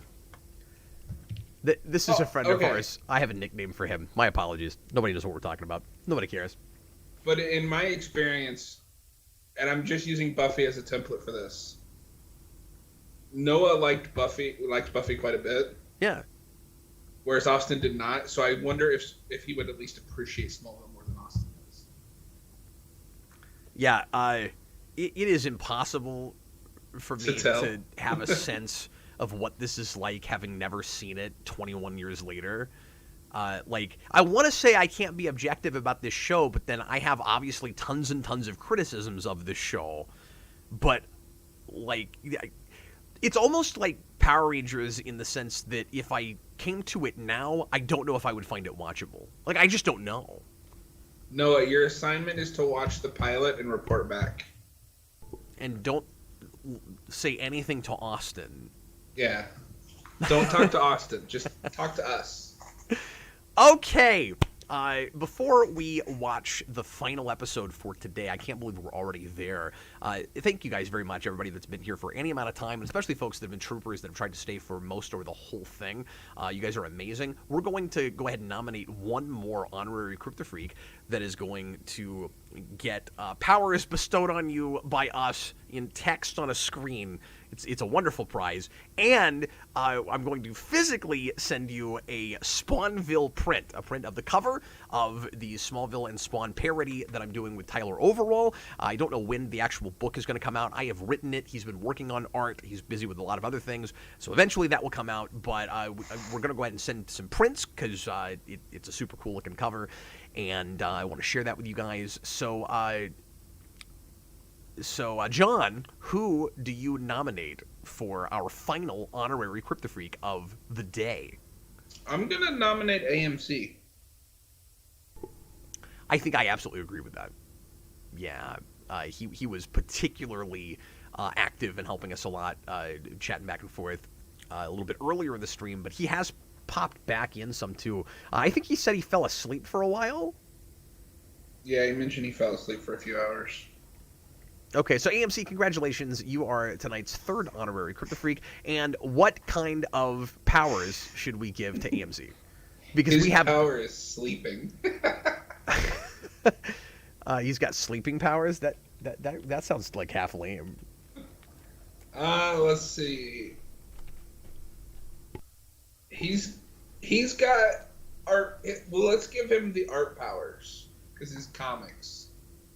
I don't know. So what? Like he's just a really good artist, or he can draw super fast, or does he get the telekinetic art powers? He gets we'll give him the telekinetic art powers. Okay, so you get telekinetic art powers, which is going to be more limited than the powers in the show, because after all, I don't want you throwing any chainsaws at people, so you're only able to use it to make pretty pictures. That's your power, AMC Comics.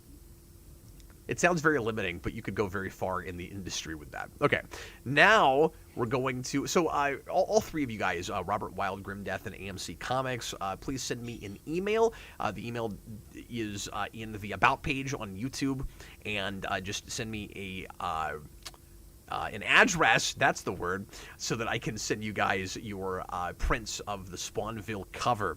And once again, I want to say thanks to John so much for doing this entire crazy gauntlet with me. It's just been wonderful, and I'm so stoked to finally get back to this show and get through the entire thing. It's going to be a lot more madness. We got to do this 9 more times eventually, but I think it's worth it. I think it's plausible. Or I think it's doable. And now we're going to watch the last episode of Season 1. It's Tempest. Make sure to get the timestamp 0. And I'm going to make sure this says Tempest.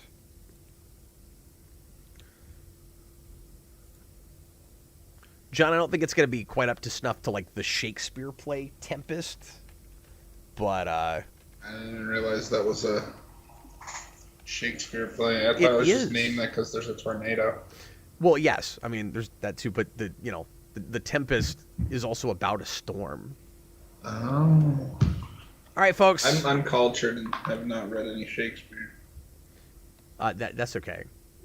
I haven't read that in a long time. I can't tell you a lot about it right now, but, I went to college for an English degree, so I had to read a lot of Shakespeare. Okay, here we go. Get to timestamp 0. Get ready to press play. I'm about to do it. Everybody, please press play right now.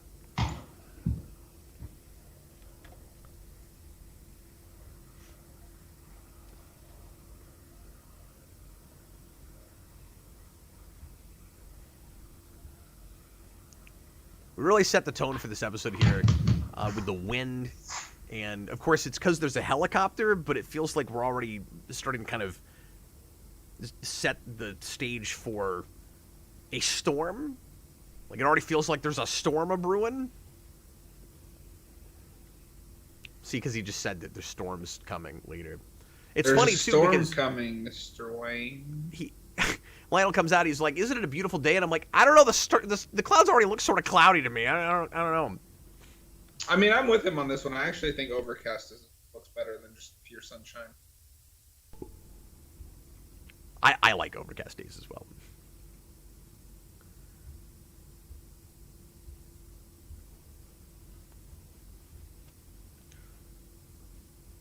Oh, here we go. He's about to make everyone want to kill him.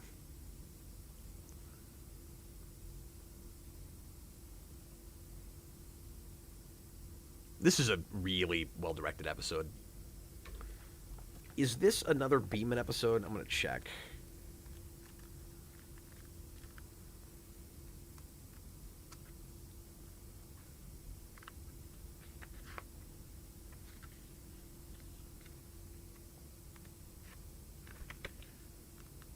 Why can't I find the last episode of the season? There's a page in here about some guy named Pete Ross. That's weird.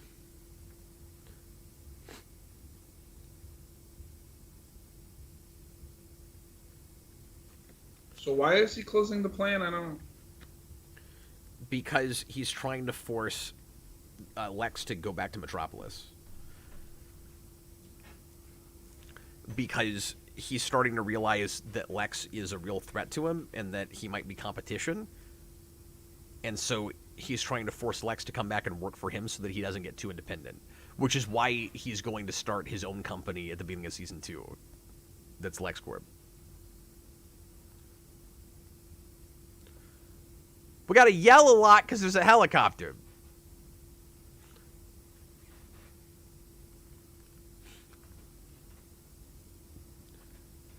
As it has everything to do with family politics and nothing to do with the production of the plan. Because he doesn't care about this plan. The whole reason he sent Lex here was is like a punishment, like an exile in exile. Connor, my God, you're still at it.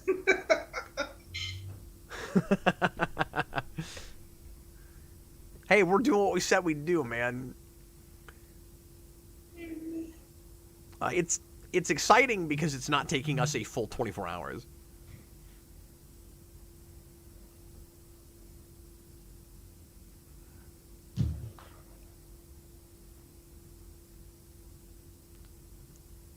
And that's going to be Eric Johnson's last regular credit.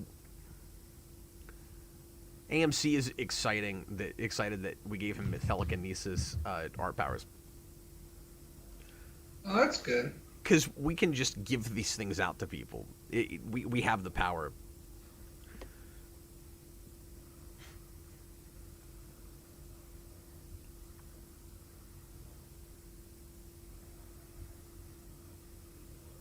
How long is each Birds of Prey episode?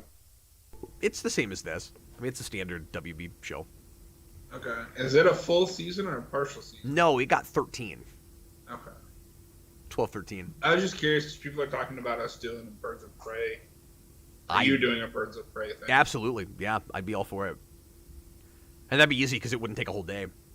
Yeah. Yeah, if people like this format where we're just binge watching things, I am really, really enjoying it myself. I'm definitely open to doing more things like this. Yeah, it's a lot of fun.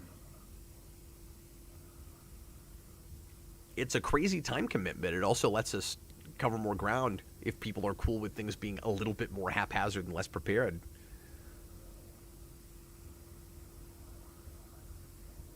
But you know what? I think in 20 hours, John, we will have gotten at least like 4 half-decent points made about this show.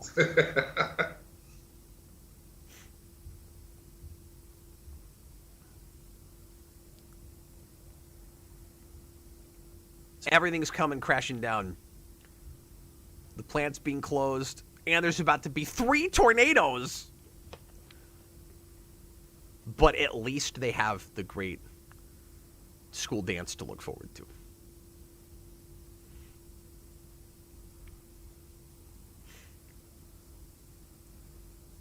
There's a nice kind of ticking time bomb through this episode once the storm starts coming through, and I like that it's established in the teaser.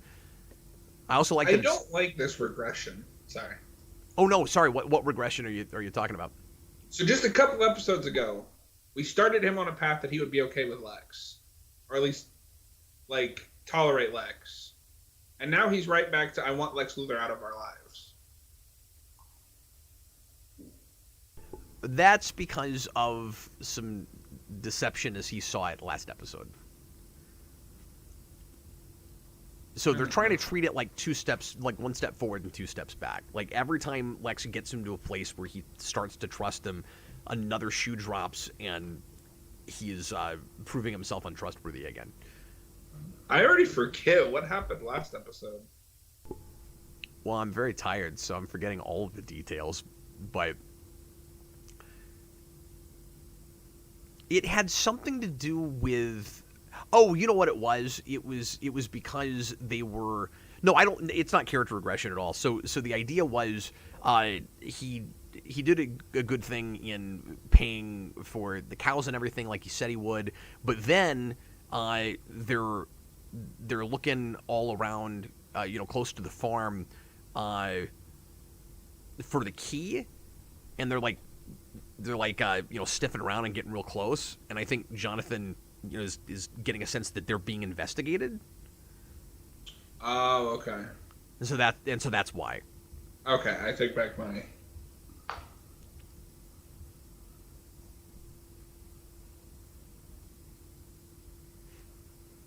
And so that makes it look to him like Lex is just trying to get him off of like his real trail, his ulterior motive by doing a nice thing for him.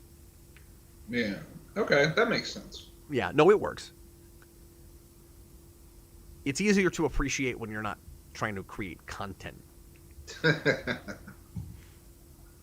AMC, I really like the "You're Coming Home, Son" line. Yeah, the line delivery there is wonderful. Like I said, I don't know what it is about that opening scene, but it's always been one of my favorite in the series. No, not that crappy Harley Quinn movie. I refuse. I mean, someday I'll probably have to do some kind of a commentary on that, but... You should bring Austin on for that. He loves that movie. I'll see if I can... How many people I can get to draw straws on that one.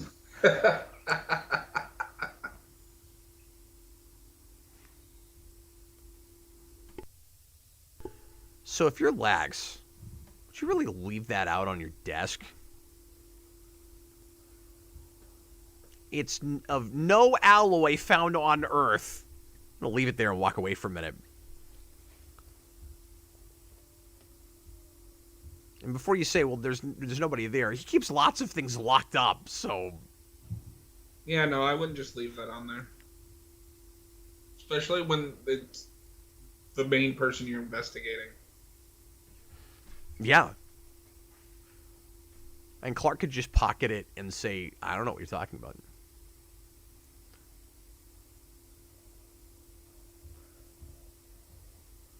I was gonna say I'm surprised he doesn't like try to sneak in and steal it, but he actually may do that. I can't remember now.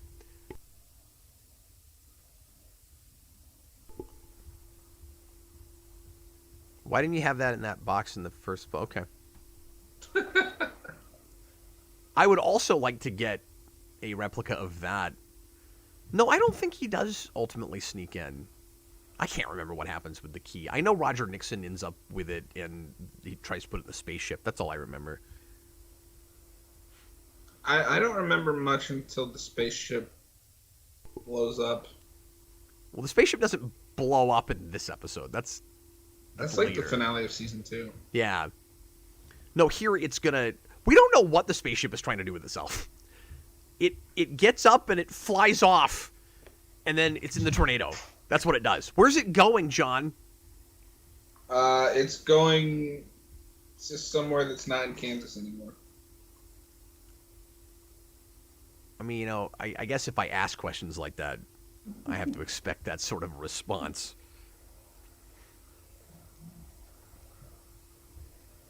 It's going to Oz.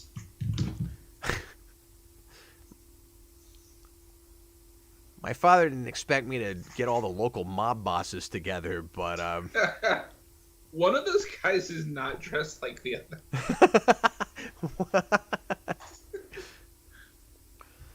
Like, all of them are in fancy suits, and then there's, like, that one guy that's just wearing a jacket and a shirt.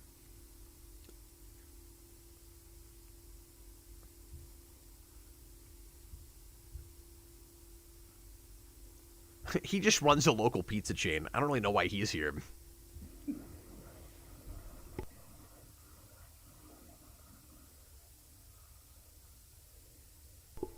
See, it's always about controlling destiny. Yeah. I like that he'll use the word, but hates the concept.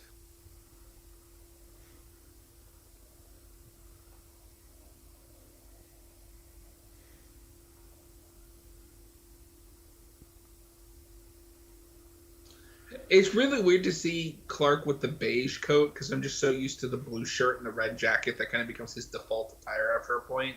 That's true. This is kind of his early first season look, is it not? I know we just watched all that. Consistent look in it. Half the time he's just wearing flannel. Half the time he's got some kind of jacket on. I feel like he wears this coat a fair bit, though. I know he wears it in all the pictures. Maybe that's why I'm thinking that. They did a line of like young adult Smallville books, and he wears that for most of them. I wish I'd bought the 3-figure action figure line they put out back in the day, because those are, you know, not super cheap now to get your hands on. Don't you love when you could have the chance to buy something and then you don't? Now it's like really expensive. Yeah.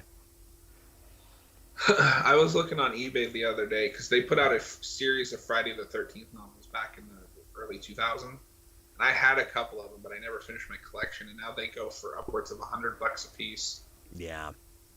It's like, I don't want to pay $100 for a book. Yeah, or an action figure. Yeah. And unless it's a comic omnibus, that's worth $100. Sure. But then that would be initial book price. Yeah. You're not paying a markup for scarcity.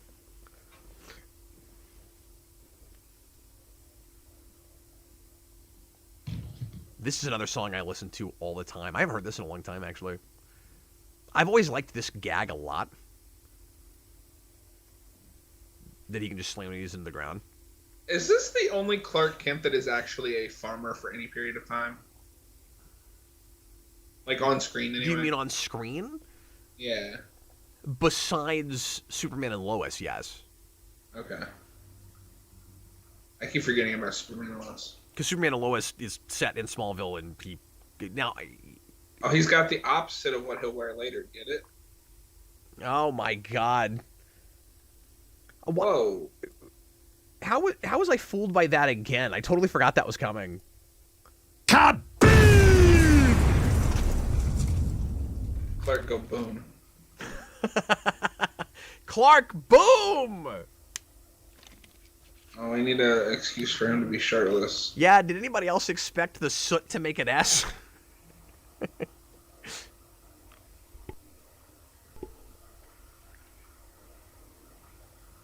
Okay, that was just a goofy shot. It's like he had to hold the detonator for the audience's benefit to go, hey, you idiots, I just did this. Have this right out in the open. And it's so silly that you'd be parked that close, because anybody sees you drive away. That guy over there probably did that.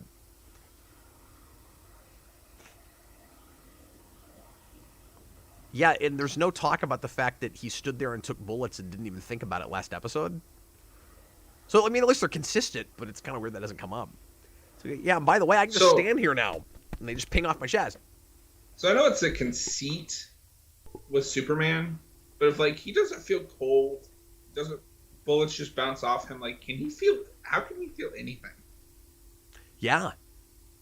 I've had that thought. I remember when Man of Steel came out, there was all these jokes, like, how does he shave? Yeah. I guess a bunch of people that had never really thought about Superman that much.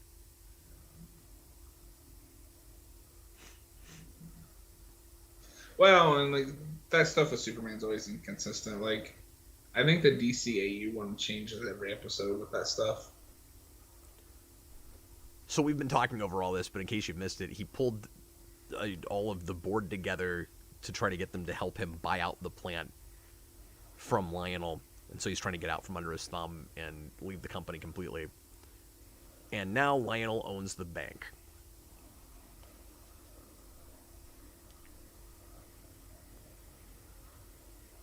So Ultra Hardball, and this episode does a wonderful job of pushing Lex to a point where I, more than ever in the season, really buy him considering letting his father die when the opportunity arises.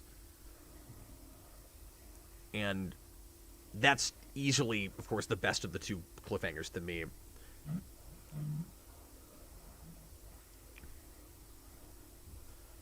And one of the images that most sticks with me from this show.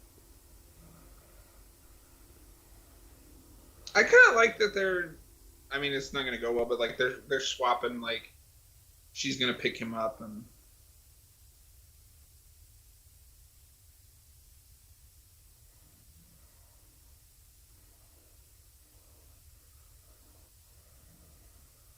Yeah, and like you said earlier, just more and more you can really see this couple working.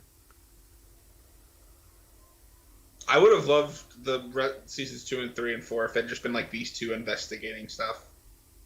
Yeah. Boy, in hindsight, there's just some things that look like big missed opportunities. Yeah.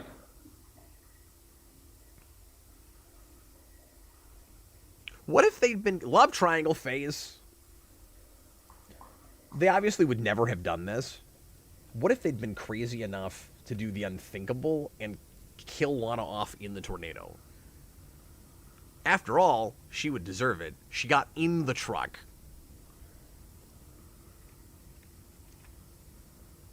I mean, that I would have respected them for that, but I don't. Yeah, I don't think you. I think you would need someone like Nolan to do that because, like, I still remember being shocked that they killed Rachel.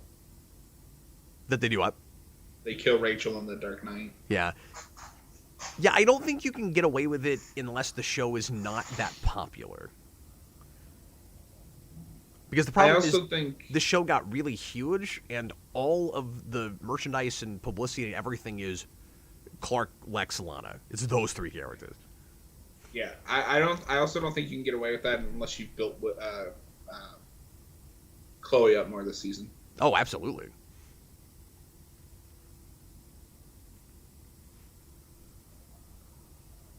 You could put her in a coma for half a season. I'm not actually saying they should have done that. But then I would have had a half a season without that character.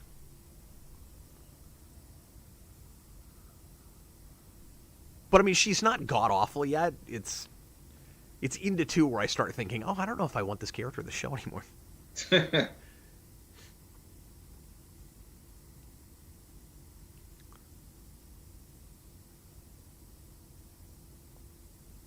Well, and even by midway 2, maybe 3, it's at that point where like Clark and Chloe's like best friendship is pretty much sealed, and she becomes more of a main character. Yeah.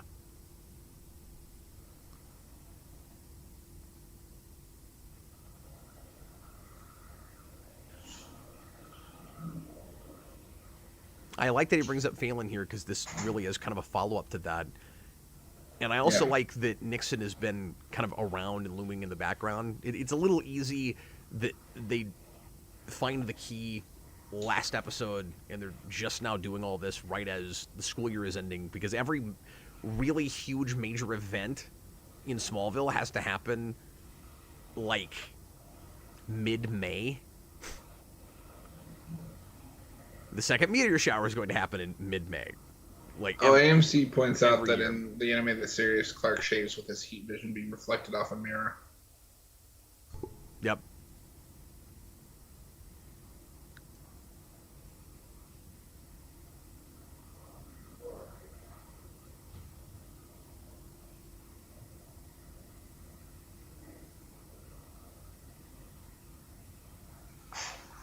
Also, don't use your abilities would mean pretend like you have, like, you know, a 24th of the strength you have. Like, that would be really hard. Yeah, especially when, like, this is definitely a Clark that's very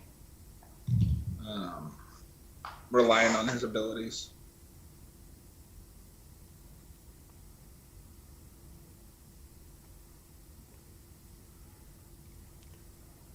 And so now Lex has unfortunately let a dog off the chain.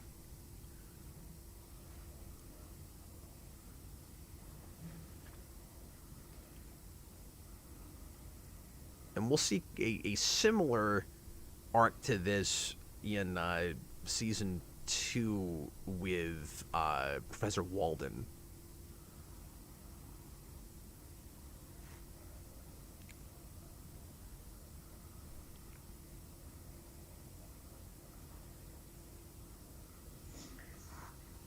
Who gets maybe a little more screen time with Nixon than Nixon, but not by much. And he's, I think, our second disembodied hand. But we'll get there. Apparently Gunn finally shut down that nonsense about Kilmer and Clooney. It's silly that you're dating the commentary again, John. It's silly that he even had to weigh in on that. Yes, this commentary took place sometime between 2023 and 2030. I'll let you guys decide. If you're watching after the fact.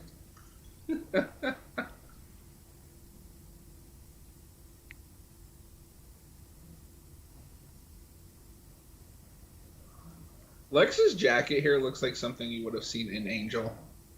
Yeah, Worn by sure. Angel. Yeah, I really like his energy in the scene.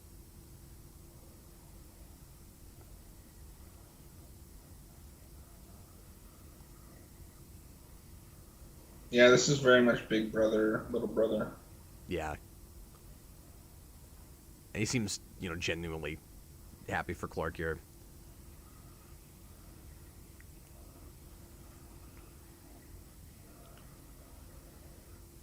I don't know. My subtitles are all messed up, and it's like I'm not sure what's going on. Oh, really? That's yeah, they're like it's like 2 seconds behind what they're actually saying. Can you refresh him? Can you turn him off and turn him back on? Yeah, let me try that.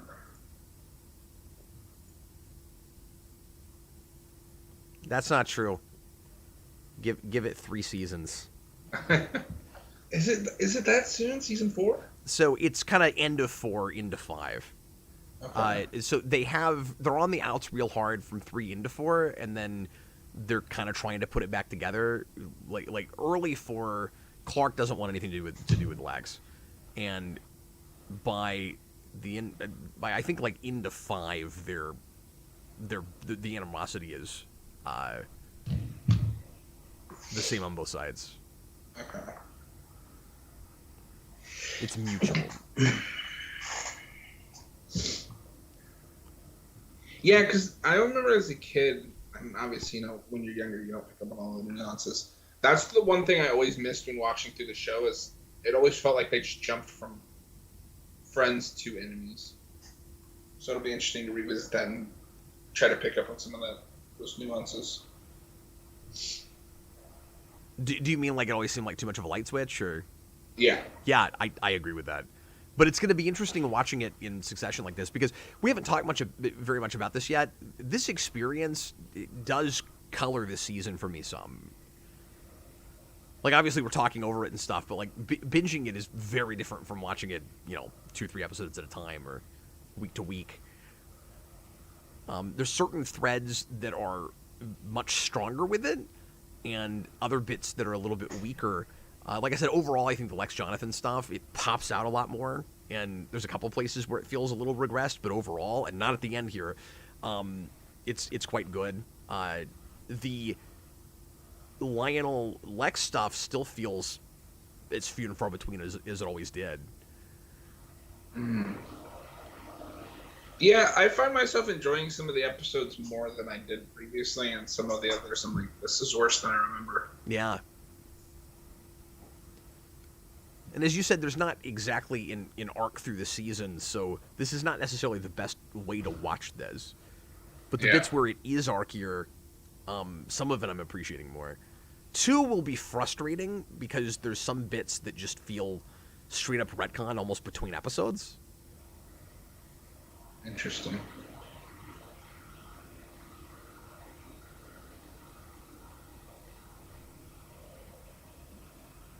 And we brought this song back. We've kind of bookended the season with it.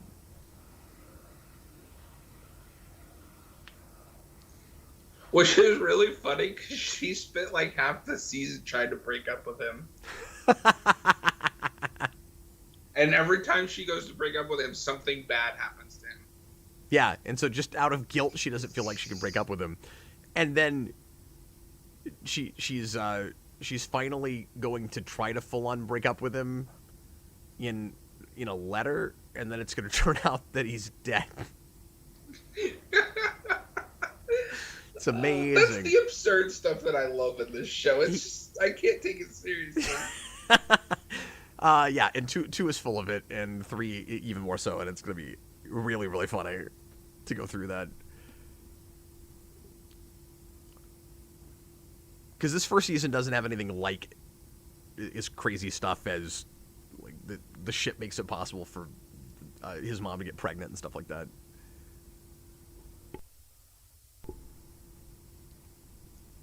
Which is probably the first legit full-on jump the shark moment in the show. Yeah. And I feel like if you and can that's accept... not even like the fun absurd. It's just like, what are we doing? Yeah, but when you say it out loud to people out of context that've never seen the show, like, wait, I'm sorry, what did you say? Because this isn't exactly what happens, but I like to tell people that the ship got her pregnant because I think it's really funny. Oh yeah, No, the ship got her how pregnant. I would describe it. She got pregnant by a spaceship. Like that movie Titan, but not as weird. Oh yeah, so he did steal the octagonal key. And once again, we're just holding it out willy-nilly. Anything could happen. Just need to make sure that that's Nixon's whole job this episode is hold props so audience gets exposition.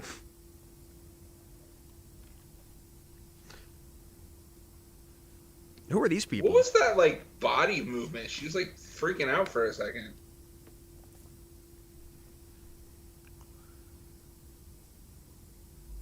Oh wait, it's starting to come back to me. Is that Pete? Here's your damn keys, Ross? Oh. The damn keys guy. The first 3 seasons. People are gonna hate me by the end of season 3. Yeah, no, we're gonna be awful. We're gonna be obnoxious. We're gonna spend when we finally get to the first full-on Pete episode. We're gonna be like, "There's no protagonist in this. It's weird." Yeah, and then do you remember that episode in season 7 when he comes back? With the gum? Yes, it's like, who is this again? He comes back just to do a gum commercial. Yeah. And he's basically been a Kryptofreak before with the drag racing episode. Like, not really, but it's a kryptonite-fueled car, and he's basically playing the role of a Kryptofreak. Remember Carrie, or not Carrie, Christine?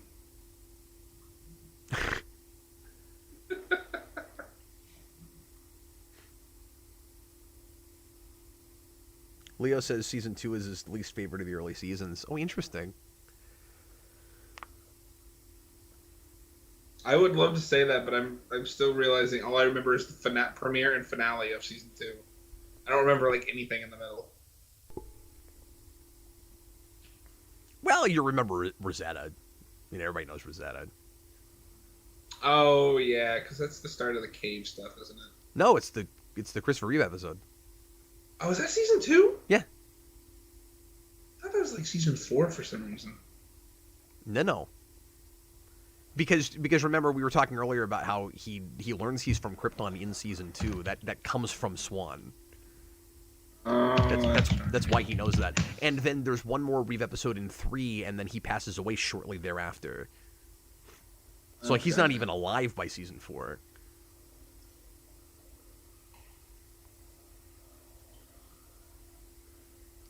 My two of my favorite episodes in the whole show are in 2. Oh, really? Yeah, is that and Perry. Okay. Perry is an amazing episode. We'll have to see how I feel about that one, because I had no connection to Perry White, so I was like, this feels like an excuse to shove a Superman character in there.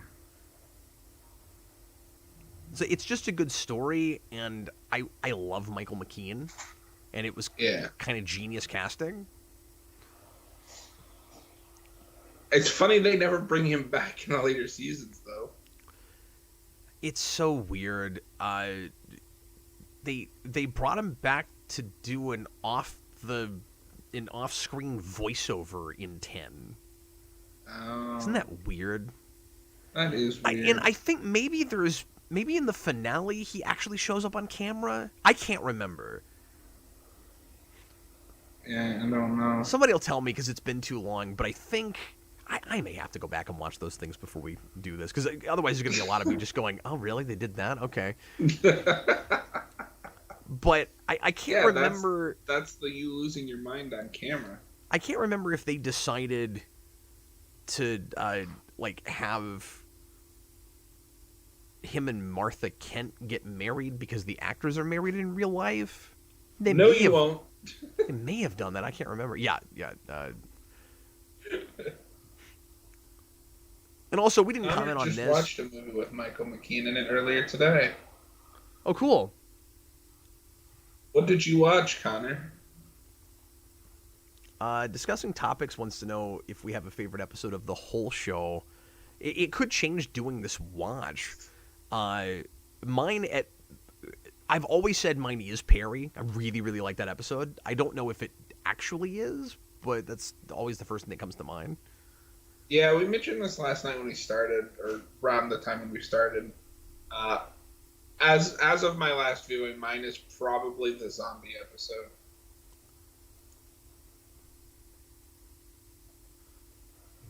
I didn't realize. Yeah, I didn't realize he was in Used Cars. I've never actually sat down and watched that. I need to. It's kind of surprising the show doesn't have a musical episode, right?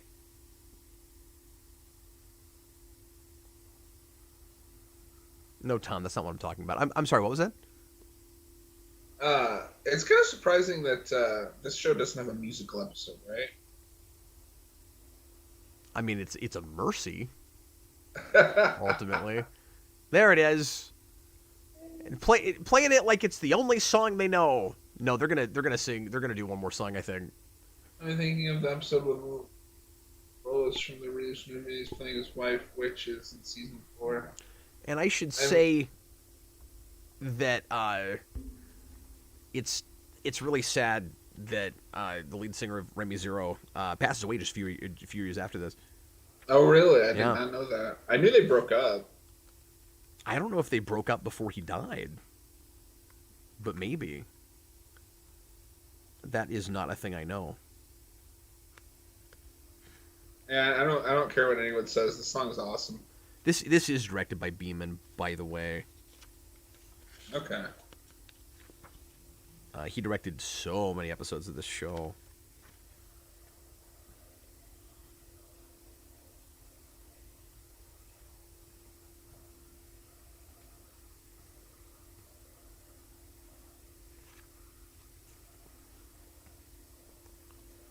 I'll just read a little bit from this book real quick. As director, Greg Beeman set a visual tone for the episode from the very first scene. I immediately had the idea of using the Rising Storm thematically. That is clear. So everything started calmly and started to build. I began with Lex being blasted by the wind from the helicopter. I basically just spelled all this out already. Whole episode had the steady, graceful arc to chaos, which I really tried to control. This is Miles Miller. Everything is being set up, and at the end, you have the payoff with Lex and Lionel. And then tornadoes coming in, which is just really cool and also ridiculous, by the way. Greg did a fantastic job directing it and made it a good send-off. We're not learning anything here. I'm glad I could make you laugh, Connor. Thanks for telling me Roger Nixon is evil. Book. I appreciate that. Oh, no, not again. So it's weird because as soon as this happens, I'm always thinking, oh yeah, the episode's over. But it's actually a while because we've got to get into the mansion and have the big shouting match with Lex and Lionel. Like, we're only 35 minutes in. About 10 minutes. Yeah, isn't that crazy? But this is more or less the That's image. another credit shot. One of the big images that were left in. Okay, so I cannot deal with this. This is one of the stupidest like still images in all of television. And I'm saying this as somebody who lives in Kansas, and it's, yes, as dumb as everybody crowded under an overpass in Man of Steel. So Lana is going to get in the truck, hoping to not get killed by a tornado. Meanwhile, there's a huge ditch she could get in right next to the truck. And when you do tornado drills, when you live in the Midwest, the first thing they tell you is get in a basement, or if you're stuck outside, find a ditch. She's right next to one. It's a huge hole. I've never been able to get my mind around it.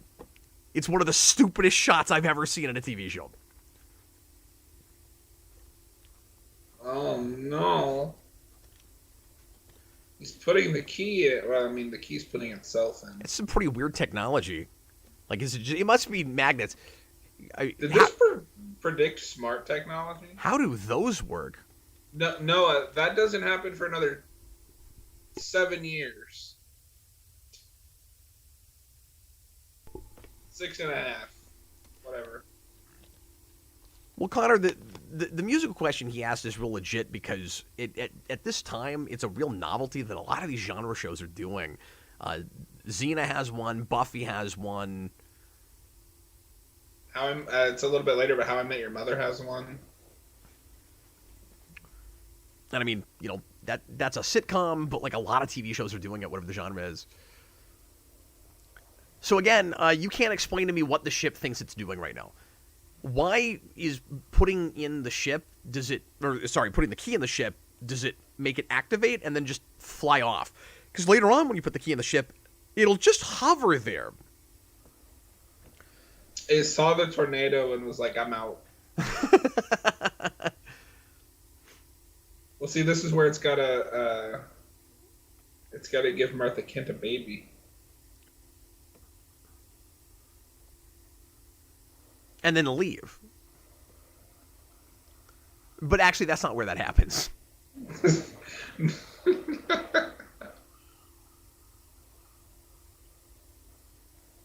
No, it says Batman the Brave and the Bold has a musical episode. That's true. Which is pretty cool. With the Music Meister, which is Neil Patrick Harris. Now we're just gonna put in a bunch of musical episodes. The Flash has a musical episode. We don't talk about that.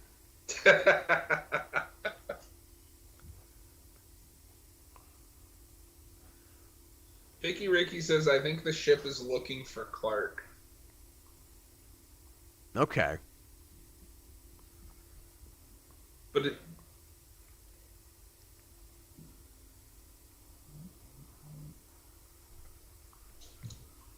I mean, that's the only thing I could ever come up with, but... If Clark's not around when the ship is activated, does it always fly after him? Like, are there any other instances in the show where it just... Where like, he's not there, but it just hovers in midair? Because we can't be sure of that if that ever happens. That's a rude super speed exit. Did we really only have 2 of those this whole season? Surely not. Because by 2 and 3, it's like every other episode. then Tom says the ship is damaged and it's running the last command it was given, aka fly to Smallville. But I feel like if it was following that command, it would know it's in Smallville. Yeah, and like, how do you know that? That is an entrance. Yeah. Kind of looks like they're going to come to blows in the middle of the storm. I love this scene. This episode is wonderfully paced.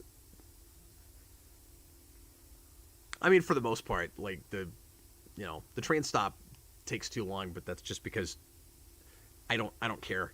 Like, we're getting rid of this character, just let him get on the train. Like, I don't care. We should have added. You know what we should have added? I care more than I time used one to of by them- this much, but it's all right. You know what we should have added to the counting list? Uh-oh. Every time one of them says, "You know what this historical figure used to do,"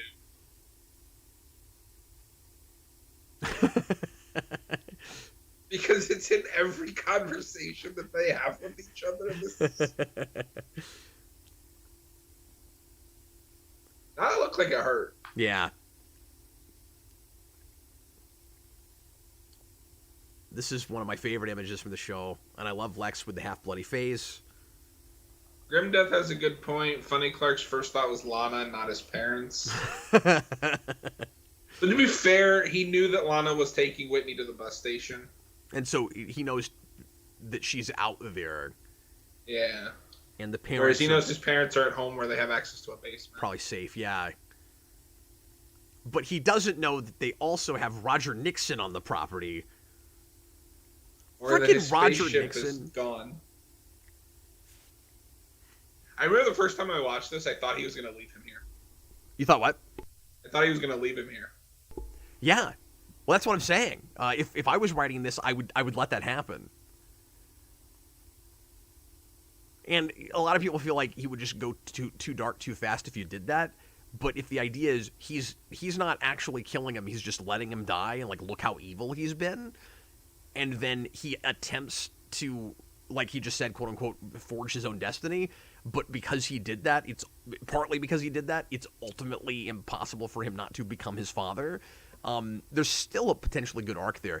It also works a lot better if the show is only 4 or 5 seasons long. So when you're thinking about it as a 7-season arc, because that's how long he's in the show, yes, harder to stretch that if you do it there. But also, it does feel like, John said, kind of a light switch when he kind of goes evil. So That looks so bad. it looked okay at the time. Or at least It I looks remember better thinking. here, but when it's the 3 tornadoes before they split is where it looks really bad. Yeah. Oh, I forgot they do the to be continued. What do you mean? I forgot that it ends on a cliffhanger and Oh, it yeah. says to be continued. Yeah, no, I mean, I was talking about that earlier. That you've got 2 big cliffhangers, and the one I like is the Lex and Lionel. Is he going to let him die or not? And the silly one is Lana, because all she had to do was get in the ditch. And you got to wait 3 months, and you're like, just get in the ditch. That would be too easy. If Pete was there and she ran back to the truck, you know what he would have said? Like, she wants to get in the truck instead of in the ditch. He would have been like, give me the damn keys. We did it. We got through it, John. We made it. We did. And we were almost articulate all the way to the end. Yes, thank you guys. Thanks, Noah. Thanks for the applause. We appreciate you guys.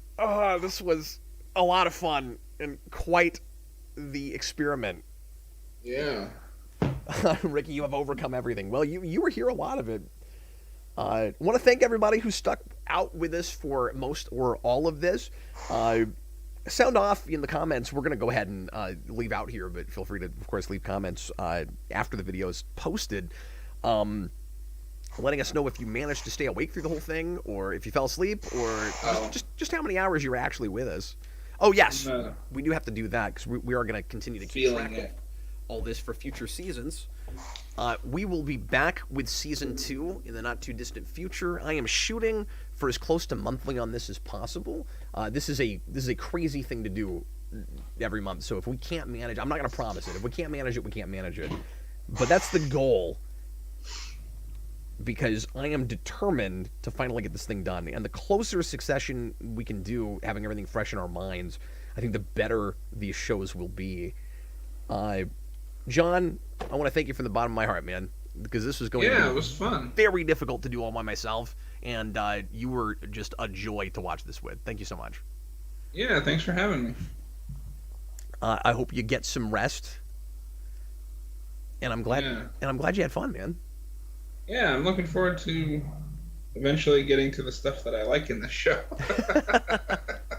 Yeah, well, and it's like I said, it's so funny that we have such different perspectives, because when we get past 3, I'm going to be let down a little bit, because we'll have gotten past the stuff I like in the show. Yeah, for sure. All right, folks, we're going to go ahead and call it a day, a whole almost 24-hour day. Thanks again, everybody. I was Captain Logan, and this was John. Have a good night. Bye, everybody.